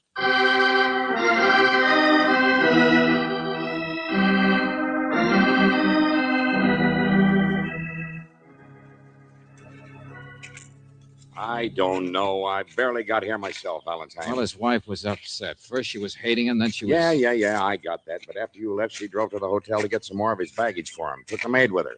They were the ones found the body when they came back. Yeah. Right here in this hammock. That's right. In the hammock. Yeah. What a life. Not if you did. We got the place pretty well roped off and fast, but it's big. Lots of space. Cy Kirby. Been this guy's partner for years. Says he was upstairs and didn't hear a thing. We tried it out, and you can't hear from wait a there. minute, Johnson, wait a minute, will you? What's the matter? Look, Johnson, I could have stopped it. I could have added up all the little tips and stopped it. Take it easy. The guy was a heel, big soft soap artist, big fake, romance with a buck. But I could have figured out why a man would tell me he was going to kill in advance. Sure, a debt of honor. Look, I told you Van Rossel wasn't within He miles. hired me to find the guy, showed me a wire. But suppose it wasn't his wire. Yeah, Torn, that's right. First part of the name was Torn. Beat yourself with something I can recognize, will you? Look, Johnson, every little thing adds up in one direction. So funny the bird should be awake in the middle of the day, she said. Said it wasn't hot on a very hot day. Look, I my know friend. I'm crazy, but so's murder. We don't even scratch the edges of it, Johnson. But an umbrella does. Huh? Yeah, look. Suppose she came from Burma. Suppose Van Rossel was chasing after her, too, trying to protect her in advance, or trying to get Hollowell protected in advance to stop it. Well, the umbrella over there, can't you see it? Suppose it belongs to her. Suppose she's not a clubwoman, Johnson, but Van Rossel's wife.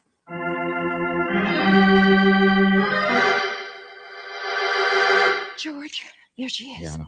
She's got a revolver. She's watching us. Stay where you are. All right, lady, sure. Now, don't worry. My name isn't Hollowell. I killed him. Did you know that? I know. But take it easy, please. It's all over. No. No, it was all over a week ago. He told me that when he left Burma. But I wouldn't believe you. She was in love with him. Oh, George, the poor thing. No, just waiting till he got here to shoot him. Oh, leave me alone. Please, leave me alone. You are Mrs. Van Rossel, aren't you? Yes. Yes, I was. I mean... I know. Your husband told me about Hollowell visiting you for a week. I followed him. What of it? So I'm a stupid, middle-aged fool. I saw the cablegram that missed you in Honolulu. Get away, please. Please get away. I'm sorry, lady. I want that... All right, Brooksy, take it easy. She's shooting in the dirt. She doesn't want to hurt us. It's just Hollowell that she... Stop it, I said. Get away. Hey, that's 3 shots, Brooksy. And there's 3 in Hollowell. That makes 6. All right, it's all over now, lady. You've done all your shooting. Get away, I said. Oh, brother, have I been wrong? George, she's pointing it at herself. Hey, look out! Yeah, sure, lady. Still another shell. All right, now let's see your purse. You've got your purse, haven't you? There it is, George. She dropped it. No shells there. Huh. Guess we did some good after all, Angel. Everybody else had a motive, too. Wonder which one shot him first. I shot him. Lady, you fired your gun 4 times just now. There are 3 bullets in Hollowell. 3 and 4 is 7. So who shot him first?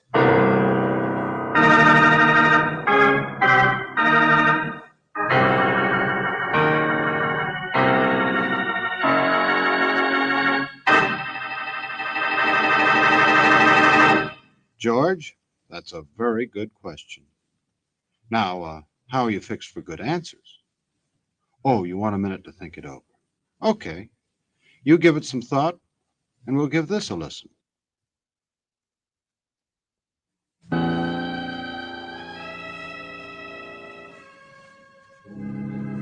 Cy Kirby, Mr. Van Rossel. He was the only one it could have been. You see the others, his wife and Yeah, the I maid. understand, yeah. Well, they got him fast enough. He didn't have any story cooked up. It wasn't premeditated or Oh, anything. of course. I think they'll be able to prove that your wife only shot a dead body, Mr. Van Rossel. Yeah, I see. You don't really, do you? I mean, you still haven't told us about your wife and Hollowell. and Kirby, that was his partner. Yeah, there was some difficulty. Well, he'd been holding out on him. Over $10,000 profit on a necklace. The only reason Hollowell lied about his return to Kirby was to give him time to arrange for its sale without anyone knowing. Been going on for years, apparently. This time, Kirby caught up with him. Oh, it wasn't really that, though. It was Mrs. Hollowell. No matter how mad she got at her husband for carrying on with other women, no matter how many times they separated, she always went back to him. And Kirby couldn't stand it. He loved her, too. It's always love, one way or another. The same as your coming after your wife, even after she'd left you. I suppose there will be a trial. I suppose my wife... Well, there certainly will be an investigation. Maybe about shooting somebody who's already dead, but... Why won't you talk about your wife? Why won't you tell me what I want to know, that silly business of the necklace that kept confusing us? That was a wedding present I gave to her years ago. She gave to him. That's all. Nice guy, Hollowell. Yeah. But your wife, I mean, she knows that you came after her trying to help. She knows what you're really like, or she wouldn't have tried to kill Hollowell. Don't you understand that? Yeah. This is a dull place we live in. And I have not much excitement myself, not glamorous like United States. No, we work it out somehow. Don't worry so much. Goodbye.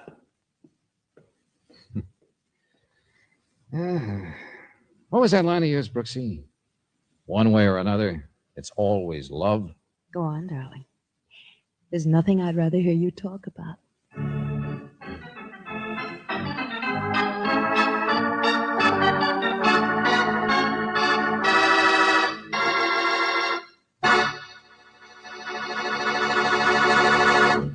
You have just heard No Escape from the Jungle, another Let George Do It adventure. Robert Bailey was starred as George Valentine, with Virginia Gregg as Brooksy. Our story was by David Victor and Jackson Gillis, with music by Eddie Dunstetter. Now, this is yours truly inviting you to another visit with Valentine, when you will again hear what happens when you let George do it.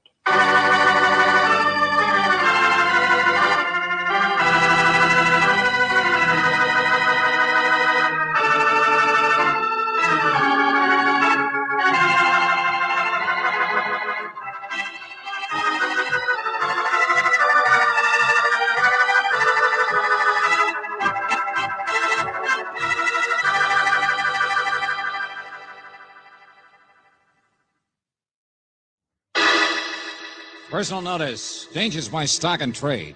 If the job's too tough for you to handle, you got a job for me, George Valentine. Write full details.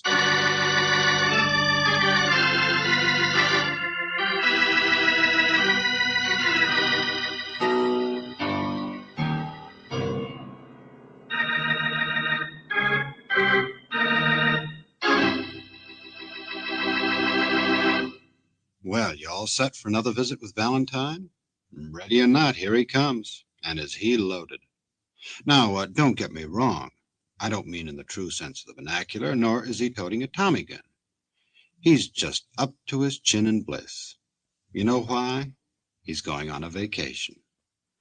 Now, whether you think this is the proper time of year to take a vacation, or whether you think he deserves one, is of no consequence to George. He just got tired of letting George do it, and packed Brooksy and his bags into the car and took off for his favorite seaside spot. Now, at first glance, this may look a little on the dull side, but stick around. It's only the beginning. Fish stew. George, are you sure this is the right road? It's so dark, all I can see is fog and sand. Yeah, I know, and they're both the same color. Now, don't worry, I can tell them apart. I tell you, Brooksy, the Italians call it Giuppino, and the French call it bouillabaisse. But this stuff here tastes so much better than what they... I know, and Miss Gallagher just calls it fish stew. You've only told me about it 10 times. Well, now look, everybody else in the world gets a vacation. Why can't I?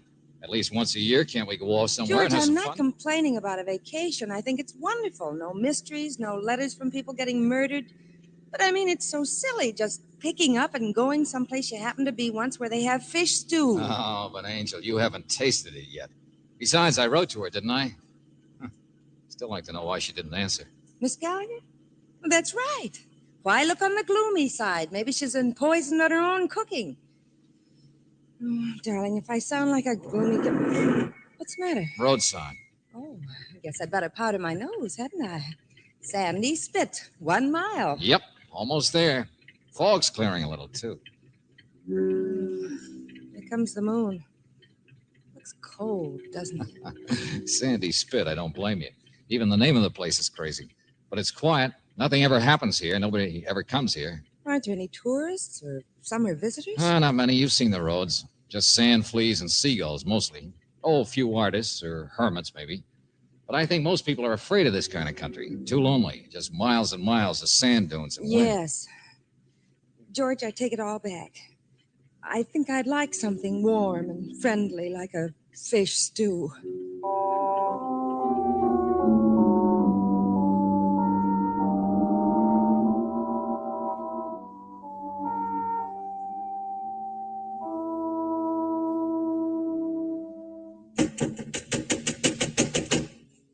Place looks totally different, you know, in the daytime. I mean, when the sun's out. Well? Oh, well, hello. I was looking She's for... not in. Yeah, I was going to say Miss Gallagher. Well, obviously I'm not her, am I? My name's Dr. Crowell, and you can take my word for it, she's not in. Good night. Well, You see, we're down to visit. She might not remember, but Mr. Valentine here wrote for reservations, only she didn't answer, so we I'm thought... not surprised. Probably wouldn't answer if you were standing in the same room. What? She don't take in guests anymore. I'm the only one left. And the way things are going, I won't last much longer. Well, what's happened that Or changed? am I wrong? Sure. You're not here for hospitality, are you? Wasting my time, aren't I? What on earth are you talking Like all the rest, just nosing around. Well, I'm not going to show you no gold cup. Gold cup? For my money, it ought to have stayed buried another 300 years. And Gallagher along with it. Her and her big secrets and mysteries. Yes, and you too. You should all be dead.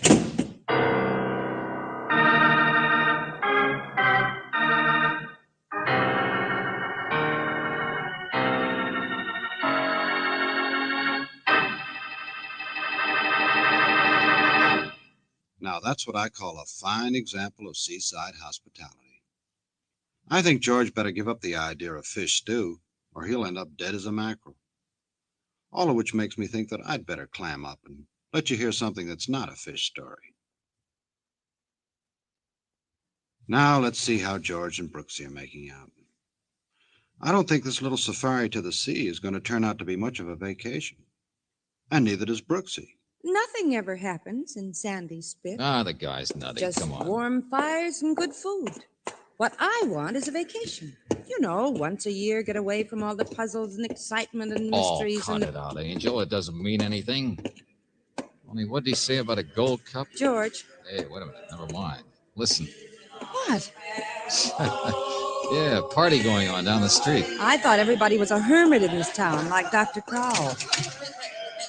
Great party. The little woman and I, we sure appreciate it. Sure do, Mr. Lewis. Likewise in spades. Yeah. Come along, Clyde. Well, at least nothing so very wrong can be going on here with people that happy. Anytime, you two, anytime. But it's your house tomorrow night, eh? Oh, no, it's my house. It's such fun to get together, isn't it? Yeah, night, Miss Gallagher. Sure is. Good night, Miss Gallagher. Come on, George. Clyde. Hold my At least there's our Miss Gallagher. Yeah, come on. Let's. Hey, where is she? Well, she lives back this way, so she must be coming. No, she's disappeared. And that other couple, the big blonde and her husband. Where are they now? Well, you might have noticed where she went. An item like that is... come on. People don't just get swallowed up in the night. There aren't any cabins or houses out this other way, but... Miss Gallagher! Nobody here but us vacationists. Now, wait here, Angel. She must have gone this way. I'll catch up with her. Oh, Miss Gallagher! Miss Gallagher! Hey, what do you think you're... Oh, excuse me, Mac. Sorry. No. My fault. I didn't see you hiding there. What? I don't get you. Me, just tying a shoe, that's all.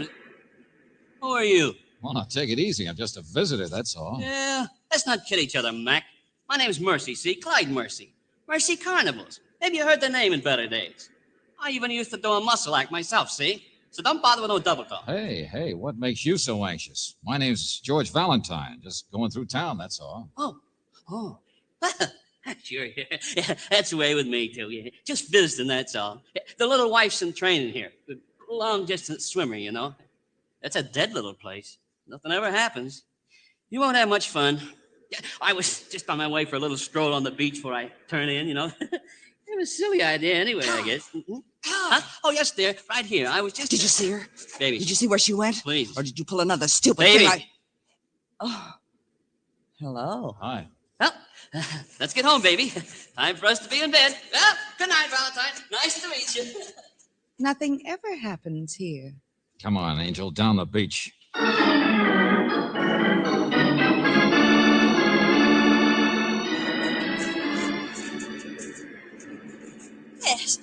Yes, I'm Liza Gallagher. That's right. Well, we didn't mean to scare you. You know, the climate must make people jumpy around here. Miss Gallagher, don't you remember my name? I'm just going for a walk on the beach, but you didn't see anyone else, did you? Clyde Mercy Look, Miss Gallagher, what's happened to this place? In the old days, people didn't go in for parties. And afterwards, they didn't go sneaking off at this time of night to go in for... Huh? Oh, I'm sorry, but I thought I heard. Oh, what do you know about the old days? What do you mean? Well, I was here last year, don't you remember? George, wait. There is somebody. Stand still. Please don't move. Mr. Lewis. It's Todd Lewis. Don't let him see us. The man who gave the party. Yes, he's a sculptor. There. Now it's gone. Uh-huh. Does he always go walking up the beach with a clam shovel at this time of night? Is that the secret? You all sneak off to dig He clams? pretended he was going to bed. That's what he told everybody at the party. Well, he could be going to that other house out there, that big, empty, lonesome place at the end of the point. Oh, no, that's rented by somebody named Brown from the city. But he's only here weekends for his health. He has a bad heart, Mr. Brown does. Besides, he wouldn't notice if anybody came walking past his place up the beach. Notice what, Miss Gallagher? George Valentine. What? That's who you are. I remember now. You're the one who was sort of a detective. Well, yes, but... The post office sent you, didn't they? It was because I didn't report the fire. Hey, wait a minute. What? Fire? And now you've come to arrest me. Miss Gallagher. She's fainted.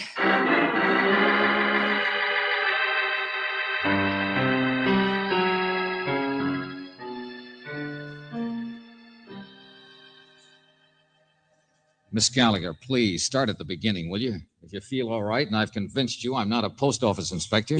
Yes, I'll show you. The gold cup. It's a relief to tell somebody. About a fire in the post office? Yes, because I'm the postmistress, too, in this town. Use the back of the grocery store. Oh, so that's it. And there was a fire, just a little tiny one. No one else ever knew about it. But that's when I found the cup. Go on. I keep a sack out for people to mail things, and everybody sends packages, sends shells or paintings, or even once that Mr. Lewis sent a whole bust of General Grant in concrete, too. You must sell a lot of stamps. Oh, I didn't do anything dishonest. It's just that somebody dropped a match or a cigarette, I guess, and this one package got burned, and I couldn't tell who was sending it. You know, the return address. It was all charred. But it was going to a jewelry buyer in the city. I know that because I rewrapped it and sent it on. Only pull down the blind first, will you? Oh, here. Now, look, if this cup was in that package you sent on, then how can you show it to us now? Wait. There, you see? I made a cast out of it with some of Mr. Lewis's clay. It's sort of a funny shaped cup. It was found someplace here on Sandy Spit. It must have been, because someone was sending it.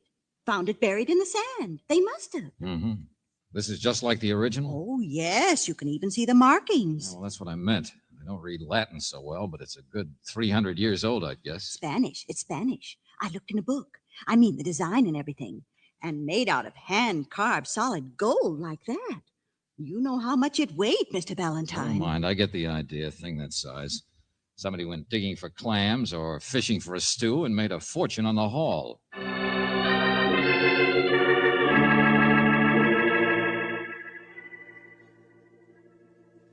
And this is a vacation, George? Oh, Brooksy, who wants to just eat on a vacation?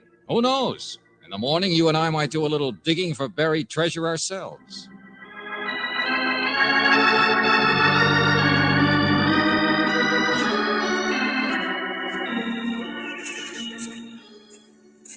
Who really found that cup, Mr. Lewis? The $64 question. Me, I'm about as subtle as a hammer. I just ask you. And somebody's a liar? Well, would you tell? Would you tell where, or would you let people follow you to the right place? Nah. You were a boy once yourself. Okay. Some rich guy named Brown from the city owns this property. Oh, that bird was never out here? No. Property lines don't mean anything where treasure is concerned. Finders, keepers. Oh, now there, see? A guy like that. Yeah, he's my choice. What? Well, look, over there in the sand, taking a nap, see? Hey, come on. Let's give him a thrill. It's that carnival guy, isn't it? Clyde Mercy? Right. The one with the blonde wife? Yeah, don't talk so loud. Wind's behind us. Yeah, get around to the other side of this dune. Carnival. Clyde's a big-time failure. I don't know how he ever snagged a babe like her, but shh, easy. Oh, brother. Not enough we got a treasure hunt. We have to play games, too. Well, what did you come to the beach for if it's not to have a little fun? Come on. These people all take it so seriously. Here, now wait, this'll wake him up. Put it, hands up, Clyde. We want the gold in your teeth. And don't pretend you haven't found something. Yeah. Clyde's not laughing. You didn't scare him at all. He's too dead.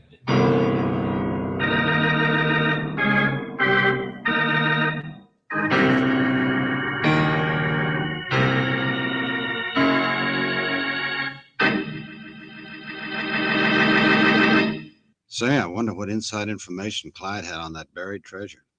Must have been pretty good to have someone rub him out for it. Or is that the way it happened? Well, let's give a listen to this first, and then maybe we'll find out.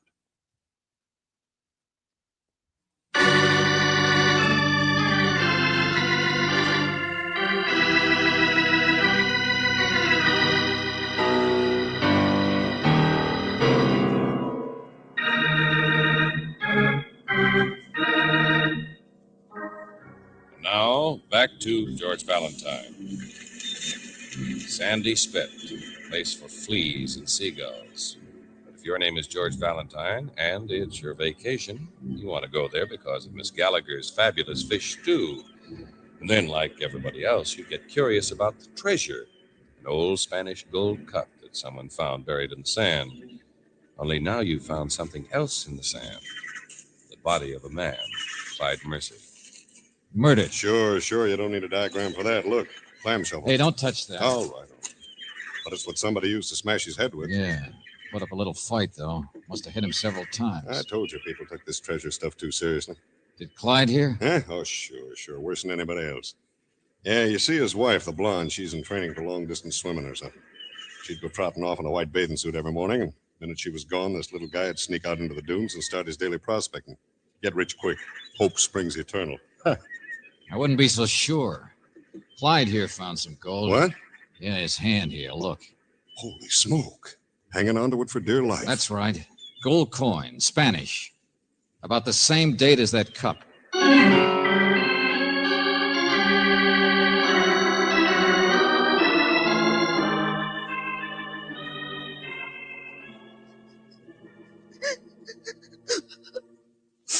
Clyde. It's such a silly name. I always yelled at him so. Yeah, we understand, Mrs. Mercy. No, you don't. How could you? People like us.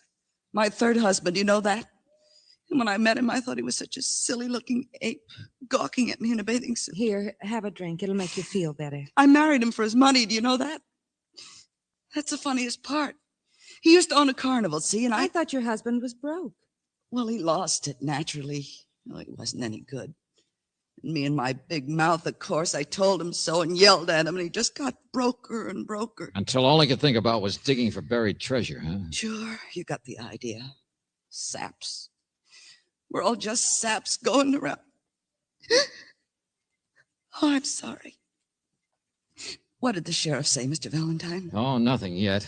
Just that this forsaken place has a population of 73. 73, the sheriff says. 75, counting us. You want to bet the sheriff will be a lot more interested in finding out about the treasure than who killed Clyde? Look, Mrs. Mercy, why don't you go on home and stop? I know. Stop crying.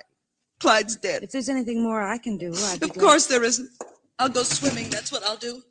What do you think I am, a baby? Oh, come on, Angel. Let's go back in and talk to Mrs. Gallagher about... Now, how do I know who it is? Who cares? They're out in the back. Dr. Crowell, wait! Don't get in such a lather about these. Hello, Miss Gallagher. Oh, Mr. Valentine, he's gone. He took his bag and just ran out. I told him to wait for you. What are you talking about? A phone just came from Mr. Brown's house. Brown? Rich guy out at the point, Angel. He's sick, remember? Oh, no, that's not what I mean. Dr. Crowell couldn't tell who the voice was, but of course that doesn't mean anything to him. He doesn't believe in mysteries and Never treasures. mind, I get it. Brown's only home on the weekends. Yeah, I remember. So then who called the doctor and why?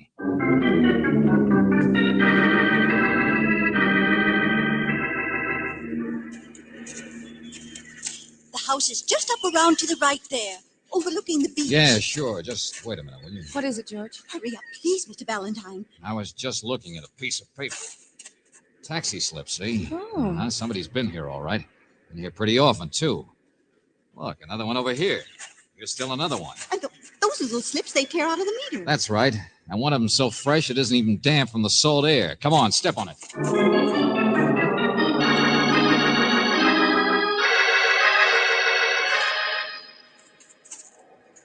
Mr. Brown doesn't put the shutters up, but the place is always locked up tight. This path here? Most of the time he uses the door back here by the shed. Wait a minute. Mr. Lewis! Hey, what are you doing out here?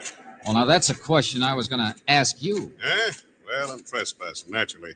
No, I just saw a man hurrying in here from across the dunes carrying a bag and wondered what was up. That was Dr. Crowell. Sure, but Miss Gallagher, you wait here with Miss Brooks, will you? Come on, Lewis. Yeah. All right, George. Hey, what's she so upset about this time? I don't know.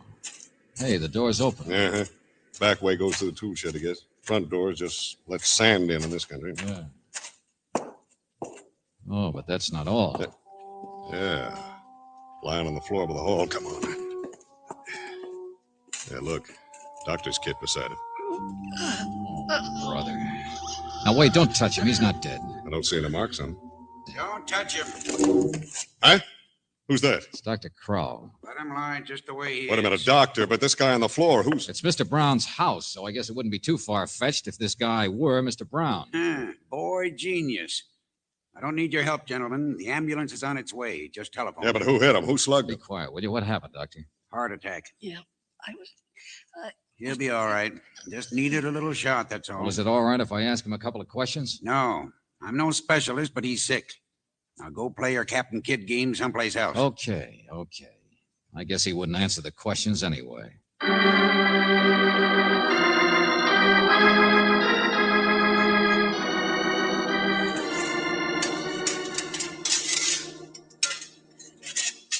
You know, Mr. Lewis, you seem to be around every time something happens. And you're the one that I saw out walking last night with a clam shovel. Everybody here's got one. There's 100 of them, several in some homes.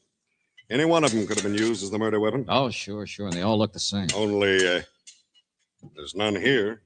I can't find Mr. Brown's clam shovel. And yet there are clam buckets, the rest of the stuff. There ought to be one, shouldn't there? Wait, I'll take a look at the outside lock. Yeah, hasn't been touched. Ones in front of the house haven't been either. Okay, so if there was a clam shovel in there and somebody wanted to use it, they'd have to have a key. So you eliminate the mystery, don't you? It's the person with the key who used the shovel that's missing. In other words, Brown himself. Hold it, will you? Yeah, here, Angel. Did you get hold of that taxi driver? Yes, the driver remembered all right. Now, what's this? Go on, Brooksy. He says he drove Mr. Brown out just half an hour before we came. What did she tell you, Mr. Valentine? It's Mr. Brown who found the treasure, all right. Mr. Brown even paid the driver not to tell anyone he was coming out here. I mean, during the times when he was supposed to be in the city. Today, George, the driver told Mr. Brown all about the excitement here. Over the murder and the treasure and everything. Oh, simply everybody knows now. And he said Mr. Brown suddenly looked very ill. He didn't want to talk about it. He seemed frightened. Then he went in and had a heart attack. Well, that's it. What more do you need? It's been him all along. Yoo-hoo! Mrs. Mercy! She's out there swimming. See? Yeah. So Brown found the treasure. Poor little Clyde stumbled into what he was doing and... Come here, Mrs. Mercy! Come here, quick! Mr. Brown will have to tell where the treasure is, naturally. They'll make him, and I guess all the rest of us can Okay. We'll all be rich. It's all over the shouting. Come on, Angel. Yeah, George. What did I say? Oh, I wouldn't worry. What's the matter? Gold makes people do funny things. But I guess there's more than one kind of gold, isn't there? What? She has beautiful hair, doesn't she, Brooksy? Huh? Oh, that Mrs. Mercy. Yeah, that's one kind of gold, white bathing suit and all. George, I don't understand. And then there's another kind of gold, like Mr. Brown has, the kind in the bank. Oh. Are you trying to say a rich man wouldn't be likely to commit crimes and then be so surreptitious if he'd found a buried treasure? Mm-hmm. But he might be surreptitious about something else. Mr. Valentine. Hello. Oh, there, I feel lots better. Water's wonderful. Hello, Mrs. Mercy. This is the only good place around here to swim, I guess, isn't it? Down here by Mr. Brown's diving platform. Oh, sure. Do it all the time. I'm in training. Uh-huh. Well, when a man is struck several times, when he's fighting for his life, do you think he could be greedy enough to still hang on to a piece of gold? What's that? Oh, please don't talk about Clyde. Why not? Your third husband, who was getting broker and broker. You left him every day, didn't you? To parade in front of the window of the man who would often leave his job to be here. What? Say, what's eating you? The gold coin. Clyde fought for his life. His hand would have been open. The coin would have dropped out. So somebody put it there after he was dead. And certainly that wasn't the one who found the treasure. Why put the finger on himself? So there must have been another motive. I don't get you. All right, take a package being burned in a post office sack. Somebody could drop a cigarette or match, and it might burn just the right part of the package. But it would be a lot easier to do the burning first, and then put it there for Miss Gallagher to find and be curious about. Again, there must be a motive. I'm going up to the house. I think you're crazy. Mrs. Mercy, you should have put another shovel in there, so that Mr. Brown wouldn't see his was gone and catch on to what you'd done. Mr. Brown's not here. He's in town. So Mr. Brown wouldn't realize what you were really like. Realize you'd murdered your husband and have a heart attack because of it. No, I didn't. Heart attack? No, he didn't. It's not true. Oh, lady, you give yourself away every minute, don't you? Yeah, the lady who killed her husband so she could hook a man with gold. Only, ironically enough, Mr. Brown had a heart attack. Oh, no. No! Oh, well, don't worry. Don't worry. He can still marry somebody, but it won't be you. Sure, that's right. He's not dead. You are, sister.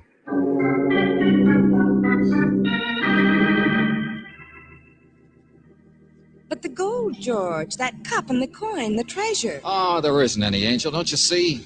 Mrs. Mercy just used it to set up a perfect murder.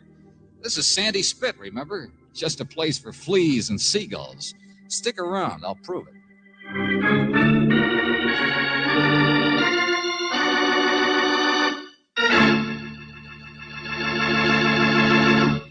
Well, now that we know who bumped off Clyde and why, I still have a question.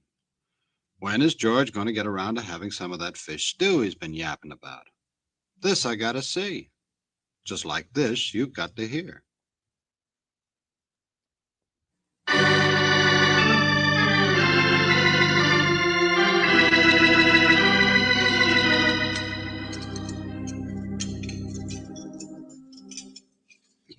More, Miss Brooks? Doctor, don't interrupt. Yeah. Well, anyway, Mr. Brown wasn't mixed up in it at all. It was just Mrs. Mercy. He confirmed that finally when he got over the shock of finding out what she was like. You see... Well, go on, George. Oh, lobster. Look at that. Pieces of lobster. Right, young man. Whitefish, too. Oh, love whitefish. Yeah, man. But she started the whole treasure fever with an old gold cup and a coin. Mailed the cup. Made sure Miss Gallagher would see it and spread the excitement. Oh, dear. Oh, Gallagher's all right. She's back on the job now. Pass the bread. Yeah, sure. Hey, you know, the idea was a good one. With evidence of Clyde having been killed by the person who found the treasure, the police would never think of his wife as the murderess. 73 suspects. A crime blamed on greed. Sure good idea, but it didn't work. Yeah, women should stay where they belong. Isn't that so, Liza? Oh, now, Doctor, stop it. At home, you mean? Yes, I think so, too. I couldn't help noticing you and Miss Gallagher, Doctor. You seem so happy now, so different from when... What's that? What's that? Me and who? Now, don't get any wrong notions, young lady. Valentine here, he understands. Woman's place is in the kitchen. Sure.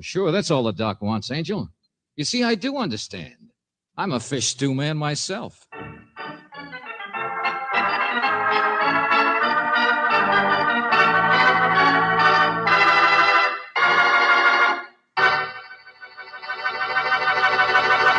You have just heard Murder on Vacation, another Let George Do It adventure.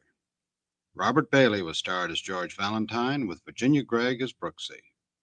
Our story was by David Victor and Jackson Gillis with music by Eddie Dunstetter. Now this is yours truly inviting you to another visit with Valentine, when you will again hear what happens when you let George do it.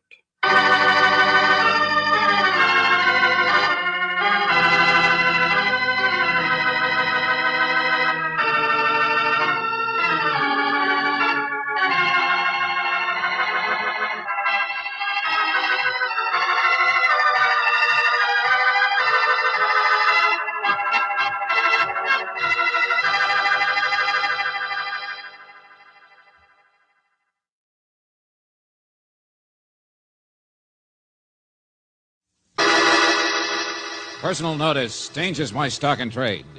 If the job's too tough for you to handle, you got a job for me, George Valentine. Write full details.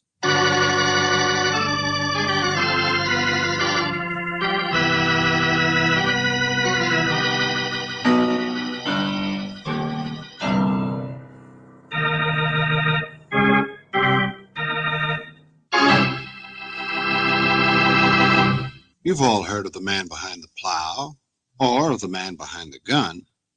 But have you ever heard of the man behind the frame? Well, if you haven't, you are right now. Because that's the title of our Let George Do It adventure. Now, one does not have to have a high IQ to figure out that the man behind the frame is not some small character who keeps that picture of Uncle Egbert hanging up over the fireplace. On the contrary, he's the kind of schmo who likes to have others fight his battles for him. And George Valentine is a fellow who is always ready to put on the gloves, with or without horseshoes. Now, it all started with a bunch of the boys getting together for a little ad-lib sing-fest, which is a pretty sour way to start anything. It's the best office machinery. Hold it, you guys. Shut up. Shut up, will ya? I'm trying to talk on the telephone. How can I? Ah, that's better. Bunch of crazy banshees. Hello. Yes, now I can hear you. Lawrence Ferguson? The kid? Well, sure he works for me. Came down from Emmetsville with me just yesterday. What'd he do? Get high on too much soda pop? Oh, look, friend, whoever you are, I'm no nursemaid. Don't bother me with any of this. Come on, Shut up, you guys. He what? When? Where did he? Look, Lieutenant, for gosh sakes, tell me. All right, of course. County jail. I got it.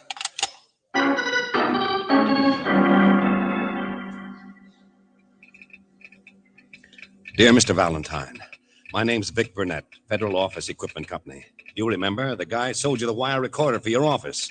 Well, I'll cancel out the last 3 payments on it if you come down fast to the county jail. I need help. A crazy rube I brought into town for a convention just so he could see the sights is now staring at the inside of a cell. He's been locked up for murder.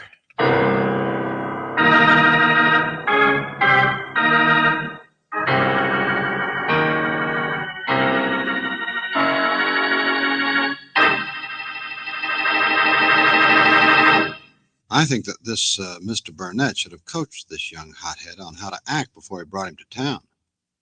You just don't go around killing people, any more than you turn a deaf ear to this.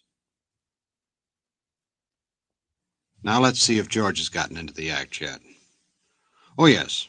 I see he and Brooksy have just walked into Lieutenant Johnson's office. Okay, Mr. Burnett. But I feel responsible for him. He's never been down here before. He's not even a salesman. You see, up in Emmetsville, You I want to have this see him, kid- Valentine, or don't you? Just a minute, Lieutenant Johnson. He's never done anything but read comic books, but I can't let him get railroaded like a Well, common I'm sure he's not being railroaded for anything, and a woman is dead, isn't she? Miss Brooks, listen to me. This kid That's is a good absolute- idea. You listen to him, Brooksy. Come on, Johnson. Gladly. Valentine, wait a I minute. just want to hear it from the kid himself, that's all. What a job. My poor boy's in the hands of the law. Oh, well, that guy's just trying to help. I'm an old man. Guys like Burnett help me get that way. What's eating you? You'll see.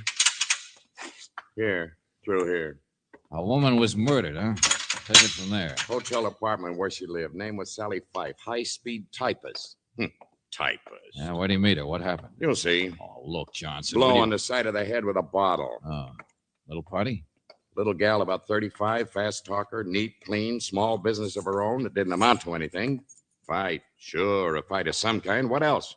This is a very refreshing, original story. Why was the kid picked up? Were there witnesses? He was caught trying to run down a fire escape this morning. Taking us all day to even pry his name out of him. Well, I don't see. He's 26. Skinny, sandy-haired, pimply-faced 26, and probably never earned more than 26 a week in his life either. You see for yourself. Hey, wake up. Ferguson. Oh, excuse me. Hello, sir. Sure. Oh, don't stand up. Just thought you were asleep. No, sir, I can't sleep. I just shut my eyes like that. I do it in the office sometimes so people don't know I'm thinking. Okay, I'm not sir. This is Mr. Valentine. Sure. How do you do, sir?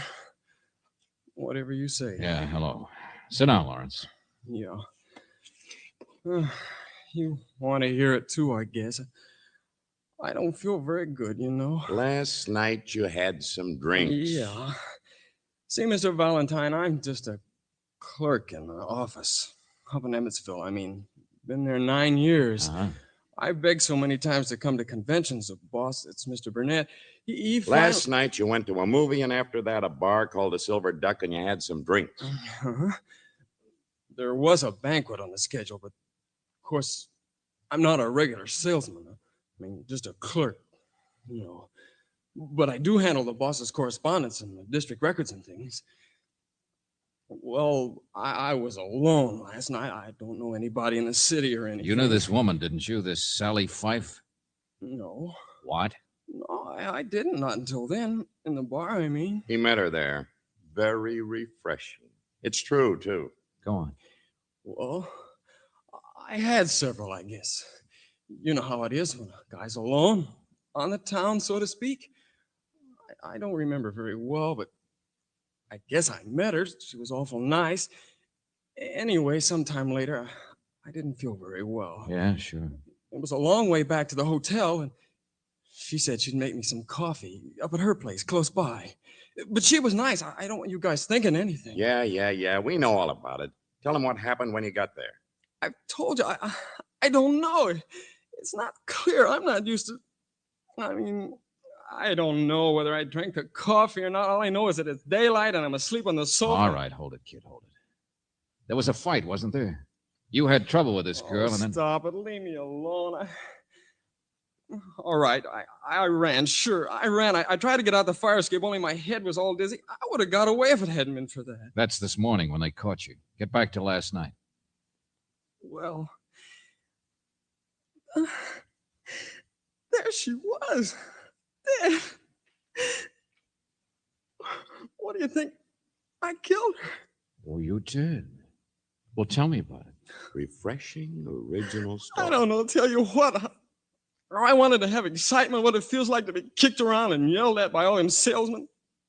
A clerk, sure. He'll never get any place. Well, they're all fakes, all of them. Loud-mouthed jerks I could wrap around my finger anytime you ask. Salesman, I'm better than any of them. Cut it out, kid. Now, easy. You said you killed a woman. I must have, don't you see? Nobody else was up there, I remember. I'm sorry I shoot my mouth off, but I'm just trying to forget. I wish I was just being a clerk now. Remember, forget. It was her idea you have some coffee last night, I suppose. Well, it seems that way. It wasn't mine. How did you know? Oh, for the love of... Kid, haven't you ever heard of a thing like this happening to anybody besides you? What? Well, nobody ever got in trouble like this before. Nobody ever did the things that I must. Oh, cut it out, Rube. I can't stand it, eh? Yeah, the facts are all true, Valentine. The ones we could check. Same old story. What are you talking about? I'm just a guy who wants... Hasn't it ever occurred to you you might be a sucker? Oh, never mind, Johnson. Never mind. What's he held for? He signed a confession of anything? You think I take milk away from babies? Suspicion, that's all. Then how about taking him out of here? What's the name of that bar you said? The Silver Duck? Come on, Lawrence. I want to see if you know how to swim.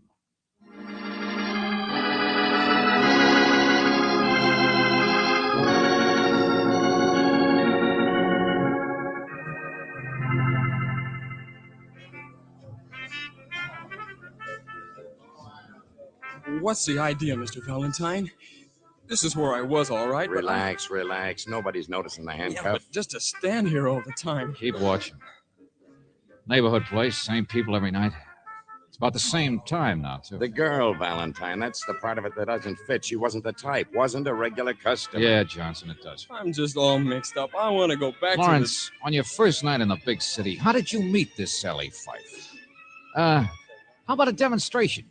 I want to see how a boy from the stick strikes up a conversation with a strange woman. Well, I know my way around. Oh, no. I don't know. She said hello to him. What do you think? He probably blushed, too. Johnson, you contradict yourself. You said she wasn't quite the type. Brisk, sharp lady with a job. There's one. That guy. Huh? Which one? Point him out. There with a cigar. Just came in. Oh, I don't know. I'm not sure. I must have seen all the people over here last night. I remember the waiters. Excuse me. Valentine, Lieutenant, wake up. What's the most likely way the kid here met Sally Fife? Got picked for a patsy or whatever it was. Somebody probably introduced him, don't you think? So I'll see you later.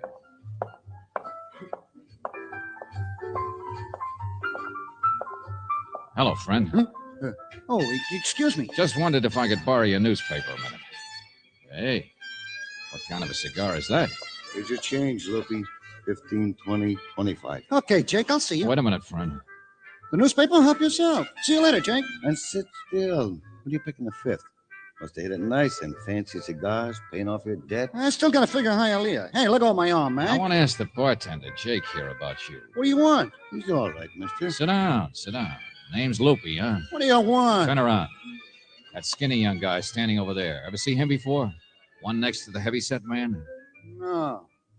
Hey, Jake, what do you let snoops like this in for? Loopy's all right, mister. Loopy, you haven't been doping the races at Hialeah. Papers turned to the front page. News about a murder. And that kid's picture. So at least you've seen him before in the paper, haven't you? I didn't notice. Hey, what do you want? Here, Jake, here's my selections, all of them. I'm getting out of this. Sure, Loopy. Give me that. Hey, look out. Get your hands off I of got him, so cool off. That other guy coming is a cop. I got nothing to be afraid of. Oh, no. Just wanted to get rid of these notes in your pocket. Only they're not all racing selections either, are they, Loopy? Pawn ticket, huh? Mister, I told you, Loopy here's all right. What's going on, Valentine? I don't know, Johnson. Pawn ticket for $1,000. What? Yeah. No wonder he pays his debts today. Smokes such fancy cigars. Now, look, Golly, I ain't got nothing to hide. I just been wondering what to do about it, that's all. I'm Loopy Fife. Huh? Fife, did you say? Sure. This damer got killed. Well, I've been wondering if I should volunteer as expert testimony or something. I mean, she's my wife. Rhymes. Sally Fife, she's my wife. Well, how do you like... Come on, friend. We're going to have a little talk. Now, look, Obi, Come take on. it easy. I ain't done nothing. Oh, no. Just hawked a mink coat for $1,000. Well, that's what it says here on the pawn ticket. One mink coat. Oh, his, no doubt. Well, it's a cold All night. right, so what? So I did, so what? Sure, it's here, but I've done it before. She don't mind. I always get a winner the next day. Brings me luck, that's all. Raise a little quick cash. She don't mind. If you're talking about your wife, what do you mean? That she's too dead now to mind? Cut it out, I said. She and me were just friends, God rest her soul. So stop looking at me that way. I didn't kill her. We're divorced. Ain't it so, Jake? It's what you call platonic, that's all. Picking the guy who gave her the mink, not me. Sure, go up to Emmetsville. Big shot salesman, he's the one. Vic Burnett. Yeah, ask Vic Burnett.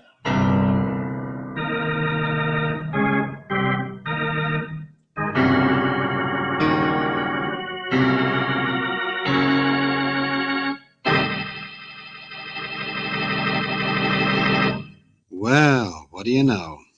Mr. Burnett goes around giving out mink coats to little married girls. You know, somehow he didn't impress me as being that generous. Anyway, while George Valentine is working that tip over, let's you and I work this one over.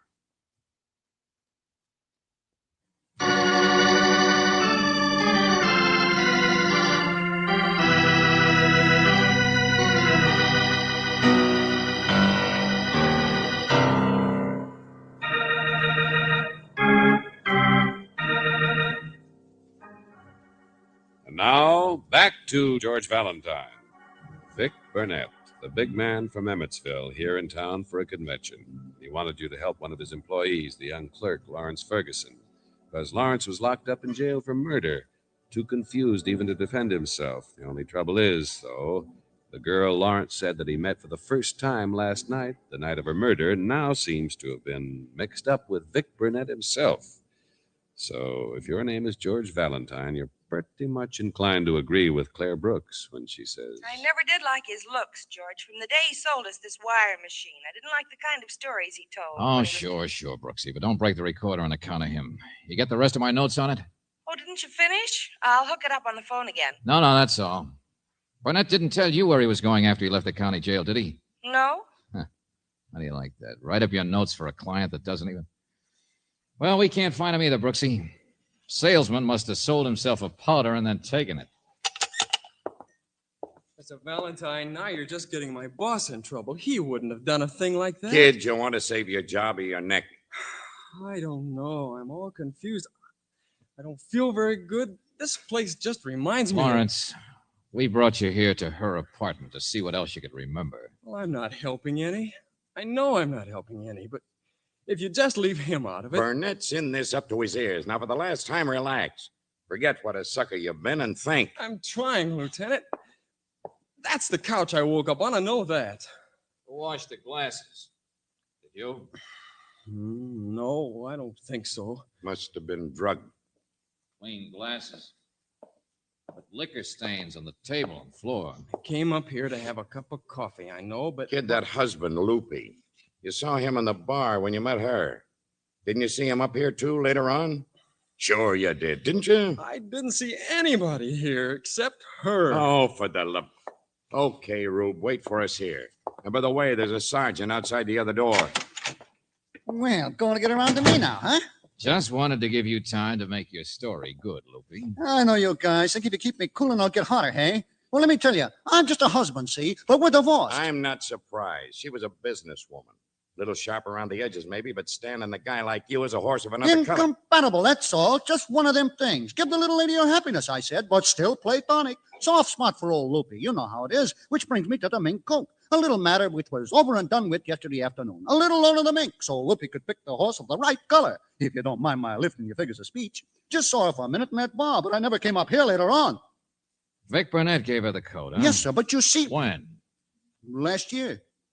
How long's he known her? Oh, several years, maybe. Fancy apartment.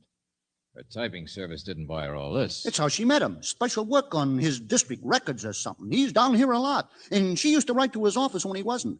Boyfriend, that's all. It's perfectly legal. In love with business.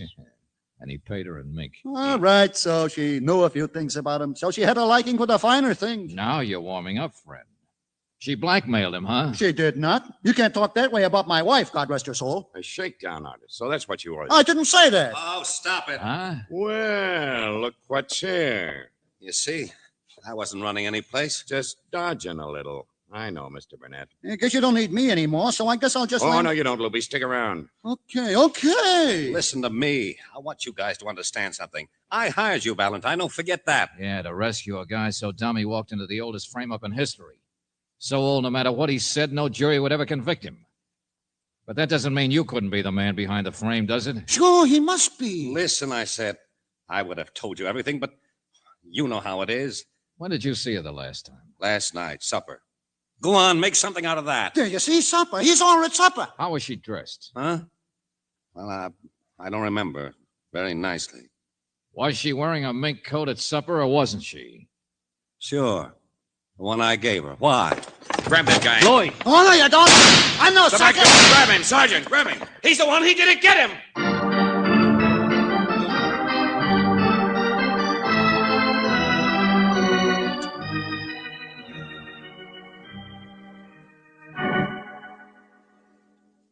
He got away, George? Oh, yeah, sure. Of course he got away, Brooksy. Johnson and Burnett after him like a couple of overfed bloodhounds. The kid's here with me. Oh. Well, why didn't you go with Wanted you to read me back some notes, that's all. You see, the closet's been all torn up, ransacked. So it had to be Loopy who got the coat, we know that. But he didn't get it until after supper. So he was up here late, probably after he'd been in that bar. George, he saw his wife with Lawrence, so it would have been easy for him to follow them up there and... Yeah, sure, it was... George? Yeah, I'm right here.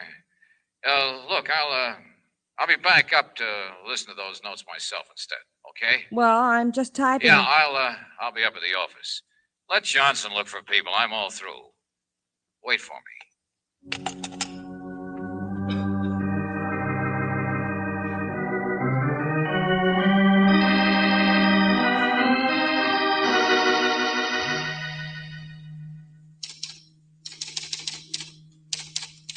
Notes for Burnett. Interviewed Lawrence Ferguson in jail. Has stack of circumstantial evidence against him, including the fact that he was caught running George, the scene of crime. I'm just getting started. The only trouble is... Oh, Hello, ma'am. I heard that voice and thought it was Mr. Valentine. I thought you were. You're Lawrence Ferguson, aren't you? Yeah, that's right. You mind if I sit down to wait for him? How'd you know? No, sit down. He described you, I guess. Oh, I was all dressed up last night. I don't look like much anymore. Oh, don't be silly. I thought George was with you. I can't afford to buy the kind of clothes the salesmen do. They're jerks. You know that? Where is George? Oh, I don't know. He was on the phone. I was waiting for him. Then he hung up and took off like lightning.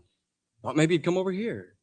Go on with your work. I'll just sit here and wait. Well, thank you. Only trouble is, a matter of a mink coat. Loopy, Sally Fife's divorced no good husband, Hopkins. Oh, Mr. Valentine didn't know yet, I guess. Loopy got the coat last night. That's what there made... is. But a man who committed murder, maybe even with a coat as motive, hock it, seems to me he'd be a lot more likely to sell it. Mr. Valentine's a smart man, isn't he? At the time Loopy hocked the coat, today, he didn't even know his wife was dead. I'm sort of like Mr. Valentine in some ways. Smart. Where is George? Tell me. If he left to come here and you were with him, he'd be here by now. I don't know. I'm waiting. Just like you are. Yeah. He said the closet at Sally's apartment was all ransacked. Loopy wouldn't do that, would he? He'd know where the coat was. Maybe he already got it. You mean while you were in that bar with his wife? Maybe. She wasn't wearing it. How did you know she even had a mink coat? I don't know, ma'am. I'm all mixed up. Yes. Play some more. That machine, the salesman sell. The big shots, the jerks. They even got a song. Salesman of all FOE, we will have prosperity. Isn't that a laugh? Like a bunch of high school kids at a football game. I see what goes on. I can make more money than any of them. Lawrence, stop. Stop. I'll play it if you want. Sell it. Also, Mr. Burnett, it bothers me you'd hire me and still keep things secret. But you did hire me, so answer a few questions. Your correspondence up there in Emmetsville. Sally Fife did business with you, so whoever handles your correspondence would know about her. Check? And that's your clerk, Lawrence. He would have known about her through the handling of district records, too. But he insists he didn't even know her name until last night. Why? You killed her. The poor innocent boy being framed. You killed her. Mr. Valentine's smart. You're stupid. You killed her and ran, but you got caught. Say that! That's what she said. I'm sorry. They were sorry for me. They thought I'd been framed because I made it look that way. I spilled liquor on the rug and the table. I pretended. I used to give Sally information about Mr. Burnett. And then she'd get mink coats and things. I don't care. I don't want to know. She wouldn't give me my share. She said I was stupid, the same thing you said. Don't touch me. Why not? I have to kill you. Get away. Sally wouldn't give me my share. But I got even with her. And even if they caught me, I still made it look like I'd been framed. I looked for the coat, but it was gone. Get away, I said. But I still got away. Stop it. You Lawrence, Mr. Valentine, stop I it. want you to see I wasn't framed. They were sorry for me. They thought I'd been framed because I made it look that way. I spilled liquor on the rug and the table. I pretended. I used to give Sally information about Mr. Burnett. She'd get mink coats and things. Listen. Here, I don't want to know. You turn that thing and try to record what I say. You said I was stupid, the same thing you think you've got a confession, don't you? There's a button on this crazy thing. I didn't know. No, I didn't. You bumped it yourself. Show you what kind of a prove I am. And so, Mr. Burnett, I guess you don't need a report. The kid you wanted me to help is nothing but a pin-brained loony. Where's the button? Turn it off. It won't stop. Oh, yes, it will, Buster. Oh, George, you're here. I'll show you the button.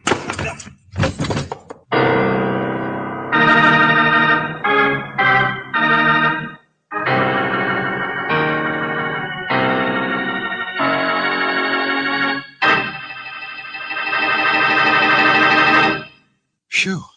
Boy, that was a close call for Brooksy. I wasn't sure there for a minute whether or not George was going to make it in time. Now, while he's quieting Brooksy down, let's take a minute to listen to this.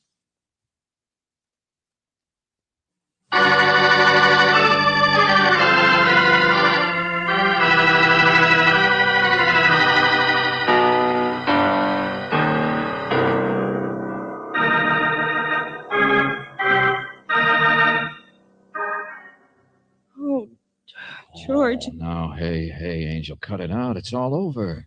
He didn't hurt you. But I didn't know where you were. I thought he'd done something to you. Back when I was telephoning, he was outside with a cop. He slugged him and ran. But I told you I was coming right over. George, why didn't you say what had happened? Why didn't Look, you... now take it easy, Angel. I didn't want to scare you. I wasn't positive he was headed here, and besides, I came as fast as I could. But you must have got here a long time ago. You must have been standing outside and Look, listening. Angel, it's all over, I know said. you needed real evidence against him. I only wouldn't have let him George, hurt you, Angel. Come on, let's go. You didn't do that on purpose, did you? I mean, not warn me and then let that... Brooksy, what kind of a guy do you think? Well, it just happened that way. Oh, look, darling, come here. There. That convince you? No, I don't believe you. Oh, Oh, but don't stop trying to convince me. If at first you don't succeed.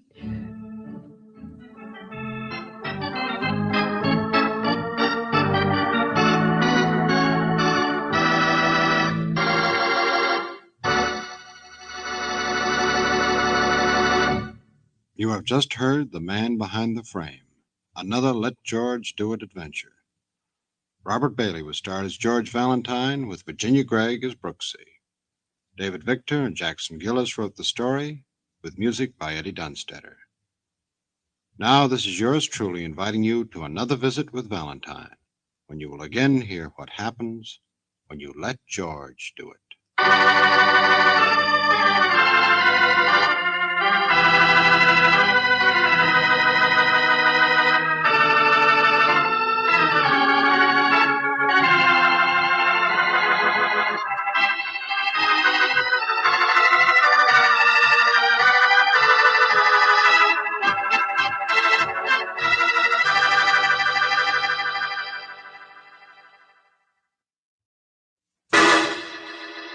Personal notice. Danger's my stock and trade.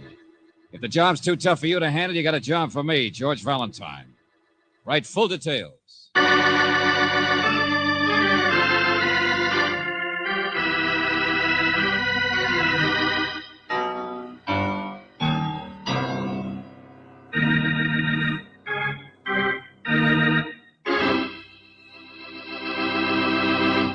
Say, I wonder if you like Runyon-esque characters like I do.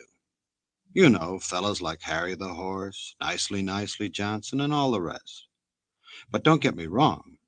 This is not a Runyon story, but a Let George Do It adventure.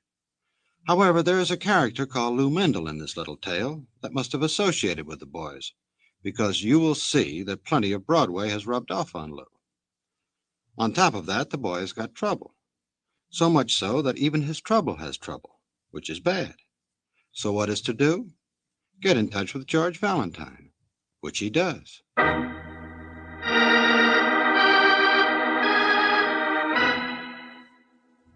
My dear Mr. Valentine, my name is Lou Mendel. I own a nightclub, the Club Top Hat, which I'm sure if you've ever been there, you'll admit is a very high-class place.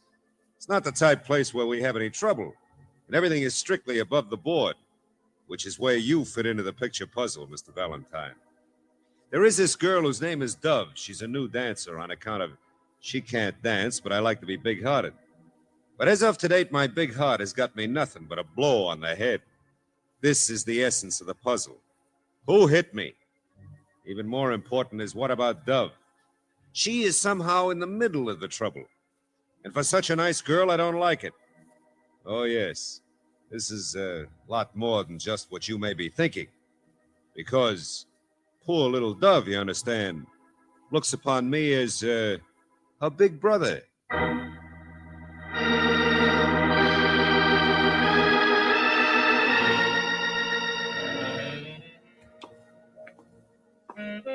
And how do you look upon her, Mr. Mendel?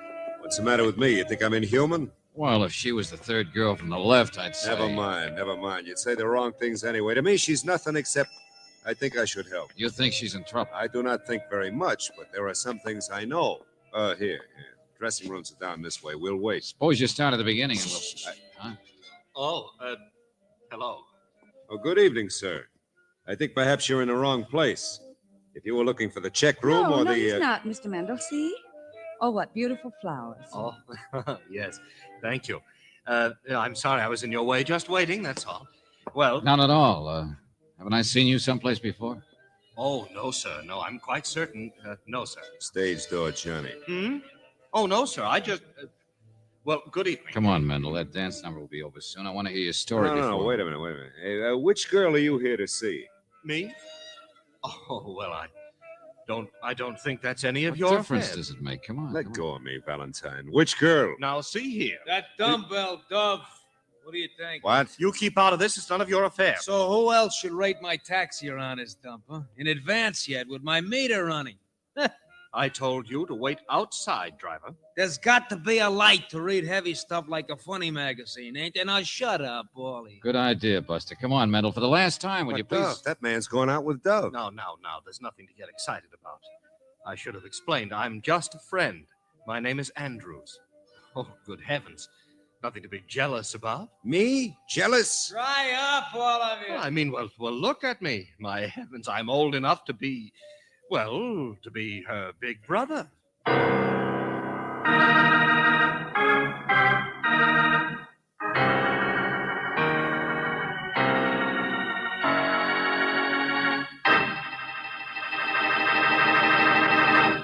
You know, this Dove gal must be a real doll. Mendel says she has no talent when it comes to hoofing, so I wonder what the gal has got. Maybe it's those black net stockings. Or maybe she was smart and listened to this. Now let's get back and see how George Valentine is doing as to finding out who gave Lou Mendel a hit in the head. Mr. Mendel, please. Look at this. What happened? Look at this. See? See here? Just where my hair is thinning? Oh. Yeah, you got hit all right. Must have felt nice, but when and where? Last night, here, by the door to a dressing room. There wasn't a convention here then, huh? Well, after closing, I noticed a light. I'd heard a door shut, and I came to see what it was. It was a door to the street. Only then all the lights went out. I was hit. Well, go on. Where does she fit in? Well, I'd stooped to look at an envelope lying under the door. In it was a $1,000 bill. Wow. Yeah, note, too. I was reading the note. Do you remember what it said?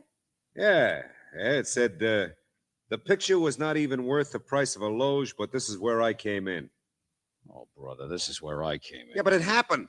So it don't make sense. So what? Is that any reason why you should turn up your nose like this? Oh, I don't doubt your word about what happened. It's just a little too simple. But it happened.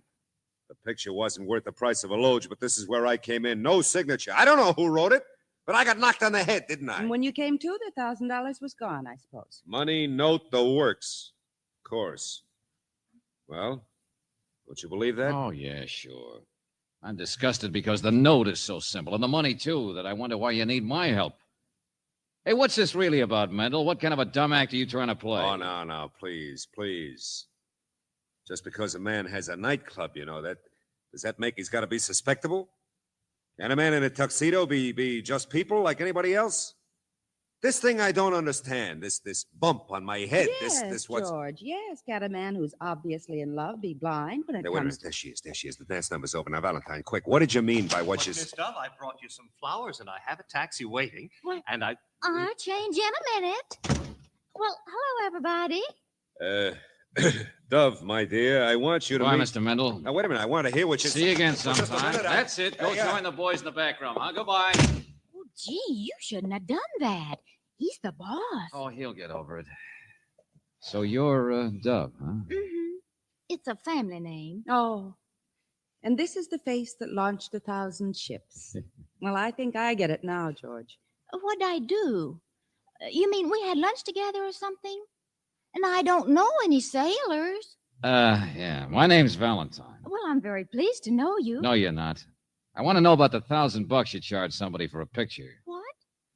Picture of Oh, what? now, don't be so innocent. That's your line, isn't it? Shakedown? Oh, well, I'm pretty new to dancing. I guess I never heard of that routine. You never Let heard... me, George. Darling, we're talking about blackmail. You don't mind, do you? No, not at all. What is it? Oh, now, look, sister. Oh, I mean, that thing they always do on the radio. Sure, on mystery shows. Only, gee, you're not one of those private eyes, are you? Well, sit down, won't you? I mean, I'd sure like to hear about your work and everything. Oh, for the love of Pete. Now, what did I do wrong? I didn't mean to hurt anybody's feelings. You know, I'm always saying things Well, it that... isn't what you say, dear. It's what you do. But I don't have anything to do with blackmail.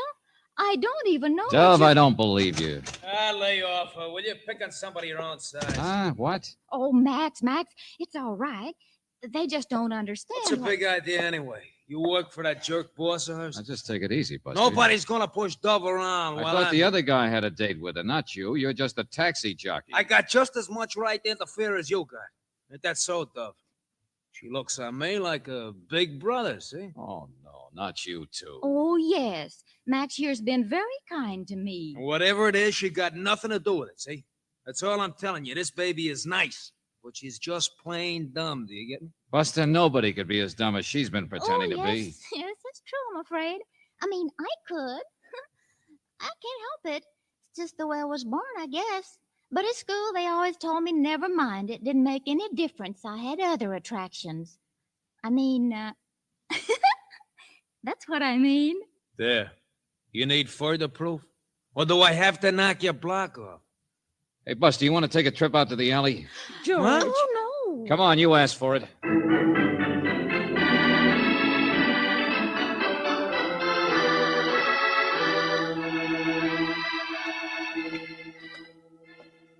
Now, look, mister. I got a wife and 3 Okay, kids. See? this looks like a good place. Now, look, it's only I can't stand people should think things about dumbness, that's all. Gets me sore. Dove is like my Myrtle. She wouldn't even know how to blackmail a butcher. Hey, want a cigarette? What? Relax, will you? All I want's a little private information. Oh. Well, now, look, don't think I was afraid of you. Oh, no. It's only since I get married that I figure fighting is stupid when you don't have to. I mean, on the outside. Yeah, sure. Say, how many big brothers does Dove have? Oh, I don't know. Every guy that meets her, I guess. Sort of brings out the protective instinct, that type, don't you think? What about that guy with the flowers, that guy Andrews? Well, all I know is she went out with him the other night. Because I rode him out to a supper place. Only don't get me wrong. Dove strictly wouldn't even hold hands with a guy like that. He's about as harmless. What about her boss, Mendel? Search me. I'm no detective. Well, I guess you could find out about him easy enough. Yeah, that's just what I'm going to do. If you want, I can check with Dove's landlord. I've seen him one night. Looks like kind of a nice guy, but she says he's an awful snoop. Uh-huh. Well, now you get the idea. Who are her friends? Who does she go out with? You're a driver. It ought to be easy. Let me know, will you? Sure. Just so long as you don't think she's mixed up in anything. Buster, so far there's only one person mixed up. George Valentine.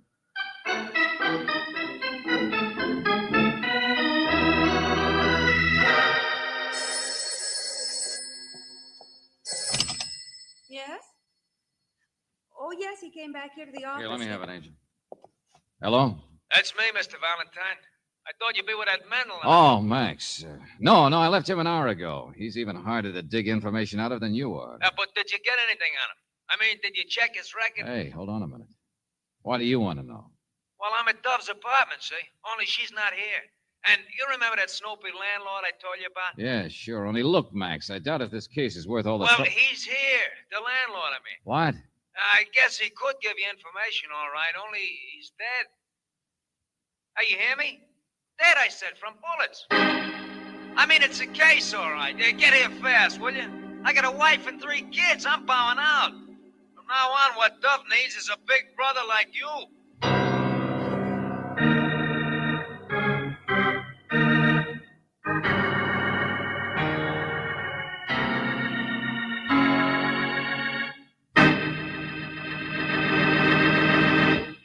Well, there's one thing I know for sure.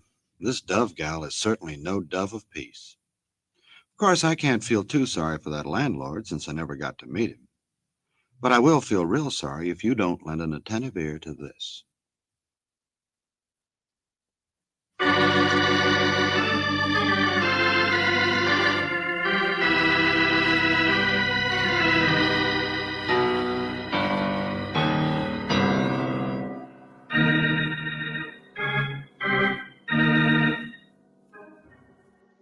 Now, back to George Valentine. Big brother. That's all that a girl named Dove wants any man to be, but somehow every man seems to want the role. And you're not surprised. Dove is something, all right. But what? Well, if your name is George Valentine, you think it's about time to find out when one of the big brothers, her landlord that you haven't even met, turns out to be dead, murdered in Dove's apartment. Yeah, it was a gun, all right. 4 bullets. One would have done the trick. His pockets are practically empty, huh, Lieutenant? Sure. What do you expect? Free cigars? Okay. Somebody after something he had, huh? Only what was the landlord doing in Dove's apartment? That's what I want to know. Max out there said he didn't touch him. He was lying in front of the desk here. Yes, and one of the drawers has been opened. Sure. The paper's all messed up. Aren't there any fingerprints? Fingerprints? My friend, there's not a single one in this entire apartment anywhere. Oh. So whoever did it spent his time cleaning up, huh? After rifling the desk. No, I don't think so. What? Oh, you don't? Mice did it. The landlord did it. Yeah. Huh? Well, look around. Isn't that what happened? The landlord was rifling the desk here when somebody came in and killed him. Looks like he even put up a little fight first. But since his pockets are empty, whatever the killer wanted was on the landlord, not in any desk. Big deduction. Solves everything. The picture wasn't worth the price of a loge, but this is where I came in. What'd you say? Double feature, Johnson. Sure, I guess I was right. Look here, hole in his pocket. Yeah, it was down on the lining. What picture? Don't look so blank, Lieutenant. Remember that note I told you about with the alleged $1,000? It's a picture of Dove, George. Let me see. It's not very clear. It's taken so close up. Enlargement of part of a picture, that's all. Only look at that. Some guy's got his arms around her. Evening clothes.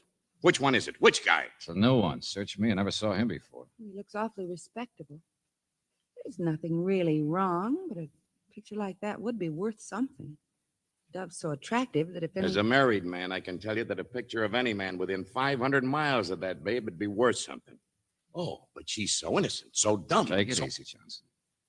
The background's blurred. The color values in the picture are all haywire. So what?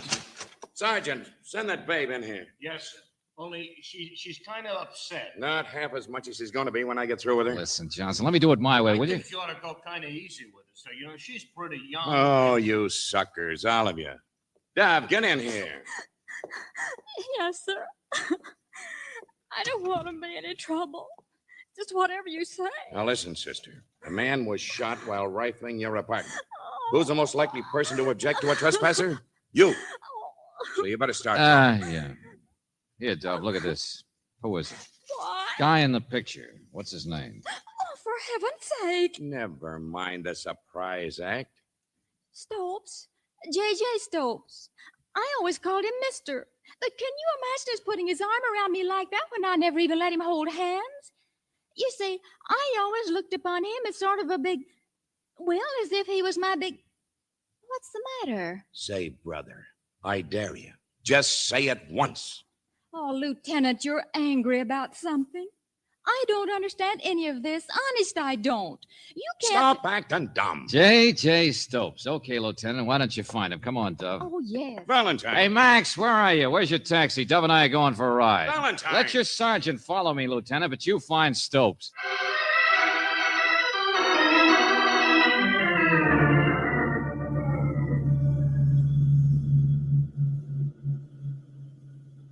Did you try looking in a book, Mr. Valentine? Yeah, there were 17 Andrews. As you said you took him home the other night.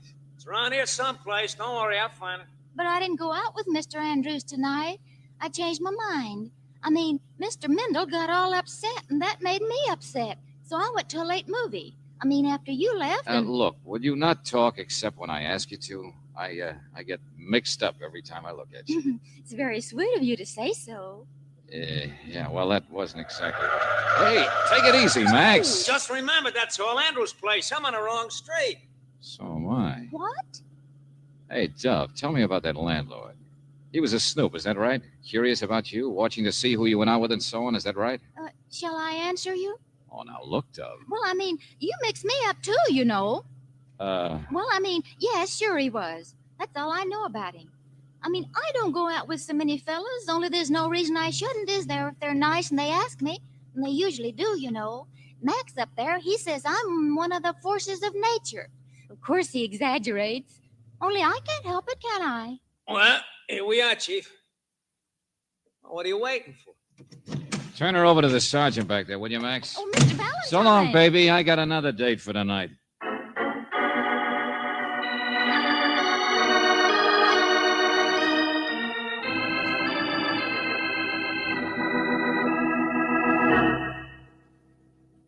No, I do not know anything about $1,000. Well, from the look of your house here, you could afford to, Mr. Andrews. Please, don't talk so loudly. You'll wake up Mother. Huh? Well, this is Mother's house. In fact, it's her money, too. Oh, yeah. I thought before that I'd seen you someplace. Society stuff, huh? Now, Mr. Valentine, please, would you get out of here? I don't know anything that would help you. Where did you meet Dove? Well, I saw her and wanted to meet her. Who wouldn't? A blind man. But don't you get it? It costs money for a guy like you to be seen with her. Oh, no. Like maybe $1,000. And you write a big joke note to go with it. You deliver both last night to a dressing room, but you see Mendel nosing around, so you have to tap him over the head. No, I've never paid anyone $1,000. And besides, the murder wouldn't make sense that I would do it. Anything could make sense, Buster, where that dame is concerned. Now, look, the landlord was nosing around. He got his hands on some of the pictures. You could have killed him. I was here at home, and you can ask Mother. Okay, I will ask her. Oh, no, stop, wait. Well, I didn't pay $1,000 because I paid $2,000. wow. Now, I thought you'd have some answers. What for? A picture? Yes. Oh, but it was a fraud, I assure you. Arms around her? Yes, but I've never even thought of Dove that way. She's just so beautiful, and she needs protection. It was some sort of process shot. Yeah, I already thought of that, sure. 2 pictures put together, maybe. Only why so tender about a blackmailer? Oh, no, I can't believe it. That's why I was at the club tonight. I wanted to ask her about it. Why didn't you ask when you gave her the dough? Well, I sent it to the post office. You did what? Well, there's a box number. It wasn't to her. You see, I received the instructions by telephone, and it definitely was a man who called. Man, huh? By telephone. Where's your phone? Oh, there, but it's an extension, and my mother might... Be quiet, will you? You'll wake her up. Hello, give me Lieutenant Johnson. This is George Valentine. Mr. Andrews, I think you just waked me up. This is a very simple crime. The clue has been lying right in front of me all... Valentine, where you been? Your sergeant told you where I'd be. Now listen, Johnson. I will not. You listen to me. I'm just on my way out. Traffic called in. That taxi driver, Max, had a wreck. What? That's right. All over a retaining wall at the bottom of Commercial Street Hill. You want to know who caused it? The guy who hired you, Lou Mendel.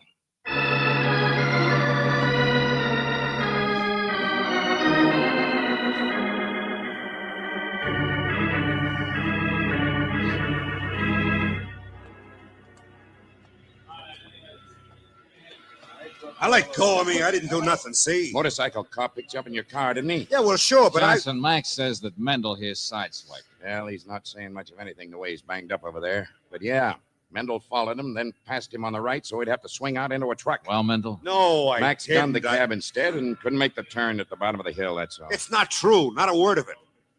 And there's no way you can prove that I was even on this street. Okay, I won't bother. I'll let Max do it. What? Now, listen, wait a minute. I'm hiring you because a girl's in trouble, see? Now you got me in it. Now you say she's a blackmailer. Now you Hey, say... Johnson, did you find the guy in the picture, Stopes? Yeah. He was the one who wrote the note and sent the $1,000, all right. But he hasn't got anything to do with the murder. Neither is Andrews. Suckers who've already paid up don't kill people. Only who asked Stopes to pay? Well, that's a haywire part. Stopes sent the money to Dove because he just assumed she was the one behind it. A man's voice on the phone said, send it to a post office box. What is all this? Hey, see, Mendel? We're getting the girl out of trouble, all right? Yes, but He's smart. Most people you get out of trouble, the fewer there are to be in it. It's who's behind the girl. Wait a minute.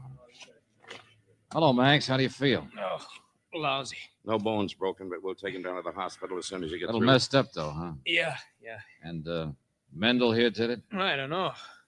Looked like his car, but I don't know how I could prove it. Yeah, I understand. Messed up your cab pretty bad, too, didn't it? Yeah, burned. I just got out in time. Uh-huh. This time of night, nobody around to help you. Or see, either. Yeah, that's right. Now, will you listen to me? I tell you, I'm driving my car. Stop shaking, Mendel. Look at Max here. He scratched himself all up and wrecked this cab, too, and he's not nervous. Just scared to death, that's all. What? Valentine, what are you talking about? Johnson, you know a man's pretty desperate when he's committed murder. What did you do with the meter in your taxi, Max? Me? What in the name? That's why you wrecked the cab, isn't it? Because you knew I'd catch on in about 1 minute flat. Got rid of the meter and then wrecked the cab and burned it fast before I could tear it apart. You're crazy. It's not enough dough in 5 weeks in that There's meter a camera in it, though, isn't there? Camera? Hey, Valentine. Yeah, that's right. Come to the party. Pictures were fuzzy, taken too close, color values haywire, infrared, I suppose. You can't prove nothing about nothing. I'm hurt, see? I'm going to the hospital. Oh, I can prove everything. For instance, trying to point a desperate finger at Mendel here. What did you do? Waited you spotted him driving home, or was that just luck? That's a detective for you. His best friend he'd frame in or something. His own grandmother, probably. Valentine, with my own bare hands, I ought to throttle you. Oh, Buster, you just said it yourself. With your own bare hands. What? Yeah, that's how you trapped yourself. You know what I'm talking about. No fingerprints. Not a single fingerprint in that entire apartment where the landlord was killed. Not anywhere. So it's my fault, I suppose. You huh? were too careful, Max. Because you reported the crime to me from that same apartment. Well, Buster, why didn't they find your fingerprints on that telephone?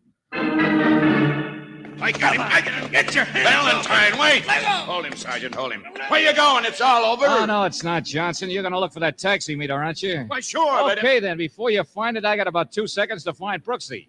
My explanation hasn't even started yet.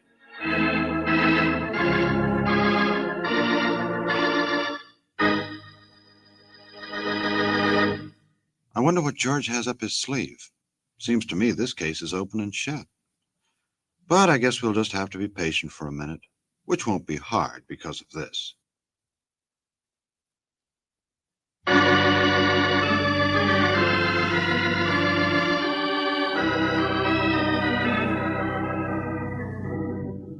George, I understand all that.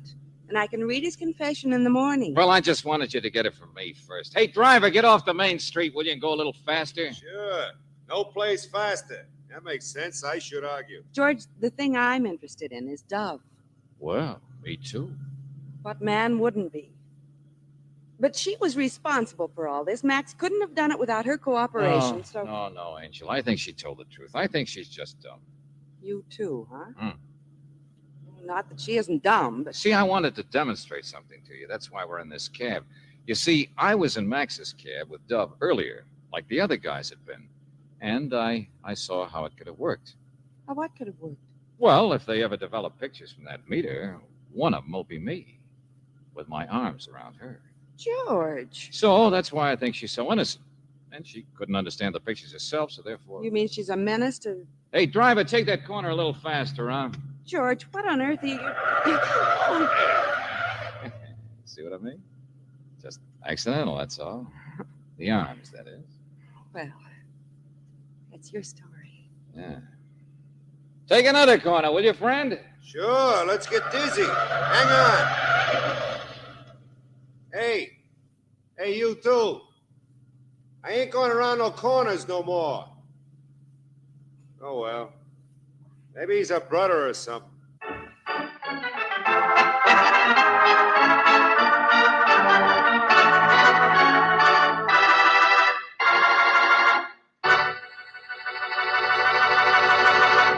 You have just heard Big Brother, another Let George Do It adventure.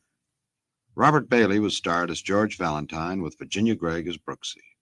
The story was by David Victor and Jackson Gillis, with music by Eddie Dunstetter. Now, this is yours truly inviting you to another visit with Valentine, when you will again hear what happens when you let George do it.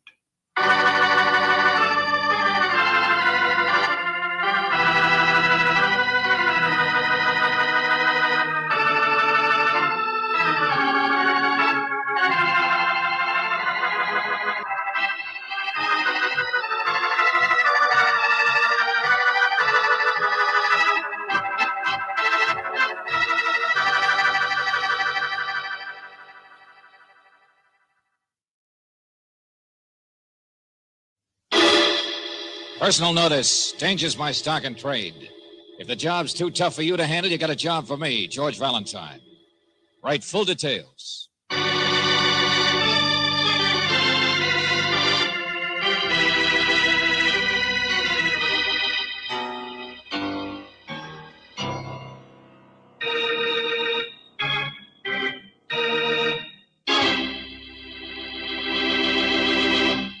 Well, I see it's time for another Let George Do It adventure. Now, this story has to do with a worrywart by the name of Shorty McGowan, who runs a pub over on the east side. Shorty's the type of fella who, if he hasn't got a problem, he goes out and finds one. Right now, he's just returned from a most successful hunting trip. And boy, has he got a beaut.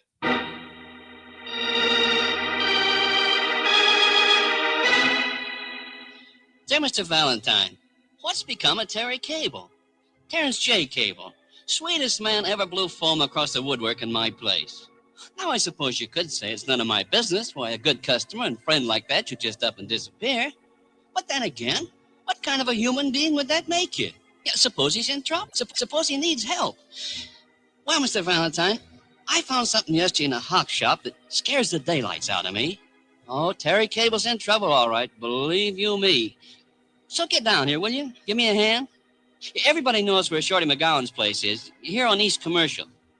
And Shorty McGowan? Well, that's me. The guy with the towel in his hand.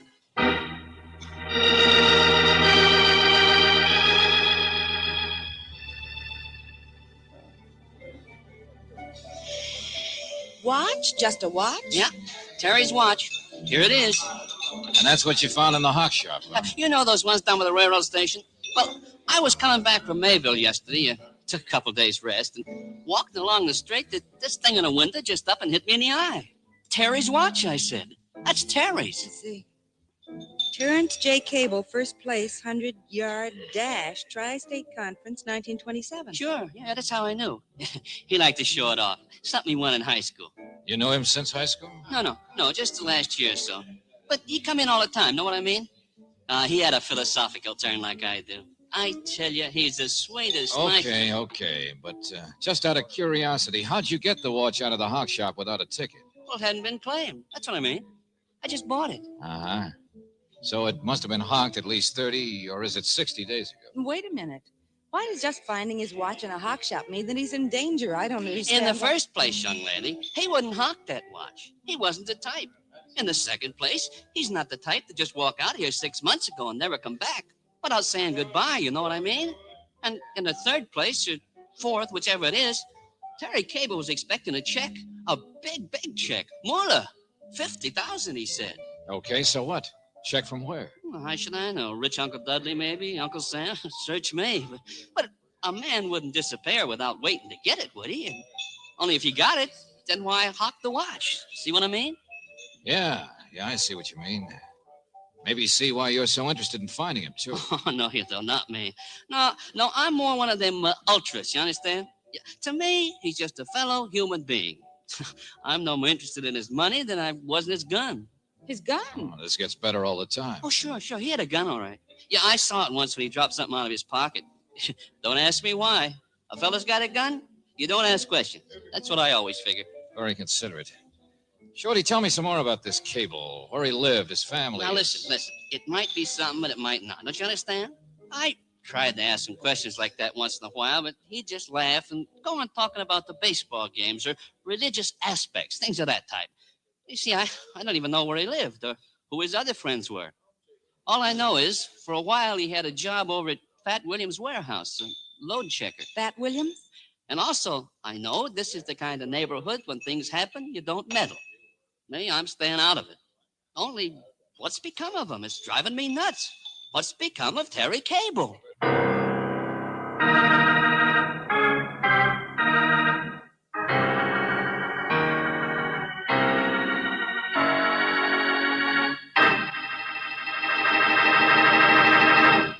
You know, I think I know what's wrong with Shorty. His needle is stuck. But George will figure that out sooner or later. And while he does, let's take a minute for this. Now let's get back to the old question. What's become of Terry Cable? Cable? Never heard of him. They call you Fat Williams, don't they? Call me a lot of things, so what? In the warehouse business, Sonny, not lost and found. But we were told that you Who would... told you? Who sent you around here to bother me when I'm trying to take a day off for a game of golf? Never mind who sent us. I'm just looking for Terry Cable, that's all. He worked here as a load checker once. Solve a couple of hundred other bums. See out that window there? Don't see any streets for 3 blocks, do you? All warehouse, all mine. Got a keg of nails, I'll store it. Sure. Got a hot car, you'll store that. What's that? Oh, I've heard your name before, that's all. Just take it easy. Sonny, I thought you wanted help, not a button through your collarbone. Skip it, I said. Your place burned down here about a year ago, didn't it? I didn't realize you were still around, that's all. You mean you wanted me to know you were a real hep character? So any information I got, I better give you. Oh, these eager beavers. I can pester your employees to find out about Cable. But it'd be so much easier to get information by just saying please. Now there. See? Terrence J. Cable. No home address, worked here 3 months, paid $52 a week. Where did he go when he left here? Fired for spending too much time in the gambling joints. Like Lou Sprinkle's place. And that's all, huh? That's all you got to say. Well, for the love of dog food, yes. What do you think I am, Sonny, a day nursery? What do I care what happened to some jerk I never even... What's that? His watch. Why'd you say so in the first place? You want to find this guy and tell him what time it is? Oh, get out of here, will you? I got a game of golf.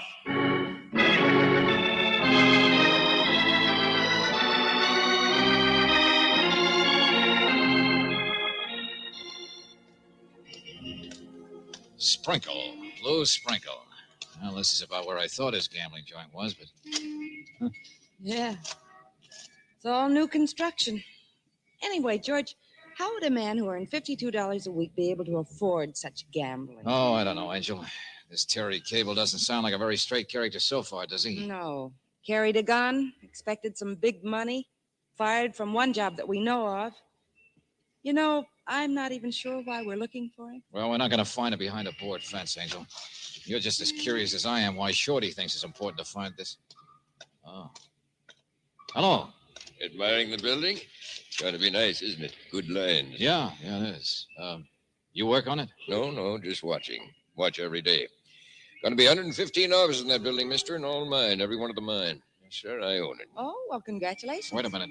You must know this neighborhood, huh? Sure do. Been located here 15 years. B.B. Manx is my name, in case you're looking for a place to get situated. Good transportation here, you know. Central heating, each office. Oh, no. I'm just looking for a joint. A joint? Well, Lou Sprinkle had a gambling place around here. Him, sure. He's got a new place across town. Real fancy, they tell me. He used to be here all right, but he moved out after the fire. Well, what's the address Hold it, of the... Angel. What fire?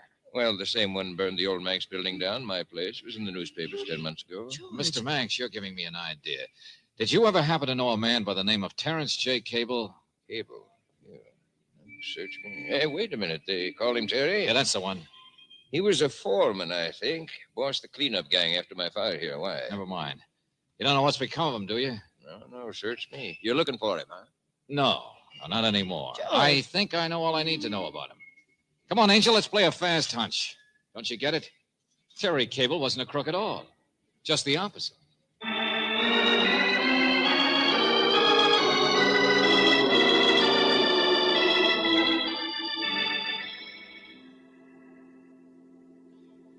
Yes, Mr. Valentine. Terrence Cable has been with us for years. Fire insurance underwriters. George, you're right. Yeah. Every place I looked, I seemed to run into a fire. Any guy who once in a while carried a gun and who so gratuitously could wrangle jobs in places that had He burned had money to spend in a third place that burned. had to either have an angle or an expense account, Mr. Everett. What is Terry, a fire investigator? Yes, that's right. So if that answers your question... Well, it solves the riddle. Yes, Mr. Everett. But what did he find? We can't help being curious. That Fat Williams warehouse had a lot of valuable furs stored in it when it burned. The furs were never definitely linked with the fire. And we looked them up in the newspapers. This B.B. Manx collected quite a bit on his fire, too. And as for Lou Sprinkle, knowing the kind of guy he's supposed to be... We investigated the fires, naturally. That was Terry Cable's job. But now, if you'll excuse me, Mr. Valentine... But he didn't find anything wrong, is that it? He was just pulled off the case, and that's why he disappeared from that part of town. Yes, that's the idea. So there's really no mystery now, is there? You can go home and forget about it. Wait a minute, hold on. Yes? Why don't you tell us the rest of it?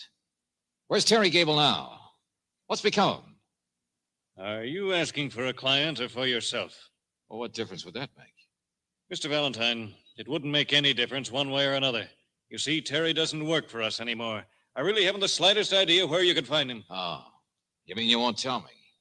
Or you don't want me to look? I mean those cases are closed. And besides, Cable doesn't have anything to do with investigations anymore, so what business is it of yours? But he disappeared so quickly. We thought... Well, I don't know what became of him. Left town, I think. Now, really, Mr. Valentine... You're lying, friend. But okay, if that's the way you want it. But I'll be back. What? You don't want me nosing around because you know what's become of Terry Cable. Well, maybe your closed case will be reopened as soon as I find out why my client was so anxious to reopen it.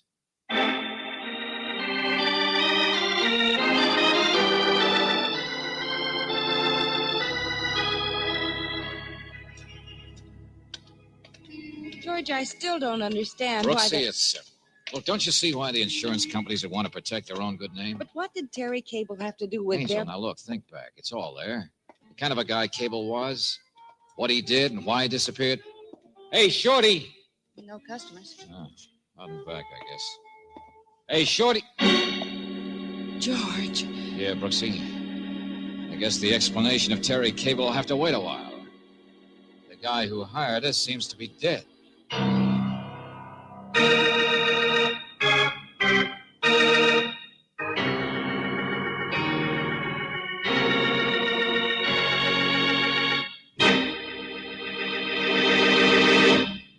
Poor Shorty.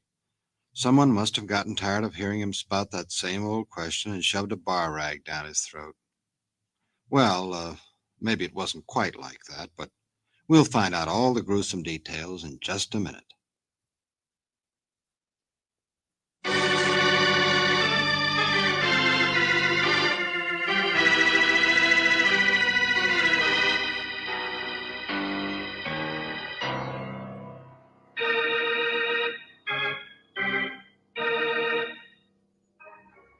Now, back to George Valentine. The man who hired you is dead, Shorty McGowan. He's been shot. Well, if your name is George Valentine, then the mystery of what's become of Terry Cable is now more important than ever. No, Brooksy, Lieutenant Johnson said there weren't any witnesses to our friend Shorty's death. It happened just a few minutes before we got here. Yeah, that's what the doc says. Somebody stepped in from the street and shot him, and that's it. But George, why? He was such a friendly little man. Yeah, but it seems he's been mixed up in a few things, too. Oh, what kind of things? Oh, petty theft, hold up once. But what's important? Never arson. Arson? Yeah, come on, Angel. Where are we going? To get a new client, the insurance underwriters.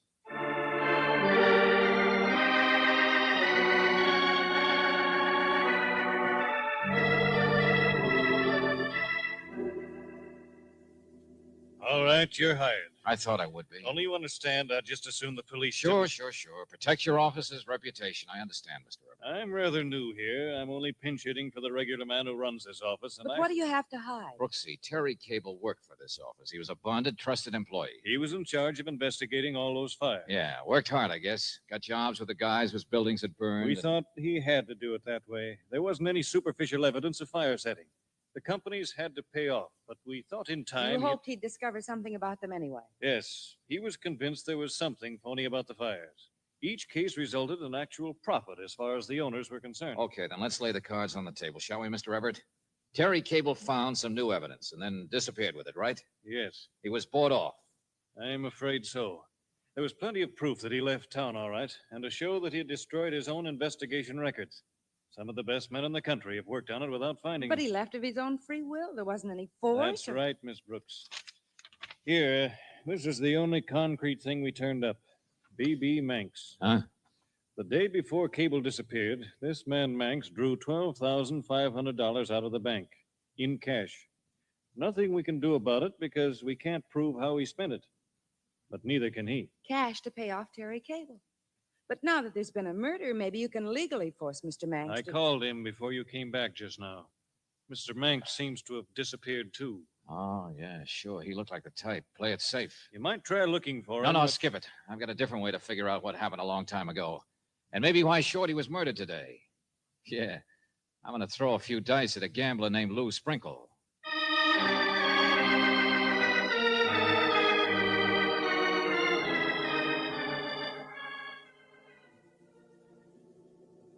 And what is this proposition, Mr. Valentine? Very simple, Mr. Sprinkle. I want some money. Does that make you a man from Mars? Who doesn't? No, I come from closer home. From Terry Cable. Is that so? Yeah, I think you've done business with Terry in the past. Yes, I remember. But I don't think the nature of the business would concern It was you. gambling, of course. If you say so. Maybe it was gambling on your part to think Terry wouldn't want to do some more business. Merely because I don't choose to make a definite statement doesn't mean that you can. All right, here goes. I come from Terry right now. Terry sent me. He wants some more money. I don't think I heard you correctly, Mr. Valentine. Now, if you'll excuse me, I'm a very busy And because you might not believe me, he gave me his watch to show you. Here, take a look. How much does Terry want? Oh, $10,000 to keep him quiet, I think. That's ridiculous. He said he still has testimony regarding a few fires, just in case you tried to rub any sticks together. I'd have to see this man myself or through my own representative. Do you mind? No. But you are willing. I couldn't discuss it with you at all. I'm sorry. Here. What's this? Present for your trouble. $1,000 bill? Show it to Terry. He'll understand my good faith. So will I. Cautious but faithful. So long, Mr. Sprinkle.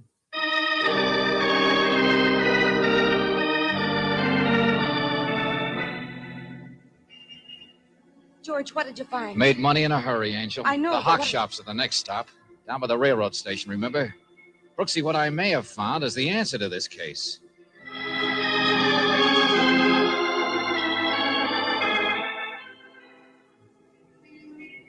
So you were going to find the answer, huh? You can't even find the hock shop. Yeah. Looks like Shorty McGowan wasn't telling the truth even on that one, was he? Well, there's not a single pawn shop where they remember ever having that watch of Terry's. Uh-huh. So from here on, the answer's 1, 2, 3. What could have happened, Angel? So I'm going to try a trip to Maryville. To where? It's not far, and that wasn't a lie. Shorty just let that one slip. The place he'd been for a couple of days, remember? You know what I'm going to look for in Maryville? Terry Cable himself. Hey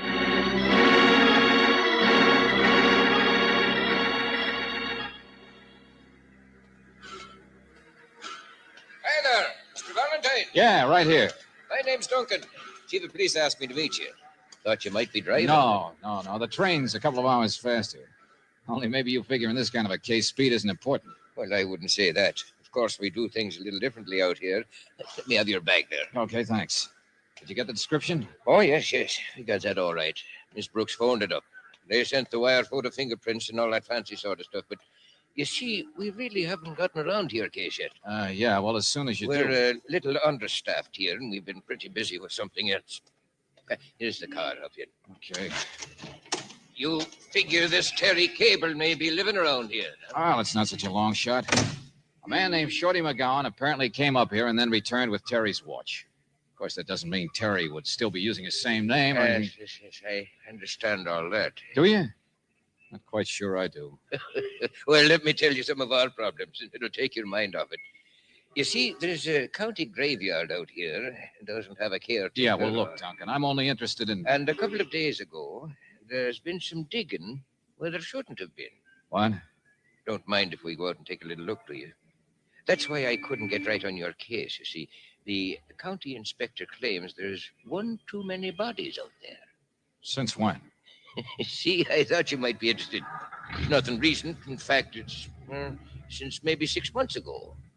About the time Cable disappeared. Now, I guess you don't mind the little side trip, do you?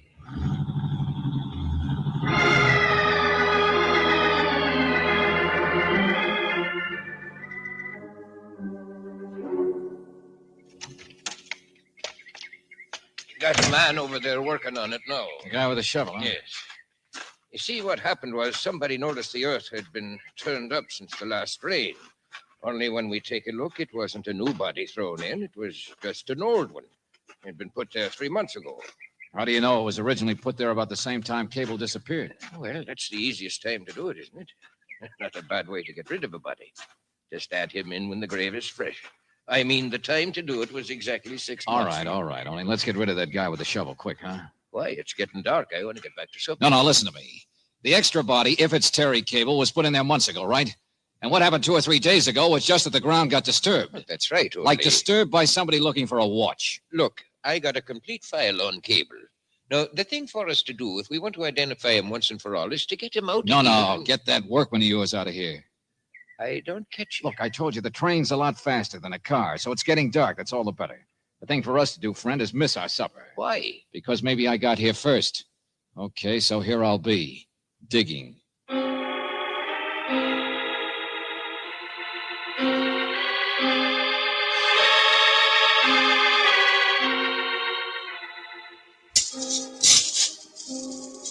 careful you don't strain yourself, Valentine. Quiet, will you? You're just supposed to be watching. You know, I watched a digging scene once in Hamlet. That's by Shakespeare. You don't say. The gravedigger, he worked just about as slow as you do. Come across the skull, as I remember, just when... Hey, shh. Automobile. Yeah, but no headlights. You sure make a pretty target out there in the moonlight. You sure make lousy jokes sitting there in that... Oh, hold it. Automobile stop. Yeah, somebody's getting out. Okay, stay out of sight and wish me luck, friend. All right. Back to work.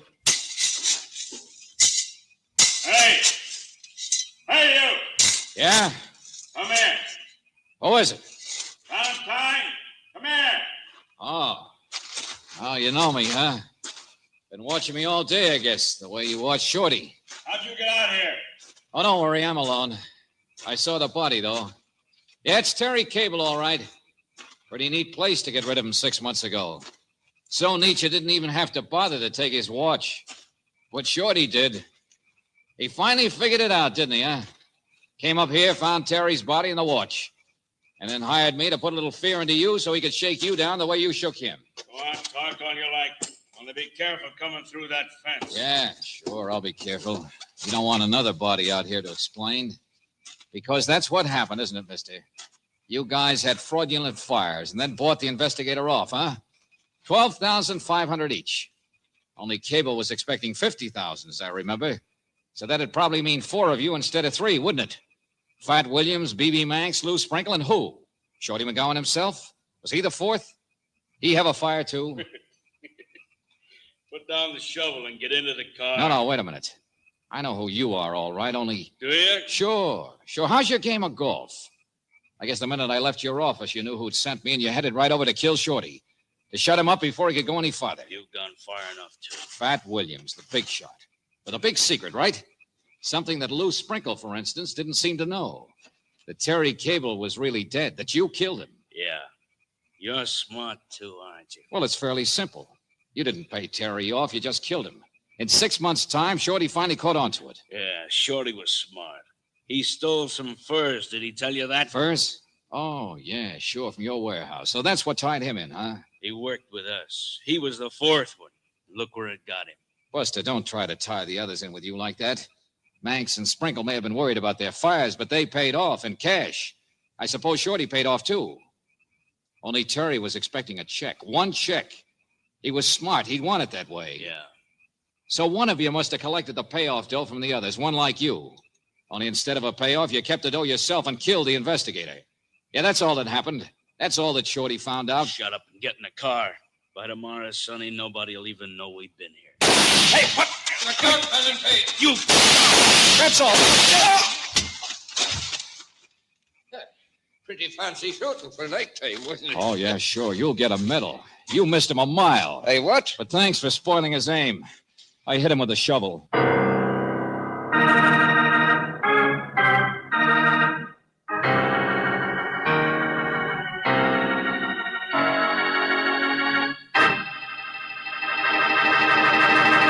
Now there's irony for you. The great George Valentine saved by a spade. Get it? Spade. Sam Spade. Okay, sue me. But first give a listen to this.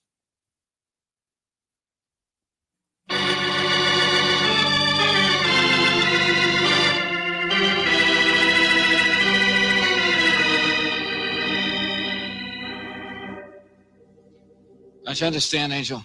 Apparently Terry Cable wasn't even crooked. 6 months ago, Fat Williams just persuaded the others that Cable was. Then he pocketed their dough and killed Cable. The insurance people and his family and everybody will be awfully glad that you cleared his name. Only, George, I still don't understand how you knew it had to be Fat Williams. Well, you remember, Angel, he's the only one I showed that watch to before Shorty's death. So he's the only one who could have known that Cable's body had actually been found. In other words, that Shorty's nosing around had finally made it necessary for him to be killed. Oh, darling, you're wonderful. Wow. No, I mean it. Your powers of observation, your logic. Wow. You know, George, while you were up in Maryville, I did some shopping. I found a real bargain on kitchenware, so being a girl who plans ahead, I bought some. Kitchenware, Angel? Mm-hmm. For your one-room apartment? What in heaven's name for? Well, like I said, planning ahead. You'll find out.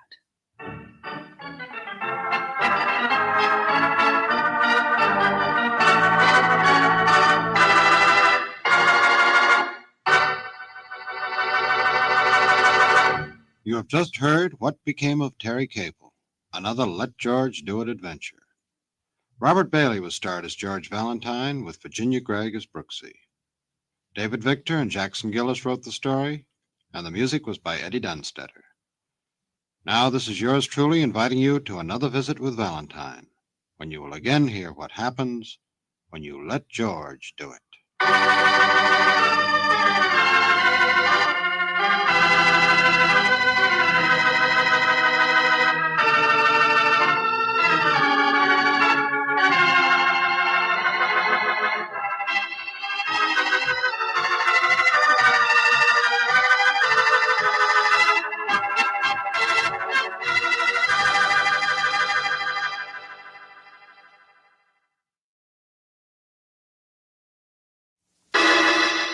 Personal notice. Danger's my stock and trade.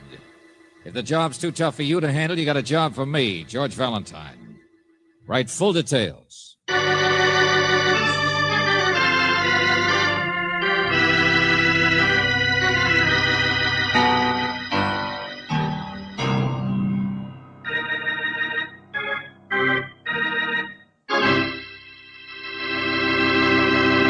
If you remember your history of early America, the name Ponce de Leon should strike an old chord. He was the rascal who went looking for the fountain of youth somewhere in Florida, but all he could find was orange juice, which may have helped, but not enough. All of which adds up to really nothing, except that the heavy in our Let George Do It adventure is a character named Ponce the Lion. And from my vantage point, he seems to be quite a character. But suppose I let Buster here tell you all about old Ponce.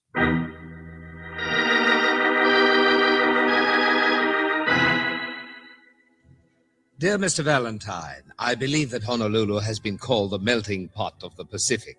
Well, our little town of Baja Junction could very likely be the boiling pot. But the weather can't prevent our maintaining a pleasant, peaceful, forward-looking town. That is, for the past 2 years. Tomorrow it will all change. Tomorrow our town will boil in quite a different way, unless someone like yourself can stop it. I was given your name by Phale Minahan, who lives here. But please report direct to me just as soon as you can. You see, Baja Junction is about to receive back its most disturbing citizen, a man named Ponce the Lion. Sincerely, J.H. Frankel, Director of the Baja Junction Trade Relations Club.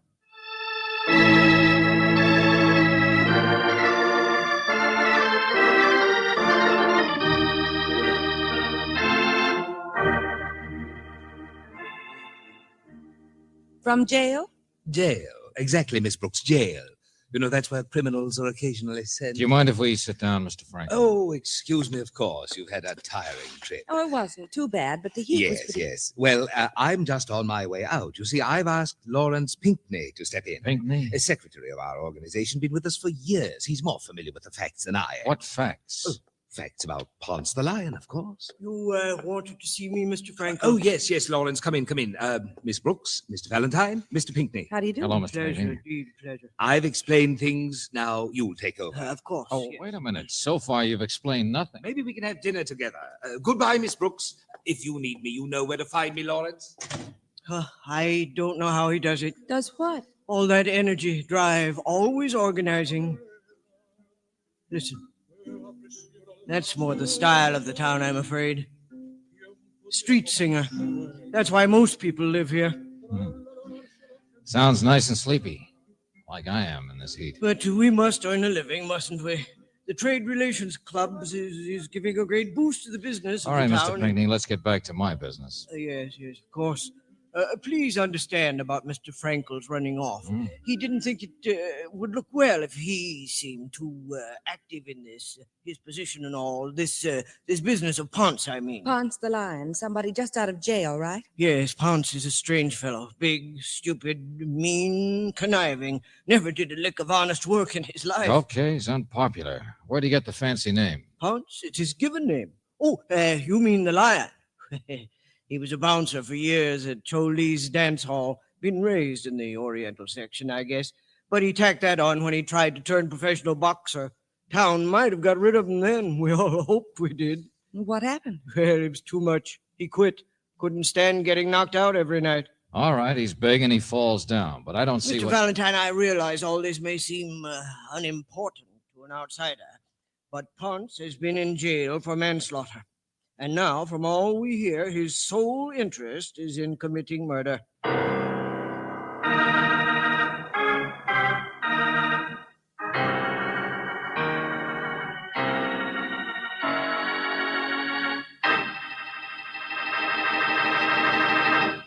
This Ponce is just full of the old Ned, isn't he? We'll see if he carried out his threat. But first, let's take a minute off for this. Now let's get back and see if Buster can throw any more light on Ponce. Well, there isn't much more you need to... Oh, who, what, when, where, why? Come on. Well, his manslaughter sentence was based on a knifing. 3 years ago, Now, it seems that Ponce has decided he should murder everyone who testified against him, who helped to put him in jail. You mean witnesses? How many were there? Well, now, see here. Mr. Frankel isn't crazy. Why don't you ask me the important thing? How could we possibly know that big ape's intentions? Know what Ponce is going to do? I didn't ask that because I assume they're just guesses and rumors, easy gossip. Tough guy wants revenge. Ponce the Lion. Even the name is hardly credible. Oh, many things are hardly credible here in Baja Junction, Mr. Valentine. Yeah. But you're quite right.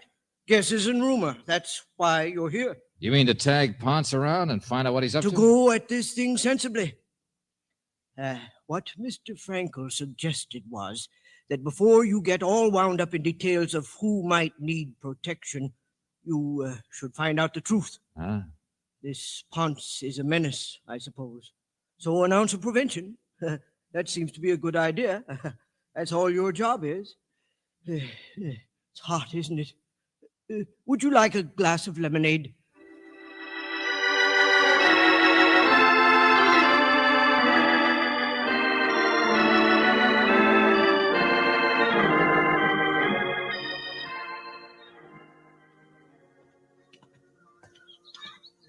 I don't blame you for looking me up, my lad. There's no better man on any park bench than Phil Minahan, to tell you the I looked you up, Mr. Minahan, because I'm curious. You recommended me for this job. Why? You don't know me from Adam. And vice versa, you're thinking. Of course, lad, of course.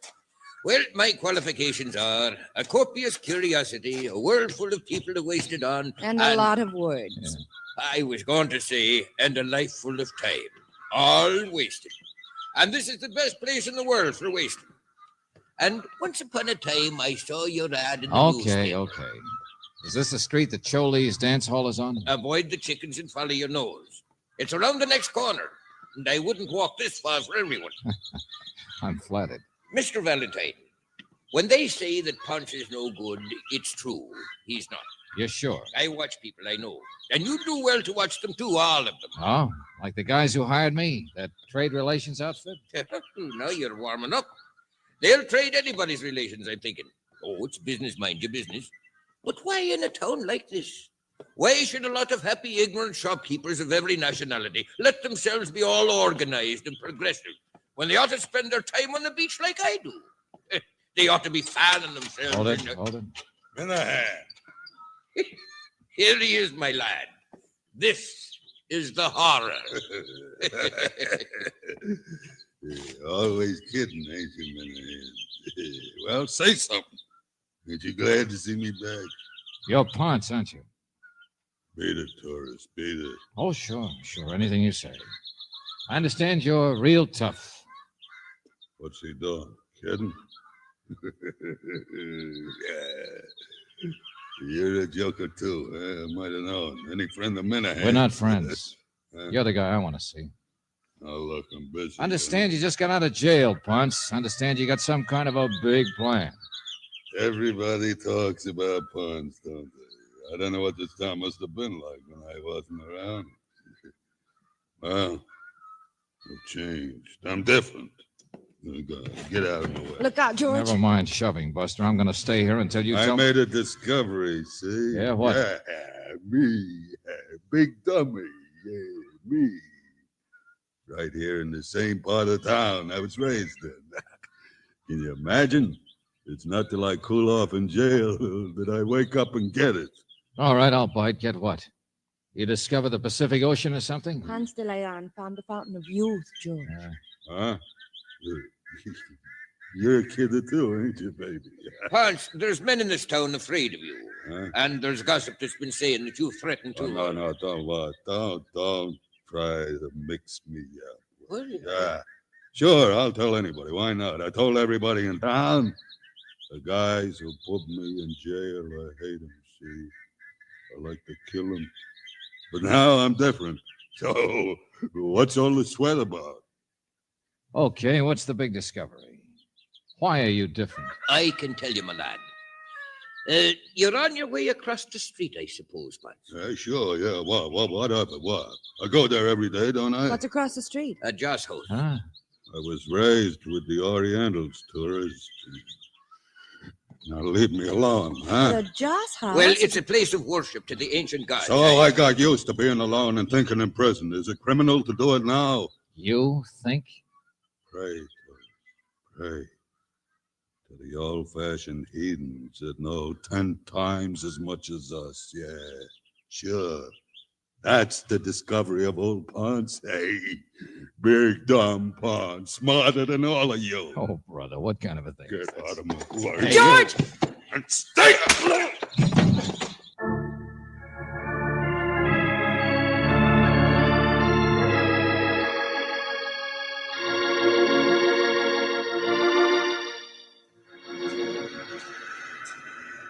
He's certainly hard to find. At his house, they didn't know he decided to go swimming for the afternoon. This must be the cabana over here. Yeah, Mr. Frankel. Around this side, I guess. Wonder why he didn't tell us in his letter, Angel, that he was a witness to that manslaughter of Ponce's. I don't know. Taxi driver who brought him here knew it. I suppose everyone knows. Frankel. Frankel! George, he's been stabbed. Just as Ponce threatened.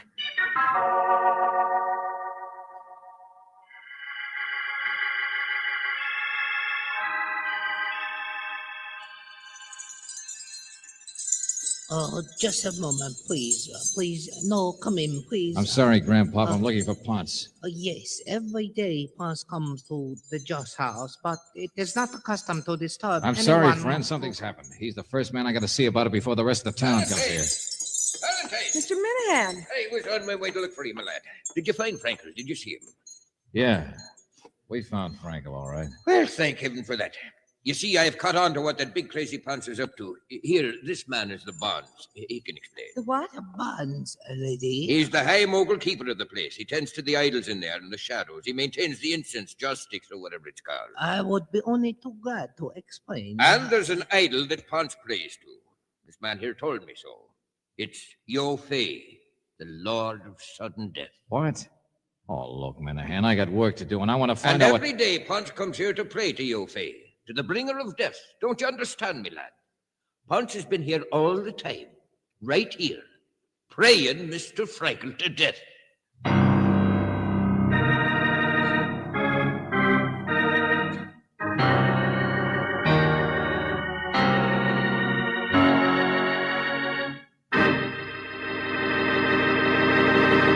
We'll return to tonight's adventure of George Valentine in just a moment.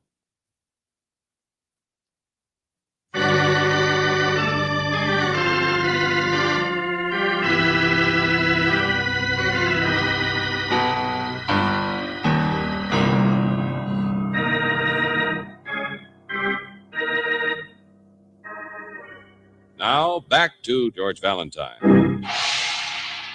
Baja Junction, the boiling pot of the Pacific, as Mr. Frankel called it. A place where almost anything can happen, as Mr. Frankel himself found out. Because now he's been murdered.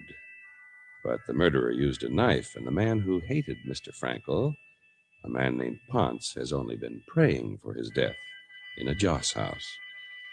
Well, if your name is George Valentine, you barely know what a Joss house is. This Tao the Just. Over there in the shadow, Liu Hai, money god. Many joss sticks are burned to Liu Hai. That's more for the likes of us, eh, Valentine? Hold on, Mr. Minahan. This Yo Fei you mentioned. It can be seen from here. There. The end of that room. Oh, it's a big thing, isn't it? Life size, as it should be, as the bringer of death. Now, isn't that a ghastly idea, black face? Look at that, would you? And a clenched black fist stretched out before him, the Lord of Sudden Death. Please, not talk loud. Please, there are people in here. Is that him over there in front of the idol? There on the floor? That Ponce? It is forbidden to intrude when a man is alone with his own thoughts and prayers. I said, is that him under the fancy silk robe lying on that prayer mat? Sure, it's him. I've seen him carrying that robe around. Born and raised in the Oriental section, I told you he was. He's moving, George. I'm afraid we have disturbed Yeah, him. he saw us. Here he comes. It wasn't the Bonds who told me he was here. It was a woman. I thought I told you to leave me alone. Like you left Frankel alone? Frankel? Yeah, let's get out of here, Ponce. I want to talk to you. I will not. You interrupt me, see? Oh, sure. Praying people to death. He's told that to several people. So you wouldn't know whether Frankel's dead yet or not, huh? It works. Pretty neat, ain't it? You mean you've been working hard to set up an alibi? What's that? Oh, I saw you come in here a couple of hours ago. Minahan came here just a few minutes before I did just now and says you've been here all the time. Still, I don't believe it. Move away, will you, Mac? I'm busy. And you no more believe all this idle stuff than I do. Big discovery of Ponce. How to set up an alibi, that's all. Praying a man to dead old brother, that takes the cake. But there is others that saw him, Valentine. They all say the same thing. You're so smart. Sure, you're so smart. Get out of here. Leave me alone. I've got work to do. Okay, Buster, you win. But you better hang on to that alibi when the town starts pointing its finger. Wait a minute, George. Ponce, what work? What do you still have to do here? Pray 'em dead. Pray every one of 'em dead. You don't believe it, huh? Your face shows me how. He's a great old piece of iron. Pray him dead.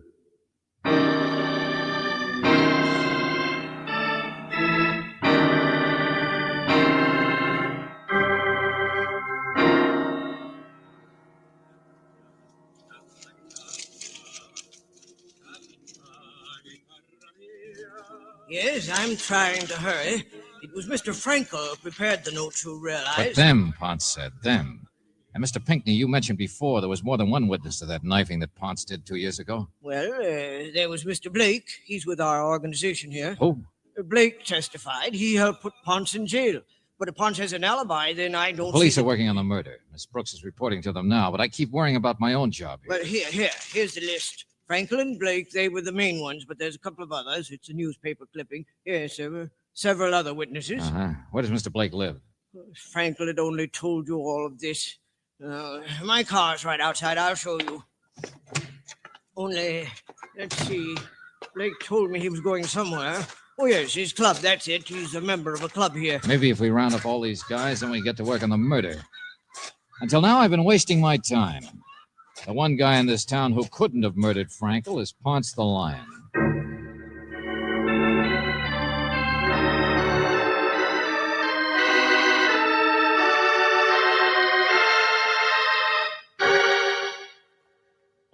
Blake! Blake! Now you're wasting your time, Pinckney. Mr. Blake's dead, too. But he's been stabbed. That's what you said happened to Mr. Oh, Frankel. stop chattering, will you? This just happened a few minutes ago. What? Alone here in his room, reading. But he was facing the door, wasn't he? He's a big guy, pretty husky. Well, there's only one entrance to the room. Yeah, that's what I mean. Come on. But See, the door has a latch. So whoever it was had to knock. I don't understand. I'm going to call the police. Be quiet, will you? Wait a minute. Listen. Okay, what's down this hall? Well, the halls all lead to the back court. Yeah. Wait a minute. Steps. There's a man out there. The other side of the wall. We'd never catch up. Well, that's not the way to the gate. Wait a minute. Here's a trash can. That thing we heard first sounded metallic. What? Sure, we were in Blake's room just a second after the murderer was. Saw us coming and ran. Here, look. A knife. Uh-huh. No, don't touch it. The knife that was used both times, I'd guess. Let's get on to the police station as fast You as mean we let's can. telephone the police? Give them those other names fast if they haven't got them already? But you and I, friend, are going to start correcting our mistakes, and I'll do the driving.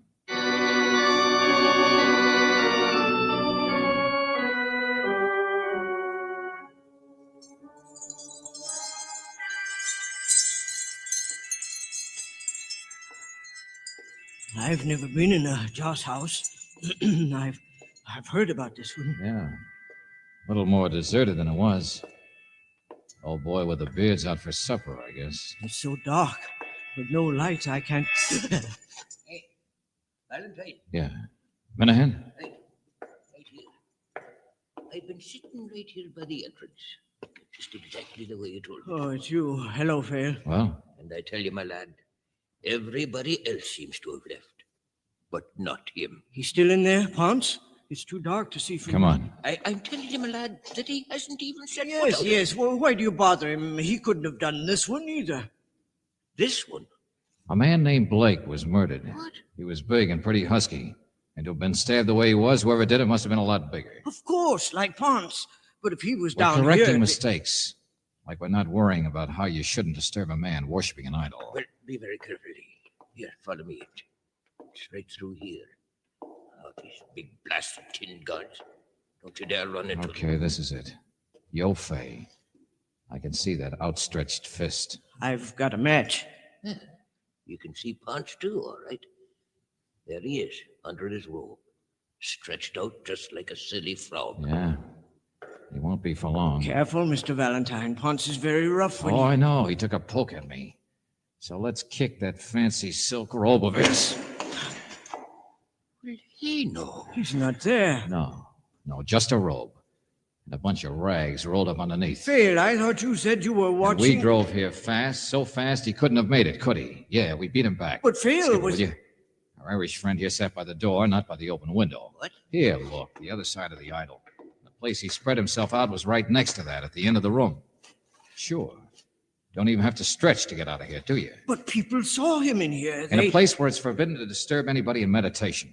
In a place where a man might lie flat on his robe and stay that way for hours. Perfect alibi.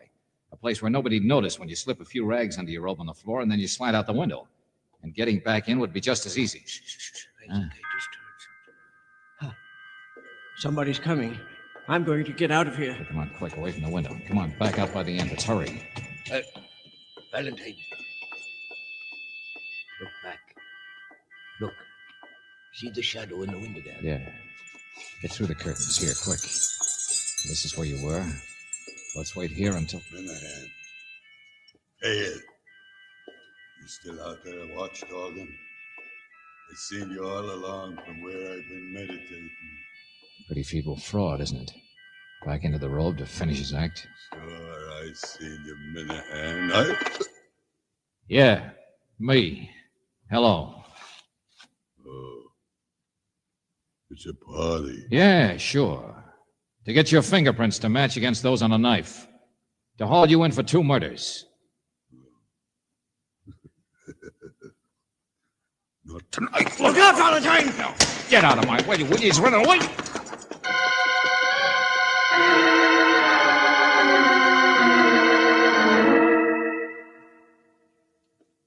Mr. Valentine? I'm all right. I just hate to have it happen twice, that's all, if you hadn't gotten away. Well, I couldn't help it. I'm not used skip to it, will you? Did he get away? He ran back through the Joss house. There's a million entrances to that alley through the window. Yeah, and Minahan? He went after him. Oh, that'll do a lot of good. Funny you're knowing about the alley and this place, but you said you'd never been here before. What? Nothing. Nothing I say will do any good unless we get that big ape who committed the murders. Well, of course. Ponce was the one Now who... listen, Buster. I know he did the dirty work. He always wanted to. But he's not bright enough to plan it. Not bright enough to take over an explanation for Mr. Frankel and mix it up to me. What? Oh, yeah, sure. I've been kicking myself because Frankel wrote me and then was killed. Only it was his own fault for handing the job of explaining things over to you. And you told me only what I needed to know for your time schedule. What time schedule? The one you cooked up for Ponce. I don't know what your angle is, but both Frankel and Blake were big shots in that same big money promotion outfit you're secretary of. So I guess there is something to gain. And after all, you only had to encourage and help Ponce a little to get him dead. No, Now, don't argue with me, Buster, because each time Ponce went right out from here and killed his man and came straight back. Well, how did he know where to find him? Now, see Unless here. somebody told him. Like you said, Blake told you he was going to be at his club. Sure. You're the only one who knew where both men were. Because I still remember the last thing I heard Frankel say. It was, "You know where to find me, Lawrence." That doesn't mean anything. You know something? You're right. It doesn't mean a blame thing unless the police can beat the truth out of Ponce. And you'll never find him. He'll get away. Oh, I don't doubt it. Hey, where's Minahan? Hey, Minahan! Now get back inside the Joss house, Pinckney. I got about 1 second to keep this whole case from falling apart.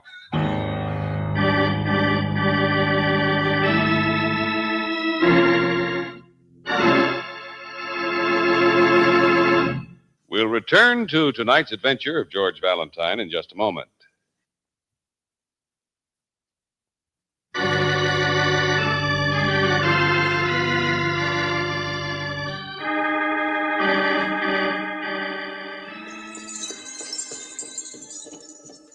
Minahan! Field! Hey, Minahan. Yes, Bernard. I'm in here looking the place over. Here I am, and you know something? I'm all right. Oh, well, don't scare me like that. Come on, let's get out of here. Well, it was only having a little bit of a word with Teo the Just that I was. Huh? What are you talking about? Valentine, you know, it's a strange and funny thing about people. Now, for instance, you take Ponce. He thought that thing with the black fist, Yo Fei, was something. And, well, maybe he had something. Minahan, what's happened to you? What kind of a Yes, conversation? yes, let's get out of here, out of the dark. Look out. No. Look out for your step now. Huh? What do you mean? Incidentally, you better get hold of Mr. Pinky's arm while I explain this to you. The arm of Yo Fei is much longer. Look up there. Do you see it up there? With its clenched fist? Huh? Hey, for gosh. Oh, no, you don't, Pinckney. Aye, Mr. Pinckney. Your poor dumb Ponce is still with us to talk. Yeah, how about that? He never got out. Lying there out colder than a mackerel.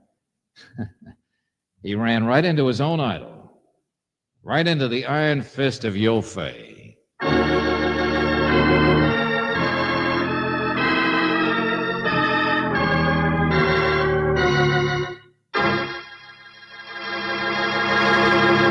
You have just heard the discovery of Ponce the Lion, another Let George Do It adventure.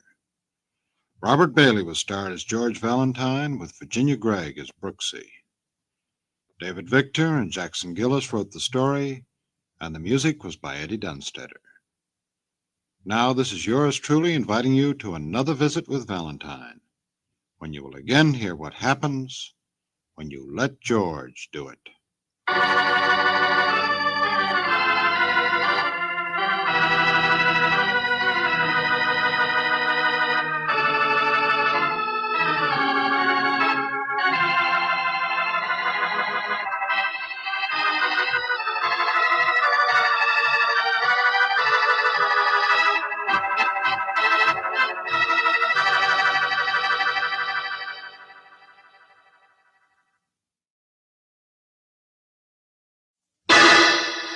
Personal notice. Danger's my stock and trade.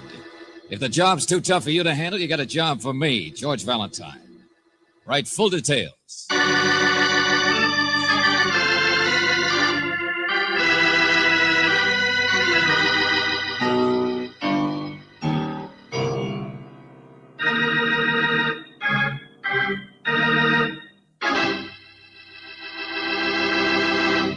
Say, did you ever hear of a fearless clown? Well, just in case you haven't, that's the title of our Let George Do It adventure. Now, you're probably wondering what a clown has to fear in the first place, unless maybe it's a nasty elephant. And in the second place, how would you know when he's behind a couple of inches of grease paint? Well, all I know is that a very nervous girl is most concerned about a certain clown, and she's telling George Valentine all about it.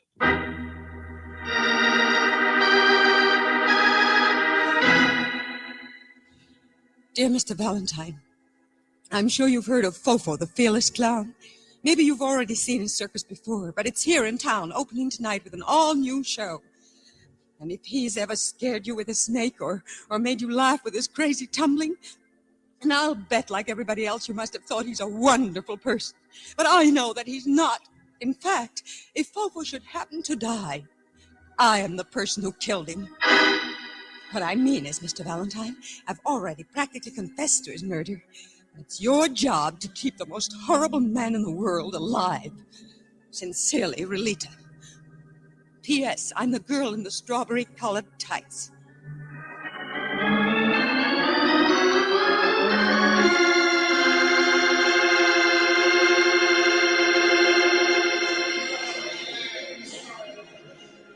Hey, there she is, riding the lead elephant. How could you miss her? Oh, you spotted her before, this Relita? The tights, darling. Or didn't you notice them? Foolish question. Opening parade. She said we could catch her after the performance. That's a good idea. It'd take a stepladder to get down off that elephant any other way, wouldn't it? Brooksy, I'll tell you a secret. You don't get down off an elephant. You get it off a duck. Oh, George. George! Oh, no, take it easy, Angel. That's the star of the piece, that's all. Fofo himself. You know, he's about the only performer who's ever worked up to owning his own circus. Must be quite George, a guy. he's got a snake. It came right out of his suitcase. Sure. It's a good act to lead the parade But with. look at it. George, it's a cobra. Oh. Take it easy. Putty nose and the clown rig is what makes it look so He's exciting. jumping rope with it. Brooksy, I'll tell you something. The fearless little man with his snakes. Hey, look, he's turning somersaults now in front of the elephant. But he's the man you're supposed to keep alive. Don't worry, I told you. For your information, there's not one snake in this circus that doesn't eat with false teeth. What? Yeah, sure. It just looks dangerous, that's all. That guy's not crazy. All his snakes are a fraud. Maybe he is too, I don't know. Well, I should have known, but... Hey, the elephant. Lolita's elephant. He's charging. But Fofo's turning somersaults right in front of him. Oh, George! Come on, get through the crowd. That job of mine sure ended in a hurry. That elephant just went crazy. Fofo didn't even see him coming. You didn't even have a chance to keep him alive. Brooksy, what I want to find out was in the first part of Lolita's letter. Maybe it was the elephant who trampled him, but remember? She said, if Fofo should happen to die, I'm the person who killed him.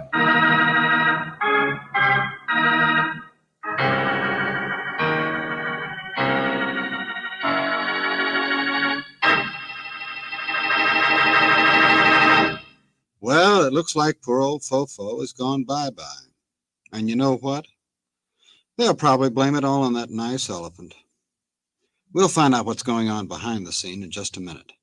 But first, let's take time out for this. Now let's get back to George and Brooksy. Right now, they're backstage at the circus. George. Angel, doctor says he's still alive. They got him into the ambulance as fast as possible. He's on his way to the hospital right now. Mr. Valentine, it was an accident, wasn't it? Well? George, you saw it yourself. That elephant just went crazy or something, didn't you see? He charged straight ahead. If Fofo hadn't been so close to him. Sure, I saw it all right. Relita, I think you'd better tell me about yourself in a hurry. Yes, of course. Well, it's really quite simple. I'm new with the circus. I do a little acrobatic dancing. I used to be with an act in nightclubs. Well, it's rather hard to say this. I'm married, you see, and oh, Mr. Valentine, Fofo's death was an accident. That's all it could have been. Relita, we do need to know your story, but maybe not all of it. Well, it's Fofo is very attractive and charming, and well, anyway, he saw me act, and I met him. He wanted me to come with his circus. Now I have to stay with the circus. What do you mean? I think he must have enjoyed being in danger. I got mixed up with him. What do you think I mean? Okay. Emotional blackmail. Does that make it simpler for you? I wrote exactly why I was going to kill him, and well, don't look like that. I didn't give him the letter or go out and buy a gun. In fact, I just tore it up. Or no, what I mean is I put it in my wastebasket. I'd worked up my steam, I guess. Anyway, I wrote everything to my husband instead, and I mailed that, and he understands. Well, why were you so frightened? Why did you want me? After the show that night, I came back to my dressing room, and the note I wrote to Fofo was gone, disappeared. Somebody had taken it out of my wastebasket. Uh-huh. You wanted me to find out who and get the letter back, huh? Yes, whoever had that note could murder Fofo and use it to put the blame on you. And I don't know who that could be. I don't know the people around here yet, but Fofo's so popular, I can't imagine anyone else wanting to use that letter of mine. I would kill him any day of the week. What? Otto. The show must go on, but somebody else can lead the band. I wanted to find you, my child. Lolita, she will be all upset, I said to myself. Otto, what did you mean? You said you'd killed Fofo? Who are these people? Oh, Miss Brooks, Mr. Valentine. He's sort of a detective. Well, naturally, I would expect that. Relita was just telling us that she doesn't have many friends around the circus yet. So, she has me and my brother, too, the boy, Freddie. Have you seen where he is, Lolita? No, I haven't, but what did you mean Sure, when... come on, let's have it. Why would you kill Fofo? Everybody knows that. My foot, you see? I didn't always toodle on an oboe and wave batons in a striped coat. I was on the wire. Otto the Magnificent. Yeah. So one day I fell and was injured. But Fofo, you think he would help pay my 2 years of hospital bills, the way the law says? Then why did you come back to his circus? Why not? Perhaps to kill Fofo. I don't know. but neither does Fofo. That's what makes it interesting. Oh, Otto, stop it. You shouldn't say things like that. You are very mixed up, my child, and very innocent. Uh-huh. And you're trying to tell her that nobody likes Fofo, check? Liked. Past tense. He was popular because he always liked to have around him the people who hated him. If this makes no sense, why try to understand that he's dead, isn't he? Yeah, practically. Killed by an elephant. Otto, is that true? That there were others besides me? Then that letter I wrote isn't so important at all, is it, Mr. Valentine? Everybody hated him. Even my little brother Freddie, the sweetest boy in the world. And a good entertainer, too, but out of a job. You think Fofo would give him work? No, Fofo laughs. He thinks it is funny I should have to support my brother. Skip it, Otto. What about the man who was with the elephant? What? The one walking alongside when it happened in there. Trainer, whatever he is. His name is Boxer. Well, I don't know. But he probably hates Fofo, too. Okay, thanks. You've covered up enough for a leader. What? George, where are you going? Well, I'll start with the snakes, I guess.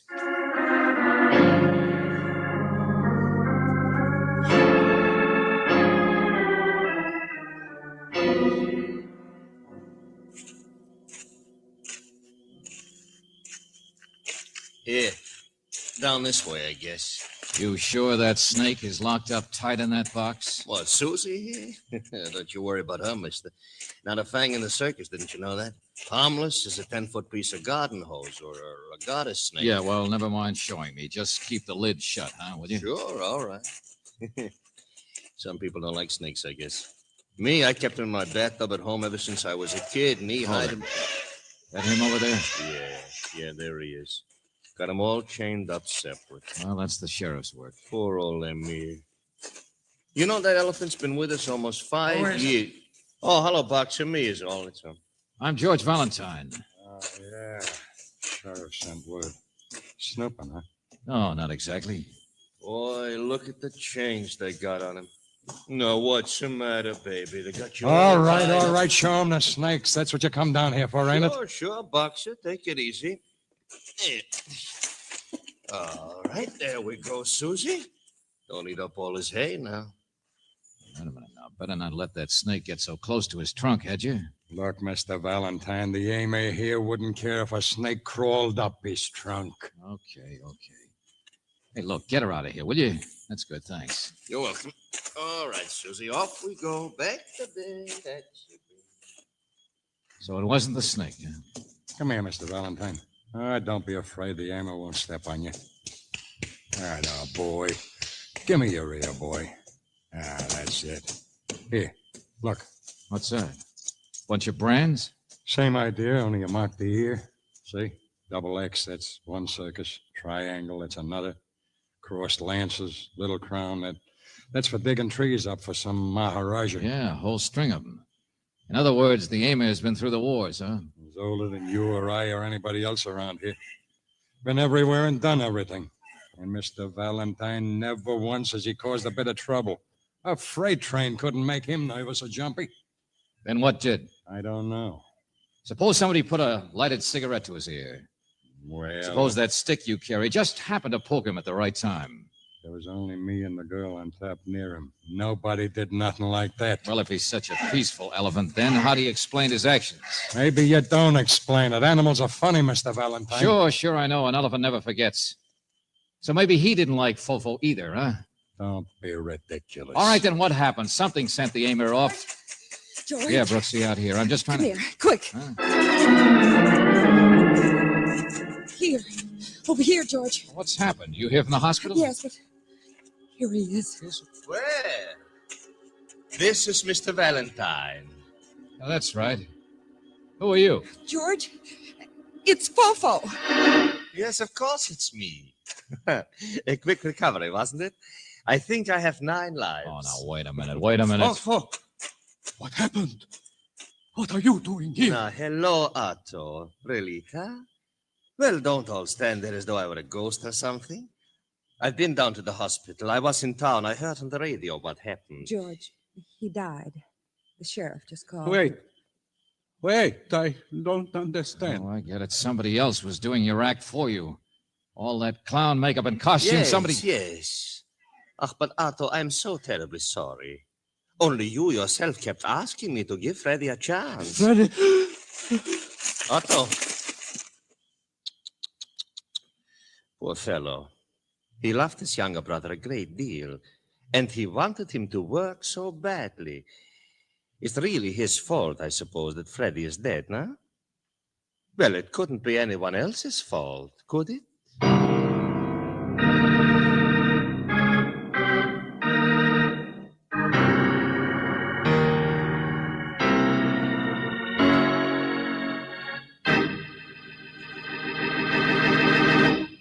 We'll return to our adventure with George Valentine in just a moment.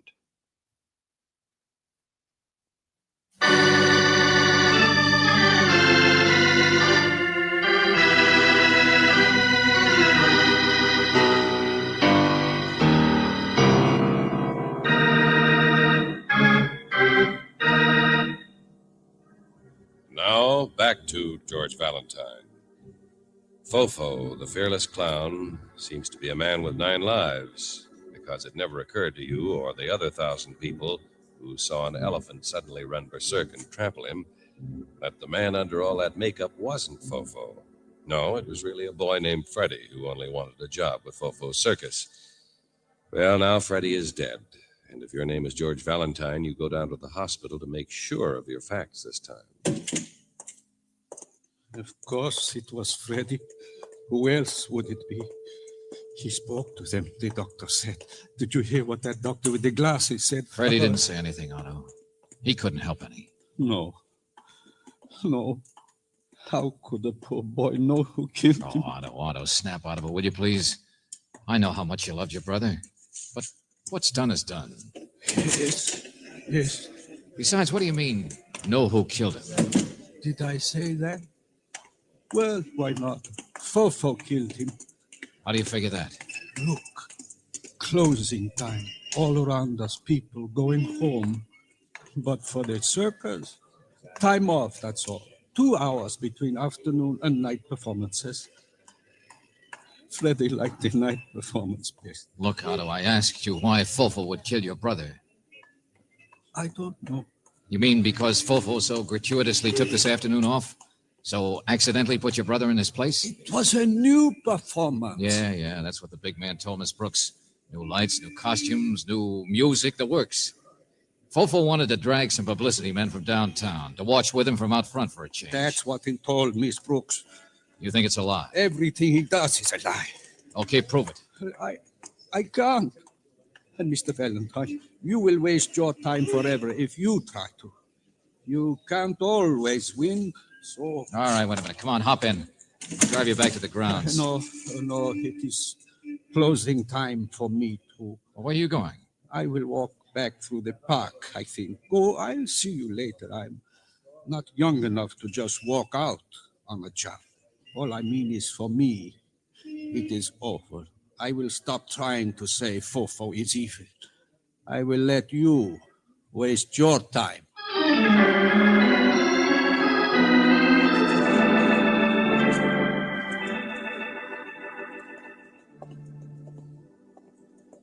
This is dressing room? The railroad car, George. It's the drawing room. Oh, yeah. Nice way to live. Sure he's gone? It's through the office part, they said. Oh, yeah, here we are.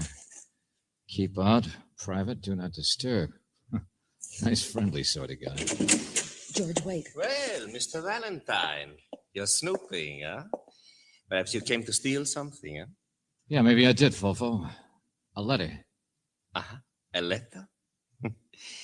Let me see. You represent Relita, don't you? So I guess I might as well start looking, huh? Where is it, the desk? You know, I like you. You are very shrewd. Now look, Buster, she wrote a letter. It explained what kind of a guy you are. And why she would like to kill me. So the letter disappears. Somebody stole it. It doesn't take much shrewdness to figure you're the boy who took it. Relita is very young. She needed to be taught a lesson. She's already learned it. Stay away from clowns. But I suppose you got a lot of fun out of scaring her to death. Now here. You may have it. It has served its purpose. Thanks a lot. Fofo, you enjoy things like this, don't you? What this guy Otto says about you is true. I think we can skip the psychoanalysis, yeah? Otto's stupid. He would never be able to do anything about the way he feels. I might. Sit down, Valentine. You know, you advertise for danger. You're the kind of man I've always wanted to meet. Oh, no thanks, Buster. My job's finished. What? Yeah, the reason I was hired, at least. So now the coast's clear to solve a murder, isn't it? And right now, I'd rather hear what Boxer has to say.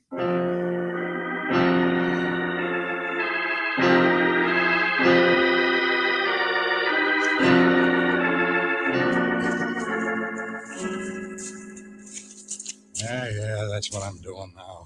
Here, hold the flashlight a minute. Well, maybe Fofo let it slip, but he mentioned you were claiming the Emir wasn't to blame today. I know. And earlier I said I couldn't see how anybody could have made the Aimer do it. I still don't. But you say one of the men heard someone out here. That's right, Miss Brooks. 2 nights ago. Roustabout says the Aimer was snorting around. Sure. Of course, I told Fofo. But you think he'd be interested if it was murder? You think he'd do anything but laugh over it? All right, skip it, Boxer. Just what happened 2 nights ago? Well, this roustabout was waked up by the Aimer. Came over to see what was the matter. Sure, there was a man here. But he disappeared before he could get a look. Didn't report it.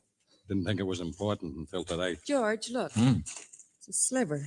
Thin little sliver of wood. What? Looks like a chip from the sawdust. Let's see what it looks like. No, wait a minute. Look out. It's broken already. Polished white wood. That's not sawdust. Well, maybe it's sharp. But that's nothing you're going to hurt an elephant with either. Here, I'll show you how tough the Aimer's skin is. Don't poke him.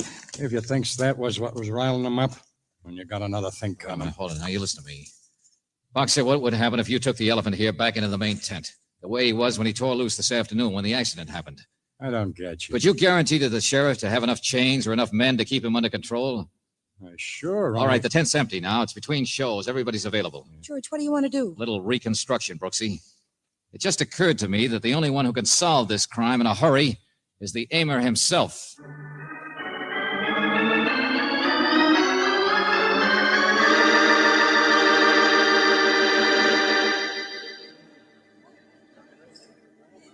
You all set, Otto? You want everything the same. All right, all right. Start your silliness. Old Sourpuss himself, where have you been? I'm back, aren't I? I guess, Mr. Valentine, I've been thinking about what Fofo should think about. How you can't always win. But you will never teach him. What do you mean? All right, let's get this parade going. Come on, you know the Sourpuss, he plays bad music anyway. Why aren't you ready to walk through this thing, Fofo? Haven't even brought your snake box in yet. Haven't even started a somersault. No, I will do my part. Don't worry, I'm not afraid. Oh, skip it. It's because you know I don't need to go through with it, isn't it? Is it? Sure. It's because you know I've already got the answer. Have you? Yeah. On the way back from the hospital, I stopped to pick up a book on elephants. Take the Aimer here. He's been through the wars, hasn't he? No, that band is making so much noise. Oh, you're with me, all right. But here, look. The brand marks on the Aimer's ear. Boxer, give me the stick there. Well, don't you want me to lead him around like I did? No, I take him. I can handle him. Well, give it to me, I said. Well, sure, boss. Never mind. Here, take a look. 3 X's. That's a circus. A crown. Boxer says he must have pulled up trees for a Maharaja once. Crossed lances. Well, in India, that was the best job an elephant could get, wasn't it? Only goes to the biggest and finest. Battle elephant. You are the expert, not me. I suppose the lances might mean that. What are you driving at? The Aimer's memory. Something way back in his training. Something he'd do on the right command, automatically, fast as lightning. Practically a reflex action. Yeah, well, go on. What's up, Valentine? Oh, let's get this over with, Sheriff. I don't like it. Otto, stop that music. Hey, Otto, stop it. What's the matter? Okay, now. Play the same tune you played this afternoon. What? What I have told you, everything is the same as Opening it was. performance of the new show was this afternoon. Sure, that's right. Everything was new, even costumes and music. So play that same march. Sure, I told you it was different, Otto. Yes, go on, Otto. You write the music, play it. Mr. Valentine wants everything the same. Unless you are afraid to. Be quiet, will you? Otto, your instrument, I remember, is an oboe, a reed instrument. Well, is this white sliver of wood yours? It's a broken reed. What? Somebody dropped it the other night doing something that made the Aimer get all excited. Playing softly in his ear, maybe. Testing a composition, maybe. I don't understand at all. Yes, you do. You're wasting time. Come on, boys. You don't need a leader. Play out those same arrangement you did this afternoon. Wait! Let her go. Here we are, Valentine. The Emir and I. What's the matter, Otto? The aimer here is really harmless. But if a man were turning somersaults in front of him and suddenly some horns started blaring out... Wait! No, Mr. Valentine. Wait, boys! I don't know the notes, but something deep in the elephant's memory, maybe. Battle elephant. And I suppose there must be a call for charge. At least that's what they use battle elephants for. Stop it! Stop that music! Stop it! Stop it! All right. I am the one you want.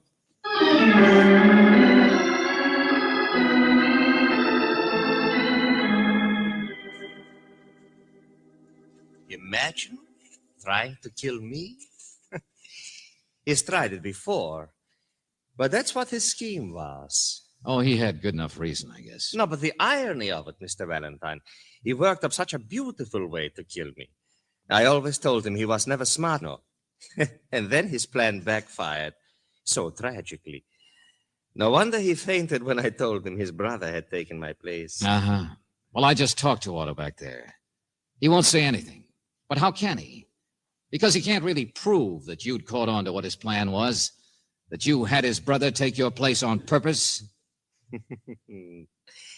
Well, and can you prove it? No, of course not. So why talk about then, huh? Yeah, that's right. Why talk about it? George, let's get out of here. Oh, leave me alone for a minute, will you, Angel? Don't you see? Fofo's right. I can't prove it.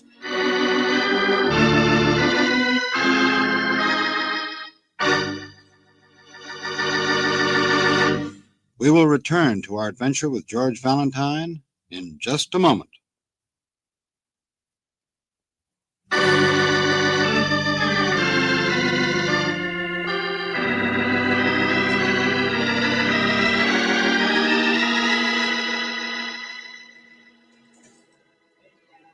Well, the aimer won't have to be shot now. That's one good thing come out of it. Oh, sure, Boxer. And you can go right on having trouble with your boss, and Relita can still be practically blackmailed by the guy who's still got his eye on her. Oh, George, stop beating yourself. There's nothing you can do about it. You said so yourself. Yeah, sure. In fact, Otto told me that earlier, before he stumbled off to walk in the park. Said I'd waste my time forever if I tried to get back at Fofo. You can't always win, he said. Well, poor Otto wasn't bright enough to get rid of Fofo. And I came along, so he never got another chance at him. Maybe I don't mean that, I don't know. Well, on with the show. Sure. Listen to them in there. In a couple of minutes, the fearless fraud will come galloping in with his little suitcase, opening the parade. And the people will scream and clap their hands for him and the snake with false teeth and his somersaults in front of the emir. So we don't like the way it ends, Brooksy. Hey, there's a police car come back to meet us, I guess. Come on, let's go. Only... What's the matter? Otto said a couple of funny things. It was odd, his not being willing to talk about anything after he confessed. What? In fact, it was funny he didn't confess earlier. The shock of finding he'd been responsible for killing his brother and all. What are you talking about? That policeman getting out of the car is a funny cab. Made me remember Otto's wanting to go to the park, that's all, then showing up later. Mr. Valentine, this guy's from the park. Yeah, so I noticed. City Park Zoo. We need help fast. Along about closing time, somebody broke into the snake house at the zoo. And, buddy, our snakes aren't amateurs. Our biggest cobra is missing.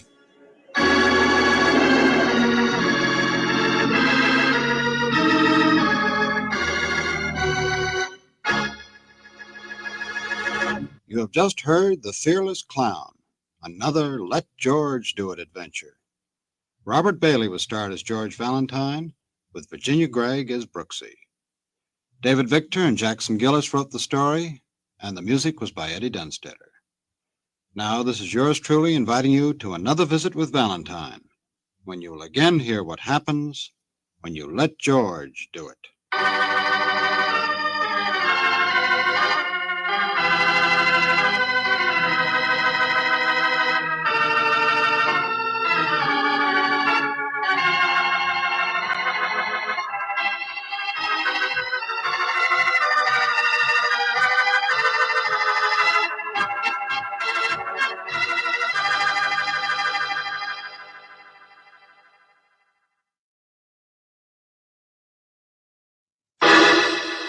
Personal notice. Danger's my stock and trade.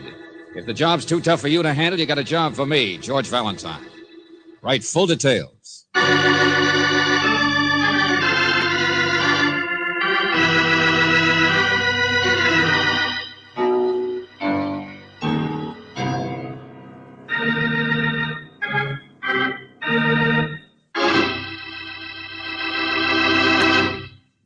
it's time to batten down the hatches again, 'cause here comes George Valentine.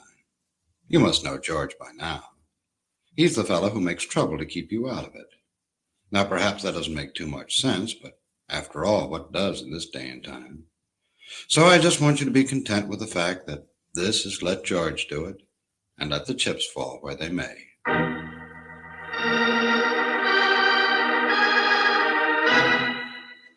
Dear Mr. Valentine, it's one thing to be the keeper of your brother. It's quite another to be the keeper of your brother-in-law, particularly one that you haven't met, that you don't want to meet, that you wish would stay in South America where he belongs, and that shouldn't have married your sister in the first place. When my sister wrote that she was meeting her husband's ship here in town, naturally, I insisted that they be my guests. But, Mr. Valentine, the price of hospitality seems to run high. No sooner had I put the welcome mat out than the word must have got round. The X must be on my doorstep, because now my house is being watched. I am being watched. Well, Mr. Valentine, I am not an excavation, and I have no intention of letting brotherly love dig me into any sort of premature grave. Sincerely, Franklin J. Scott.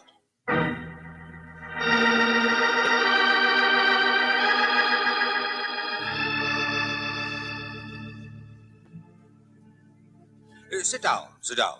This is a lovely place, Mr. Scott. Thank you, Miss Brooks. It's been in the Scott family for years. Yes, I've heard of your family. Certainly not on the financial page.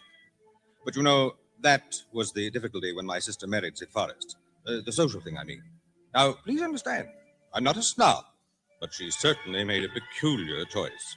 You see, she was back east at the time. Yes, I think you mentioned that. Look, I'd really rather hear about your house being watched. No, wait. This comes first. Sid Forrest. Marion met him in Saratoga, I think. He'd won a racehorse in a poker game, and they spent their honeymoon watching it lose from then on. That will give you the general idea about him. It will. Oh, I've done my best to be sympathetic. Sent Marion money every once in a while. I stood up against some of the other members of the family for them, and I really had hopes of being justified when Sid went to Guiana, French Guiana, a little town called Jean Cache it was. When was this? You mean he left your sister? No such luck. He left a couple of years ago to make something of himself in mining. Well, I don't think he did so well on money, but at least it's a try, and Marion assures me he's coming back quite a different man. Mm-hmm. But you're not so sure that he's as reformed as she claims. This house watching before he gets here. Exactly. Marion herself is arriving later on tonight. And you called me instead of the police because if your brother-in-law is mixed up in something irregular again, you don't want publicity of the law around, huh? Now I know I hired the right man. Oh, don't be too sure yet. You still haven't said a word about who's watching you, why you're so afraid. Oh, here. That part's the easiest. Huh? What? The man who watches. He's out there every night. At least the past 3 nights. Quiet now. I'll turn out the lights. Oh, I'll get them. Thank you. Who he is, that's your job. I tried to speak to him once, but he just walked past me. Oh, what's this? Side porch, patio? Shh. Out this way. No, wait. There. Where? Under the street light.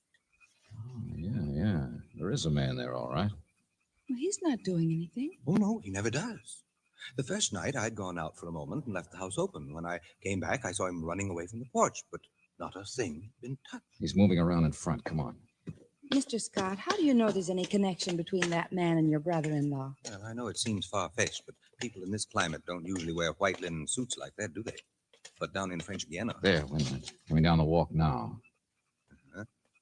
Well, Mr. Valentine, what do you think? I don't think anything. I'm stupid. I'm just a guy who likes to ask questions. George, be careful. Okay, now. Excuse me, friends. You got a light? What? Light. Here, have a cigarette. Oh, no, thank you. Hey, wait a minute. Oh, I'm sorry. Slow down, Buster. Get away from me. Not tonight. There. That's better. I didn't do anything. Did you get him? Now, hang on to him. Take it easy now. He's not going anyplace. Who are you? I'm sorry.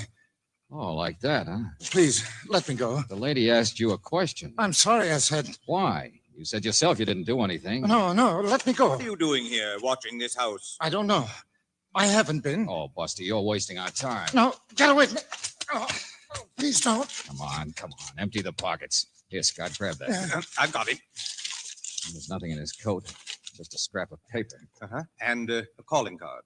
An old beat-up calling card. Yeah, the paper has your address printed on it, Mr. Scott. Huh? Let me see. Address, and that's all. You're hurting my arm. I won't try to get away. Okay, now you're getting smart. What's on the calling card, Mr. Scott? Mr. Jack McDonald, Rue d'Alvasso, Jean Cash, French Guiana. All right, is that you, Jack McDonald? No, please, I don't know. Buster, you said that once too many times. George, wait. Look at him. He looks sick. Okay, now for the last time, who are you? I'm sorry, I just don't know.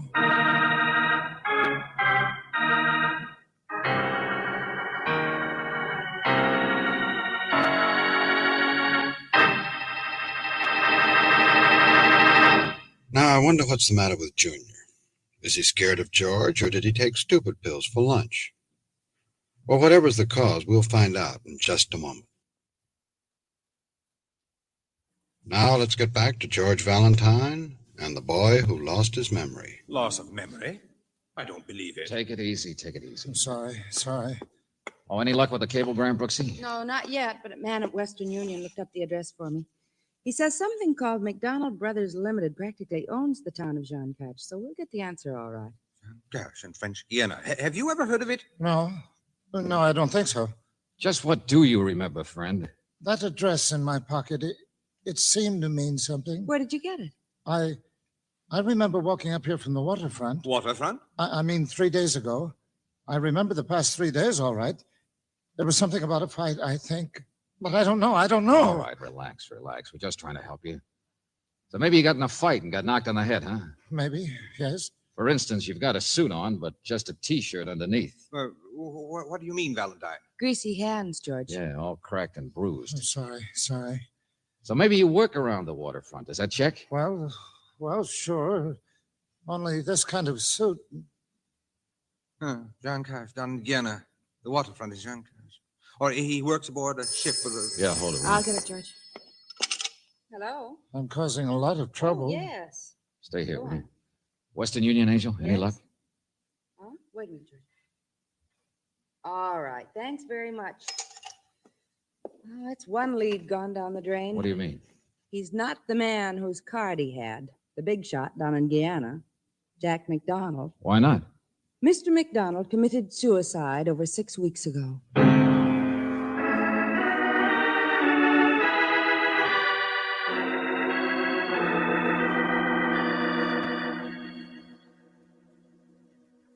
George, anything new? Oh, I'm doing about as well as you did, Angel. What's that? Friend of mine on a newspaper is checking ship arrivals. Our mental lapse here says he never heard of your brother-in-law, Sid Forrest. Well, I don't know that I haven't. But maybe Sid'll remember him. Check. Oh, you mean just keep this man until Sid gets here and... But wait, Valentine, I don't even know the name of Sid's ship. I know. I just asked your sister. Huh? Yes, Marion should be calling from the airport, but... What'd you say? She's out in the hall right now. That's what I came to tell you. Brooksy, stay here with Mr. X, will you? Sure, George. Marion, here? For heaven's sakes, why didn't you call? What in the name of... Franklin, darling. Hello, Marion. You distinctly wrote that I should pick you up at the airport when you got in. Don't be so stuffy. Where did I slide out from under this hat? There. Mr. Ambler met me and dropped me off here. Did I upset all your darling little plans? Now stop it. Ambler? Who's Ambler? Friend of mine. He's handled some of my business things. Can't your little sister have a few friends if she... Oh, I'm sorry, Mr. Valentine. You've got somebody waiting on the phone, haven't you? Yes, if you don't mind. Oh, my purse. I wrote that name down somewhere. I sent Sydney your address by radio, Franklin, just a few days ago. Golden something, I know. A Hello, freighter. Joe, still there? Well, try the list of freighters. Golden something or other. I thought I had it, but... Franklin, what's going on? Who's Mr. Valentine? No.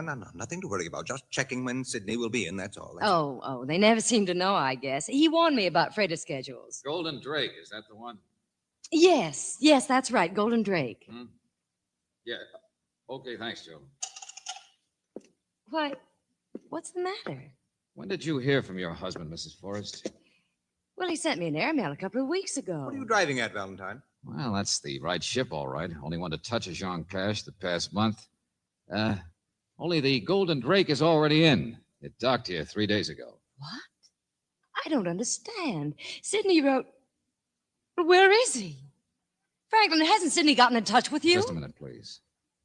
Mr. Scott, you told me you'd never met your brother-in-law, right? Well, yes. Or seen him, or seen his picture? Please, both of you. No, I haven't. Just a moment.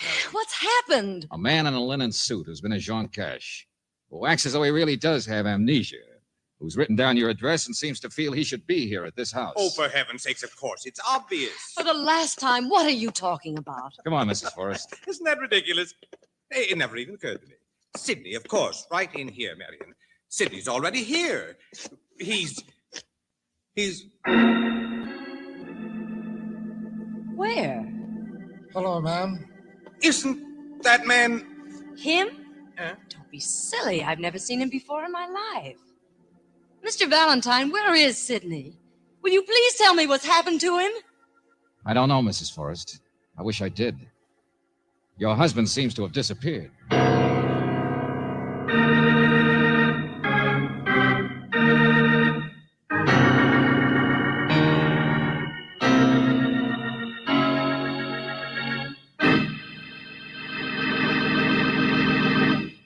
You are listening to Let George Do It.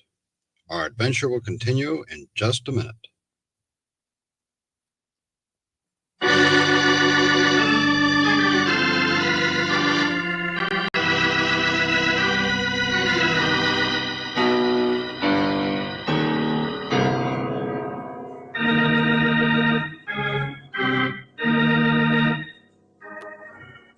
Now, back to George Valentine. You're hired because Mr. Scott is worried about a man watching his house, a man who doesn't know who he is or why he is there. He's carrying the card of Jack McDonald. But Mr. McDonald committed suicide in South America nearly 2 months ago. Is he Mr. Scott's brother-in-law, Sidney Forrest? Well, now Mrs. Forrest is here, and she should know, and she says he isn't. So if your name is George Valentine, you decide the only way to solve this problem is to find Sid Forrest. And so you first try the ship that supposedly brought him in 3 days ago. Golden Drake. It's not much, is it? Looks more like a tin duck. Is this where Yeah, we're come gonna... on, let's go aboard. What kind of a flag is Come on, that? hurry up, Brooksy, before they swing that boom again. Oh, Flag? I don't know. Panama, I think. Something like that. Valentine. Lieutenant Johnson. What are you doing here? All right. One at a time. My friends, you stand aboard a pirate ship. What did you say? An illegal, irregular, should have been sunk scow. No, is that nice, Lieutenant? You shut up. Come on, Johnson. What's it all about? My friends, meet Bluebeard himself. Captain Task, folks. Lieutenant here's a little sore, that's all. It'll wear off. Wear off? Oh, no, it won't. Your ship's been in port 3 days, and he waits until half an hour ago to report a man overboard. I told you I had a cargo to worry about. I've been tied up by you birds before, and when you got perishables aboard, you can't sit around waiting for red tape. Please. What man overboard? Oh, passenger, that's all. Had a passenger this trip. Man named Sidney Forrest. Sid Forrest. There's nothing to raise a blow about. Committed suicide, that's all. Overboard suicide.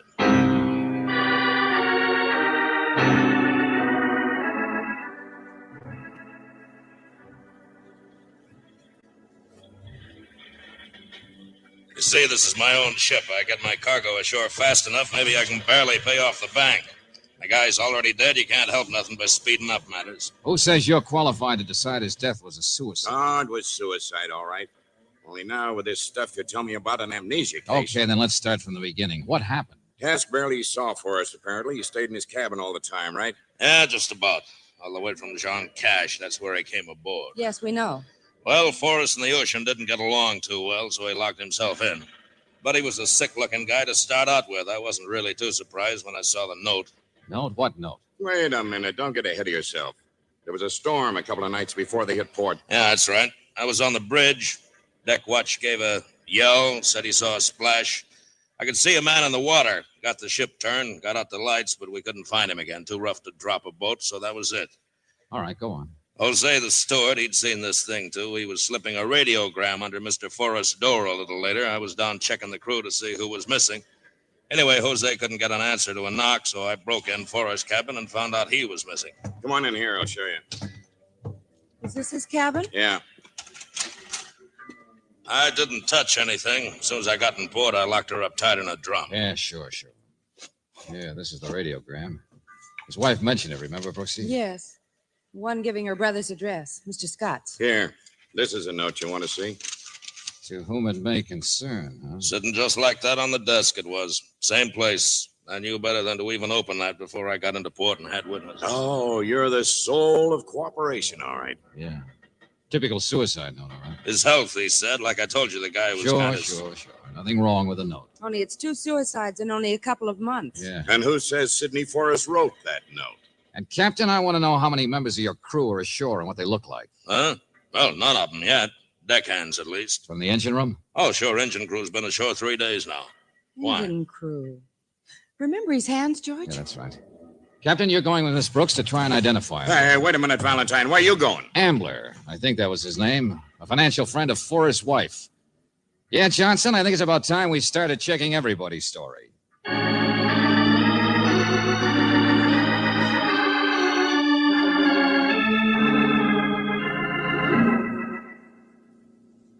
Well, yes. Yes, I met her at the plane. Oh, good heavens, there's nothing wrong with that, is there? Okay, Mr. Ambler. I have known Mrs. Forrest for some time, helped with her investments. In fact, that's what I'm doing now. She asked me to. I have to run down to that boat. Uh-huh. Well, I checked with the government authorities. Forrest sent quite a bunch of stuff up here by registered mail. Mm-hmm, that's right. Mailed things on ahead. But there are papers with his personal baggage to be gone over. On the ship, yeah. Yeah. Well, shall we be going then? You know, I'm supposed to be in Seattle. I know this is very upsetting for Mrs. Forrest, but I can't let my own business slide. Oh, wait a minute, Mr. Ambler. These securities, bonds, property deeds. Did you know Mr. Forrest was supposed to be a failure? Who told you that? His brother-in-law, Mr. Scott.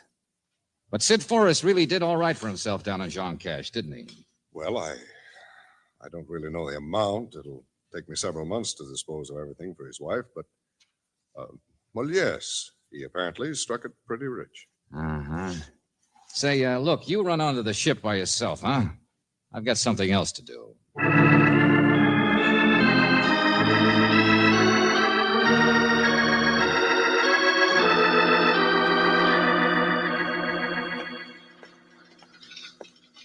John Doe. John Doe. Is that any kind of a name? There's no law against it.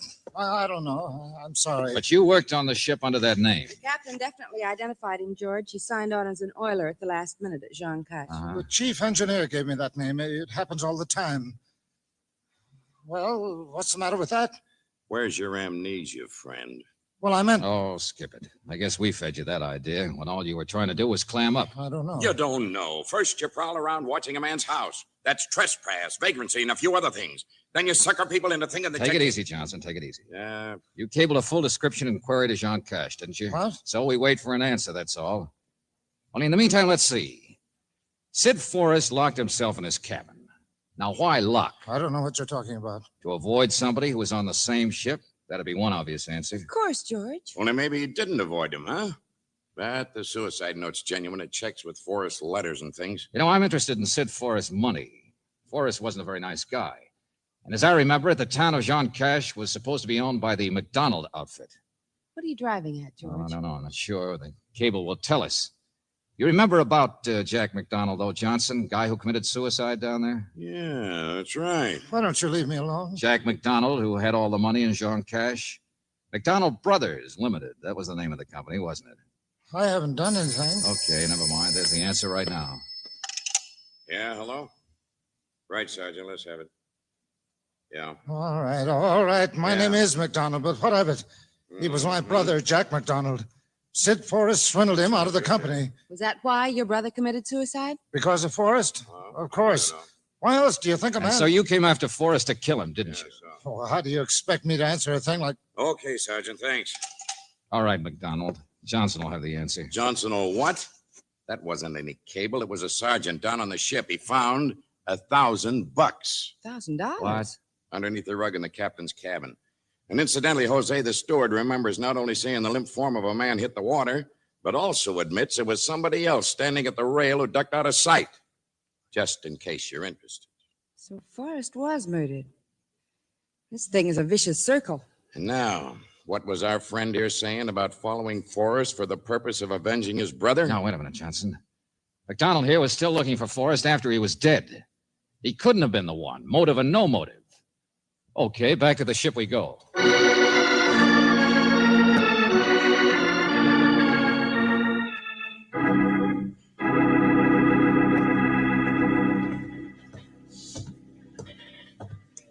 This case is upside down, I tell you. The further we get, the more complicated it is. I told Valentine, said Forrest wasn't any good, Lieutenant. Doesn't surprise me that a man would be after him for the sake of revenge. Never mind, Mr. Scott, please. Did they got that steward in here, Johnson? He's down below. The sergeant didn't want the captain to murder him for shooting his mouth off. I just wondered if this cabin was empty, that's all. Sure. Why? Well, let's put McDonald in here. Well, I'll do whatever you want, but... Good idea. Go on, get in there. Well, all right. Okay, now, Johnson, before you go off half-cocked on this case, let's try to add it up, huh? I didn't bring my slide rule. Well, it's always simpler to bet on a hunch than to get wound up figuring systems, isn't it? Only you don't win so often. You do if you got a few clues in your pocket. George, whoever murdered Forrest had to be someone on this ship, right? Is that what you mean by adding it up? Of course, that's obvious. It certainly couldn't have been anybody ashore, could it? It could have been paid for by somebody ashore. What? This Captain Task will do anything for money. And somebody's been paying him at least $1,000 worth. Well, you don't even know that this steward's testimony is true. Hold on a second, will you? Well, hello there, Valentine. Say, your name's Ambler, isn't it? That's right. I got a few questions about money I'd like to ask you. Wait, please, Well, Johnson. wait, what's the matter? Something new? Mr. Ambler, would you wait inside a minute in this cabin? Well, yes, of course. But don't make it too long. Well, Valentine? I was going to say that Mr. Forrest's money gives a motive to his wife. Now, see here. Or to her brother, like you, Mr. Scott. Cut it out, will you, all of you? Keep your eye on the clues, Johnson, and you don't have to get complicated at all. Huh? Yeah, listen. Don't you understand? It's all over. Now, And look. who even says there's been a murder? George! Look out there. Put that down. Unless you don't get out of the way fast enough. McDonald! Hey, what's going on in here? Put that down. What in the name of crazy? Stop it. Leave me alone. Cut it out, McDonald. All right, you asked for it. What in the name of hell is going... That man's insane. He grabbed me and Mr. Scott, I told you it was all over tonight. Meet Mr. Ambler. Sure, your brother-in-law. Only I guess his real name's Sidney Forrest. And he's still very much alive.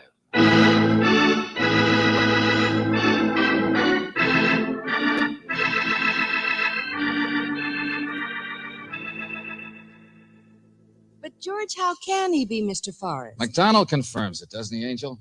So will Mrs. Forrest when we pin it down. But there was a murder or a suicide or... Well, there were witnesses. Not if everybody's alive and accounted for. Don't you get it, Angel? The captain was paid to help stage a man overboard disappearance, right? Sure, somebody saw something. Probably a bundle of clothes hitting the water, that's all. And who threw them? Probably Forrest himself. Oh. Then the captain hid him out in a different cabin and later on smuggled him ashore. All those other shenanigans have just been one frantic man's attempt to escape from another. And complications don't worry you because you've got a crystal ball. Oh, I told you, I've got a clue. Stick around a minute, Angel. It's simple.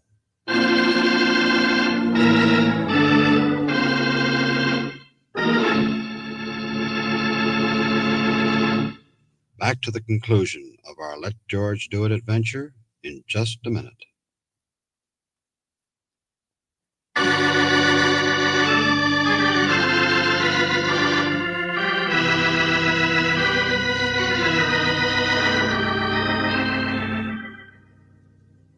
I guess McDonald is over it now, Mr. Scott. But he probably would have killed your brother-in-law if you hadn't called George and interfered. Wouldn't have been much loss. Well, I guess Forrest thought he had McDonald off his trail when he staged his own disappearance from the ship. Then somehow he found out about McDonald watching your house, waiting for him. So Forrest thought if he confirmed it as a suicide, then McDonald would believe he was dead and go back to South America. That's the idea. And that was the clue. The suicide note was in his own handwriting, but it was written after his supposed death. How do you know that? Well, a radiogram from your sister was delivered to Forrest's cabin afterwards, remember? It told him the address of your house. How do you think McDonald learned about you or that address unless he broke into that cabin sometime later and saw that radiogram? Well, yes, that makes And sense. yet the suicide note was supposedly found sitting in plain sight and left there until today sealed.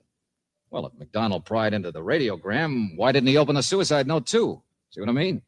Therefore, the note wasn't there or probably even written until later. But, Valentine, at least you'll admit it was luck that Forrest turned out so conveniently to be posing as Mr. Ambler. Sure, I'll grant you.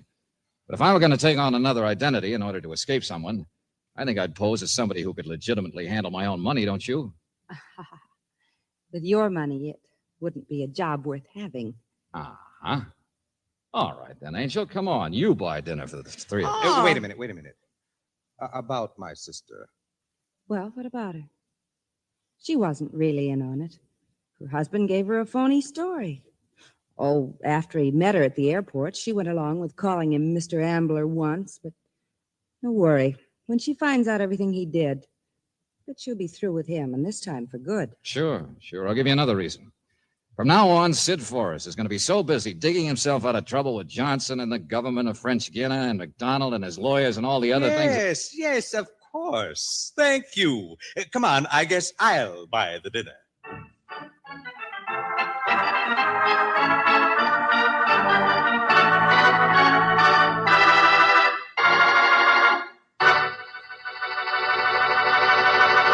You have just heard The Man from French Guiana, another Let George Do It adventure. Robert Bailey is starred as George Valentine, with Virginia Gregg as Brooksy. David Victor and Jackson Gillis wrote the story, with music by Eddie Dunstetter. Now, this is yours truly inviting you to another visit with Valentine, when you will again hear what happens when you let George do it.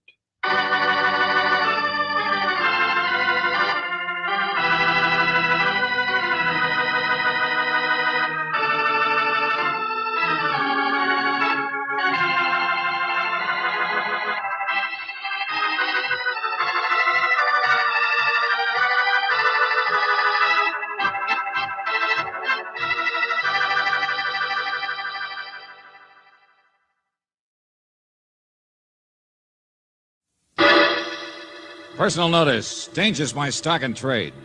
If the job's too tough for you to handle, you got a job for me, George Valentine. Write full details.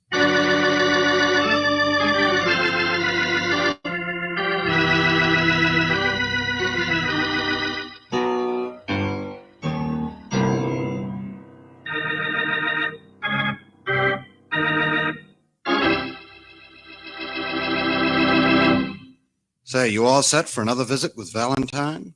I hope so. Because as always, we have what I think is a real peachy little bit of mayhem in store for you. It's a little thing called Sucker Stunt, which will give you a rough idea as what is about to take place. In case you want the gaps filled in, why don't you forget about me and watch how George handles the situation on Let George Do It.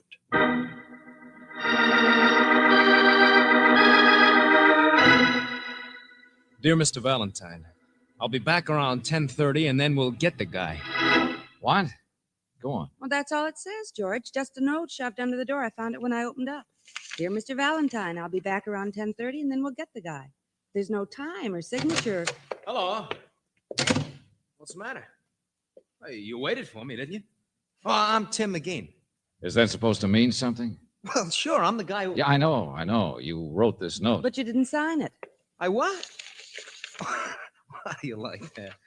I'm so wound up, I don't know what I'm doing. Sure, Tim McGean, that's my name. Sit down. You look worn out. Been up all night? Working. Here, let me unload. I'm a photographer, see? Yeah, so I noticed. Work up the north side of town. You know, weekly newspaper, that kind of stuff. I'm doing all right, see? I could support her myself. That's what gets me. That's what I don't understand. Her? I thought it was a guy you were out to get. Oh, well, sure. His name is Florio. I think you'd better start at the beginning. What happened? Did somebody steal your girl? What? Oh, no. It's my kid sister, see? She's only 18, lives with an aunt, but I feel sort of responsible. But you know how girls that age are. She won't listen to anything. She mixed up with this guy? I'm afraid she'll marry him. His address is down What's here. wrong with him? Why do you need me? Look, Mr. Valentine, I'm just an ordinary dull jerk. My sister won't listen to me. But I want you to see this guy. All this romantic European stuff, there's something fishy with it. Look, I still don't get it. What's fishy about Look, he's never told her what his business is. And he won't tell her. He's a good 20 years older than her. I phoned him once, trying to meet him, have a beer or something. But you know what he said? It was none of my business. I had to stay away from him or I'd get a nosebleed. Nice guy. Okay, Tim, you got his address. Let's go take a look at Florio's nose, just for size.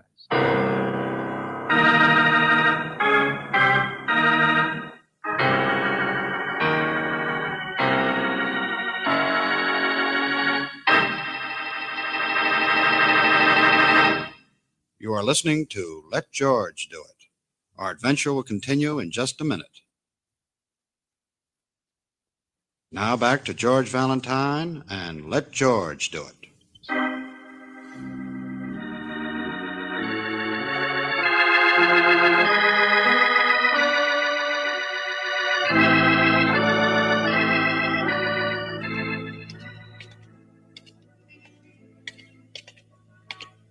Are you married? Oh, I used to be, but she wasn't much.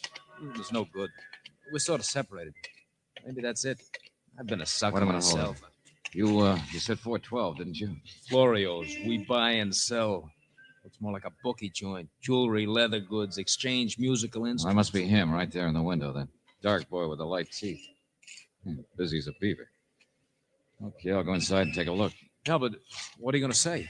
You'll spoil everything if you're telling me. Don't worry. I'll think of something. Look, if you can strike up a conversation, make him spend a little time, maybe you could... Wait a minute, here. Here, take this. Huh? Sell it to him. Your camera? Yeah, sure. It's got a couple scratches. Anyway, I got another. I get him wholesale. Well, from the looks of the place, you'll probably get clipped. Yeah, that's what I mean. It'd be worth the price even to have that much on it. Here, ask for 175. That's what it was, wholesale. Go ahead. Well, it's another sucker stunt, but okay. I'll wait for you. Good morning. Hello. You, Florio? You the boss? Also the cook and bottle washer. Yeah. You have business? Yeah. Of course, Mr. Valentine. It's a pleasure. Oh, you know me? Oh, yes. I have been in this neighborhood 15 years. What is it, the camera? Yeah. Sell or loan? Well, see what it's worth. Mm-hmm. Don't think I've ever stopped in your shop here before. Pretty good business? Pretty good taxes. How is your business, Mr. Valentine? You must get a great many strange cases. Oh, I do. Well, a Jefferson Mini, eh? 2.9 lens. Yeah, good condition. Practically new. Oh, it seems a shame to sell. Do you have a little time? Why? Oh, not about the camera. I just thought you might have lunch. You see, if you wouldn't mind, my wife is a great admirer of yours. Your, wife, Florio? My boss. My better 3/4. Not beautiful, but then so am I. And such a wonderful Florio, cook, let me see huh? that camera a second, will you? Oh, the scratches. I didn't even notice. No, neither did I. Nice compact camera, though. Fits in my pocket without its even being noticed. Yes, why sell it? But if you wish, I give you a loan. But this is not important. It is lunch with me and my wife and children. I'd love to, and... Florio, but some other time, okay? Uh-huh. Right now, I got to straighten out a sucker.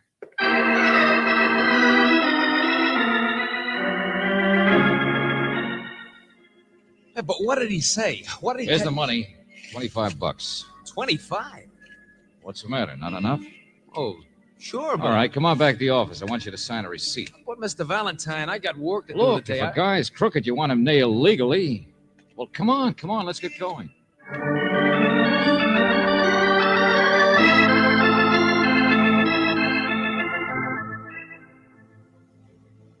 Mr. Valentine, what is this? You've been driving almost 3 hours now. Mr. Valentine doesn't like to talk while he drives. But even when you went back up to the office, you didn't explain. I had some phone calls to make, that's all. I think he telephoned your sister, Tim. Oh, is that nice, Angel? He knows he hasn't got a sister. Now, look. Just like he knows that the first time he saw Florio was probably when he walked by the shop this morning. Took a look at Florio so he could describe him to me. Look, I don't understand you at all. I don't know. Okay. If I'd known that you weren't going to believe anything I said, I'd have gone someplace else. Holy smoke, look at the time. I got work to do. What do you think you're taking me anyway? My wife will be worried if I don't phone her. Oh, I thought you said you were separated from your wife, that she was no good. Well, How yeah. could you phone her if she doesn't have a number? What? I checked that while George was talking to the police. Well, sure. I really got a wife, but she don't live in the city. We don't even speak. What is this, Apple Junction? Don't you know? No. Never been out this way before. Oh. May I read him the early morning newspaper, George? It's just a little item, not very important. Mr. Ben Roberts, a salesman for the Fruit Growers Equipment Company, said that he picked up the hitchhiker about 100 miles north of Apple Junction shortly after midnight, and that the man held him up and left him after traveling south only a few miles.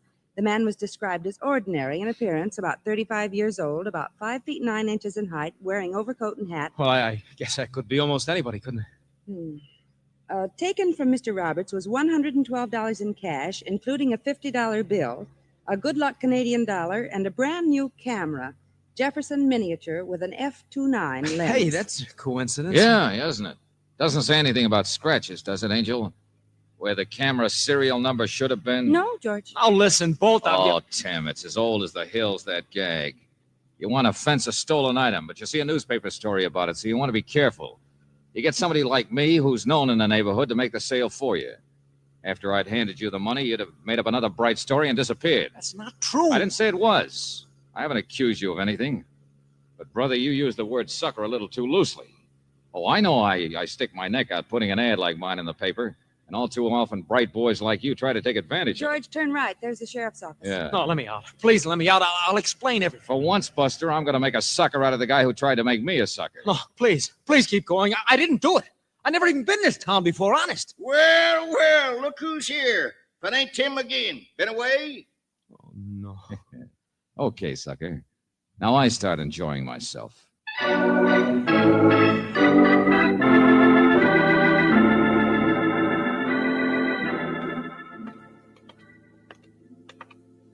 Well, Tim here's never really been in any trouble before, Mr. Valentine, but he sure fits the description. Yeah, I'll say he does. Oh, be quiet, will you? What are you doing here anyway, Ames? He's a hired hand out of my wife's place, Mr. Valentine. Nobody believes him. I sent for him just a few minutes ago. Well, day off. I guess I can do anything I want, can't I? Ben! Oh, Ben. Right here, Sheriff. Just admiring the calendars in your office. Better than the ones in the barber shop. Oh, excuse me, lady. Ben Roberts, Miss Brooks, Mr. Valentine. Roberts, the one who was robbed at midnight last night? First time in 17 years on this road. Let me tell you, Mac, I've picked up hitchhikers all my life, and not a single one of them has ever held me up. Skip it. Is this the guy, Ben? Of course not. Of course I'm not. Is he? Well, it was night. I don't want to just come right There's out. the camera. He scratched off the serial number. He hasn't been searched yet for the money, but... I'll do it right now. Let go. Let me get your hands off. Yeah, here's his wallet. It's your pen, ain't it, Ben? Me? Sure, with the trick flashlight. You showed it to me once, remember? Yeah. Look, I found it, I tell you. I found it someplace yesterday. I oh, don't stop know. trying so hard, Tim. There's a $50 bill in the wallet. You don't see them very often. George, look, a Canadian dollar. Oh, cut it out. I don't have to see all that stuff. You don't have to be a nice guy, Mr. Roberts. Yeah. Who's kidding who? I recognize him. Sorry, sucker.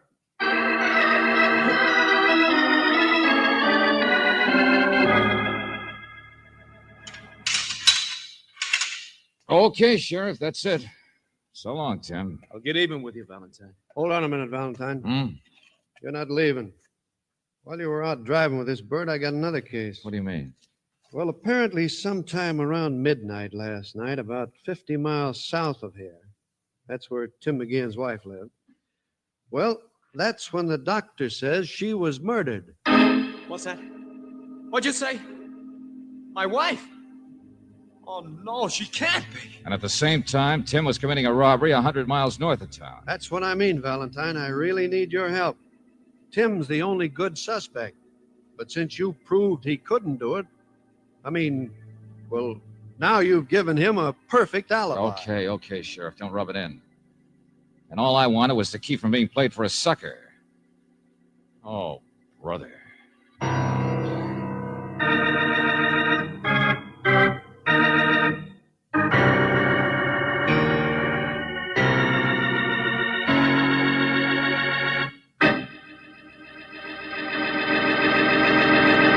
You are listening to Let George Do It.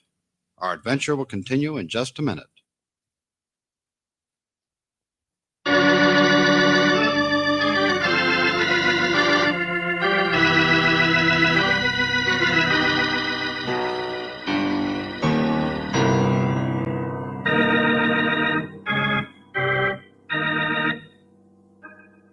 And now back to George Valentine. If your name is George Valentine, you don't enjoy being played for a sucker. And so when Tim McGeehan comes into your office with a weak-kneed story, you waste no time in turning the tables on him. You take him out to Apple Junction, where you prove prove that he committed the hitchhike robbery of the salesman north of town. Oh, no, you're no sucker. Not much. Because now you find that at exactly the same time, Tim's wife was being murdered south of town. Ben, you could have made a mistake, couldn't you? Well, I might have, George. That's your name, isn't it, George? We had a sales manager once whose name Yeah, was... well, I mean, when you identified that guy, he's strictly a medium-sized, medium everything character. You can say that again. Well, you hesitated. Yeah, I remember you hesitated. That's right, George. So I did. The man hates that point a finger at another man and say, put him in jail. Yeah, I know how you feel. But maybe you were wrong. Well, now, a man's a fool if he don't say he's wrong once in a while. At least that's what the milkman said to the prize-fighter's wife. Yeah, uh-huh. Well, it was late at night. Maybe you were out with some of the boys earlier. Don't remember too well. Tell you a funny thing about me, George. I like a good time as well as the next fella, but not when I'm working. See that? You don't get solid gold watches in my outfit for just flirting with waitresses. No, sir. Last night I might have been tired, but I was wide awake and alert. Anyway, how do you explain all that stuff of mine? He had it to me. Okay, Ben. Okay, skip it. His wife was quite a dish, I understand. Search me. But she owned an orchard, the sheriff says. Yeah, that's what bothers me most. Tim McGean's the only one to benefit from her death. And he's got a perfect alibi.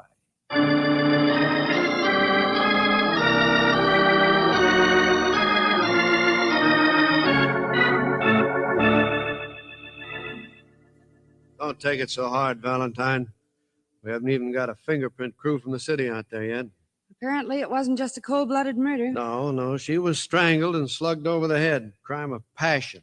It's all it could be where a woman like Doris McGean was concerned. So if it wasn't done for a money motive, then I don't see why you think it had to be Tim McGean. Angel, I'm going to throw a curve back at that guy if it's the last thing I do. Come on, let's go see where it happened. Okay. Hey, you, Ames. Yeah? Come on with us. Ames? Yeah, McGean's hired hand. He can show us around.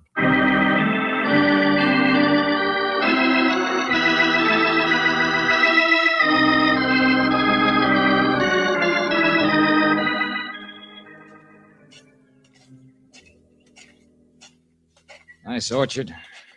Not a bad-looking little place. Yeah, careful, a loose board there. Hey, get off the porch. Who is it? Hello, Joe. My deputy. Mr. Valentine, Miss Brooks. Oh, come in, folks. You weren't here yesterday, Mr. Ames? Oh, no, ma'am, not me. Day off. I always go fishing on my day off. Spend the night in the hills. Here, Mr. Valentine. Here's where the body was. Who found it? Joe here. Come out to ask a couple questions about Tim after you phoned saying you had him. It certainly was a fight here, wasn't there? You'll see. Table knocked over, rug kicked up. Yeah, and the front door was open, just the way it is now. George, where are you going? Back door. Through here, isn't it? That's right, Mr. Valentine. Yeah. Locked. Hey, what are you doing? I want to shut the front door, that's all. Latch was on this one, too, wasn't it? What are you driving at? Oh, simple type crime, Sheriff. Ames, where did you say you were last night? Well, up in the hills, I told you. Sure, I know, but where are the fish you caught? Well, I only got one. I ate it. Now, looky You here. notice the two glasses there on the table, Sheriff? Yeah? You say Mrs. McGean had no particular friends Well, or there's anybody? a couple of fellas, but it only took about 2 seconds to cross them off fast. One was up in San Francisco. The other was a Never party. mind. I think I know how to wrap this crime up for you fast. And I'll enjoy doing it, too. George, what are you talking about? We're not far from the highway, Valentine. Almost any transient or bum could have wandered All over right, here. look at the evidence, Sheriff. Mrs. McGean was alone, right? Yeah. Then someone came, a man, but he couldn't have just broken in because both doors were locked. Well, that's true, but If he'd then... been a stranger, there's a telephone. She could have called for help. Besides, whoever it was, she gave him a drink. Well, you got to break Tim McGean's alibi. He hated her, I tell you. They fought lots of times. I seen him. Ames, I know it'd be nice if we could hang it onto him, but we can't. So who's left but you? Well, now, wait a minute, Sheriff. He paid no attention to her, only worked I here. told you it was a simple crime. Just because you know him, stop shutting your eyes to the obvious. Well, let go of me. I didn't do it. Ames, come back. I didn't. I'm not going to get railroaded. Look out, George! Oh, no, you don't. Bust it. Holy smokes. He's such a nice guy. All right, you got your murderer, Sheriff. Lock him up.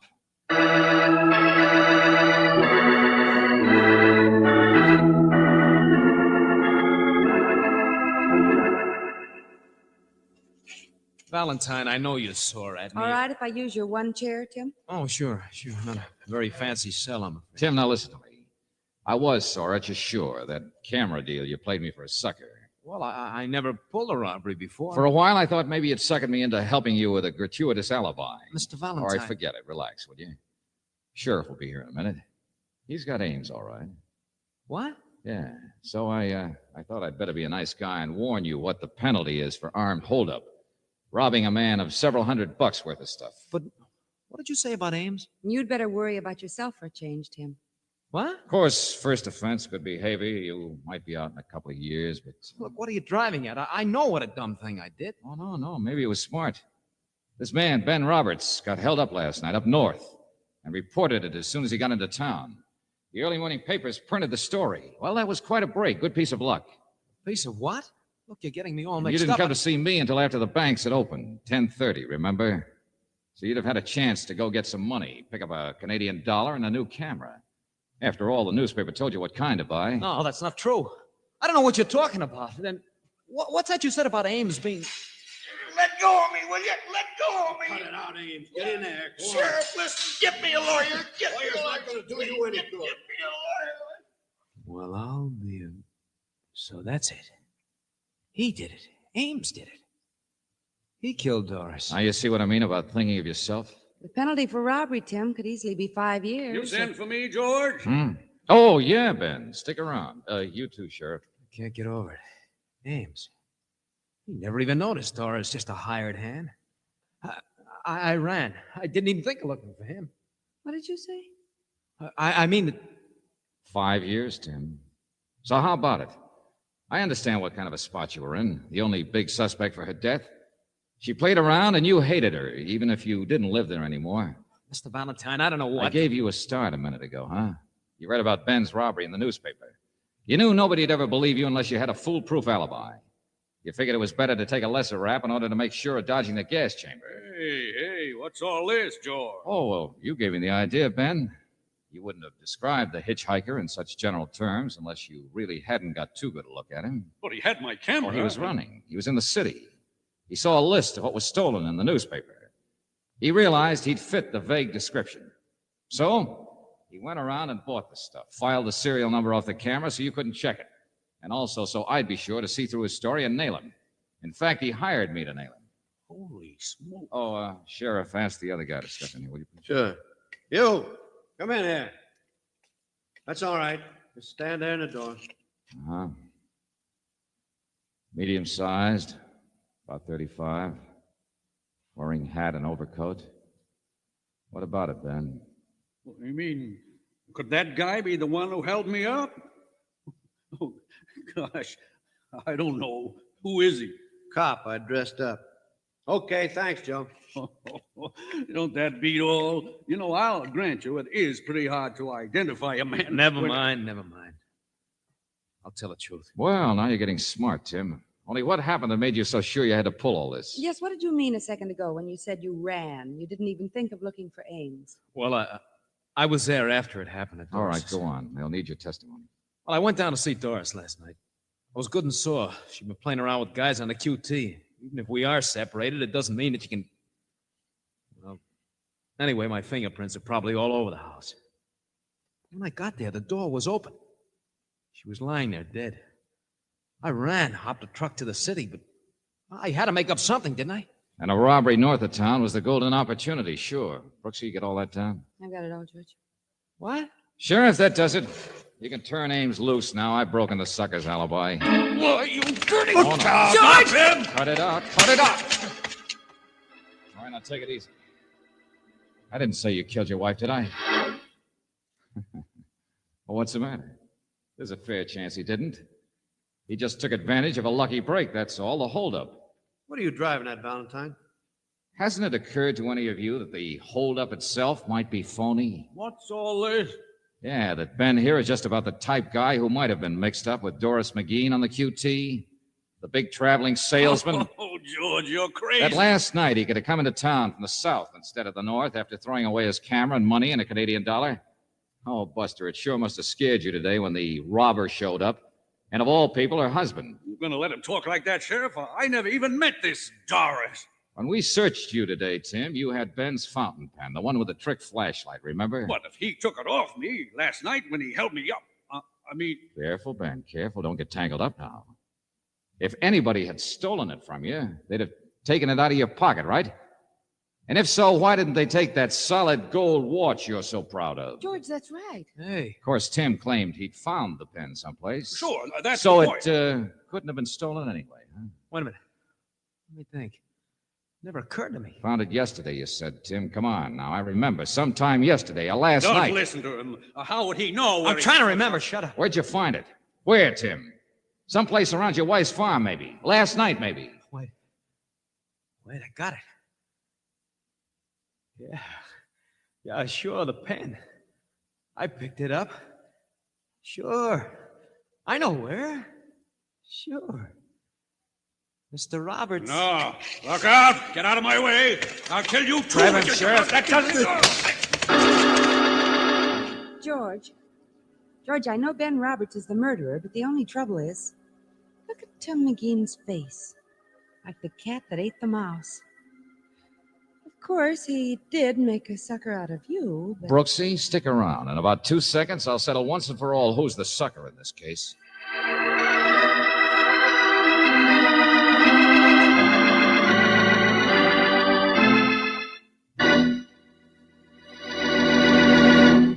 You are listening to Let George Do It.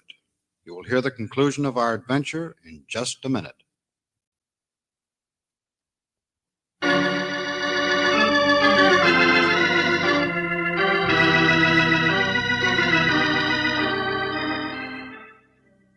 Mr. Valentine, he confessed, so what's the difference? Tell me now. Where did you find his pen, Tim? Well, you don't need it as evidence. I'll remember eventually, but last night I was so scared and upset. That you don't remember at all. Well, it must have been around a farm someplace. Uh-huh. You just pretended you knew so that he'd... Well, it did the trick. Boy, that guy's a real sucker. You're pretty good at taking people in, too. Well... But it's so stupid.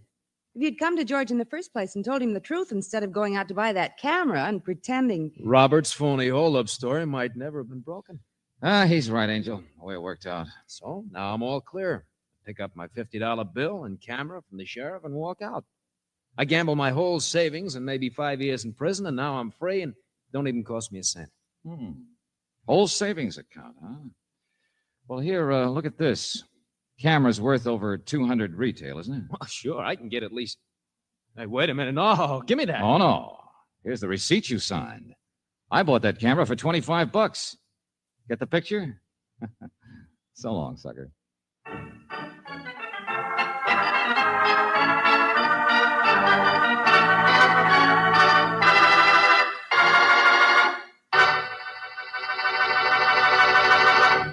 You have just heard Sucker Stunt, another Let George Do It adventure. Robert Bailey is starred as George Valentine, with Virginia Gregg as Brooksy. David Victor and Jackson Gillis wrote the story, with music by Eddie Dunstetter. Now, this is yours truly inviting you to another visit with Valentine, when you will again hear what happens when you let George do it.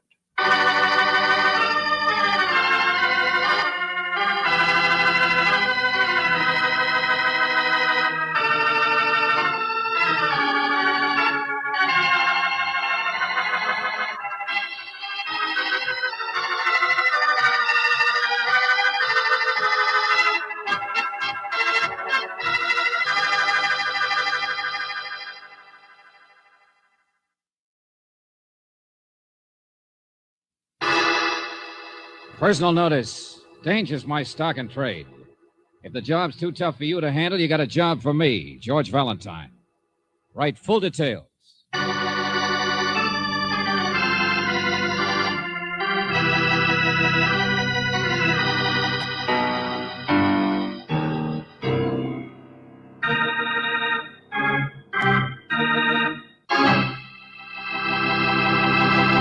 Just in case that voice you just heard didn't mean anything to you, that was George Valentine with his usual commercial for Let George Do It. Now, before you listen to any more, you better make sure you have your winter woolies handy, because this is indeed a chilling tale. It's called The Marauder, and it's all about a guy who wants to bump off a cat. No, I don't mean his wife. I said cat, as in lion, tiger, panther, puma, or alley. Now, this may sound pretty silly, but just hold base a while. Then make up your mind.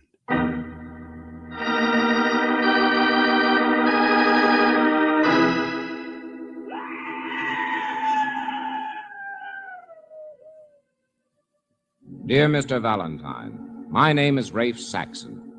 I'm a writer, a very foolish writer, because like all of my breed, I've had a lifelong desire to spend a winter in the woods, to get away from the tensions and fears and neuroses of the city, to live simply with simple, normal people.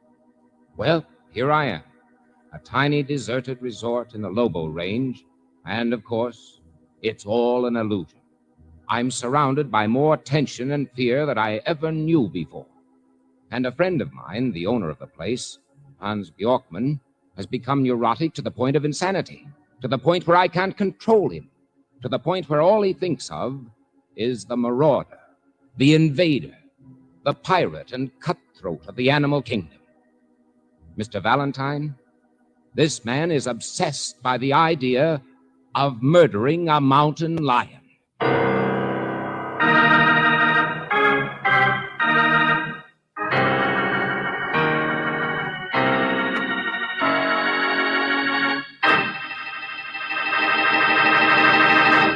You are listening to Let George Do It. Our adventure will continue in just a moment. Now back to Let George Do It.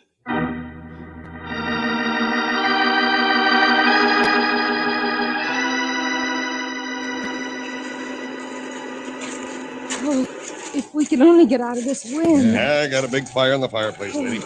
Where'd you leave your car? About 5 miles back, that hill beyond the aspen grove. Yeah, the road was like glass. It's frozen practically solid. Hey, couldn't climb it, I know. Up one step and down two. It's a funny winter this year. Hardly any snow, just ice cubes and hailstones. And here we go. Doors around the porch there. Oh, thank heaven. I don't think your friend Saxon's back yet. Been out communicating with nature. He's crazy like an Eskimo. Guess he's going to write a book about the South Pole. Hey, is your name Hans Bjorkman? Me? Oh, heck no. He's crazy, too. Everybody is except me. I'm just peculiar. Here, better wipe your feet. Listen. Hey? George, it's a woman. Something's the matter with her. What's it sound like to you, city boy? Well, it doesn't sound like a baby crying. What was it? Cat? Cat? Yep, that's it. Cat, puma, cougar, panther, nuisance, take your pick. Mountain lion. Oh. That's a bad winter for everybody, I guess. Hey, sounds hungry, don't he? Yeah. Well, so am I. Come on, let's get inside. Only shut that door quick so Bjorkman don't hear it. You mean hear that wail? Why not? Well, I don't know, mister. Something's going on I don't get the hang of. But when old Hans hears that long tail out there, he just sort of slides back in his rocker. Yeah, man, search me. I just poke cows for a living. Does Hans own some cattle? No. A few head and some chickens, that's all. Pairs of them, all in pairs like Noah sitting up in his ark. But I don't work here, if that's what you mean. I'm waiting for a job for the summer, that's all. Bears hibernate, why shouldn't we? My name's Pinochle. Pinochle? Sure. I'm an indoor-style cowboy. I worked 2 months making enough playing bunkhouse pinochle to loaf the other 10. Yeah, why not? I like to mosey around, keep people happy, make them laugh. And old Hans, he's been good to me a couple of times, so... So, here you are, huh? Yeah. I wish I knew why. Wish I was smart enough to know how to help the old billy goat. Hey, he's old country, he's hard to get close to, sort of proud. He built this place here with his own hands. And give you the shirt off his back, but... Pinochle, is that them? What? Did Mr. Valentine? Oh, yeah, they're here. Come on down, Fatty. I'm so sorry. I've been getting your rooms ready, Miss Brooks. There's some hot chocolate for you in the stove. What? Oh, thanks. Who's that? Tell Hans I'll be right there. Oh, we're fine, thanks. That his wife? Yeah. Good kid if you don't go for too much brain. You see, Hans just disappeared a couple of years ago and brought her back, and here she is. Yeah, she works her head off, too, and she's not worrying about him. Everybody seems to worry about Hans. Yeah, it's over her head, too, I guess. I tried to kid her out of it. She don't know what upsets him. Oh, nobody knows, except the cat. Oh, here I am. Oh, I'm so sorry I wasn't downstairs when you came in. Hello, I'm Olga. Hello. How do you do? Well, what's the matter? Isn't my hair straight? You see what I mean? Everybody's crazy. She says a thing like that and don't even look in the mirror to find out. Oh, be quiet. Your hair's beautiful. I'm afraid Pinochle gave us the wrong impression, that's all. He called you fatty. Oh, him. Well, she is. Well, come on, let's get that chocolate. I guess we didn't expect you to be so young, that's all. What? Oh, gosh, I'm 26 already. Now, I never have time to fix myself up or... Oh, Pinochle, stop. Yeah, sure. Just an ugly old frau. Stop what? No, don't pay any attention to him. He's the most awful... Hans. Well, come in. Well, I'm only kissing your wife, that's all. You don't have to point a gun at me. Huh? Oh, excuse me. Oh, there's nothing to listen to out there except the wind, darling. Of course. Hello, my dear. Well, these are Miss Brooks and Mr. Valentine, the friends of Mr. Saxon. How do you do? It's such a pleasure. How do you do? Hello, Mr. Bjorkman. And I am the host, and I am late, and I let in the cold. There is no excuse. Have you poured me brandy, my dear? How are you, Mr. Valentine? My little place is so hard to get to, I'm afraid. Oh, fine, thanks. Well, that's quite a gun you've got there. Yeah, he uses it to put holes in the broadside of his barn, don't you, Hans? You are interested in guns? Good. Pinnacle and Saxon, they are boys. They don't understand. My rifle from the mail order house. Here, I show you. When a man has a house and his land, he has a gun. Yeah, well, just don't wave it around. Wait a minute. There wasn't anything, dear. Well, if you're listening for that lion... I didn't hear anything, Valentine. No, Hans. Oh, for heaven's Be quiet! sake. Pinochle, all I was going to say was that I did hear it. Sounded like it came from about the same place as the last time. Mr. Valentine... Be quiet, I said. Excuse me, please. I will see you later. Yeah, he is out there. We could hear Mr. Valentine and I. Excuse me. Well, hello, everybody. Mr. Saxon. Are you Valentine? Yeah, hello. How do you like my nervous host here? Put it down, Hans, put it down. No hunting today. There's nothing out there. You have been outside, Rafe. You must have heard it. No. Just a little wind in the tree. Hans! Look out, you crazy! Give me that gun. I saw him, I tell you. I saw him. Give me that. He left the barn. You couldn't hit anything at that range. Let go of me, I tell you. Let go. Yeah. It is my house. It is my gun. It is up to me to kill a marauder. So stay here, all of you. This time I will get him. He shot past you in the doorway, Mr. Saxon. Maybe it scared you a little, but that's nothing to think. You've seen how he acts. Every day and night for the past week, he's been out trying to find that brute. He doesn't even take time to eat. Well, what's wrong with that? This is his place. He's got a few head of stock to worry about. A hungry lion is dangerous. Why shouldn't he try to kill it? Why should you all pretend you don't even hear it? No, listen to me. It's a long story. It isn't what he does, it's how he does it. It's not normal. It's not... Yeah, it's too long a story for me to listen to. What? Mr. Valentine? I'd rather see what happens myself, thanks. Me? I'm going to go out and help Hans run down his marauder.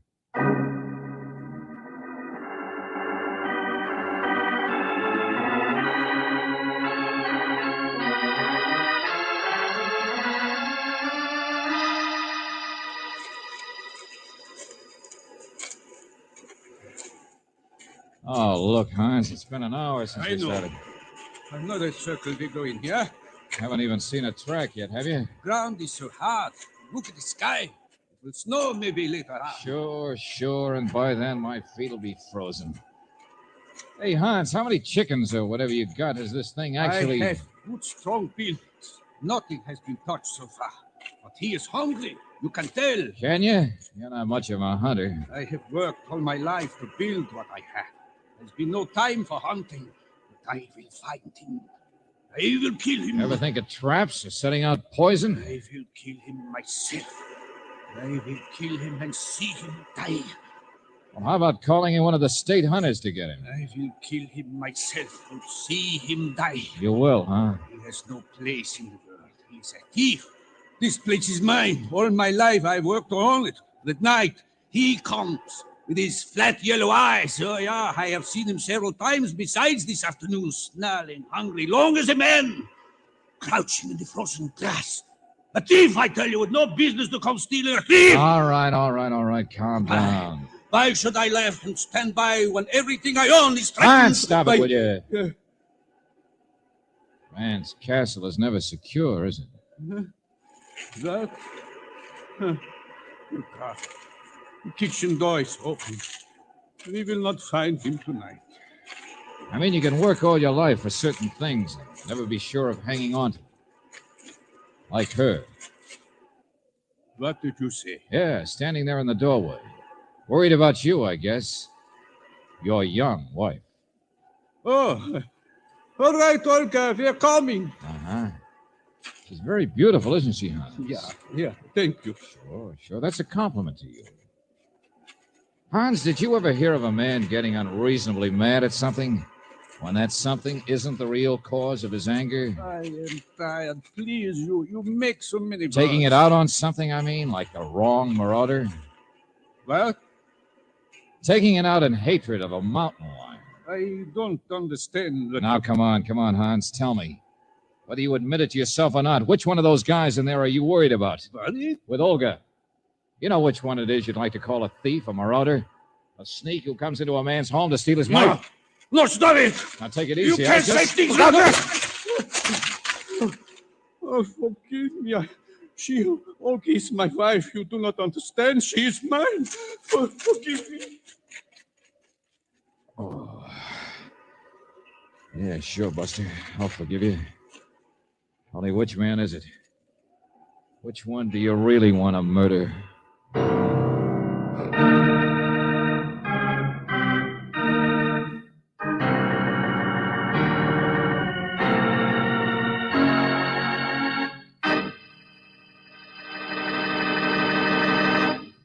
You are listening to Let George Do It. Our adventure will continue in just a moment.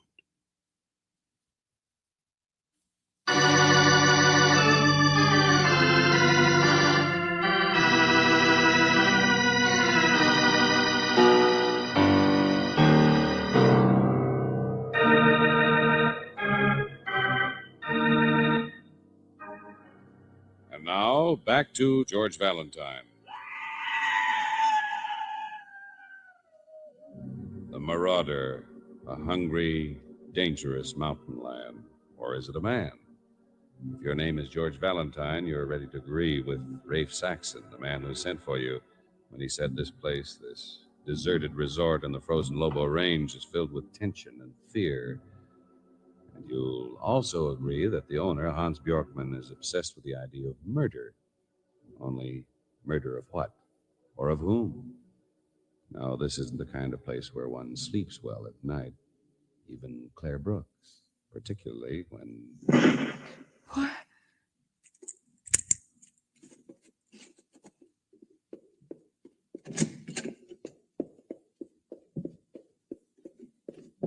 George.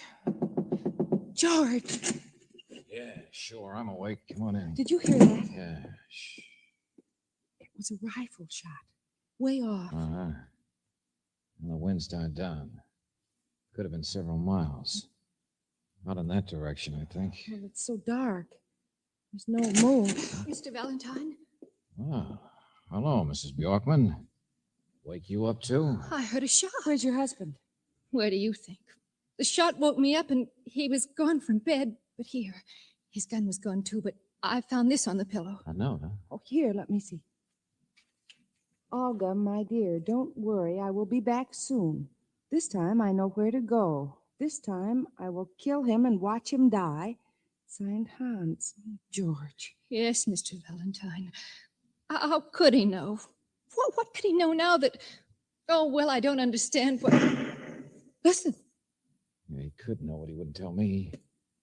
He could know which one it is that he wants... The lion. Same direction. You got a flashlight, Olga? What? George, wait. I'm going with you. There's a lantern. Wait for me, too. Hey, come on, step on it. Call Pinochle and Saxon, too.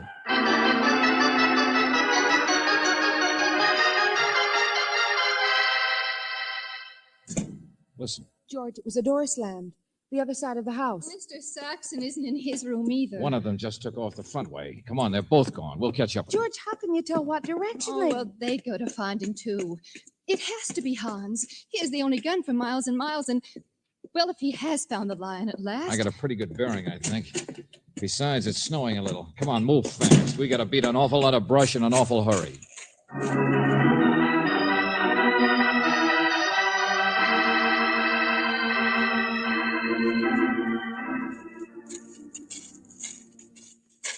Hey, where are you going with that lantern? George, wait. Saxon, Have you seen Hans? I know. I heard it. I'm looking, too.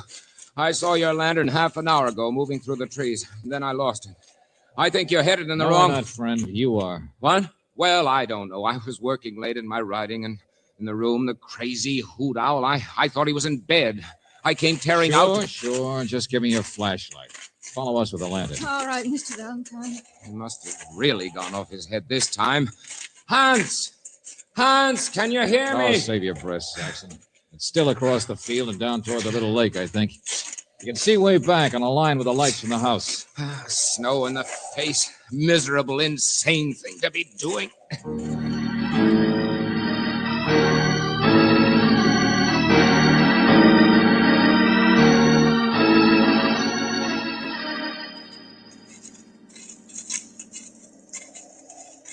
Olga's a wonderful woman. I didn't You're say wrong. anything about Olga. She loves Hans. I know he's older than she is, but she does. Works her head off to make him happy. I told you I didn't say anything about her. But she's beautiful, all right. But then nature's rough. It's always paired off. But you can't protect a home forever when the ages are that far apart. You know the stuff Hans talks about. What should be done to marauders who try to break up the pairs. To the strays, the lone ones who try to break up... Hey, Pinochle, that's you? Where are you? By the shore of the lake. Chased out of the house before you did, I guess. But the lights burned out. Here, get over here quick. Here, give me that flashlight. Oh, what is it? George, what's happened? I stumbled. I dropped my light. Look at my hand. It's blood. Yeah, I stumbled on something. Don't you get it? Hans got him. Don't you get it? The marauder. Look. Holy smoke. Look at the size of that mountain lion. So there really was one. Right through the eyes. Hey, look here. He drilled him right through Yeah, the... sure. Close range. No wonder. Yeah. But look at the paw. The leg practically blown off. Hans must have had the muzzle practically You next want to... this, George? Yeah, give me that lantern. I can see something over here. Hans.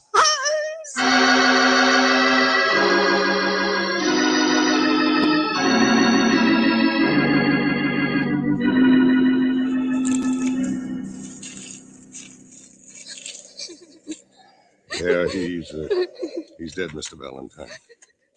Look, only a few feet away, too. Now, the cat must have jumped him. They will sometimes, you know, hungry, skinny ones like that. That's why he fired so close, George. Not in time. Not in time to keep himself from bleeding to death, you mean? Look at those claw marks. All on his- right, I got eyes. Now, take it easy, city boy.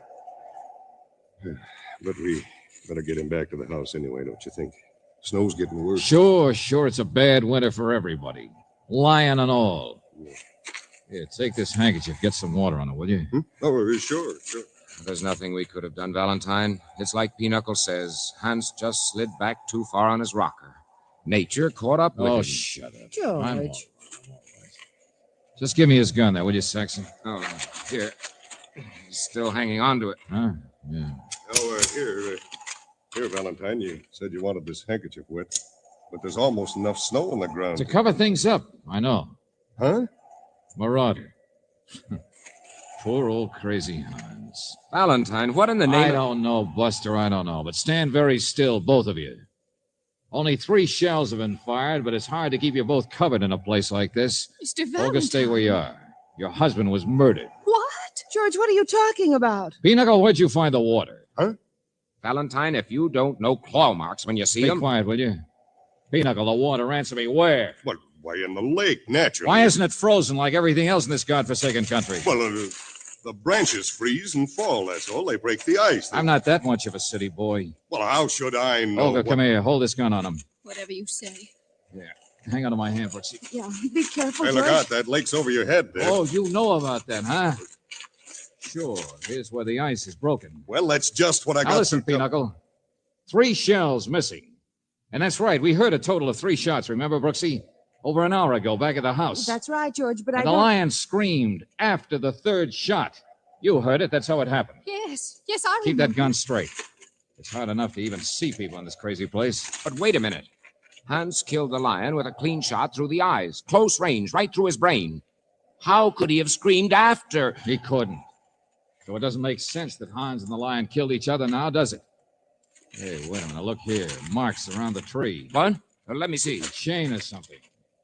Sure. That's it. Here, get a loose branch there. Hang on again, Brooksy. Okay. What are you doing? Another real close shot smashed the lion's leg, didn't it? Or was it already smashed, and the shot was just to cover up the marks there might be? I don't know yet. I'm just guessing. But I know one of you guys had nearly an hour alone out here after the shots to set the scene any way you wanted. Yeah, there is something here. What is it, George? Something that might have been anchored to the tree originally. Something Hans would never use. But if somebody else did, then it would prove Hans wasn't jumped by that lion. He was... Oh, listen to him. Riddles. He doesn't make... A chain. And a trap, Angel. A steel trap on the end of it. The trap the lion was in ever since yesterday. Since he'd been screaming from the same place. Yeah, look, even bits of fur still on it. So it was murder. Why would anyone throw a trap in the... I'll take it from here, Saxon. Just help me out. Are you crazy? If it wasn't murder, it couldn't have been. There's a gun on you, friend. And I guess you're it, aren't you? Saxon wouldn't have got me here in the first place if he was going to pull one like this. Get away from me, Olga! Look out, George! Hey, he'll get away. He's running. Give me that gun. Stop it, Olga. It doesn't do any good for you to kill him. He's gone. He's gone, Valentine. The marauder's gone.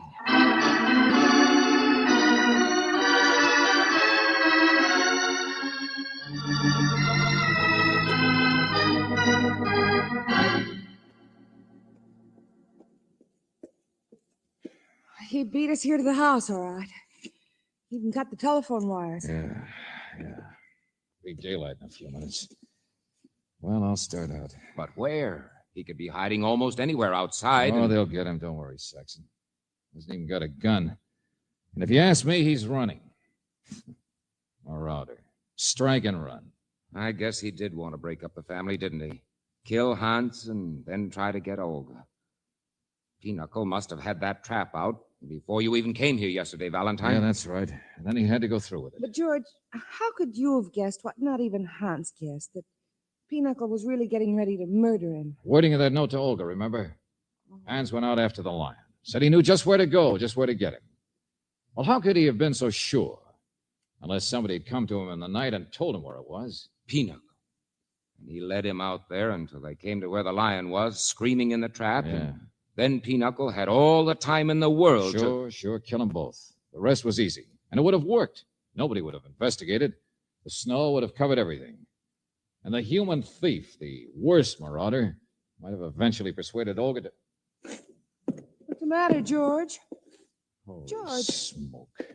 I just figured out why Pinochle stopped by here at the house, that's all. Why? He's running, all right. The keys to my car are gone.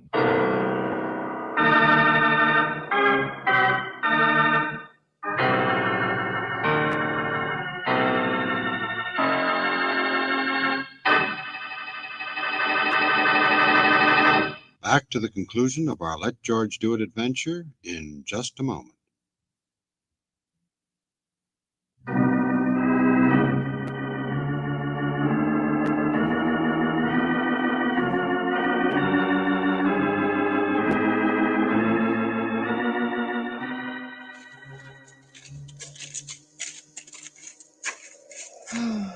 Chin up, Angel. We parked around this bend, remember?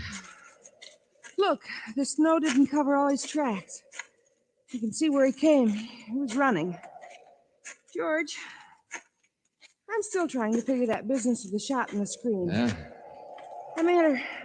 No matter how you add it. Doesn't make sense, I know, Brooksy. Pinochle laughed. City boy, he said. Well, that was what started me going, because I thought it was impossible. But I've just realized even when we knew about the murder, it was still impossible. Look, the car, it's still down there. He didn't take it. Oh, Lord, no, those tracks. Well, it's nothing to... Where are you going? The Marauder, Angel. Well, look at those tracks. Look why Pinochle was running. Something else I should have caught. Lion was in the trap all day yesterday, but Hans saw a lion and fired at it down by the barn around dusk. We just thought he was seeing things. But it was another lion screaming. Pinochle! There he is! There he is! Dead.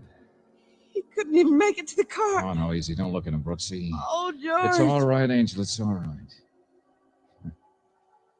Dangerous thing to be a marauder, isn't it? To murder a husband or a wife. Nature's the same all over, I guess. Everything in pairs.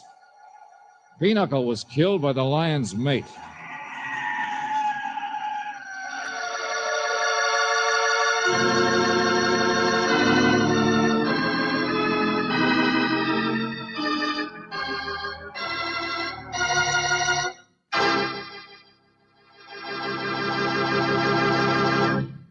You have just heard The Marauder, another Let George Do It adventure. Robert Bailey was starred as George Valentine, with Virginia Gregg as Brooksy. David Victor and Jackson Gillis wrote the story, with music by Eddie Dunstetter. Now, this is yours truly inviting you to another visit with Valentine, when you will again hear what happens when you let George do it.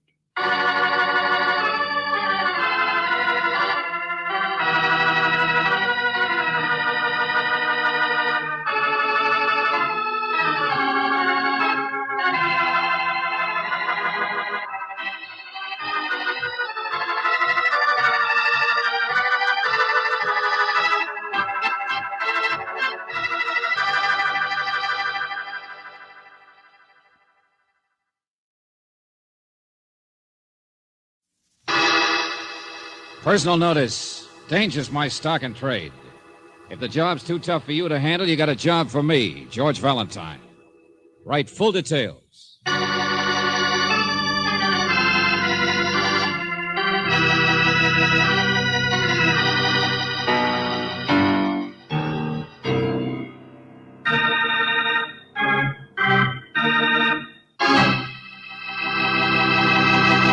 Say, did you ever dream that one day you might parlay a few dollars into a couple of thousand? We all have. And we've all reached the same conclusion.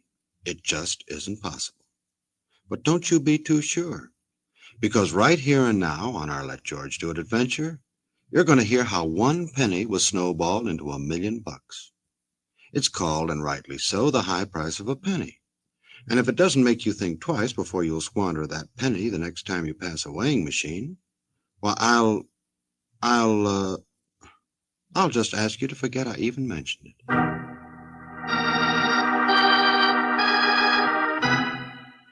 Dear Mr. Valentine, how high is the price of a penny? Well, how high is up? I doubt if you can figure it. In fact, I doubt if you'll be much of any good in the present case. And if you think I talk in riddles, you're right. However, Mr. Valentine, I'll waste my time by telling you the facts. I'm a prematurely retired lawyer and tax consultant. Neighbors of mine out here in the Fish Lake country, name is Mom, elderly man and wife, they spent a penny once, a number of years ago, on a lollipop. Let me tell you, the price of that penny is going to be more than $1 million. In plain words, those nice people are going to be taken. But just to really mix you up, I think you and I can stop the swindle with a diamond bracelet. Now, here's what I'd like you to do. Telephone the Moms. Tell them you're friends of mine and would like to come visit the country. I'll lay the groundwork. They know there isn't room for you to stay in my place anyway. Maybe you can't do any good, but at least you can wear down your teeth for a change, biting on the penny. Sincerely, Amos W. Fell. Spoken like a He lawyer. certainly has a lot of faith in you, doesn't he? $1 million penny, diamond bracelet, lollipops. Faith in your curiosity. Well, come on, Brooksy. Hand me the phone.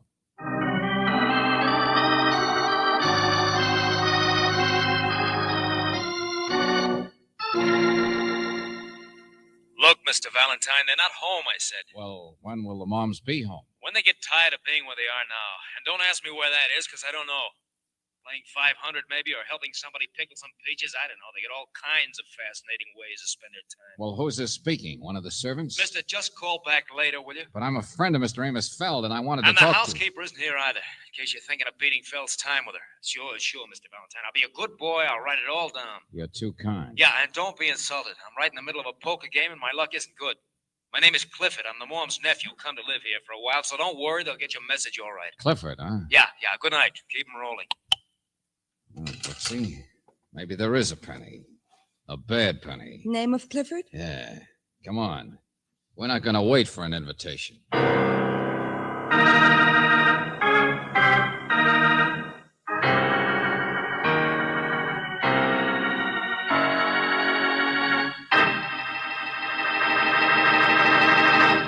You're listening to Let George Do It. Our adventure will continue in just a moment. Now back to George Valentine and our Let George Do It adventure.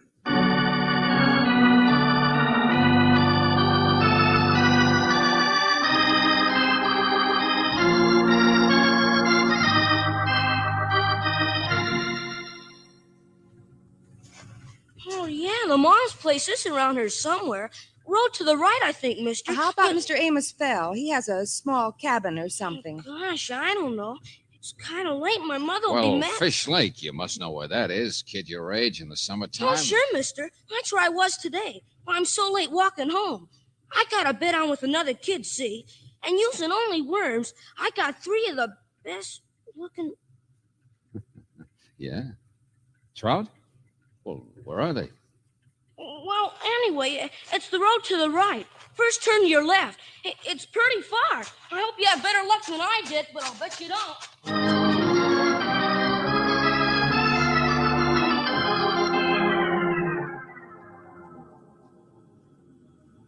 Here's a turn, George. Yeah, so dark you can't see the signs. Everybody wishing us bad luck.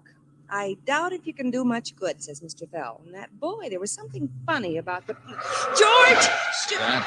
What was it? Down on the brush there, I don't know. It looked like lightning. Somebody with a flashlight, maybe. There, again. I'll find out quick enough. George, be careful. Easy. Yeah, take your own advice. Those rocks are loose. Hey there, stand still. You're messing up the scenery. The birdie don't like it. What in the... Oh! All right. Pass on, pass out. I don't care. Flashbulb, that's what it was. At this time of night, for heaven's sake, taking pictures It of ain't what? for nature study, lady. Stand away from the fender there, will you? The George. Yeah. Used to be a fender.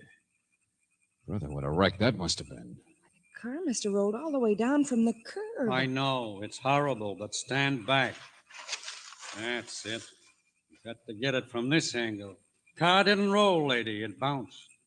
What about the people? There's blood in there. It's a bad corner. Over it went. That blacktop rolled slippery in the evening. Oh, they hauled them out hours ago. Hauled them out dead. Oh, no. George, it's such a big car. Should be. Belongs to the Morms. What did you say? Man and his wife live up the road, sole occupants of the car. Mr. and Mrs. Frederick Morm, real nice and real rich. Only long about sunset, they clipped their last coupon. But listen, Buster, we were on our way to see the moms.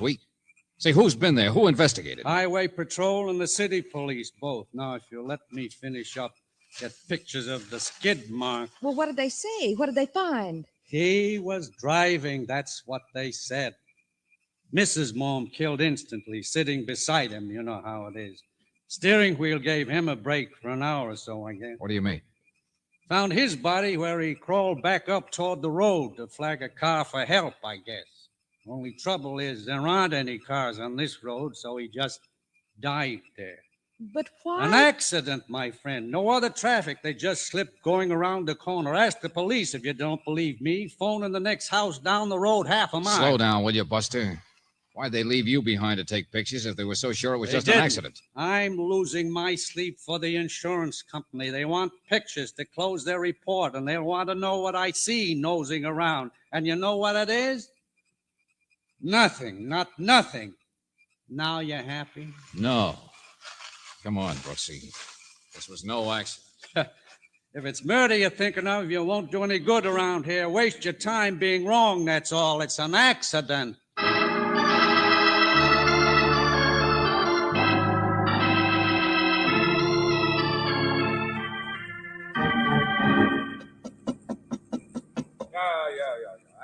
I'm coming. Yes. I just wondered if we could use your telephone for a minute. There was a wreck half a mile up the road some time ago, and I wanted to. Valentine. That's who you are. George Valentine. Mr. Fell? Yes, come in. How convenient I live so close, huh? Well, we didn't expect To enjoy my meager hospitality? Place isn't much. Tired with bad health, you know.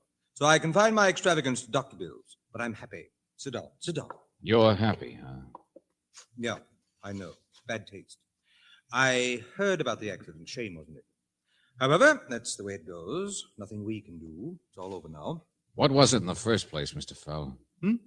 Oh, you mean... The double talk in your letter, bad pennies and bracelets. And you kept saying there was nothing we could do even then. Oh, yes. I'm a skeptic, Miss... Brooks. Oh, yes, of course. You were worried about this guy, Clifford, this nephew of the Mom's. Was that it, Mr. Fell? Worthless tramp. Of course, that was it. He was the one the Moms bought a lollipop for 15 or 20 years ago. He's been trying to get something better out of them ever since. He's one of those young men watches every angle. You know what I mean. Counts every penny. You came to live with them. They were suckers, I told you. Well, Mr. Mom made a lot of money, and the boy was his relative. But he even took in the missus, too. I tried to warn them, but they wouldn't listen. And I could stop the swindle with a diamond bracelet, you said. It's all over. What difference does it make? Yes, that's what I wanted you for. Kid never earned a penny in his life. But I bought a bracelet for Mrs. Mom. And was she impressed? I tell you, he's the kind who plays every angle. But how did he pay for That's what I meant, Miss Brooks. Diamonds. But how did he pay for them? Fair-sized one, too. Well, I checked into him a little. He's tangled with the law once or twice. I had an idea you might be able to find his little gift wasn't exactly legal, where he got them, or... What's the matter? What was my angle? Is that what you're thinking? Well, their housekeeper is a friend of yours, isn't she? You haven't got a job anymore, so you don't have to be wrong. She is, and so what? My angle was trying to make the blinders off some nice people, that's all. Mr. Fell, I want to check what the police had to do. Don't be a detective, will you? Mr. Mom's sole heir after his wife was Clifford. What? And her sole heir was Clifford, too. Don't you understand? They're both dead now. What can you do? The bad penny is going to collect his $1 million. The penny's already cashed in.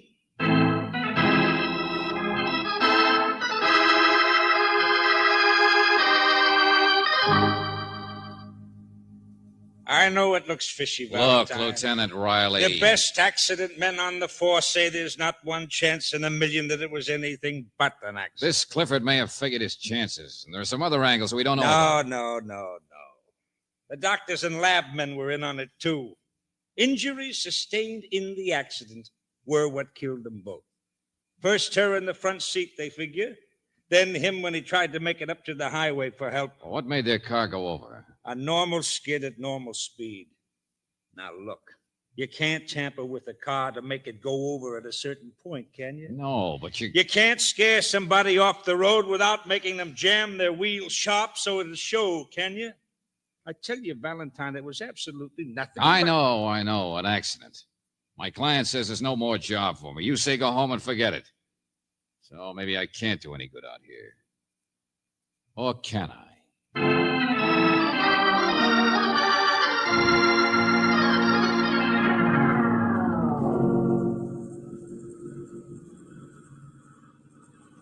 George, Oh, I don't know, Brooksy. A hunch is a hunch is a hunch. you going to go around and see Clifford before Well, you... that's the trouble. Why? On what excuse now? He's got his money, or he will have it as soon as the probate and tax boys get through with it. No, I'm afraid he'd just throw us right out on our rear. Hey. Huh? That photographer, what did he say his name was? Clem? Yes, but I don't You understand. weren't watching the road, Angel. What? Well, his car's gone. He's not... Oh, George! Yeah, his car's gone, but he's not. It must have just happened, Brooksy. He's... No, he's dead already. Oh. The photographer who took pictures of the scene of the accident has been accidentally murdered.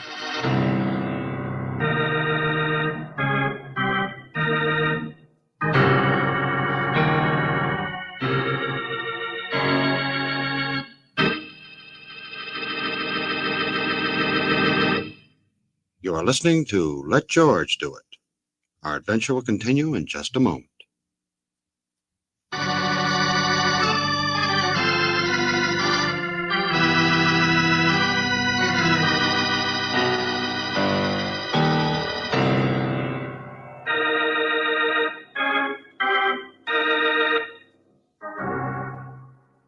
And now back to George Valentine. You're bound to be wrong, says everyone, from your client, Mr. Fell, to Lieutenant Riley. And maybe they're right, because Mr. and Mrs. Mom are dead, result of an automobile accident. Well, if your name is George Valentine, you don't like it much, but how can you argue? The mere fact that Mr. Mom was worth more than $1 million, does that make him the victim of murder? No, a million times no. Only now the other man who sang that same refrain, the photographer, Clem, has been found dead. This time at police headquarters, there's no argument when you say that it's murder. Looked like he'd been hit from behind, Riley, by a rock or something. His camera, that's what it was. My sergeant found it thrown in the brush a few feet up the road. Uh-huh. Somebody grabbed the camera. There was a fight. What about the car? His car was gone. Up the road, Angel. They found that, too. Oh, they did? Abandoned. Whoever it was took the car to get away fast. Yeah, they must have seen us coming. Only, Riley, why do you suppose... Oh, no, you don't. Oh, don't ask me why he was killed. Obviously, he must have been taking pictures of something that was... We looked around there and we didn't see anything. Any film in his camera? Of course not. Or in his car either. It was all cleaned out. Well, Riley, I've noticed that sometimes a photographer working fast shoves exposed packs in his hip pocket. Yes, I've noticed that too, and I've already checked, and he did. But you know what it was? Huh? A couple of films with specks on them, overexposed. Mm-hmm. Still, he was killed because he was taking pictures. Miss Brooks, whoever was watching the photographer, whoever killed him also must have killed whatever scrap of evidence there was to prove the mom's death wasn't an accident. So now you see where we are, huh? Nowhere. Okay, then, Riley, let's start all over again. In fact, I'm going to start from scratch with the penny.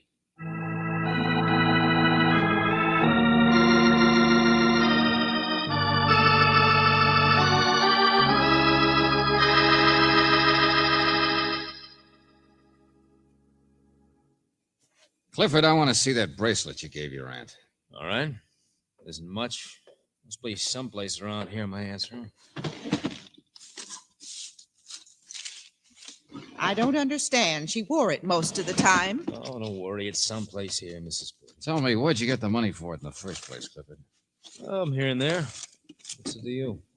Nothing, just wanted. You might try the other dresser. Yeah. Got a dozen diamonds, Mr. Valentine. Nicest thing anybody ever gave me, she said. How to get on a woman's good side. Or into a woman's will. But I bought it legitimately, despite what Fell thinks. I'll tell you what the secret was. I picked it up on a resale. Every diamond in it was a second and had a flaw or a chip of some kind. Cost me exactly $600. Flaw, but she never knew that. Oh. You never told her that. Why should I? She couldn't see the difference. Oh, Clifford, you're a great boy. Indian gifts real close to the chest. George. Yeah, Brooksy? Lieutenant Riley called. He said no. What? Look, what's all this? Clifford, you better keep looking for that bracelet. Miss Brooks means that they didn't find it on her body. Your aunt wasn't wearing it when she died. Well, I'm sure it's just mislaid. But you just can't find it. Yeah, I know. Well, maybe I'll find it myself.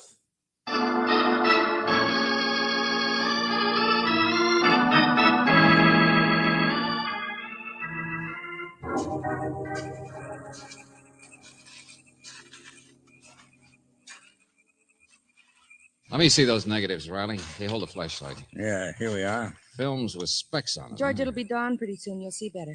Overexposed, I said. I'll grant you I'm no expert. I see but, him all right, Angel. Easy enough mistake, Riley. Only it bothered me that a professional photographer would make a mistake with a couple of his pictures and still put them in his pocket. Wait a second. These negatives. But those are white. Transparent. Well, that's what I meant, that he'd end up with a black print. Except for a couple of specks. Two.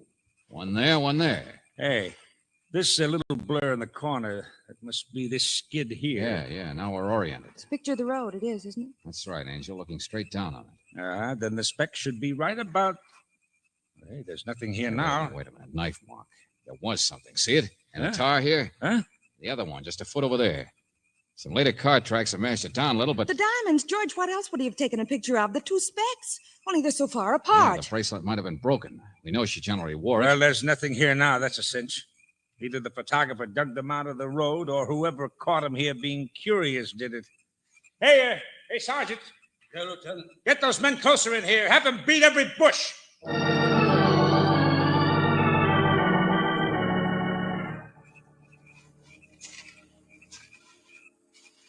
Not much luck, Lieutenant, unless you call this luck.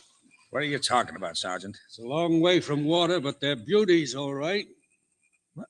3 fish. What? Hey, give me those. Aha, that does it.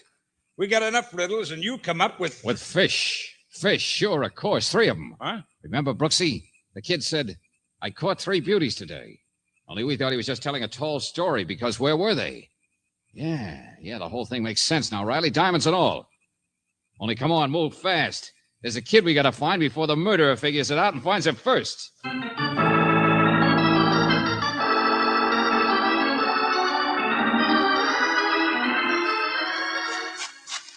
Hey, there he is, fishing. Hey, you. Hey, you'll scare him off. Oh, it's you. Yeah, it's me, kid. What in the heck Well, that's nothing. Just somebody shooting. Game warden will get him. Only, mister, what do you want with me? Get down, kid. Up on the ridge. Keep him up on the ridge. Go on, Riley. We're all right. Get him.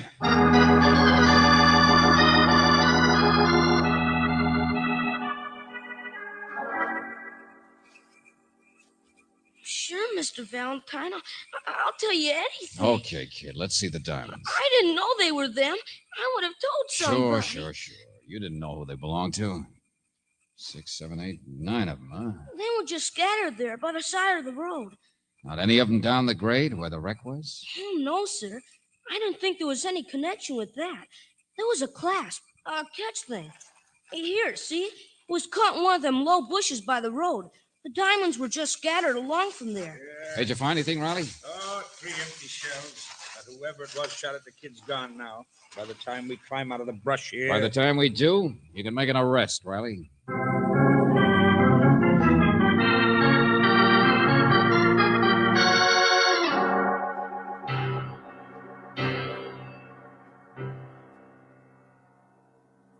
Mr. Valentine, before you say anything to Clifford here, I think you ought to know that he couldn't have killed his aunt and his uncle. He was playing cards at the time of their death. Well, I was playing cards with him. What's all this? And so were some other men. Oh, Valentine. Here we go again. The whole case hangs on the mom's death not being an accident. On all this other stuff being a cover-up for the fact that it wasn't one. Riley, take it easy, will you? It was an accident, all right. There's no argument. You and the experts persuaded me a long time ago. What's that? And Mr. Feld, you told me a lot of other things, I believe, too. That Clifford here'd do anything for a few pennies. Get as much money from his aunt and uncle as possible. But how in the The world... whole case hangs on a few low-grade diamonds, Riley. That's why the photographer was killed. That's why Clifford tried to get at the kid. Only we beat him to it. And that's why you're a sucker staying around to listen to this, Clifford. Go on, Mr. Valentine. Sure. You're just counting on one thing that we'll never figure why that cheap bracelet is so important. Well, I know why. Double inheritance tax. What? Yes, What's that? That's right. Every penny counts. Every $100,000. It's the location of the bracelet that tips it, isn't it, Clifford? Is it? It's who died first, your uncle or your aunt. But we know that she did, remember? She was in the front seat, and he tried to get up to the road for help. Finally, that accident wasn't discovered for several hours. Huh? Well, suppose it was discovered first by the ambitious miser here. Suppose he was all happy about seeing him dead. Until he noticed a terrible thing. The uncle was in the car. The uncle died first. Hey, and it was Mr. Mom's money. So legally his wife would inherit, and then it would be passed on to Clifford. Now you're getting it, Riley. No matter how close their deaths were, a few minutes or an hour, both wills would have to come into play when the estate would be settled.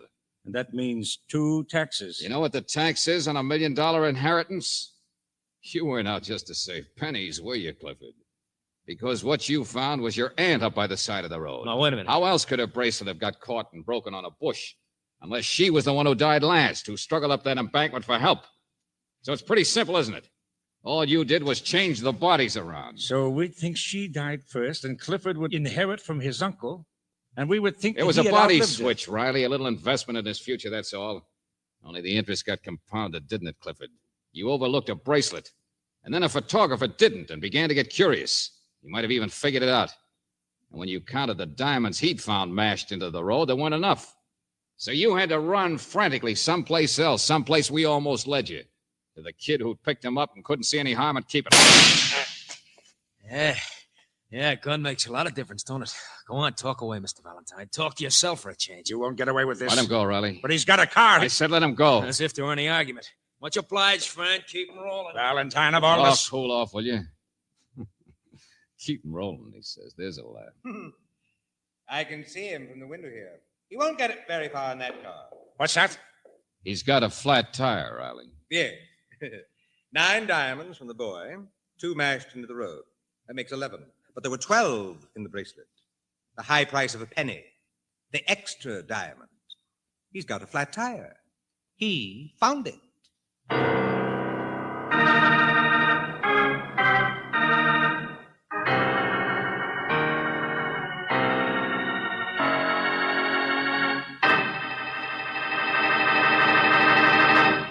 Back to the conclusion of our Let George Do It adventure in just a moment.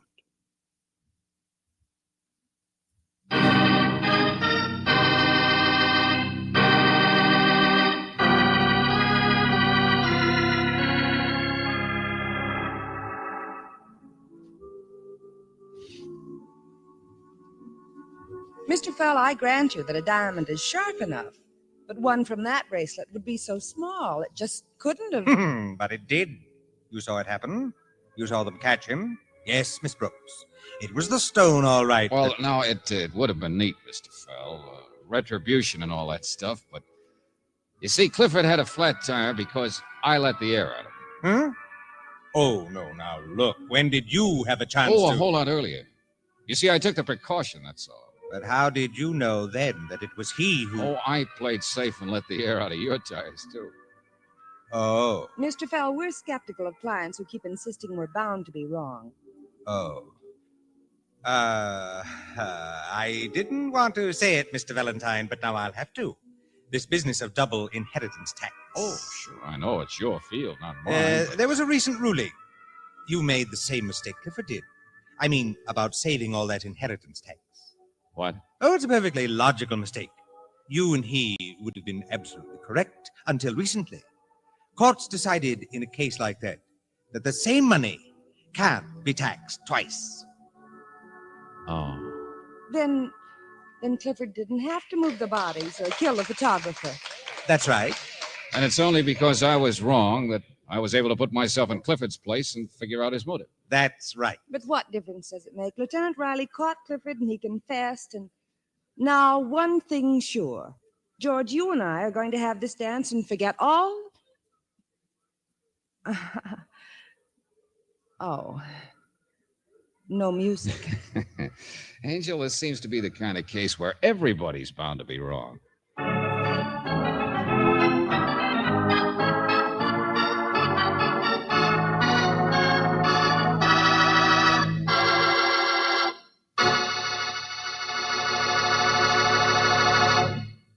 You have just heard The High Price of a Penny, another Let George Do It adventure.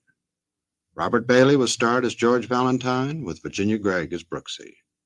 David Victor and Jackson Gillis wrote the story, with music by Eddie Dunstetter. Now, this is yours truly inviting you to another visit with Valentine, when you will again hear what happens when you let George do it.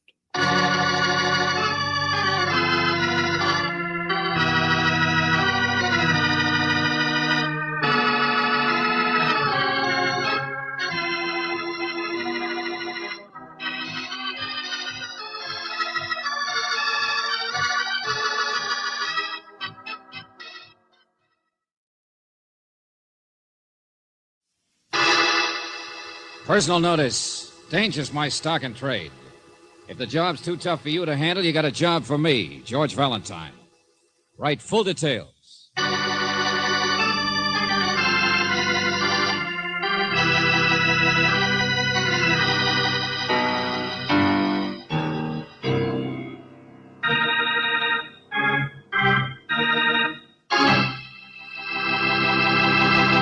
You know, for the last 2 days, I've been beating my typewriter trying to think of a way to let you in on our adventure without spoiling the plot. But after using up several reams of paper, I find that it just isn't possible. So you know what I'm going to do? I'm not going to tell you a thing, except that this is let George do it. And if you like to root for the underdog, you better start pulling for old George.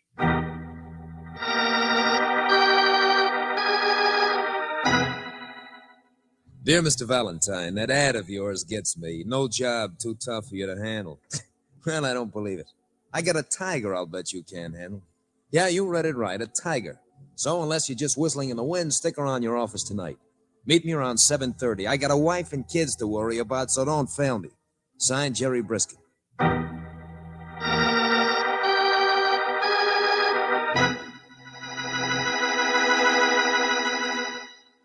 Signed, Jerry Briskin. 7:30. No, around 7:30. Uh-huh. How many stripes on a tiger? 40, George. He's only 40 minutes late. That's not so bad. Probably hired Frank Buck instead. We make a lot of sense, too, don't we? Huh? Want to play gin rummy? Oh, why is it, Brooksy, we never get letters to tell anything? He's got a case. Why doesn't he say so? Change his mind, maybe. Who knows? Jerry Briskin. Want to bet he never even shows up tonight? $5. I'll bet $5. Give me that phone. Hello? Valentine, it's Briskin. You're late. I just want to make sure you're still in the office. I got held up. Couldn't get into your building because of the crowds. Slow down, will you? What crowds? Look, just sit tight, will you? I'll be right there. Honest, I will. Sure. Bring your tiger, too. But what's this about? Just a crowd. I don't know. Something going on. Place and everything. But I'll come around the back way. Hey, look, Briskin, you... Well, you owe me $5, don't you? Not yet, I don't. What are you going to do? Jump out the window to avoid paying me? Oh, George, what's going on? I don't know. Street seems to be roped off down there. There are no fire engines. Yes, there is. One small one, see it? Yeah. And they got a searchlight pointed up the... What in the name of... Brooksy, look. Around there to the right. It's a woman on the ledge. She's the one who screamed, George. That's not all she's doing. Hey, look at the way she wobbles. They've got her in the searchlight.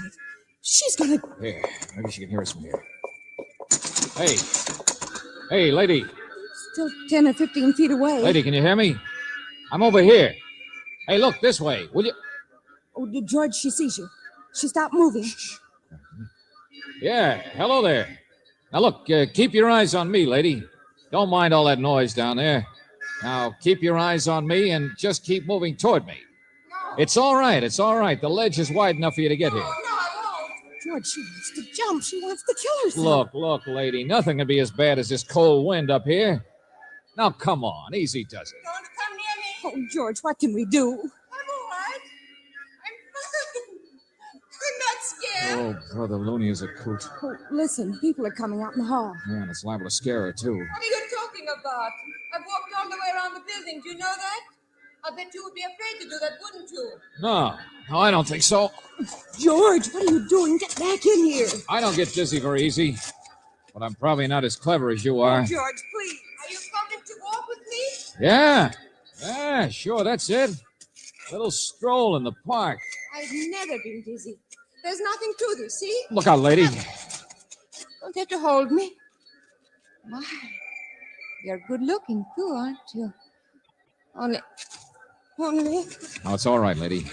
Those are just firemen to the rescue in my office, that's all. Come on now. Easy does it. Yes.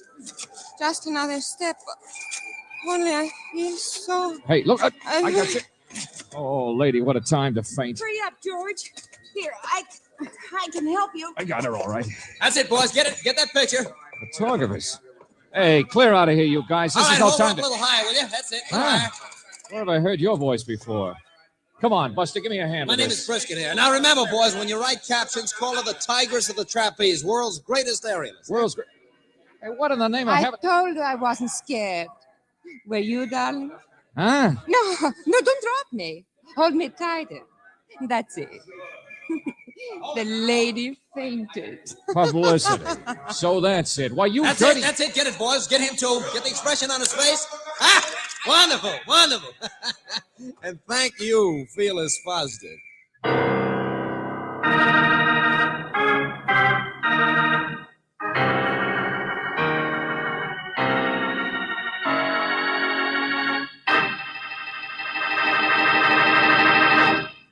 are listening to Let George Do It. Our adventure will continue in just a moment. Now back to George Valentine and our Let George Do It adventure.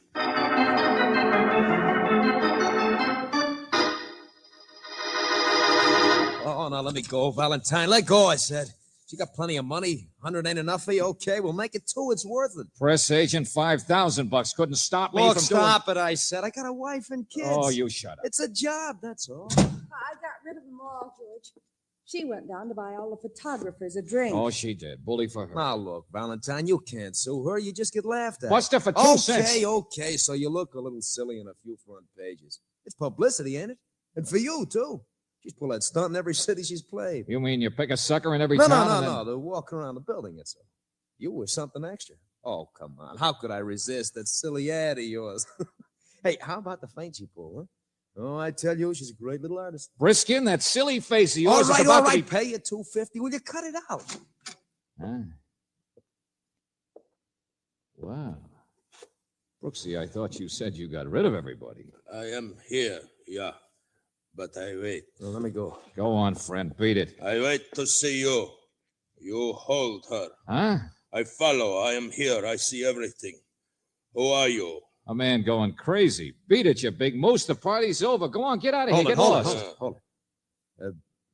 Hello. Your name's Fedor, isn't it? Yeah. Leave us alone. I see how this man hold her. In the name of Wait a heaven. minute. Fedor's a husband, I think. 3rd or 4th. It's living fast. Well, husband. Another tiger, I suppose. Well, look, Fedor, just shut the door quietly and don't get your tail pinched as you leave. George! Oh. Upset about something, aren't you, Fedor? I traveled 200 miles to get here. Who are you? You said that before. Never mind what. Ah, jealous. Is that it? Didn't like the way I held it. I can see. I have heard the talk. Who are you? It was his idea, you know. Yeah, that's right. This guy, this Jerry Briskin. He and your wife are just like that. Who? Probably her lover, for all I know. So long, everybody. No, wait.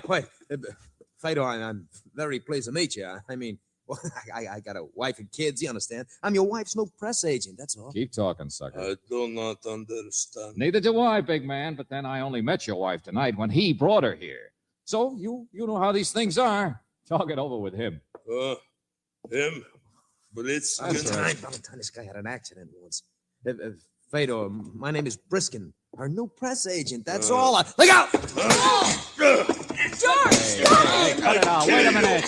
Cut it out, you guys. You crazy big baboon. What's the idea? I'm sorry. Leave me alone. Leave you alone? What about me? He's the one. You said he's the one. He and my wife. Oh, well, it wasn't true. He just made it up. I don't know anything about your wife or about this guy who deserved to get kicked around a little, so who cares? Or for that matter, about any of this cockeyed business. I am sorry, I said. I am so tired. I travel all day. I make fool of myself, yeah? Yeah, that's right. So, good night. Valentine Fedor's her husband, Estella's husband. That's her name, Estella. Only had an accident a couple of months ago. This is I understand it. Yeah. I am strongest man in circus. Uh-huh. Only you got dropped on the head. Oh, be careful, George. Look, he's been in a hospital, hasn't been with the circus. Look. I don't care who's been where. Now get out, both of you. Please, I love her. She's my wife. All right, sure, that's great, that's fine. Every man to his own mistake. On the telephone, she said she's too busy to see me. She's my wife. Well, take it up with Dorothy Dix. And now you say that Fedor, we've been through that. He told you it wasn't true. It's not me. I'm a press agent, not her partner. Her partner? So? Oh, now look, both of you, Be will you quiet. please? She work with partner now. Is that true? There is partner? Look, will you just leave me out of it, Fedor? I work for a living. No, tell me. Get your hands off him. What do I have to do? Point a gun at you two to get you out of here? Okay, Valentine, we'll leave. I'll go first. No. No, not yet. Okay, if you guys think I'm kidding. No, please. You don't have to threaten. I'm sorry. It is lonely in hospital. I'm all confused. I need help. The man's bored with your story, Fader. So long, Valentine. I'll send you a check in the morning. Wait, I say. Mr. Valentine, you don't have to get behind your desk like that. I don't, huh? I don't know what to do, but it would be easier with guns. Watch him! Watch him! Hey, get away! Right off. Cut it out, you! Yeah. Easier with gun. Yeah. Thank you. Goodbye. Put that gun back here before I... Holy smoke. There is a lover, you know, and Fader's got your gun. Now look what you started. Look what I started. What did you say? Well, somebody's liable to get murdered. Well, brother, I should have finished this part of it earlier, shouldn't I? All right, Brooksy, don't look at me like that. First a sucker, then a sourpuss. I know. I just don't like being thrown into the middle of a three-ring circus, that's all. Not with all the animals running loose.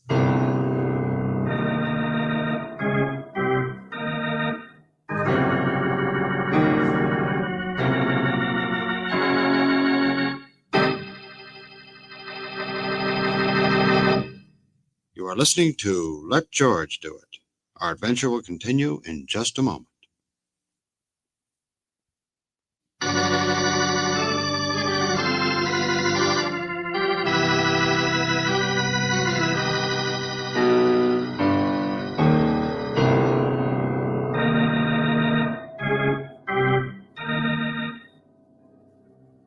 A press agent named Jerry Briskin gets you mixed up with a woman named Estella, Tigress of the Trapeze, world's greatest aerialist. Yes, if you happen to be George Valentine, and sometimes you wish you weren't, you're picked for a sucker in a publicity stunt. The only trouble is you can't get out of it because the Tigress has a mate, and he has your gun. Well, it isn't the price of a gun that bothers you. It's the thought that you may never get it back because sooner or later it may be tied up as Exhibit A in a murder case. And so you decide you better find out about the corpse elect. Who it might be, for instance. All right, this way, ladies and gents. See the girly show. Her partner, huh? Ask Estella herself. She'll tell you who her boyfriend is. Today's boyfriend.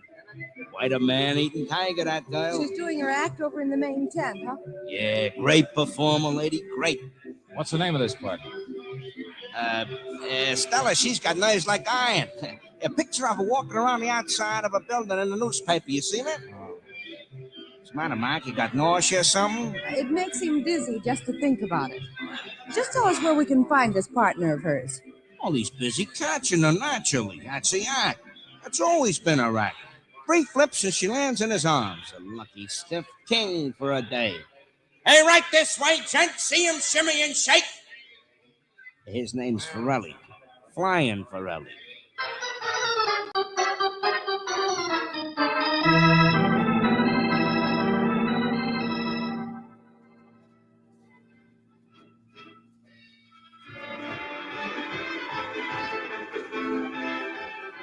Flying Forelli? Bah, couldn't fly a kite. $60 a week bum, but big and good looking. All her assistants have been bums. She's the act, top number in the business. But I could tell you a lot better if I could look in your tea leaves. Oh, you're doing fine, thanks. Circus must be a small world. There's something in store for you, dearie. What could it be? Just give me a chance to read your...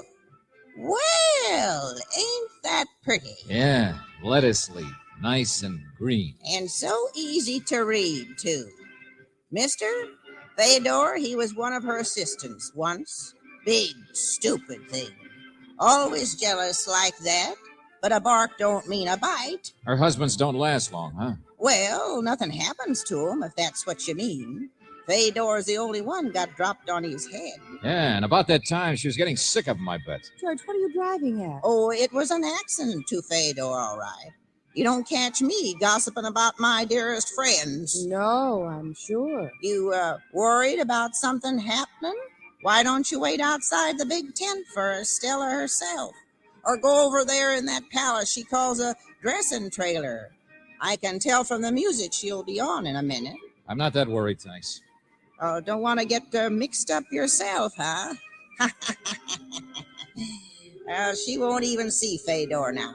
All through with him. So he won't come out here hanging around too close. I know he won't. Okay, thanks, lady. You fill me in. How do you know it? What's to stop him? Who reads the tea leaves? You or me? Neither one of us.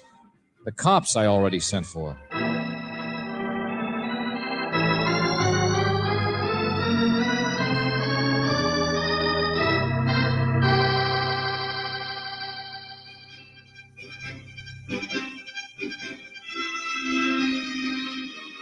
Tigers and the trapeze. That's quite an act she's got. Yeah. Even wears a tiger skin. Yeah, not much of it. George, what did you mean back there asking people about Fedor as though you thought his accident was... Nothing, Angel. I won't question his accident.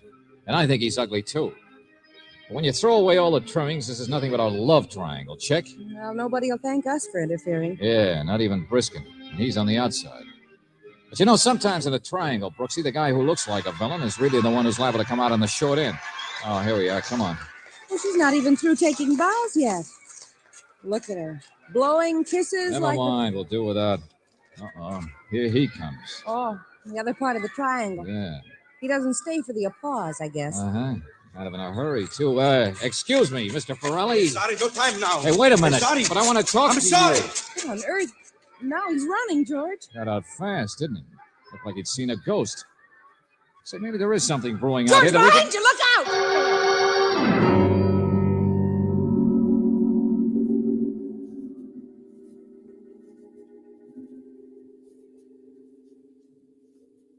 Oh, no. Ooh. Ooh. So I get the gun back after all. Over the head. It was Fedor, George. Oh. You were in the way, and he I was... heard you. I'm so happy you can hear. You can join the party. Who let you in, Lieutenant Johnson? I let myself in. George, Fedor didn't drop the gun. He just hit you and kept on running. He was chasing Forelli. You send for cops to find a big homicidal nut running around loose. So who has to do the work? Me, naturally. Hey, one at a time. What do you mean? You got him? Yeah, just this second. One of the boys reported. What happened? George, what happened was murder. Murder? Well, I had to take care of you first, naturally, and so I stayed with you. And you were here in the infirmary when I saw Lieutenant Johnson, maybe half hour later. Sure, but... Oh, he caught him, huh? Simple as that. Fedor shoved me out of the way and went after Forelli and got him. And now you've caught Fedor. George, it's not that simple. I mean, it's Estella who's been murdered.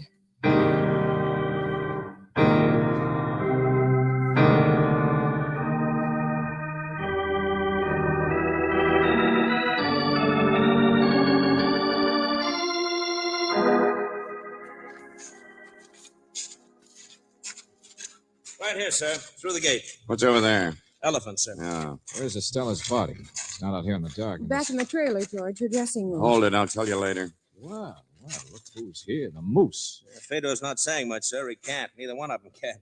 Neither one of them? Sure, Forelli, too. Apparently he came skinning over the wall in the dark and Fedor after him. All right, come on.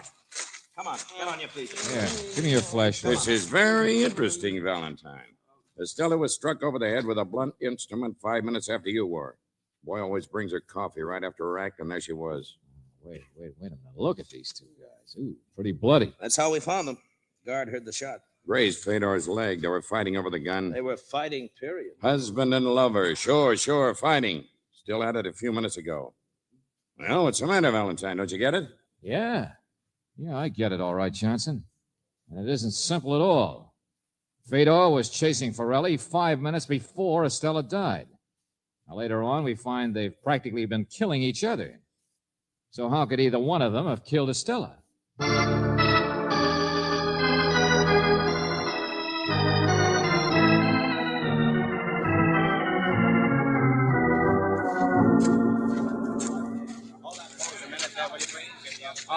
Please, boys, no pictures, I said. No pictures. It isn't good for the circus. What's the matter, Briskin? For once you don't want publicity for the tiger? Look, stop it, will you? I got a wife and kids. Get your pictures later, boys. Let's get in here. Yeah, sure. Quite a night, huh, Valentine? You should know. You started it. This where she was found, Johnson? Yeah. Okay, Sergeant, you can let those punching bags sit down. Wait a minute, somebody. I'd like to say something. Well, it speaks. Make it snappy, Forelli. He wasn't with me all the time. Huh? What's that? No, you see, I spotted him in the big tent at the end of the show. You see, one of the clowns, he told me that Fedor just found out about who I was and everything. Anyway, I see him come after me. I know what kind of a guy he was from Estella, but he don't catch me. I mean, well, I run, but it was not until 10 or 15 minutes later that he caught up with me. So you weren't together when she was killed. Now we're getting someplace. You're a real nice guy, aren't you, Forelli? Huh? Now, you listen to me. You ran, and then you skinned over a high fence to hide in that elephant enclosure. In the dark. And in the dark, he wasn't following you. But somehow, later on, he just managed to find you anyway. Lucky, maybe. Well, I mean, he must have a... Well, you see me... No, not that simple. A couple of nice guys. You want to try to hang it on him now, Fedor? I do not understand. Hey, this room been gone over yet? For fingerprints, sure. No prints. That's not what I meant, Johnson. The drawer. This bureau sticks. Let me see. I can do it all right. All thanks. right, so it sticks. It's been shoved in too far. That's what I mean. Been slammed in. Somebody in a hurry, wondering what's inside. Nothing. Jewelry. Where's jewelry? What's that? Jewelry. Bracelets around the neck and things. I'm her husband. I know that. Everybody knows that. Jewelry, huh? Pretty wealthy, wasn't she? Yeah. Hey, wait a minute, you guys. The stuff isn't there. Whoever killed her must have taken it. I mean, that's why she was killed.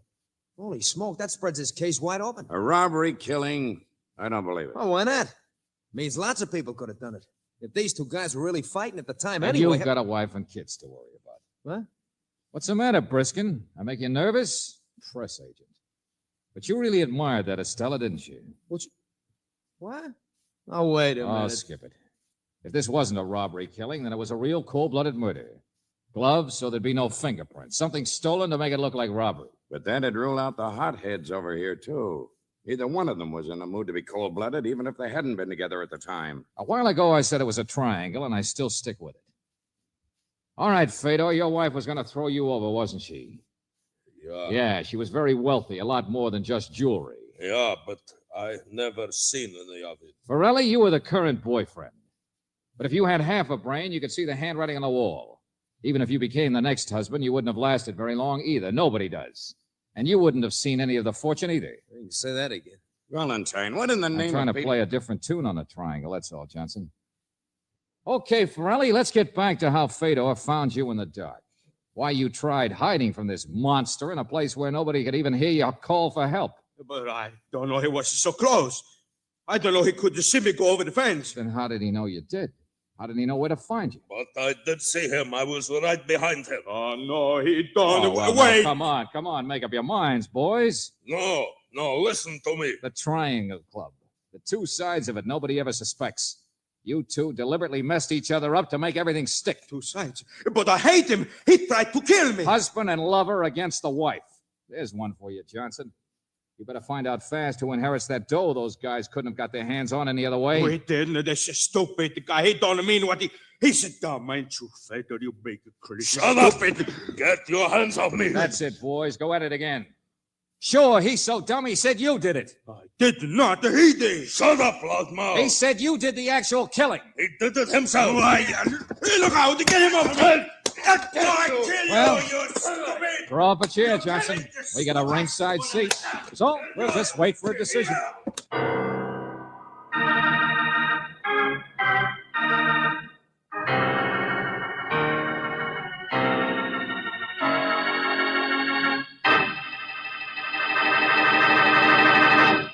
Back to the conclusion of our Let George Do It adventure in just a moment.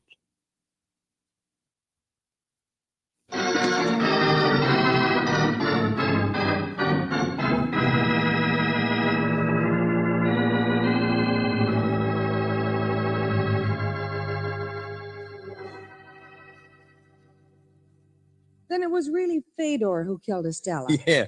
Oh, boy, what a fight. If only I'd had a camera. Both of them were guilty, Angel. They cooked it up together. Well, might not have happened if Mr. Briskin here. Oh, yes, it would have. The publicity stunt didn't have anything to do with it. Sure, just a neat twist that they'd figured on a triangle game. And it might have worked. They might have got away with it if our friend here hadn't picked me for a sucker. Got us mixed up in it. Sure, that's right. So you're not sore anymore, are you? Holy smoke, it's a job, that's all. I got a wife and kids. Oh, Buster, you're a broken record. My wife and kids, my wife and kids, my wife and George kids. That's all you say. Valentine, you stop it. Huh? Well, it's just a shame you don't say anything intelligent like that once in a while. What's the matter, darling? The cat got your tongue?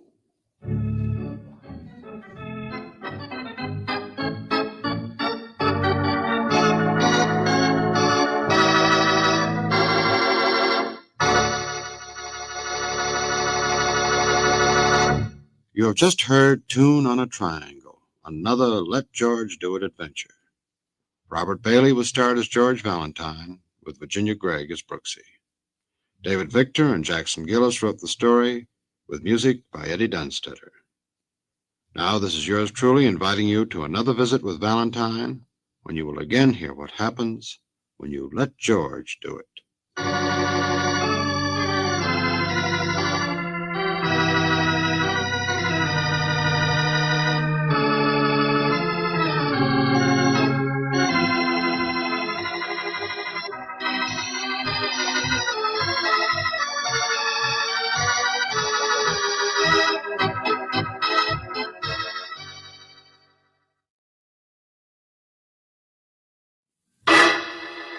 Personal notice. Danger's my stock and trade. If the job's too tough for you to handle, you got a job for me, George Valentine. Write full details.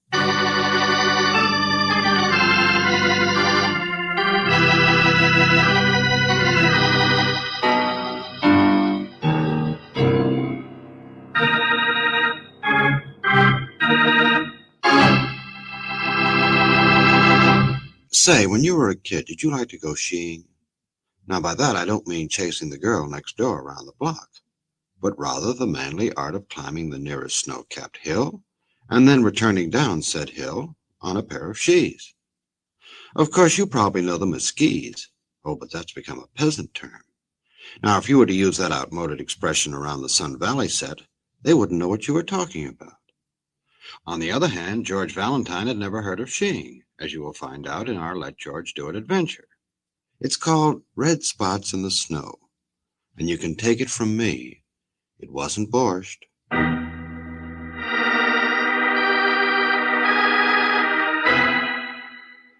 My dear Mr. Valentine, I have never been a violent man, so when I'm threatened, I need a professional to, frankly, to act as my bodyguard. I don't expect you to follow me around ostentatiously with drawn revolver, but I will expect continuous protection night and day. You will fly to Snow Valley Lodge, where you will be my guest. Oh, George, did you hear that? Snow Valley. Yes, I heard it, Brooksy. Snow Valley's fabulous. The latest, most up-to-date resort in the whole country. I've read the circulars, too. Oh, we could have a wonderful time there. Well, you'd better finish the letter before you start packing. Oh, where you will be my guest. Uh-huh. I don't think you will find your duties too arduous. There's skating, skiing, dancing, and entertainment. Oh, George, it sounds heavenly. Yes, it does. Who's it from? Oh, it's signed Herbert Judson. Oh. George, do you think it could be... Only one Herbert Judson, I guess. Oh, who'd threaten a famous picture director like Herbert Judson? Probably not over half the population of Hollywood. Well, he's handsome, he's famous, he's clever. And quite a lady killer. I was reading about his latest heartthrob in one of the gossip columns. Well, then you don't want to take the case. Oh, I didn't say that. If you'd like a vacation. Oh, come to think of it, I'm not invited. The minute Judson sets eyes on you, I'm sure you will be. Oh, thank you. That was a compliment, wasn't it, George? No comment. Well, write him, we'll be there. I'll telegraph him. Hey, I'm not made of money. Collect. Oh, George, it'll be wonderful. Skating in the moonlight, dancing under soft lights. Yeah, and Herbert Judson in person. All right, go home and pack, Angel, and don't forget, plenty of woolies.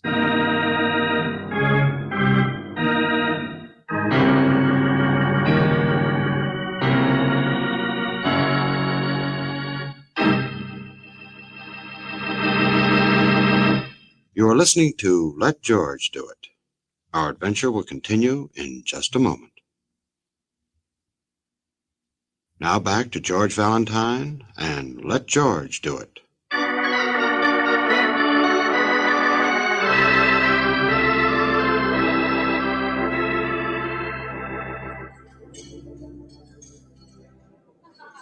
Good of you to take the morning plane, Valentine, and to bring Miss Brooks. Oh, thank you, Mr. Judson.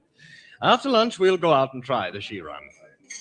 She? That's the right way to pronounce SKI, George. Ah, thanks. You're welcome. Sorry I wasn't here to welcome you when you arrived. Special events on the she run this morning. Oh, well, that's okay. We spent the time looking at the photograph albums in the lobby. You're on almost every page, Mr. Judson. Oh, yes, the publicity men here, always snapping off-the-record pictures of well-known people on the she run. Well, if I may be permitted a pun, there was one she in particular who was posing with you in a good many of the pictures. Oh, well, all the girls like to have their pictures taken with me. Well, this one was very pretty, in spite of the fact that her dark glasses almost covered her face.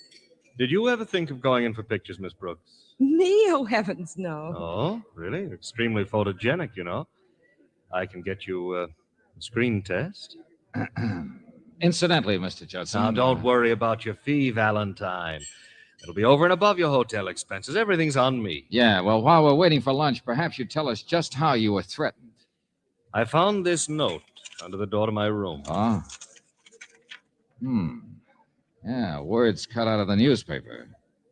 Better keep your promises if you expect to remain healthy. Is that all? It's enough, isn't it? What promises does it allude to? I haven't the faintest idea. I was sure a clever man like you would find a lot of clues in this. Well, I'm not a movie detective, Mr. Judson, just a troubleshooter who occasionally gets a good idea. Well, whatever the danger is, I'm sure you can cope with it. Mere fact that you're here is very comforting. Here's little Mary with the succulent viands. Pierre used to be chef at the St. Moritz? You're Mr. Valentine, aren't you? Yes, Mary, this is Mr. Valentine. Well, the desk clerk said that this note was left for you. This might deliver it once, so he sent it in. Oh, thank you. Yes. Will you excuse me? Certainly. I wonder who's sending me.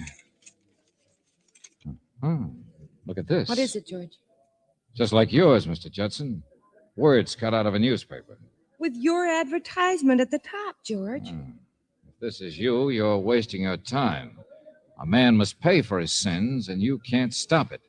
Better leave here at once. I won't warn you twice. Well, whoever's sending these threats isn't wasting any time, is he?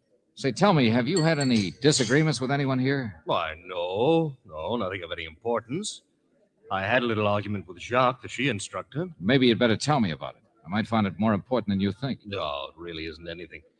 Little Mary, the waitress here, is quite a she expert. The help, you see, are allowed to use the hill back of the lodge.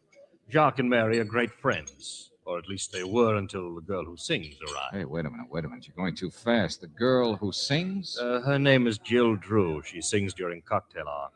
Hasn't anything to do with the argument I had with Jacques. I mentioned her because, Jacques is infatuated with her, and Mary is crazy about Jacques. Quite a little triangle. Well, this trouble you had with Jacques. Well, Mary's quite pretty, as you may have noticed. I have always been on the lookout for photogenic faces. I asked her how she would like to have a screen test. Jacques didn't seem to like the idea. But now that his interests are elsewhere, I'm sure he doesn't care. I'd like to meet this Jacques. Oh, you'll meet him, yes. We'll go up the mountain right after lunch.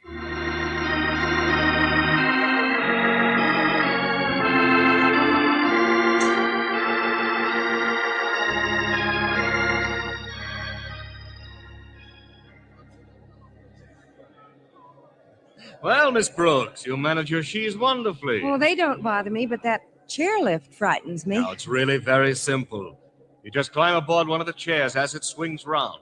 You mean those little chairs hanging like a swing are all you have? Well, surely you've been on a she lift before. They didn't have one on the little slope back of the schoolhouse where I learned.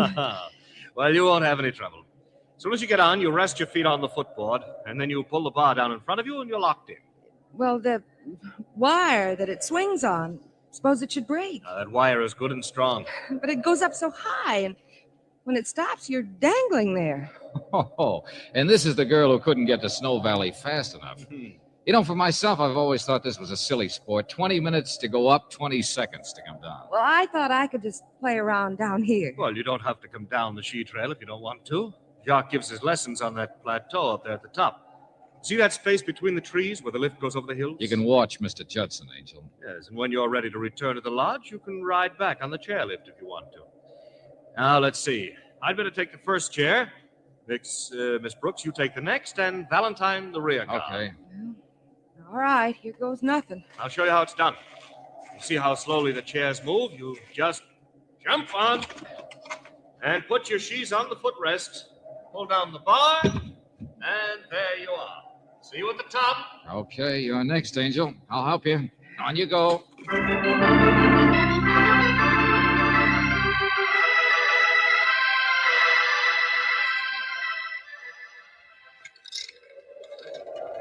We're awfully high up, George. Yeah, it's a beautiful view, though. I'm afraid to look. I get dizzy. Surely you're not frightened now.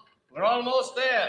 And did you ever see a clearer day? Yeah, it is pretty, but those treetops down there look awfully sharp. Oh, don't look down. Look ahead toward that opening between the trees. When we get through there, we'll be only a few feet off the ground. And just beyond, you'll be able to get off. Hey, look back and see how far we've come, Angel. I wish I were an angel. With wings. What's that? Someone in the woods must be hunting. I didn't know they allowed it. They must have hit something, George. Look down there. Red spots in the snow. Hey, that's blood. Hey, good night. Look, Angel, Judson slumped over the bar. He's been shot. Mr. Judson? Someone in the woods there to the left. Hey, Brooksy, look down there. What? Yeah, going down the far side of the hill out of the woods. Someone skiing awfully fast. Yes, and not on the regular ski run. That must be the person who shot Mr. Judson, a blue sweater with a yellow band. Too far off to see what he looks like. Oh, I wish this blame contraption had moved faster. I'll phone down the minute we get to the top and see if we can head him off. Hey, you up there. Help Mr. Judson off. He's been hurt. Yes, sir. What happened? Someone shot him from the woods. All right, I'll get him off the chair. Well, someone will have to help me, too. Just a minute, lady. Wait till I get him on the ground. Well, wait now. Don't try to jump off. There you are, ma'am. Oh, thanks. George, he seems to be hurt badly. Yeah, okay. I'll be there in a second. All right, give me a hand. There you are, sir. Okay. All right, let's have a look at him. Now, phone for the police. Tell them to hold anyone wearing a blue sweater with a yellow band around it. Yes, sir. Shall I send for a doctor, too? Too late for that. Mr. Judson is dead.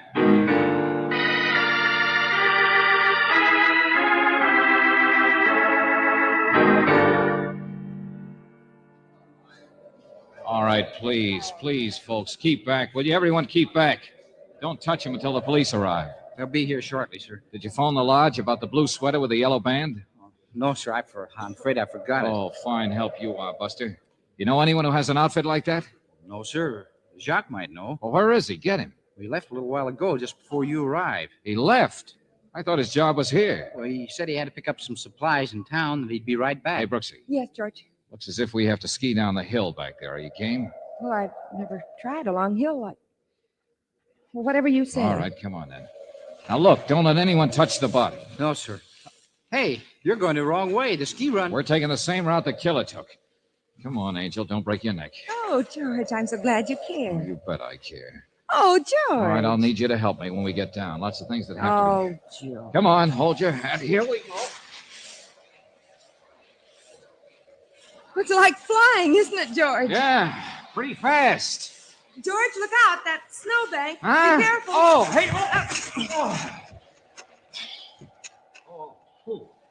Hey, Brooksy, help me out of this, will Are you all right? Yeah, I guess so. Half the snow in the country went down my neck. Are you okay? Yeah, I'm fine. It was certainly bumpy. Man must have been an expert. Yeah, but he slipped up.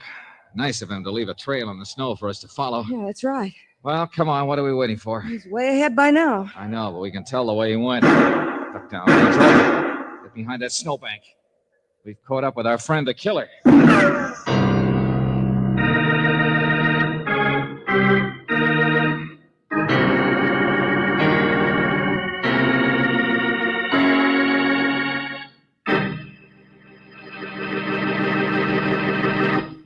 You are listening to Let George Do It. Our adventure will continue in just a moment.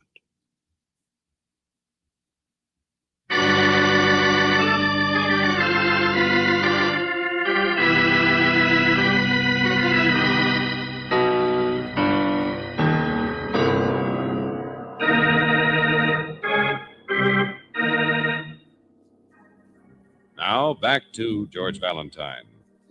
You are invited to Snow Valley Lodge to act as guardian for the well-known Hollywood director, Herbert Judson. Now, Judson is dead, shot while riding on the ski lift just in front of you and Claire Brooks. And now that you've followed the suspected killer's trail, you find yourself hiding behind a snowbank, trying to avoid being a target. Well, if your name is George Valentine, that's only going to make you more anxious to catch the person who's been doing the shooting. Okay, Angel, according to my calculations, that's the last shot in his gun. Be careful, George. Okay, I'll take a look. No sign of anyone. From here on, he followed the road, and there isn't any more trail. Yes, road's too cut up by automobile chains. Well, let's get to the hotel. I want to check a few things before the police begin their inquiry. You check the drying room and ask about blue sweaters and yellow stripes. I'll phone Hollywood and get the latest dope on Judson.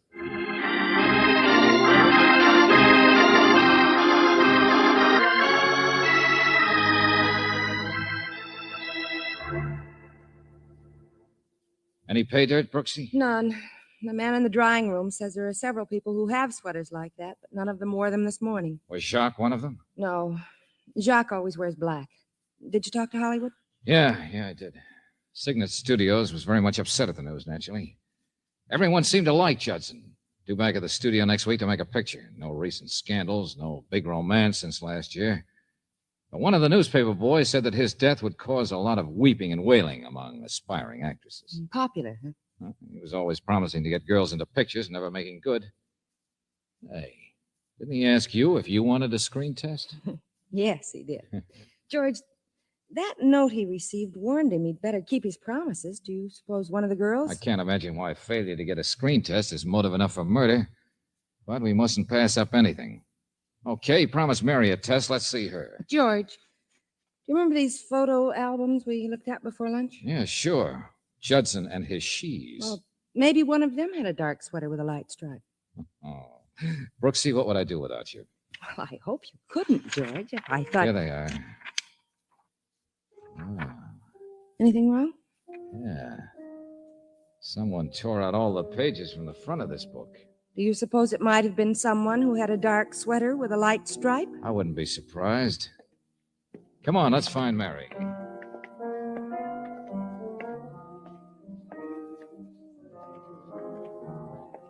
I beg your pardon. I'm looking for a waitress named Mary. Have you, You wouldn't find her here now. She's off in the afternoons. Oh, I see. You're Jill Drew, the singer, aren't you? Yes.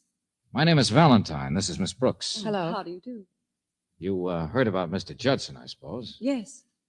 Well, I'm asking a few questions before the police arrive. Would you mind telling me if you were one of the girls Mr. Judson promised a screen test to? I hardly knew Mr. Judson. By any chance, do you have a ski outfit? A blue sweater with a yellow stripe? No, I don't ski. I'm engaged to sing and play the piano. Where would I find time to ski? Now, if you don't mind, I have to practice. Yeah, the show must go on, I see. Oh, I'm sorry. I knocked them over to the floor. Sounds like a junk cart. Here, I'll pick them up. They're beautiful bracelets you have, Miss Drew. Rather heavy, aren't they, when you're playing the piano? No, I never wear them when I play. But I don't like to leave them in my room. It's marvelous what they can do with costume jewelry these days. My dear young lady, those are real. They're from Elwood's in Beverly Hills. Oh, singing for your supper must be profitable. Oh, I have admirers. I don't doubt it. Now, if you don't mind. Oh, sure. Sorry to have interrupted your practicing. If you're looking for Mary, you might find her in her room. And where is that? In the annex, back of the main lodge. If she isn't there, she may be skiing on the hill, back of the annex. She's very proficient.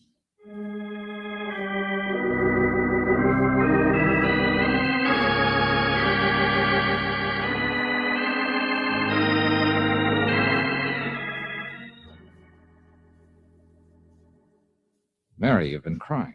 Yes, Mr. Valentine. Poor Mr. Judson. You liked him a lot, didn't you? Well, he was always so kind and generous. Next week, he was going to take me back to Hollywood with him for a picture test. Well, look, Mary, murder is a serious matter. You're in the dining room a lot. Did you ever hear Mr. Judson in an argument with Jacques? What? No, Mr. Valentine. Well, Jacques would never... Mary, there will be an inquest. You'll be asked questions, and you'll get yourself into a lot of trouble if you hide anything. Mr. Judson admitted he and Jacques had an argument about you. Well, he only warned Mr. Judson not to make any promises he couldn't keep. And Mr. Judson was going to give me Jacques the test. threatened Mr. Judson? Oh, no, Mr. Valentine. He wasn't a threat. Just a friendly warning. Don't you think you'd better tell us all about it? Well, Jacques and I... Well, he used to be kind of attentive until Miss Drew came. I wanted to make him jealous, so I told him about Mr. Judson promising me a chance in pictures. And he warned Mr. Judson not to make any promises he couldn't keep. That was all. Where can I find Jacques when he isn't teaching? Well, if he isn't with Miss Drew, he's usually in his cabin. And that is? Back at the lodge. Jacques doesn't live in the lodge. He has a cabin of his own. It's number 26. Okay, thanks. I'll see you later.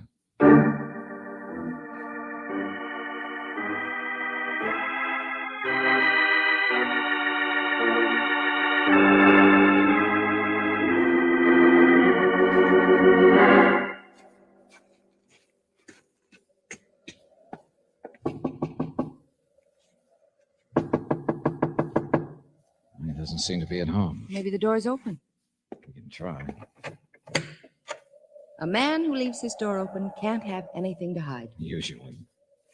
Oh, that's a nice cabin. Fireplace and everything. Yeah. Quite cozy. Oh, I'd like to have time to look at all the pictures he has on the walls. Well, go ahead and look. We'll see what else there is. These must be his pupils. Oh, publicity stills. Now, let's see now. The table, and there. Scrap basket. What is it, George? This newspaper.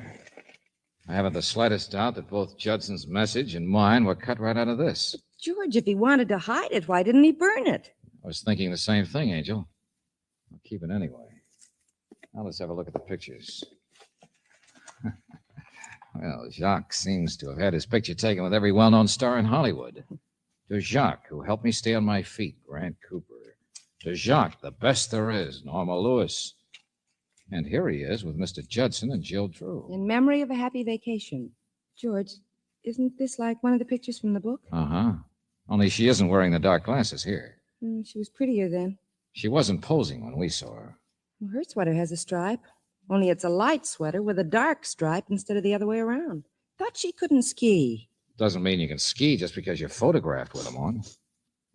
George, do you smell something burning?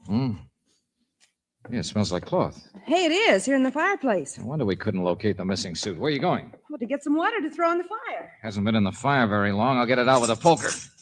There we are. Well, it's a shame to spoil this Don't rug, burn but... your hands. I'm getting the water. No, I got it, Angel. Just have to stamp on it a bit more. Look out, George. Huh? Oh, good. Well, what do you know? Blue sweater and yellow stripe, all right. I'm glad we found it before it had time to burn completely. Let's see if there's anything in the pocket. Nothing but what's left of this handkerchief. Hey, his initial, too. Well, that sort of settles it, doesn't it, George? Yeah, perhaps. We'll hold it for the sheriff when he arrives. What are you doing in my room? Oh, hello there. I suppose you're Jacques. Didn't think you'd be back so soon. Evidently, you did not. I ought to turn you over to the police. Well, for the moment, I represent the police. You're lying. Now, listen, Buster, maybe you don't know that you're the #1 suspect for a murder. What's that? Good imitation of a man indicating surprise. You think I killed Mr. Judson? Now, look, your ski suit... Oh, that isn't mine. I never had one like that. Your handkerchief was in the pocket. Oh, that isn't mine either. It's none of your business. Now, will you get out of here? Or Look must out, I... George. Oh, another bit of evidence, huh? All right, put that gun down, Buster. Drop it, I say. Drop it, Buster. It isn't loaded. What? Yeah, don't you remember? You used up all the bullets shooting at us. Okay, pick it up carefully, Brooksy, Yeah. while I hold our friend here. All the shots have been fired, George. Yeah, I thought so. Come on, Buster. We're going to find the sheriff.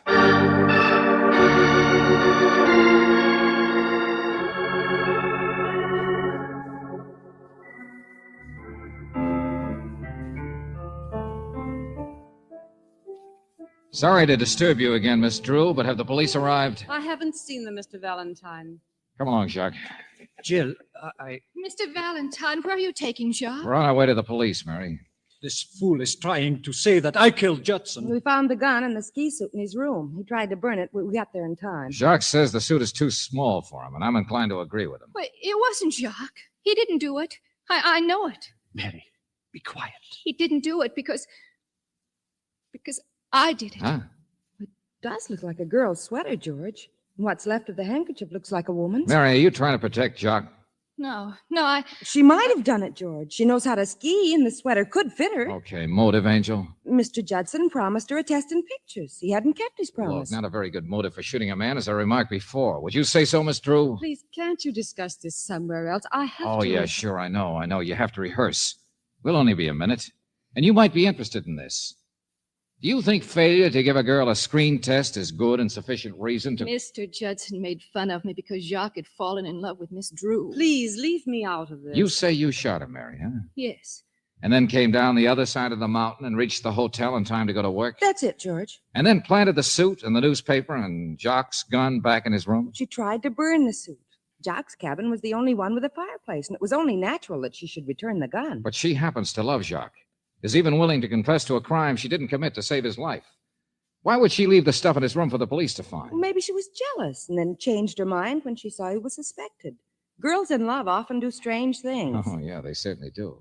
Well, it's an interesting theory, Brooksy. Only if you remember, when we started up the ski lift, Mary was still at the bottom. We just left her in the dining room. She couldn't possibly have reached the top before we did. Yeah, you're a sweet kid, Mary, trying to save the man you love. But it isn't a good idea to get mixed up with the law. Then you think it really was, Jack? Oh, no, I agree with you that it was a woman, all right. A woman's sweater, a woman's handkerchief. And do you remember the initial on the handkerchief? Yes. J for Jack. Why not J for Jill? Don't go away, Miss Drew. Oh, this is ridiculous. Is it? We saw your photograph in a blue sweater and a yellow band. You destroyed the pictures in the album, but you forgot the one in Jacques' room. But she had on a light sweater with a dark band. The strange peculiarities of photography, Angel. Unless you're using panchromatic film, blue comes out light and yellow comes out dark. And I think when I check with Elwoods and Beverly Hills about those bangles, we'll find that Judson bought them. Yeah, I think we'll find out that they were presents from him before he got tired of her and started sheeing elsewhere. All right, I did it. I didn't mean to kill him. I just wanted to frighten him. But he deserved to die. He was a pig. He was always promising women the world and giving them nothing. He even promised to marry me. Then he met this little nobody and treated me like the dirt under his feet. I tried to make him jealous by pretending I cared for Jacques. Brooksy, I'll turn this little lady over to the sheriff. Phone the jeweler in Beverly Hills. And then I'll meet you back in the lobby.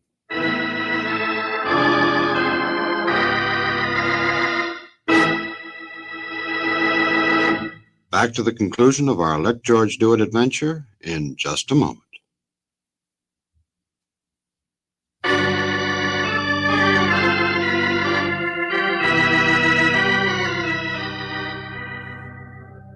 Well, I was right, Angel. Judson bought those presents and braces for Jill.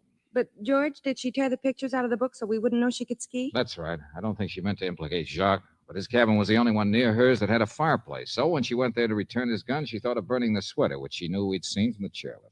Well, how did you know Jack didn't do it? Well, he didn't know the gun didn't have any bullets in it, for one thing. And now Mary and Jack can live happily ever after. Can anyone really live happily ever after? Oh, George, you're so cynical. If you don't look out, some girl will take a shot at you for a warning. Not from a ski lift, Angel. The only girl who'd take a shot at me doesn't like dangling from the sky.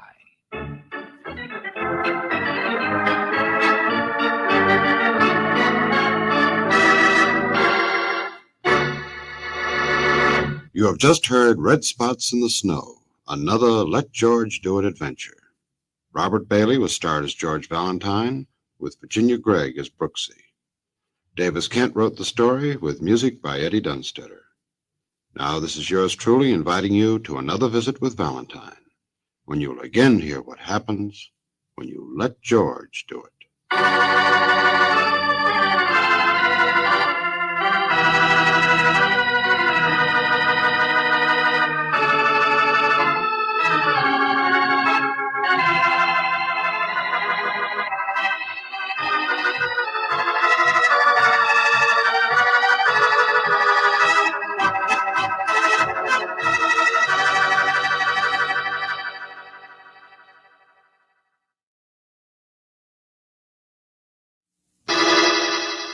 Personal notice. Danger's my stock and trade.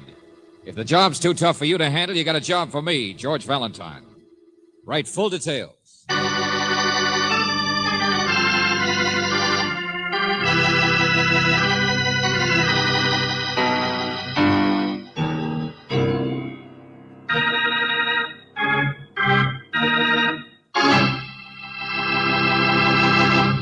Well, greetings as usual, friend.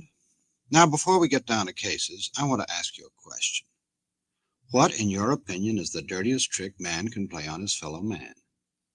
Now, don't say stealing candy from a baby, because that'll send you right back to the bush leagues. No, I'll tell you what I'll do. I promise you that if you listen to our Let George Do It adventure, you'll get some of the nastiest ideas on how to louse up your neighbor that you've ever heard of. Is that a deal? Okay, suppose I let George Valentine take it from here.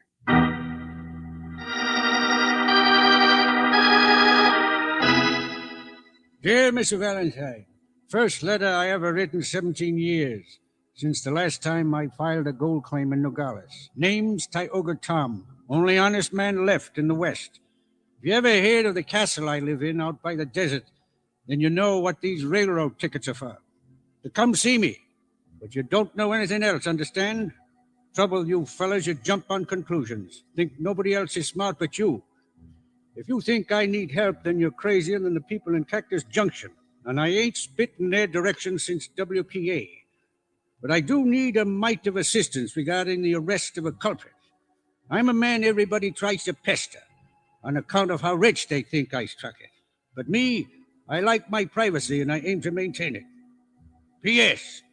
The culprit I make reference to is the one who stole or made disappear or killed my dog. Only botheration is, it was my C&I dog.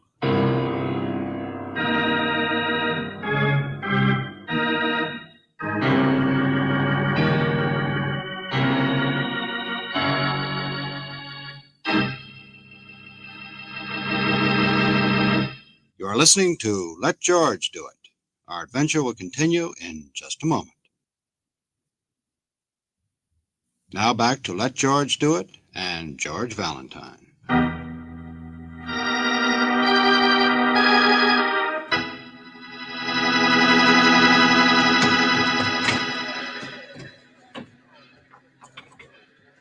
Like a chicken leg, dearie, I brought a whole fryer along with some hard-boiled eggs.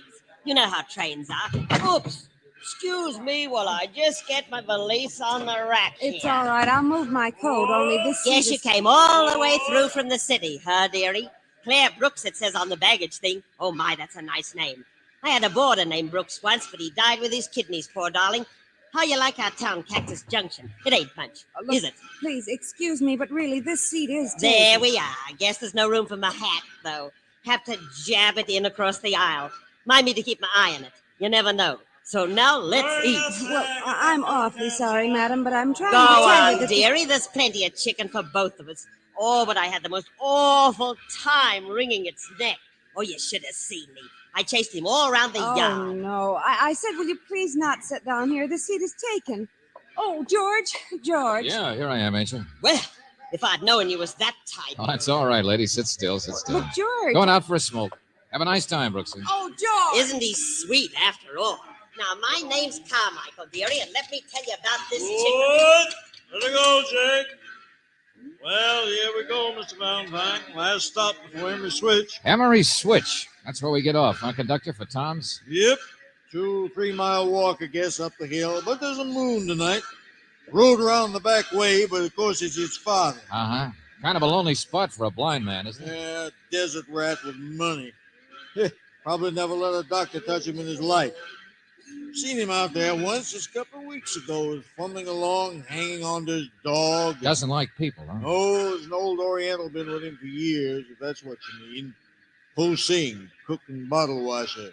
Richer and creases, Tom is. A whole fortune right up there in his castle, they say. I can't feel too sorry for him. Tioga Tom, last honest man in the West. Yeah, says him. Well, you'll be the first visitor up there for a long time, I guess. Maybe you can get your hands on some of that gold. Underway now. Hey, save me a nugget. Hey, wait for me! Hey, stop it! Oh, conductor, there seems to be a guy out here who wants to Never get make off. it, will he? Almost somebody too late for a train. Huh? Ridiculous. Shows a man's got no efficiency. I'm never late. Wait, will you? Well, come on, let's give him a hand. Drinking, too. Can't even run straight, you see? Yeah, help me, fellas, will you, please? Here, let me reach. Now, here, I can reach him. Oh, gee, thanks. Oh, Easy there. Couldn't even hang onto my hand. Don't know why we bother. He's liable to fall. Get out of the way, friend. I'll get him. Here we go, boy. Come on up. Here we are. Oh, gee. Oh, thanks. Sorry to be in trouble. I was in the bar. Everybody's so nice they couldn't get away. Okay, friend. You made it all right. Oh, yeah. Wait a minute. Here's your hat over here. My name's Loosefoot. Want a drink? What? Loosefoot. It's a name. Somebody just give it to me, I guess. I don't remember. Come on. Have Wait a minute. sifter, It's a ticket, huh? too. Don't you Hey, wanna- look, it fell off your hat. Take it. Here, give me that. Yeah, well, it's sure nice of you, Hey, pal. Emery Switch, it says. Yeah, didn't it? Oh, sure.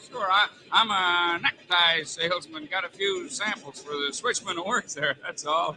Well, thanks again, and you too. Where'd the other guy go? Back in the car, I guess. Oh, well, thank him for giving me a hand, will you? I mean, thanks. I sure appreciate Yeah, it. sure. Only didn't you notice, Loose Brain? What that other guy tried to give you was a shove.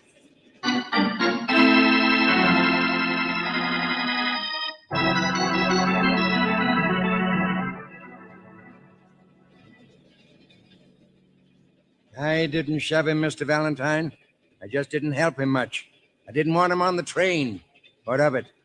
Well, Mr. Flannery, I don't know. I'm just curious. Perfect right. Perfect. His name's Loosefoot. You know him? Who doesn't?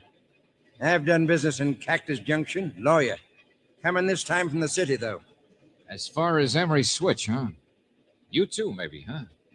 And why not? Now, Loosefoot's the kind of a person who's always in the way. Son of an old partner of Tioga Tom's, or claims to be. Always claiming to have a claim on him. Oh? Why are you going? What's your claim, Mr. Flannery? Never ask a lawyer a direct question, young man.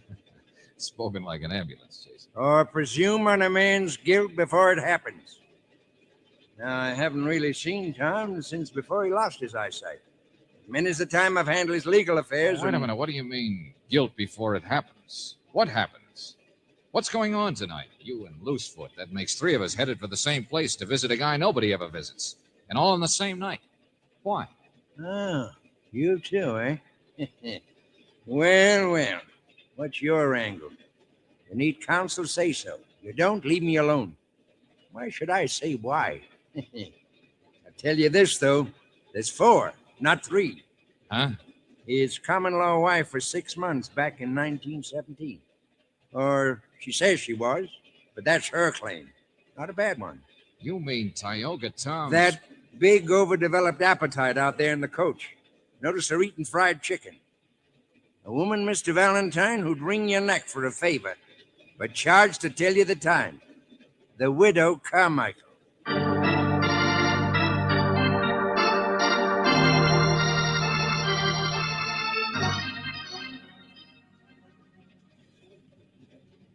My land, yes. That's where I live in Cactus Junction. Just to be near the poor dear. 33 years I've waited. The one true love of my life. All right, so you're going to see him too, but would you... 4 of us? 4 of us? My, I think it's just friendly. That's what I think. Only even with my shoes on, it counts to 5 to me. Ain't that so, Cousin Henry? Huh? Who's cousin? Well, I guess it does, widow. George, he's some sort of a cousin of Tioga Tom's. Mother's side 'twas. Never very close, but blood's always thicker than water. The way I was raised. If you count Miss Brooks. Here it's 6 of us, ain't it? Tioga, he never liked crowds. Family trait. I told them we were going up to do a magazine story on him. Oh, yeah, that's right. But the rest of you, Mrs. Carmichael, will you please... I don't hold no secrets. I'm sure you don't. I ain't afraid to speak up. Remember, blood's thicker than strangers, too, widow. And to whom is bereavement a secret? What? Oh, but he'll be well again. I know he will. I brought along my nursing things. It's my opportunity as well as my duty. It's the telegrams, Mr. Valentine. We all got 'em. Even that Loosefoot up in the bar car. We're Tom's nearest. Bless his adorable old soul. Now, widow. Telegrams, but I don't know Got why. 'em this evening, miss. From Po Sing, that heathen up the castle. Yeah, read for yourself. Oh, thanks. Boss, very bad. Fall down, very bad. Come quick, please. Signed, Po Sing. Boss, very bad. A blind man, and he's already had some kind of a fall. Emery Switch. 10 minutes stop. Emery Switch. Come on, Brooksy, I got to get to a phone.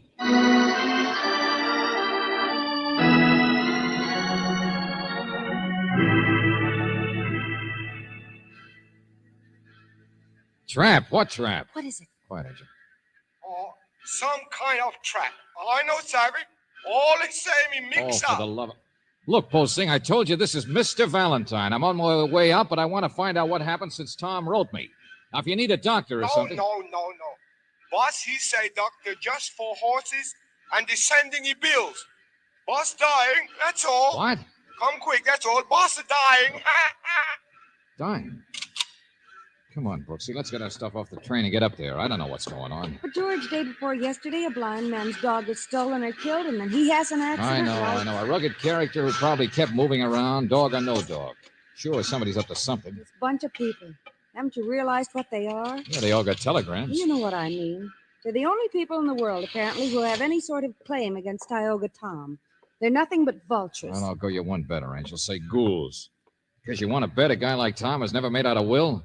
So if he did die, they'd all want to be handy to stake out those claims, start grabbing for his gold. There they go, George. All walking out together. Yeah. About 3 miles up the hill, somebody said. Only suppose you and I just walk fast and beat him, huh? Let's get to Tom first. All right. Loosefoot and the widow. Look, they're certainly a pair. Cousin Henry, he's as slow as they are. Characters, I tell you. There's one who's not so slow. Hey, he's not with him. Who, Mr. Flannery? Yeah, still in the compartment. Let's drag him along with us. I want to ask him about what he did with that seeing-eye dog. Ask him. George, what makes you think I'm just he's... guessing. I'll tell you later, Angel. Hey, Flannery, let's go. George. Mr. Flannery's dead. Yeah. Murdered.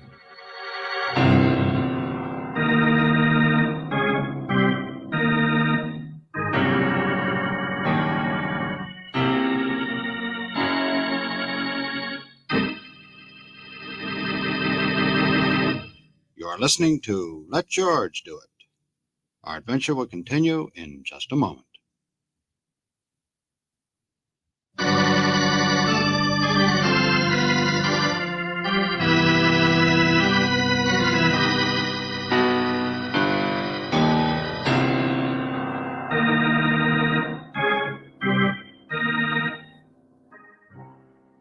And now, back to George Valentine.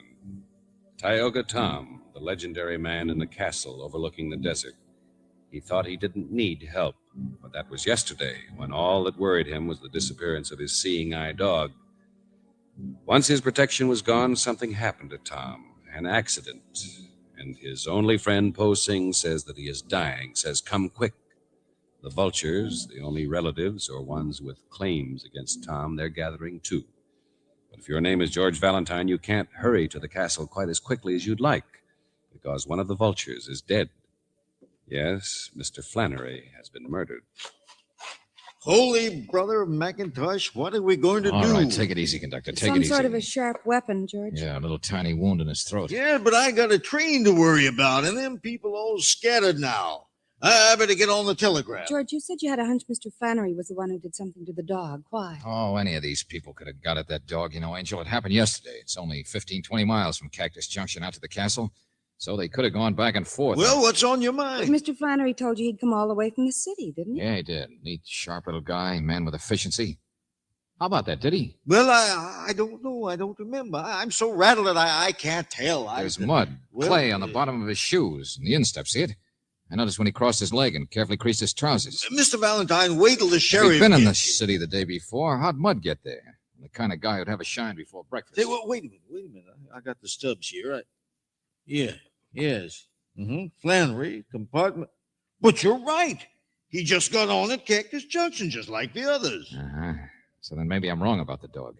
Oh, George, now you're confusing me even worse. Well, why was he murdered? Who murdered him? Maybe somebody else did something, and he was up here snooping around and saw it. Quite an operator, you know that. That'd be his style. See something and just keep quiet.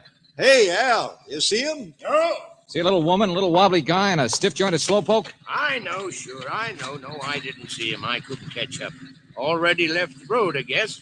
Took the trail up the hill. Oh, brother. This road run around the backside of the castle. Sure, about 5 miles up there. There's a place you Okay, stay and help the conductor, will you? Let me have your truck. Well, he's got to get us off on the side. And then All wait right. before he You gets guys worry about the train and the body. Come on, Brooksy. The ghouls are on foot. We can beat them. Yeah, sure, Only get that sheriff here fast. One murder's enough for tonight, particularly if the second one should be me.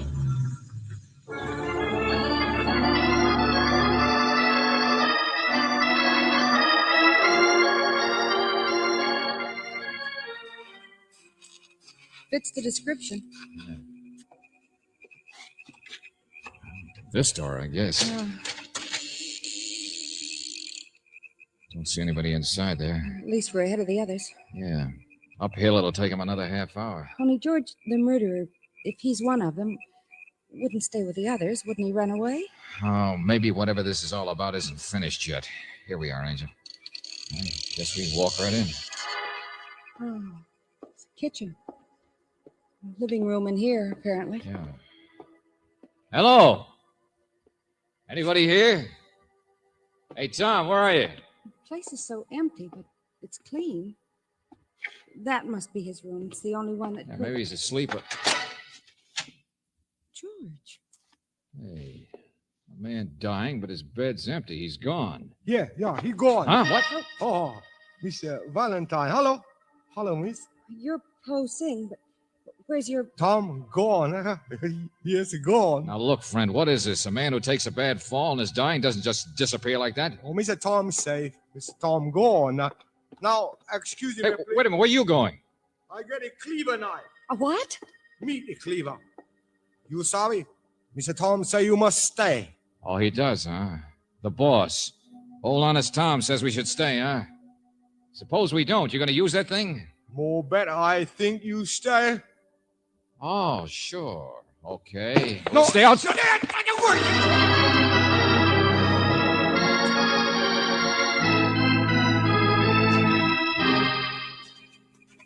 Oh, brother. Valentine the sucker. Valentine George, the there's a fence down here the front way, too. Supposed to be a gate half a mile from the house. Yeah, and this was a path when we started out on it. Where the deuce did we lose it? Valentine the Pathfinder, the Boy Oh, Scout. George, you don't know yet. Hey, look out now. Easy there. Ooh, We seem to be down in a gully. What? yeah. Trail must be up there, George. Little bridge right up over us. Come on. Oh, wait a minute. Wasn't what I was looking at. Sawdust. Hmm? Yeah, sawdust. Scattered. All around here, too. Farther under the bridge. Seems to be just a little footbridge. Pretty far up there, though, isn't it? Yeah, sawdust has been here for a day or two. Wet. Fell here, and there's some on top of the crosspiece, too. Yeah, I see it. Somebody said trap. Something up there has been freshly sawed, Angel. And anybody coming up the trail from the front gate would have to go across that bridge, wouldn't they? And it's so dark they couldn't Yeah, see. come on. Get up there before somebody tries to walk across it. Look out where you're going. What? Bump into a man just sitting peaceful like that. Hey there. Woman's voice, wasn't it? Yes, couldn't you see it? Tom, Tioga Tom, wouldn't you know? You wouldn't know anything. Who is it, Valentine? Yeah, I'm standing right here in front of you. You're sitting on a rock waiting for something to happen. Detectives all are thinking. Trouble with you, fella. But sitting nice and healthy, huh? The poor guy who had the bad tumble. Only honest man left in the West. And he gets his hired boy to send out telegrams saying he's dying. Had a tumble. Broke 10 ribs back in 1922. Never told a lie in my life. So that's the way you stretch it. Poor dying Tom. Been dying since the day I was born. So have you. So now you're sitting here waiting to hear wood break, huh? Posing brings you out where you can, waiting to hear people tumble through that little trap you set up there. Pester me, every one of them. I told you that. I'm afraid we don't believe anything you told us. Told you I like my privacy. I aim to maintain it. Bunch of vultures all pester me looking for my gold. So you hire me to- Seeing I dog disappeared. Don't you think somebody's up to something? You jump on conclusions. Say, I had that bridge sawed. Well, one of them did it. Like one of them did a murder, I suppose. Ain't interested in murder. Gonna die myself sometime. That's enough to worry about. Just trying to slow up the process, that's all. Steal my dog and then saw my bridge. Who do you think uses that bridge? I do. Even without my dog, I can find my way around this place, but I found him out, yes, sir. Tom isn't gonna go down with it. Huh? Go on, Munchausen. Hold your tongue. Ain't you got ears? George, yes, somebody's coming. I'm going to get up on that bridge before... No, this way. Hey! Hey, where am I? Who is that over there? Where's the trail? I can't see. My loving vultures. Tell everybody they're friends of mine can't even find their way around. Hello, Henry. Your voice, ain't it? Tom. Fitter than a fiddle. What in the name of... Never mind. Where's the rest of them? Loosefoot and the lady. Oh, coming, I guess. We moved kind of separate.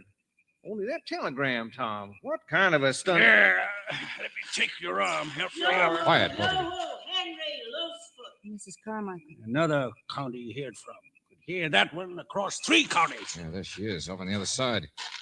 She's headed for the bridge. Come on. But Hurry Tom, up we and can't- get her. I'll be all right. George, we can't get up there in time. We're on the wrong side. She's coming this way. Mrs. Carmichael, stop. Who's that? Where are you? Stay where you are. Don't come across that bridge. What did you say? Oh, the bridge. Yes, I see it. All right. Stop! Don't walk on it! Oh, it's you, dearie. I'm coming. Stop, I said. Stop, will you? Well, I can't stop till I get there. Oh, Lord, she'll fall. Stop. My heavens, what's all the fuss? Oh, we... Out of the We way, thought- Angel. Let me see something. What's the matter with him? Oh, dearie, what a climb. And the wind blowing my hat off all the What are you time. trying to see, George? The gird is sawed half through, all right. But a board's been freshly nailed across to support it. George, Well, I who don't... could have nailed the board across? Tom and Poe Singh are the only ones up here. So Tom was telling the truth. Someone else sawed it, then Tom had it fixed. Wait a minute. Mrs. Carmichael, where's your hat pin? What? Yeah. When Flannery was murdered, a little tiny wound. He was stabbed with something sharp. Well, how in blazes should I know where the pin is? George, she pinned her hat to the seat opposite us, the seat across the aisle. I remember it. Did I? Couldn't find it when I left the train. And the only person who would have noticed it or thought of using it was the one who sat down there. Cousin Henry. Yes, Cousin Henry. And George, he's down there with Tom. Wait a minute. What about Loosefoot? Where's he? Ran on ahead, I guess. He was the fastest. And the trail's easy marked. So we haven't seen him because he's probably already crossed this bridge. Probably clear up at the house by now. But George, Tom is down there with sure, Henry. Sure, with Henry. Don't you see, Angel? Tom wanted to know who killed his dog and sawed the bridge. That was the reason for the phony telegrams, this whole shindig. It was to get all the vultures up here and see which one of them wouldn't walk across the bridge. Henry. And 5 minutes ago, Tom discovered who was guilty. Well, hurry up. We haven't got- but quietly. Because now it's all backwards. Now the question is what Tom intends to do to Henry. There they are. And they're not moving toward the house, not moving at all. Tom's got a gun, George. He's hanging onto Henry's arm. Even a blind man could shoot somebody as long as he Yeah, had a... come on, around this way. Look out. Well, come back, did you? Get down here, Mr. Valentine. This crazy... Shut up, dog killer. You'll get your chance to grovel. He's a murderer, too, you say, huh? Don't answer, Angel. Around the rock here. Yeah, that's right. Now, come on. He's crazy. You're both crazy. Everybody comes pestering me. Well, it's going to stop once for all. Sure, he killed Flannery. Flannery's another pest, snooping around the same day he was. Let go of me. Let go of me. Get your hand off Oh, my... no, you don't. You move. The gun goes off. Okay, Tom, I'm here now, right beside you. You can hand me that gun. George, he let go. He just let go. Look out. I'll get him. Give me that gun, I said. Where are you? Where is he? No, no, you don't. Detectives knocking my The gun sheriff out. will get him, don't worry. I just got an idea. It might be good to save you from dying for a while, Tom. Man's dying from the day he's born. Oh, sure. Honest Tom. Rugged independent. And I hate that guy, but shooting him while escaping might not go down so well with a jury. Just shooting wild. I couldn't actually. Well, would have been just blind luck if I hit him. I mean. Oh, sure, Tom. Be careful what you say. Don't want to tell a lie. Only honest man left in the West. Yep, that's me. Don't want to admit you might be a dead shot. Don't want to say right out you're blind. Even though that's how you sucker these people into coming after you. But George, he said... Ain't a lie if a man always talks like he had to hear people to recognize him, is it? Ain't a lie to stumble around a few times you seen, is it? Buster, you take the cake. Honest as the day is short. Sure, we all jumped at conclusions, all right. Because I guess there's no law against a man with good eyesight owning a seeing-eye dog.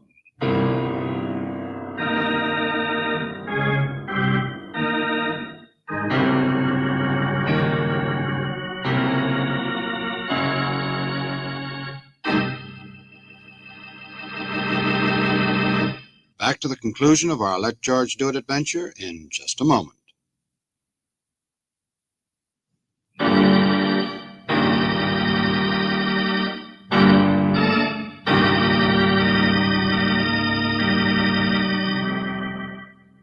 Listen. Music. Don't like it. People. Don't like them. Well, you can leave for the castle pretty soon, Tom. taking down your cousin Henry's confession now. Worthless bunch of vultures. Won't be pestered anymore. Sure, Tom. You've got your privacy. You know, we did stop you from doing the one thing that really would have been wrong. Do I appreciate it? Obligations ain't for me, young lady. The reason people pester you is because of your gold. And I thought maybe you'd tell us what... Tell you a secret. Sure, I got barbed wire and fences, but I never actually said I have gold, did I? What? Oh, for the love... Oh, George, come on, let's get out of here. Jump on conclusions like everybody else. Oh, that awful man. George, I want to go out someplace and go dancing and forget about him. Okay, spend my gold. Well, at least I know you haven't got any. I'll tell you something that'll worry you for years. You notice? Tom didn't say he didn't have any either.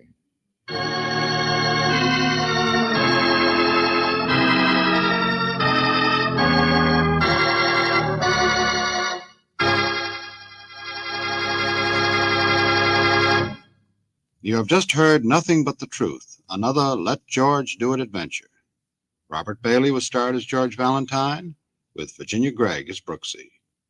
David Victor and Jackson Gillis wrote the story, with music by Eddie Dunstetter.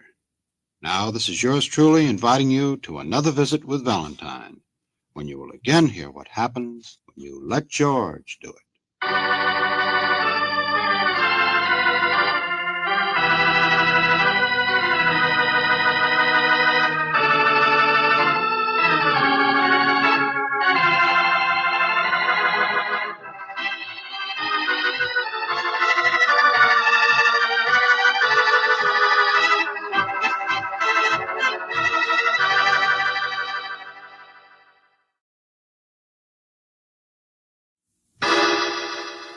Personal notice. Danger's my stock and trade. If the job's too tough for you to handle, you got a job for me, George Valentine. Write full details.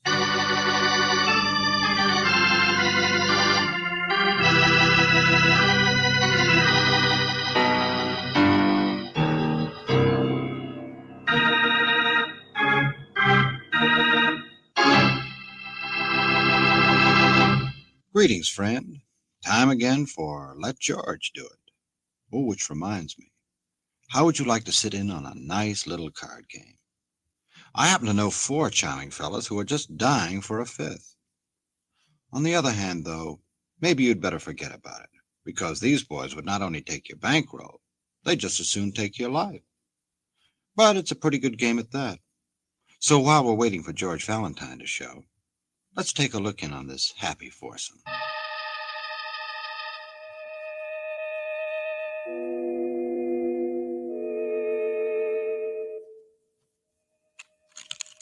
Well, it's 10 o'clock already, gentlemen. Shouldn't we... I mean, my watch says 10. Chester has the cards and... Sure, what are we waiting for? We're gonna do it, let's get... No! No. Ames, Salto, this is crazy. It's insane. It was your idea, wasn't it, Norton? Yes, but a man's guilt is no more to be bandied about. Oh, get off the words. There's the good name of the man to be thought of afterwards. Let's get it over with now, now! All right. Need a piece of paper. Envelope here in your jacket. Do you mind? Of course I do, if it's got my name on it. Valentine. George Valentine. What? Oh, your wife's letter. From somebody named Valentine. If I'd know her friends. Here's a blank sheet, club stationery. Couldn't we get on with the... Dear Mrs. Ames, I am so sorry to hear of your concern over your husband. Naturally, I will do whatever I can to help. Sincerely, George Valentine. You mean that? Concern. How do you For like... heaven's sake, stop the stalling, both of you. Will you get... All right. I draw one. Go on, draw a card. Me? Go on, Salto. All right. 9 of diamonds. Yeah. Norton. 9 of clubs. 9 again. Give me one of those. Jack. Diamonds. All right, Chester. Chester, Huh? your turn. Draw. Oh, I'm all right. Draw? Oh, yes. King. King of Hearts, look! Chester drew the King of Hearts! Shut up. You understand, Chester. High card. Yes. Yes, the paper. Here. You can use the pen there. I'm all right. I, Jeffrey Chester, hereby confess 1 year ago to this date, it was I who murdered Miss Dorothy Fullman. It is after 10 o'clock now, Chester.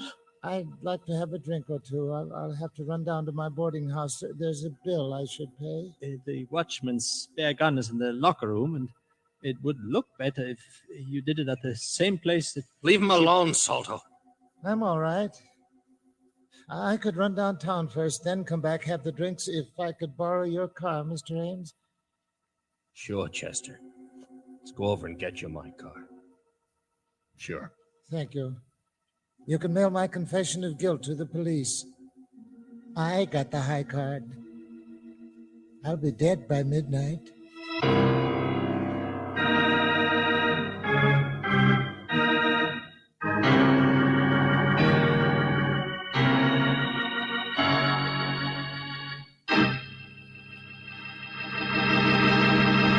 You are listening to Let George Do It. Our adventure will continue in just a moment. Now back to George Valentine and Let George Do It.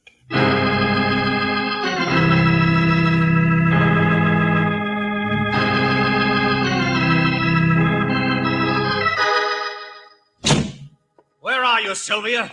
It's the big idea, that letter in my coat pocket. It's Valentine. Who is he? Honey? Oh, there you are. So sorry to hear of your concern over your husband. Of all the Victor, meddling... Please.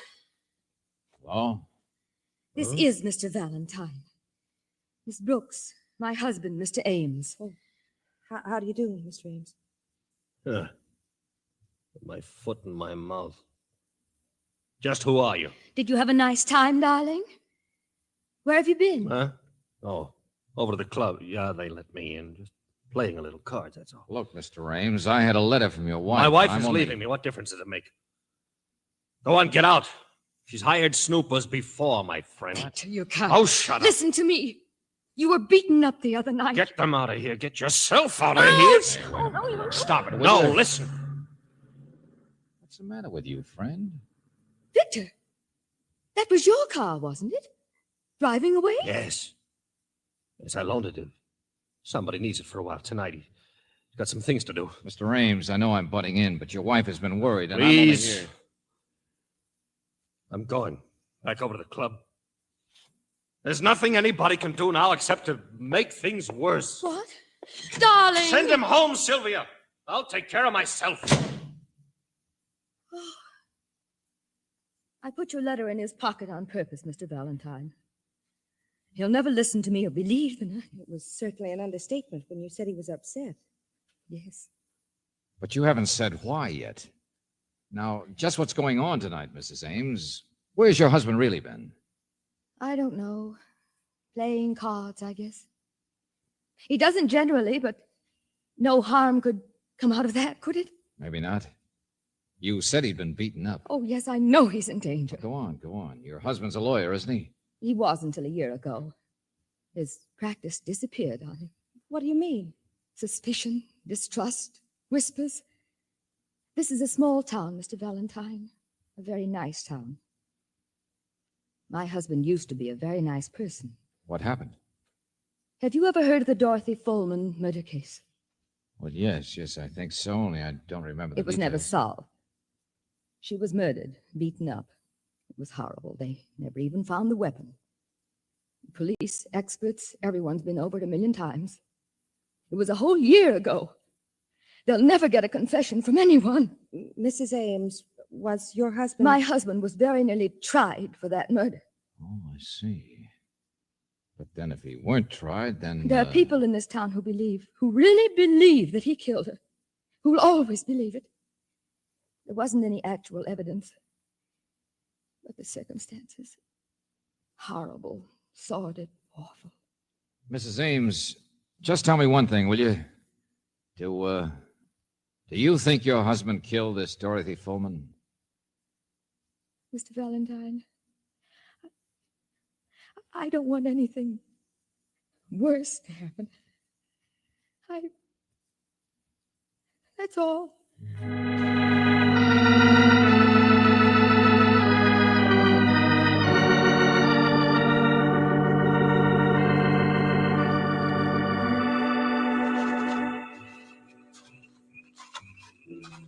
I say, excuse me. Hmm? You're Mr. Valentine, aren't you? George Valentine? Yeah. I was looking for the club doorman. My name is Norton. This is quite a pleasure. I've heard of you. Seen your name here and there. Oh, is that so? See here, join me on the veranda for a cup of coffee, will you? Hospitality of our little club isn't I'm much, sorry, but- Mr. Norton. I'm looking for a man named Ames. Oh, yes, Victor Ames, splendid chap. Haven't seen him in some time. Might be here later. We can wait together. I said I'm sorry, Mr. Norton. Well, I certainly don't intend to be pushy. Oh, wait a moment. Perhaps I should be a bit more honest and say there's a little matter I'd like your advice on. I'd still go looking for Mr. Ames. Even if I said the little matter concerned Mr. Ames? You twist my arm. Then we can do better than the veranda, I think. People there. There's a lounge in the locker room. All right. Through here? To your left. Generally closed at night, but there we are. Okay. Now, what's the story? Nothing so very important, but sit down, sit down. How'd you know who I was out there? Well, Ames had mentioned your coming. You said you haven't seen him lately. Try again. Really, Mr. Valentine, Who's that? Hey, anybody in here? Walking up. Blue shirt. Private police? Just a moment. Yes, he is. Mr. Valentine, let go of me. Well, what are you doing here? What do you mean? Stop it. Who are you? Hey, what is it? Jimmy, I found this man. Break it up. Break what up, John? I found him in here. I left my wallet in my Wallet, locker. All right. Oh, it's you, Mr. Norton. He was snooping, Jimmy. Now my wallet's gone. He took it. He must have. Oh, brother. What am I supposed to do? Search him. Oh, but he won't have it, will he? That's not the way they work. But he's trespassing. You can lock him up for that. I'll see the steward for charges. I'm sorry, Mr. Norton. What? I said I'm sorry. You're not going to prefer anything. Good night. Jimmy, my father was the founder of this club. When I issue an order to one of the paid employees, I expect that... Yeah, sure. Issue away. Only someplace else, huh? I'll handle this end. Good night, Mr. Norton. Jimmy, I have never in my life been so... Good night. Yes, good night. Well, that was something. Okay, bud. Hand it over. What? Oh, now, wait a minute. You don't mean you believe that old school tie's gag about... And still you boot him out? The wallet, bud. Oh, sure. Mine. Here. Credentials. The works. Good enough? Well, I didn't exactly figure. Valentine, huh? Yeah, that's right. Only look, Buster, why? Why'd you treat him like that? Will him like lettuce before you even know what he had to say? Because I have no use for the high and mighty Mr. Norton. And don't worry, I won't get in trouble either. He maybe don't know it, but he's being eased out the side door of this club anyway. All four of them are. All four? Will you clear that up? You ever hear the Dorothy Fullman murder? Well, that nice, dignified man there, that Norton. For my money, he's the one that killed her.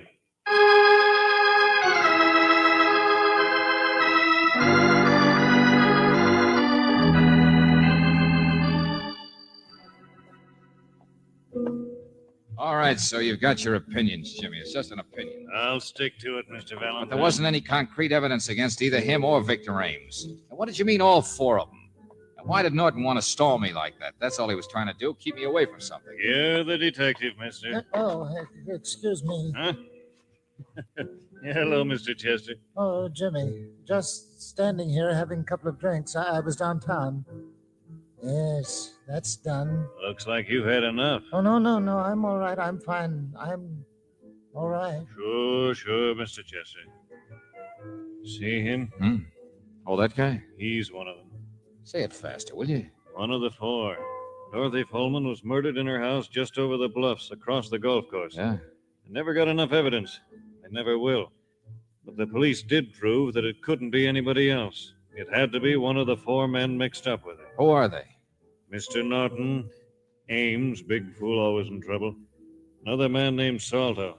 He asked me he couldn't have got to first base with her. And Chester there. Oh, I get it.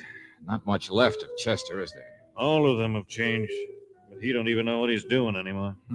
Nobody will confess, no evidence. Oh, Jimmy, come here. Now, excuse me, Stewart, back to business. No, I'm right behind you. Huh? That's Victor Ames with him, isn't it? With the steward? Sure it is. Valentine. Yeah, we catch up again, friend. It's a busy night. Excuse me, gentlemen. Jimmy, there's trouble in here. What? The card room, the one with the back entrance. I put those cards in there myself just this evening. Valentine, I've got to see you Wait a minute, alone. Hold it, will you? Go on, Stewart. This deck of cards. Some men have been playing in there, apparently, or drawing high man or something. What is it? What's the matter? Well, sir, it's more puzzling than anything else. At a club like this, someone was being dishonest. A rather hasty job, but here you see, this deck has been marked.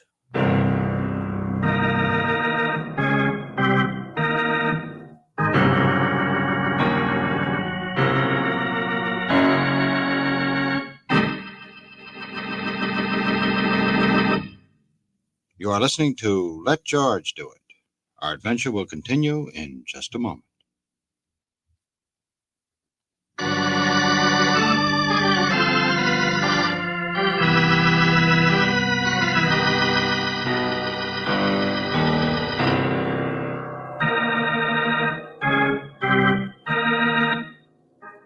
And now back to George Valentine. 9 of diamonds. 9 of clubs. Jack, diamonds. Your turn, Chester. Draw. Yes, I'm King of Hearts. I hereby confess 1 year ago it was I who murdered Miss Dorothy Foreman. I got the high card. I'll be dead by midnight.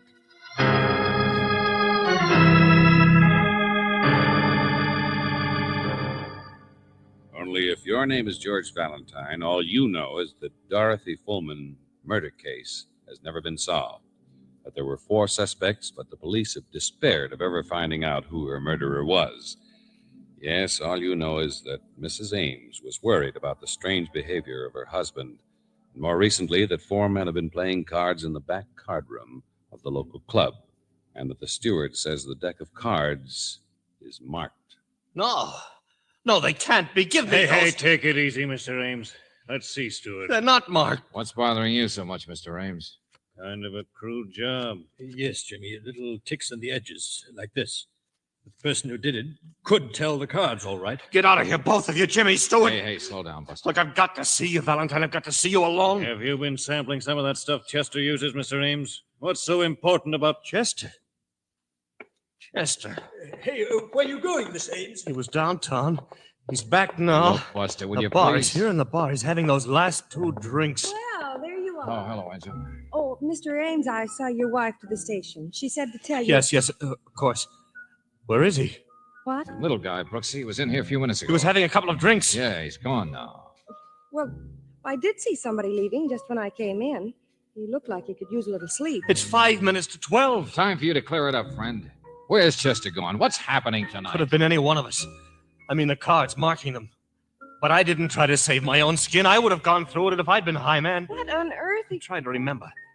The watchman's spare gun, that was it. Quit fooling, Buster. What? Yeah, the closet, the back hall. Come on, hurry, will you? The watchman's gun, that was it.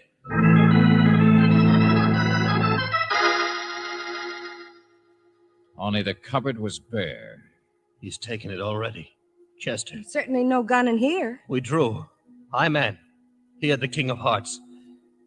Little Chester, the weakest one in the whole bunch. Didn't even seem to react. What do you look? I know I'm talking wildly. I'll explain later. We've got to find him first. Hurry. Well, we're with you, all right, but who's he going to use this gun on? Oh, isn't it perfectly obvious, Mr. Valentine? On himself.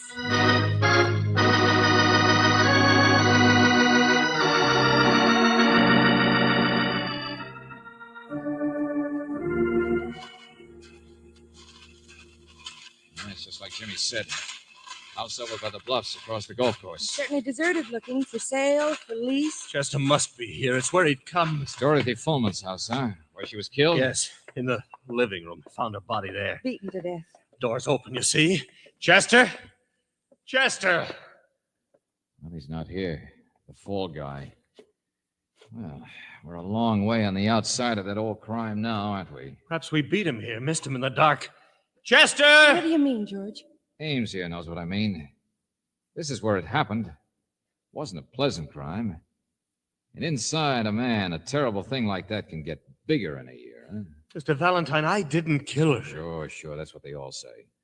But Buster, I'm just finally beginning to realize what a hopeless, crazy thing is happening tonight. Wait a minute, George, listen. Upstairs. Come on. Chester? Where are you, Chester? It's me, Victor Ames. Salto? Salto, what are you doing here?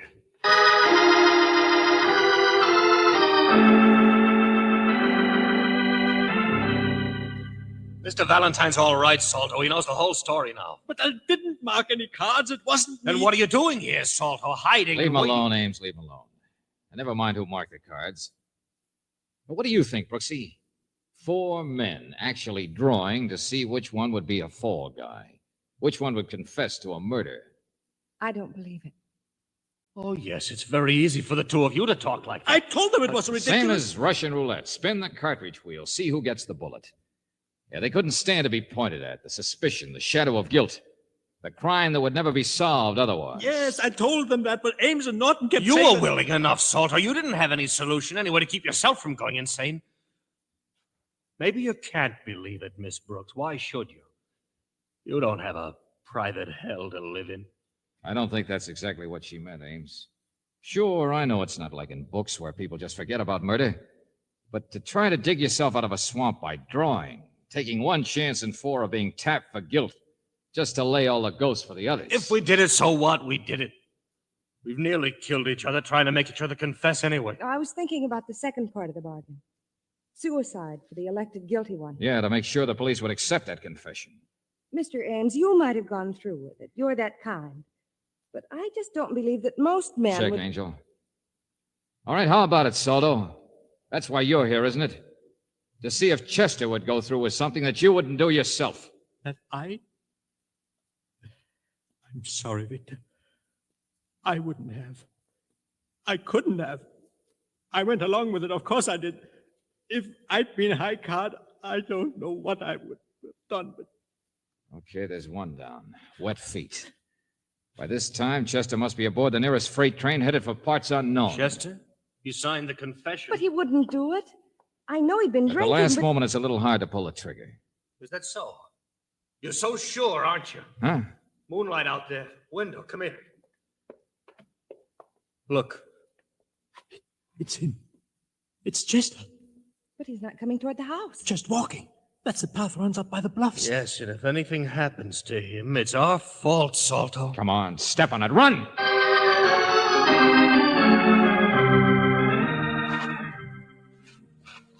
Chester! Chester! What's the matter with him? He doesn't even listen. Oh, look out, George. Yeah, these bluffs are pretty steep, aren't they? Chester! I'm going to climb up this way, too. Oh, no, you don't, Buster. Huh? You What? just stay behind me with Miss Brooks. Valentine. There's another way this whole thing tonight can work, but I'm going to see that it doesn't. George, look, he's up on one of the edges. Stand still! What a... Norton! Get out of here. Leave him alone. Norton, wouldn't you know? Stand still. I'm warning you, I have a gun. Oh, yeah, sure. The one from the watchman's locker? He didn't take it. Chester didn't take it. Hey, what's all this? So you did. Sure. You guys wouldn't just make a deal for somebody to commit suicide. You'd get him to write a confession and then murder him. He killed her. He killed Arthur for one. He confessed. George, he's up on the edge. Look at him. Leave him alone. He'll jump, I tell you. Look at the way he's acting. I just followed him. To give him the gun he didn't take. Ames, listen to me. It will all be over. For all of us. You inhuman old... Let it happen. If you don't, it'll be the same thing over and over and over again. Yeah, look. We can't stop him from here, and he does look like he wants to jump. Okay, so I've been wrong, so I... Valentine! Get out of the way with that gun! I just... Okay, now you're all I've right, got it. Norton. Stay there, all of you. Chester! Mr. Chester! I'm all right. Yes? Mr. Chester, now you listen to me. I can't reach you. But get away now. There's something I'm going to do. Yeah, I know. Kill yourself. But you were supposed to do it where she died, weren't you? Wasn't that the agreement, Chester, to make it look good? Can you understand me, Mr. Chester? Well, I'm all right. That's it. Just keep looking at me. It should have been the living room, though. Or were they always wrong? She was beaten, bruised. I remember they said they never found a weapon. Was it really up here that she died? Was she thrown? It would have looked the same if somebody then carried her body back to her house. I'm going to jump, you know. Get back, get back. No, you're not. You're too curious, Chester. This year, since Dorothy Fullman died, must have been the worst for the one who really killed her. Don't you think so, Mr. Chester? What do you mean? But admitting it is worse. Some people can't ever do that. They'd rather die than do that. I'm going to jump. You can't stop me. But you don't even want your death to be a confession, do you? Well, they gave you a chance, the little card drawing. You knew the masked deck, the marked one, would be found sooner or later. You deliberately left it behind. No, go away The now. world would say your confession was a fraud. You were a poor little patsy. Well, any of them could have marked the cards. Norton, Salto, The high man marked him. The guilty man, Chester. All I've said is built on that. When there's a drawing, a man can't make another man take a certain card. So if he marks them, he only marks them for himself. Check? Yes, I understand, but... To pick his own card. But the lowest card picked tonight was a 9. If a man wanted a low card, that's not very safe, is it, with 52 cards in the deck? You know, it baffled me for a while, until I saw that you really did want to die. She was faithless. She was bad. Get out of my way! Oh, no, you don't. Now, just hang on. You're going to live, Buster. You're going to write a real confession.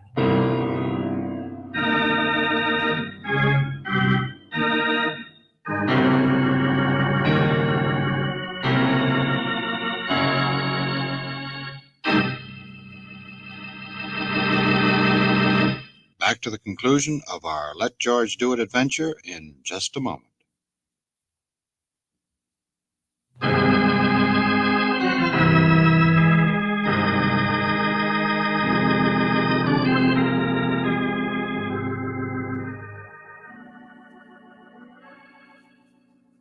George, it did work out that way, didn't it? Yeah, Brooksy, they pieced it together again.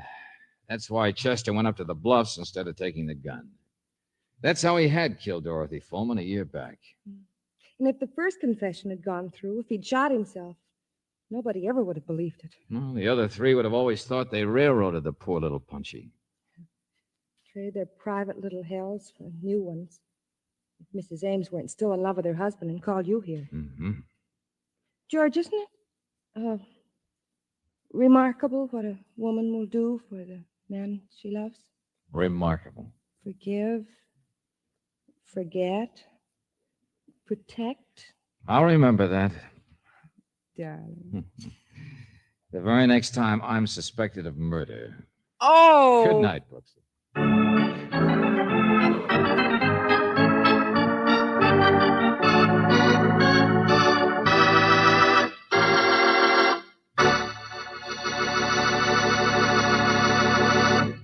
You have just heard High Card, another Let George Do It adventure.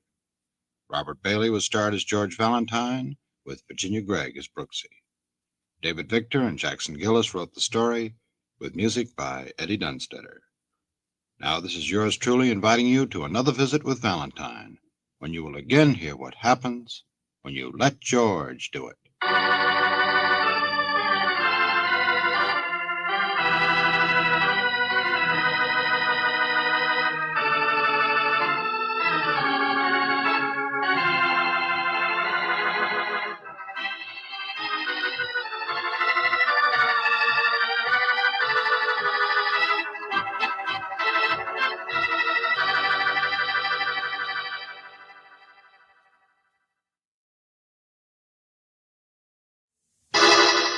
Personal notice, danger's my stock and trade. If the job's too tough for you to handle, you got a job for me, George Valentine. Write full details.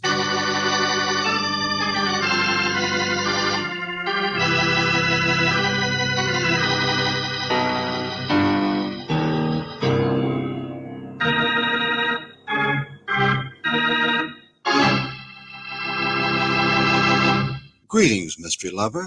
Time for your dead time story. That's right, dead time.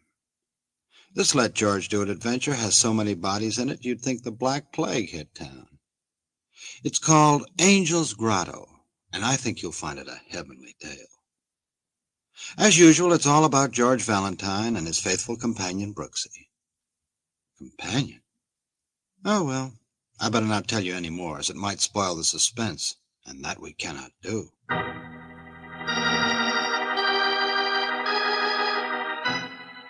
Dear Mr. Valentine, you are fired. I know that's a clumsy way to put it, but I've been a nurse too many years to learn parlor diplomacy. Besides, you've been here at the Grotto farmhouse for almost a day now, and you haven't found anything. Not a single thing. Not that you should have. Perhaps I was just hysterical this morning when I called you out here. But now even the police seem to agree, don't they? Mr. Moraga's death last evening was an accident. Yes, an accident. And so much as I appreciate your coming to help, why should you stay on? Sincerely, Emily Flood.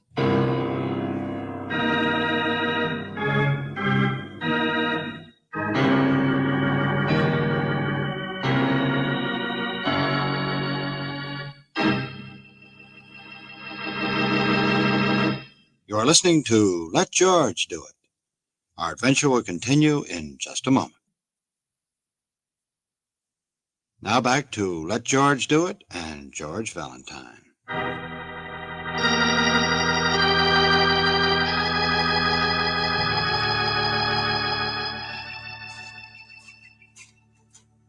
Oh, Miss Flood. Miss Flood. Yes. Oh, Mr. Valentine. Oh, here you are. We've been looking all over. Did you get my note? Yes, back at the house, but we wanted to... I don't like it back there. I Look, came out Miss to... Flood, I was a little surprised. After all, I've barely even had a chance to talk to you since we got here. You see, there's very little factual evidence of any kind. Here. Did you check here? There might have been fingerprints on the handrail that No, might show... No, we checked all that. Best fingerprint man in the state found nothing to prove anything, not even on the wheelchair. No sign of a struggle. He hated that wheelchair. Imagine a man only 45 who usually couldn't sit still for a minute, having to spend 6 months in that thing. It was from a sailing accident. The bone wouldn't heal. Uh-huh. Most of the nurses were scared to death of him. But he liked me, because I wasn't good looking and I didn't have an eye on his purse. And he had told me about this grotto. The Angel's Grotto. It's beautiful, isn't it? All that moss and the ferns. Yes. I saw it first about the same time yesterday. I just brought him out from the train, and he had to come here first thing, even before supper.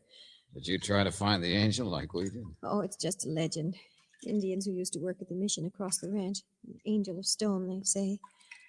Crossed by the waterfall, I guess. Yeah. Only it's like all those things, huh? The face in clouds, the mountain shaped like a man's head. You can never really see it. Angel of death. He used to come out here and just sit when he was a little boy, you know. It was all so different then, he said. A farm, I mean. Just a place in the woods. And an exciting, scary grotto for boys to tell stories about and dare each other to come close to the edge. They were lovely boys, I guess. Herman hadn't met the bottle and the blondes yet. And that whiny stepbrother who still lives here was just like the real brothers. And John hadn't taken up sailing or broken hips, or even gone out to the city to build his steel mills to become the richest man in the state. Why? All been murdered. Mr. Valentine. All right, lady, we're sorry. We know you're upset. Anyway, there aren't any facts. But last night at supper, well, those guys aren't boys anymore, are they? He hated his family. He said this was the last time he'd ever come back. You want the rest of it? If you're going to fire me, you want my report, why I say murder? Go on. Well, you were there. You and he and the boys last night, remember? You were all sitting around the table. Business tonight. I don't want to talk anything. I'm tired. Emily, have you done my unpacking yet? Well, I thought as soon as supper is over, while you sit outside for a while. Sure, your nurse will take care of things, John. Here, have another glass of wine. It's special. No, I said. Well, farm isn't business. I only waited till you came, John, to talk about buying a new tractor instead of riding. Oh, for the love Leave of him alone, Jake. He's tired. Can't you hear what she Well, I said? got a setter coming around tonight. Got to get out there, help her with the pups. I only thought if he could spare $1,000 or so. Leave him alone. Jake, you'll just never understand us businessmen. Well, farm's a farm. You can't operate Stop on it, both of you, stop it. I came here for a one-day visit, that's all. That day starts tomorrow. Oh, sure, Johnny, sure, we understand. I don't come out to the old place often myself, but a little reunion is different, huh? No, I wish I'd stayed in Florida. Don't blame you. All those classy nurses. Please, Mr. Moraga. Well, Johnny, I know the farm isn't very important anymore to you, but all I wanted to say was... Oh, get out to your barn. Go be a midwife, whatever it is. Now, you nurse, see if you can't give the cook out there a hand with the dishes. I notice Mary's not as speedy as she used to be, Jake. Stay where you are, Emily. Herman, for your information, I'm sick and tired of the steel business, too. Huh? You heard me, Mr. Vice President in charge of gas and wind? Oh, Yes. Get everybody out. Leave us brothers alone. Have some wine. You don't want to talk business, not old Herman. Herman, the diplomatic sponge. Well, I wrote you I'm going to retire, didn't I? In the prime of life, and why not? And that means for my family, too. I'm here to cut all strings at once. Lazy relative steel mills, old family homesteads, the works. I'm sick and tired of supporting a worthless bunch. Please, don't. You're tired. You'll upset yourself. You said everything could wait till tomorrow. Everything you have to say to him. Yes. All right. I'm sorry, Emily. You two fellas. Wheelchair doesn't make a guy like me very friendly, but I mean it. I'm moving to Florida for good. Only, we'll talk tomorrow, huh? sure, Johnny, sure. We understand. No, you don't. You're going to work for a living, Herman. Well, what's the matter with you, Jake? Huh? Earn your own tractor.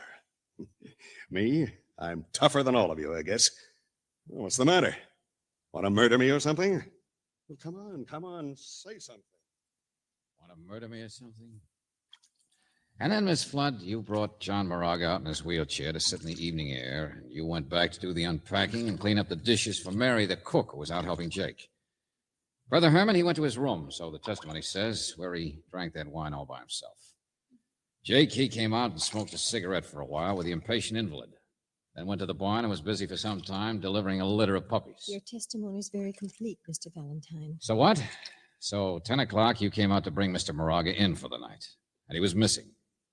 Because around 9 o'clock, according to police reports, the doctors, his wheelchair parked here overlooking the grotto where you left him, got a little bit too close to the edge. Oh. But there wasn't any evidence. You couldn't find anything. No evidence to show whether the brakes just slipped and the wheelchair rolled over, or whether Mr. Moraga was pushed off the edge. 200 feet down to the rocks. All those hatreds and everything, even motives. But everybody's story seemed to check. Yeah, that's it. Nothing so far can be proved. Mr. Valentine, you kicked that rock just now to see how I would react. Maybe. Well, I think you should understand there won't ever be any evidence. His death was an accident. I believe that now. So get out. Get out. Please, go away.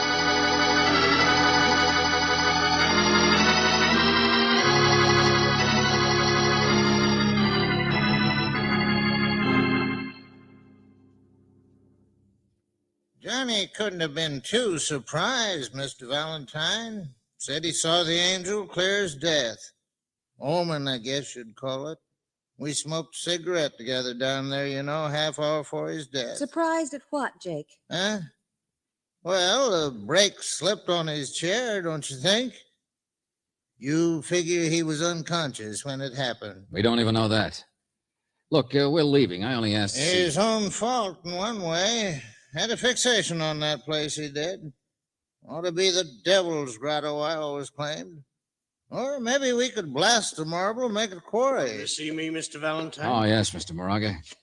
Look, Jake, do you mind? Sure, Mr. Valentine. Sure, got to see about Mr. Moraga, testimony showed that last night your brother called you vice president in In charge. charge of gas and wind. Yeah. Old Johnny was the only one had any brains or any... Are you part owner of the Moraga Steel Mills or just a paid employee? You mean, am I just the boss's brother? Yeah. Yes, if you like. Uh-huh. And now that he's dead, Weren't you leaving, Mr. Valentine? Oh, no, don't get me wrong. Jake and I, we appreciate what you've done. But also, we're tired of everybody looking cross-eyed at the guys who benefit. I should have told that nurse she was being officious to get you up here in the first place. She was badly upset. Well, so am I. Johnny was my brother. These little nurses will get more conscientious the richer the patient is. Oh, how dare you! Mary, listen to me. What in the I name? will not, and I won't leave here until I'm sorry. I didn't mean to hit you, but you can't talk like that to me. I'll talk any way I please. I've been here 15 years. I'll call you all the names I Stop can. it, I said stop it. All right, Nursey, now cut it out. Cut it out. What'd she do to you, Mary? Huh? What'd she do? Don't look at me that Miss way. Flood? Hey, easy, please. Miss Flood. Know what she was up to, Mr. Moraga? She was firing me. Yes, she fired me. You what? Now, look here, Miss Flood. You've been butting Take it in easy, and will along. you? Here, Emily, you're all right. It was the way she looked. The way she... I'm sorry, Mary. I didn't mean You to... see, Mr. Moraga, I happened to overhear this young lady and a policeman Please, talking. no. You just Let me- found out the nurse is really a wife, eh, Mary? What's that, George? Just guessing. But it would explain why she could try to fire you, Mary. Why you laugh at the word miss. Not to mention some things John Moraga said last night. Or why just a nurse should be so curious and hire me You and mean try... this mousy little Yes, flat-heeled... yes. We were married a week ago in Florida. I did tell the police, Mr. Valentine. I wanted to tell you, but I wanted to wait until... Oh, just because I'm his nurse and he was wealthy. Just because... Stop looking at me like that. Nobody's looking any way they shouldn't. I wondered what his big announcement today was going to be. What made that hot-headed sucker want to sell his business, cut us off, go gallivanting off? Get out of here! Every one of you! This is my house now. Get out! So you married a week and now he's dead. Yes, he's dead. He's dead. Don't look that way. Can't you understand? I loved him, and he loved me. Don't give me that Oh, I hug. wish I were dead too. Leave me alone, or I will be. Yes. A good act. Good act, Mr. Moraga? Are you changing your mind? I thought you were so sure your brother's death was an accident.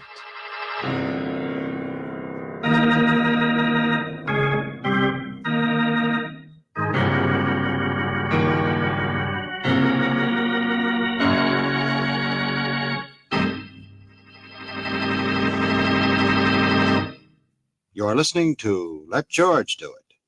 Our adventure will continue in just a moment.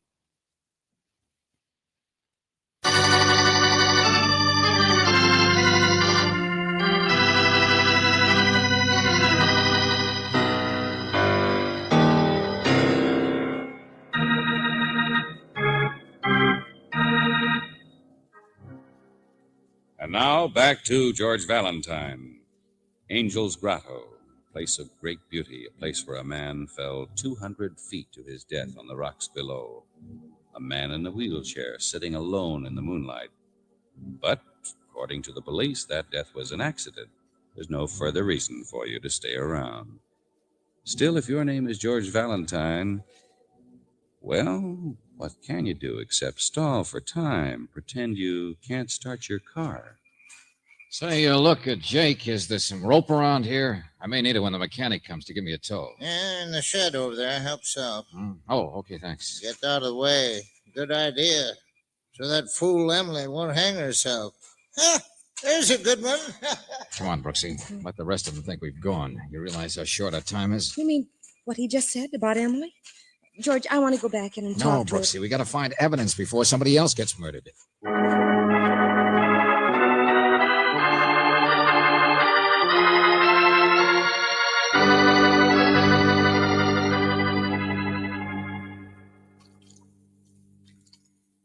Yeah, these are the tracks, all right, Brooksy. And here's where the wheelchair stood. George, you and the police went over it inch by Well, inch. Jake gave me an idea.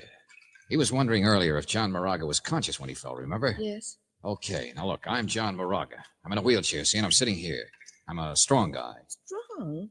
George, John had been laid up for 6 months. Well, that's not long enough to break down a dynamo like him. The point is, when he was sitting here, it would have been pretty hard to take him by surprise. You mean somebody slugged him first? I don't know. There's no sign of a struggle. Police thought he might have fallen asleep. George, suppose he'd been drunk. Huh? I mean, remember that wine last night at supper? Oh, yeah, I thought of that. But it's like everything else, nothing left to show. Nothing left but the tracks of the two wheels here. And hey, Brooksy, look. They just go in practically a dead straight line all the way out to the edge and over.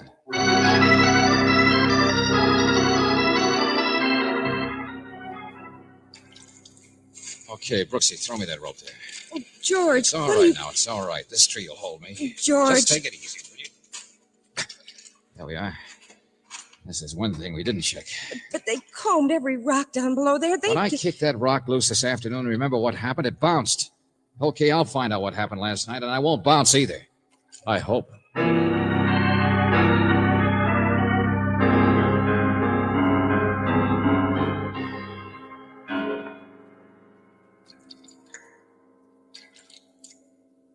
Hey, Brooksy, I can see the angel from down here.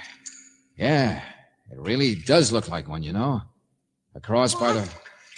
George, your rope's twisting. I'm all right. There's some stuff to hang on to here. Angel of death, huh? I can't even see you anymore. Brooksy. What'd you say, George? Hey, not so loud, will you? I was just looking down before. It's a watch. What? No. Piece of watch chain. Sure. He did hit here before he dropped to the rocks. I thought so. The way the cliff curves out, it's... Don't go any farther. What if he did lose part of his watch chain? It doesn't tell you anything Oh, about... doesn't it? Hooked on a little twig, some scrub trees here growing in a crevice. Well, you know, it doesn't have any bark. Yeah, that's right. 2 places here, no bark. I'll tell better in the daylight. But, Brooksy, there are kick marks, too. He grabbed here as he fell. Must have hung on for some time, several minutes maybe, before his strength gave out. Somebody's coming, George.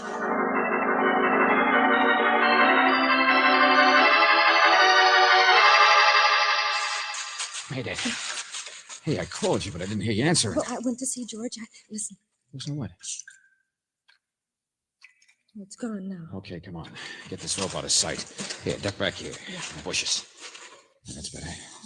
George, I hate high places. You're crazy. But I learned something, Brooksy. The fact he clung there proves John Moraga was conscious. He couldn't have grabbed on there unless he was perfectly all right when he went over. He wasn't slugged, doped, anything. Just pushed. But those straight line tracks... Well, I can think of a person he might have trusted. Never guess what was going to happen until the last minute. Oh, George.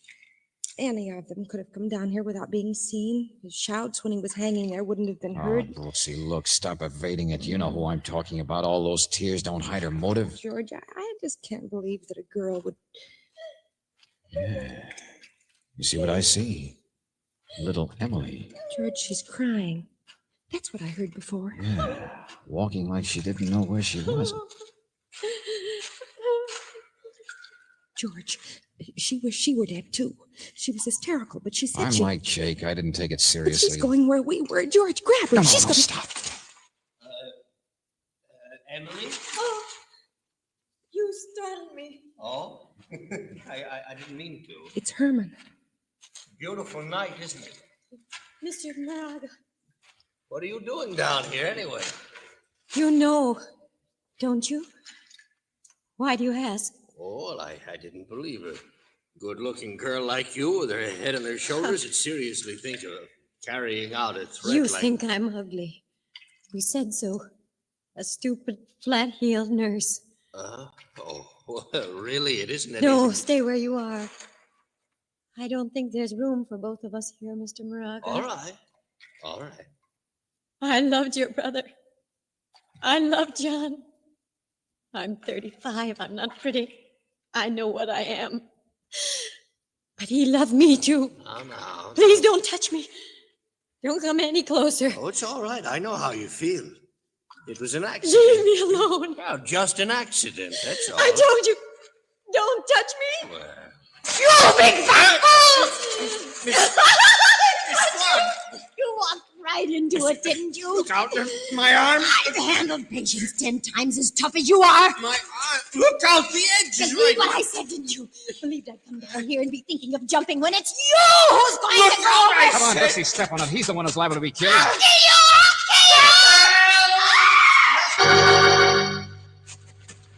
Get back here, I said, get back. Let go of me! Okay, sister.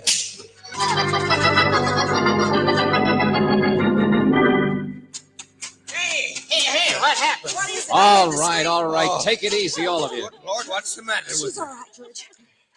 Let go. Leave me alone. She would have killed me. She was trying to I push me. know. We saw We it all. thought it was going to be the other way around. Oh? It never occurred to me. She has the same motive for getting rid of you, Mr. Moraga. You're the only real brother. You're in her way, too. Herman, for the love of Pete, what the crazy little fool? I thought that she was. Shove me. That's what she All tried right, to will you do. please Tried to stop shove- it? Yeah, that's right. We prevented a murder. Now I can prove it. Murder number 2. Hey, did you find out something? Mr. Lady, Valentine. will you stop crying for 1 minute, please? I didn't say you killed your husband. You didn't kill John Moraga. George. Emily, the tragedy we prevented tonight was you killing for vengeance because you thought the murder would never be solved. Herman did it. I was The sure. police couldn't find any clues for you, but you were like I was. You knew it had to be murder, and so you tricked Herman into following you down here. The only trouble was when you tried to take the law in your own hands, you picked the wrong person. What? Yeah, that's right. He didn't do it.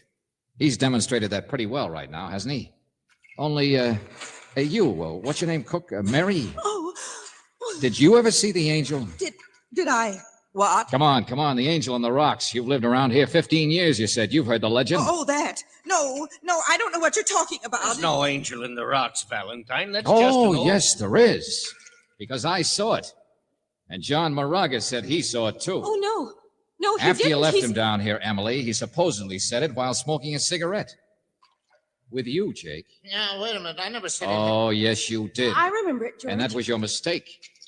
Because, Buster, that angel turns out to be a real angel of death. You can't see that rock formation from any place except halfway down a straight cliff. No wonder the Indians had a legend. So when could John possibly have seen it except when he was climbing down there after he'd been shoved, clinging there, hanging there? Why did John scream out that he saw the angel? Was he pleading with you to help him? And did you just stand there and laugh at him, Jake? No, you're crazy. Me, I'm just a farmer. I don't Sure, you're a big, strong guy. And that's why the tracks of the wheelchair were nice and straight, Brooksy. A man strong enough could just tip it back, load and all, and give it a roll. You listen to me. I was up with that setter of mine. I was clean out in the barn. Mary, help me. Mary, do you know what the penalty is for providing a false alibi in a murder case? No, I don't even know what you're You talking better tell me fast, lady, how many of those puppies you delivered? Mr. Valentine. How much you of that think- 2 hours Jake really spent with you in that barn? Hey, get her. She's running. No, we'll get her all right. I don't believe anything that dumb old thing. That's all, Jake.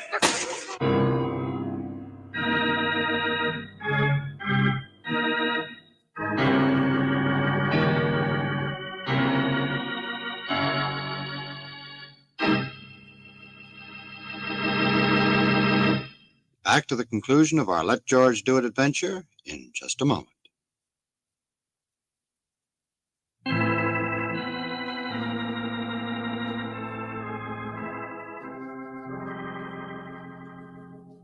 Angel's Grotto.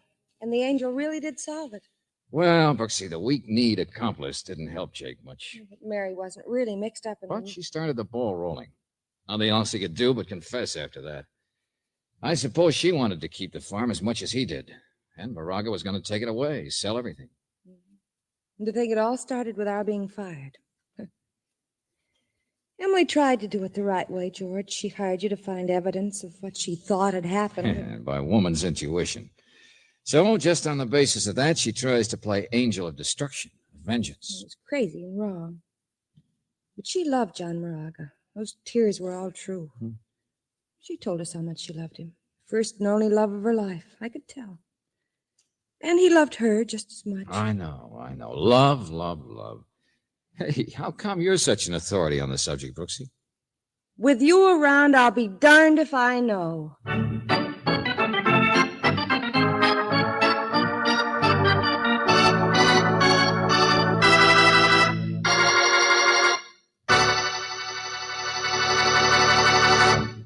You have just heard Angel's Grotto, another Let George Do It adventure.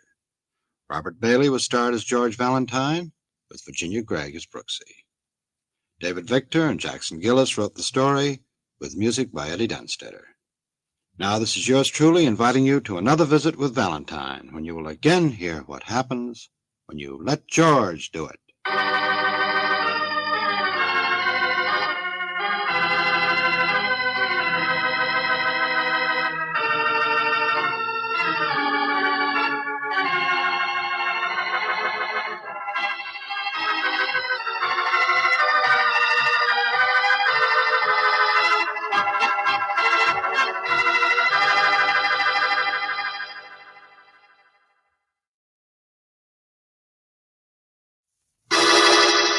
Personal notice, danger's my stock and trade.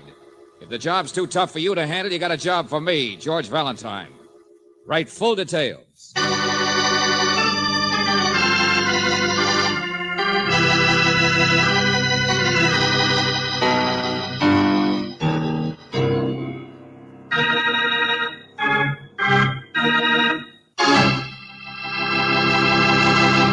You know something?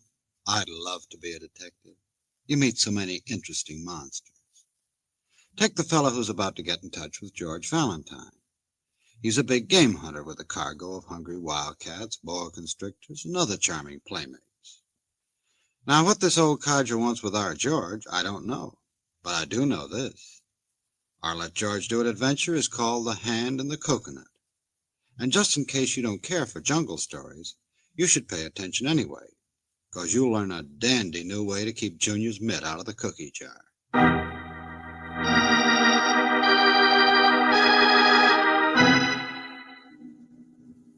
My dear Mr. Valentine, this is a letter about monkeys. My name is Derek Stang, the same Derek Stang whose exploits in the jungle you no doubt read as a boy. Yes, I'm still as alive as an old battleground of scars and fevers can be alive. And today I'm writing my letter on the deck of a sweltering ship, a South African freighter tied up at the port in your town. There's a little capuchin monkey trying to untie my shoelaces at the present moment. Monkeys are strange animals.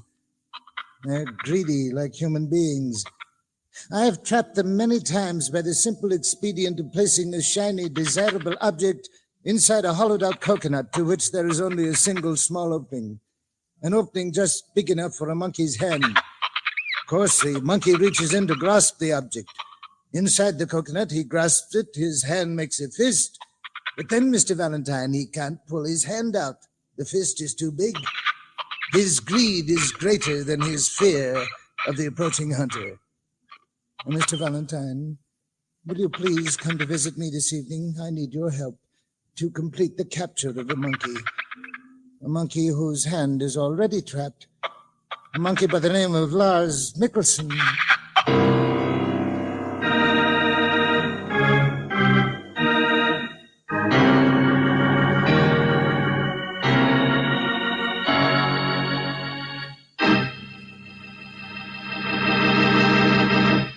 You are listening to Your adventure will continue in just a moment. Now back to Let George Do It and George Valentine.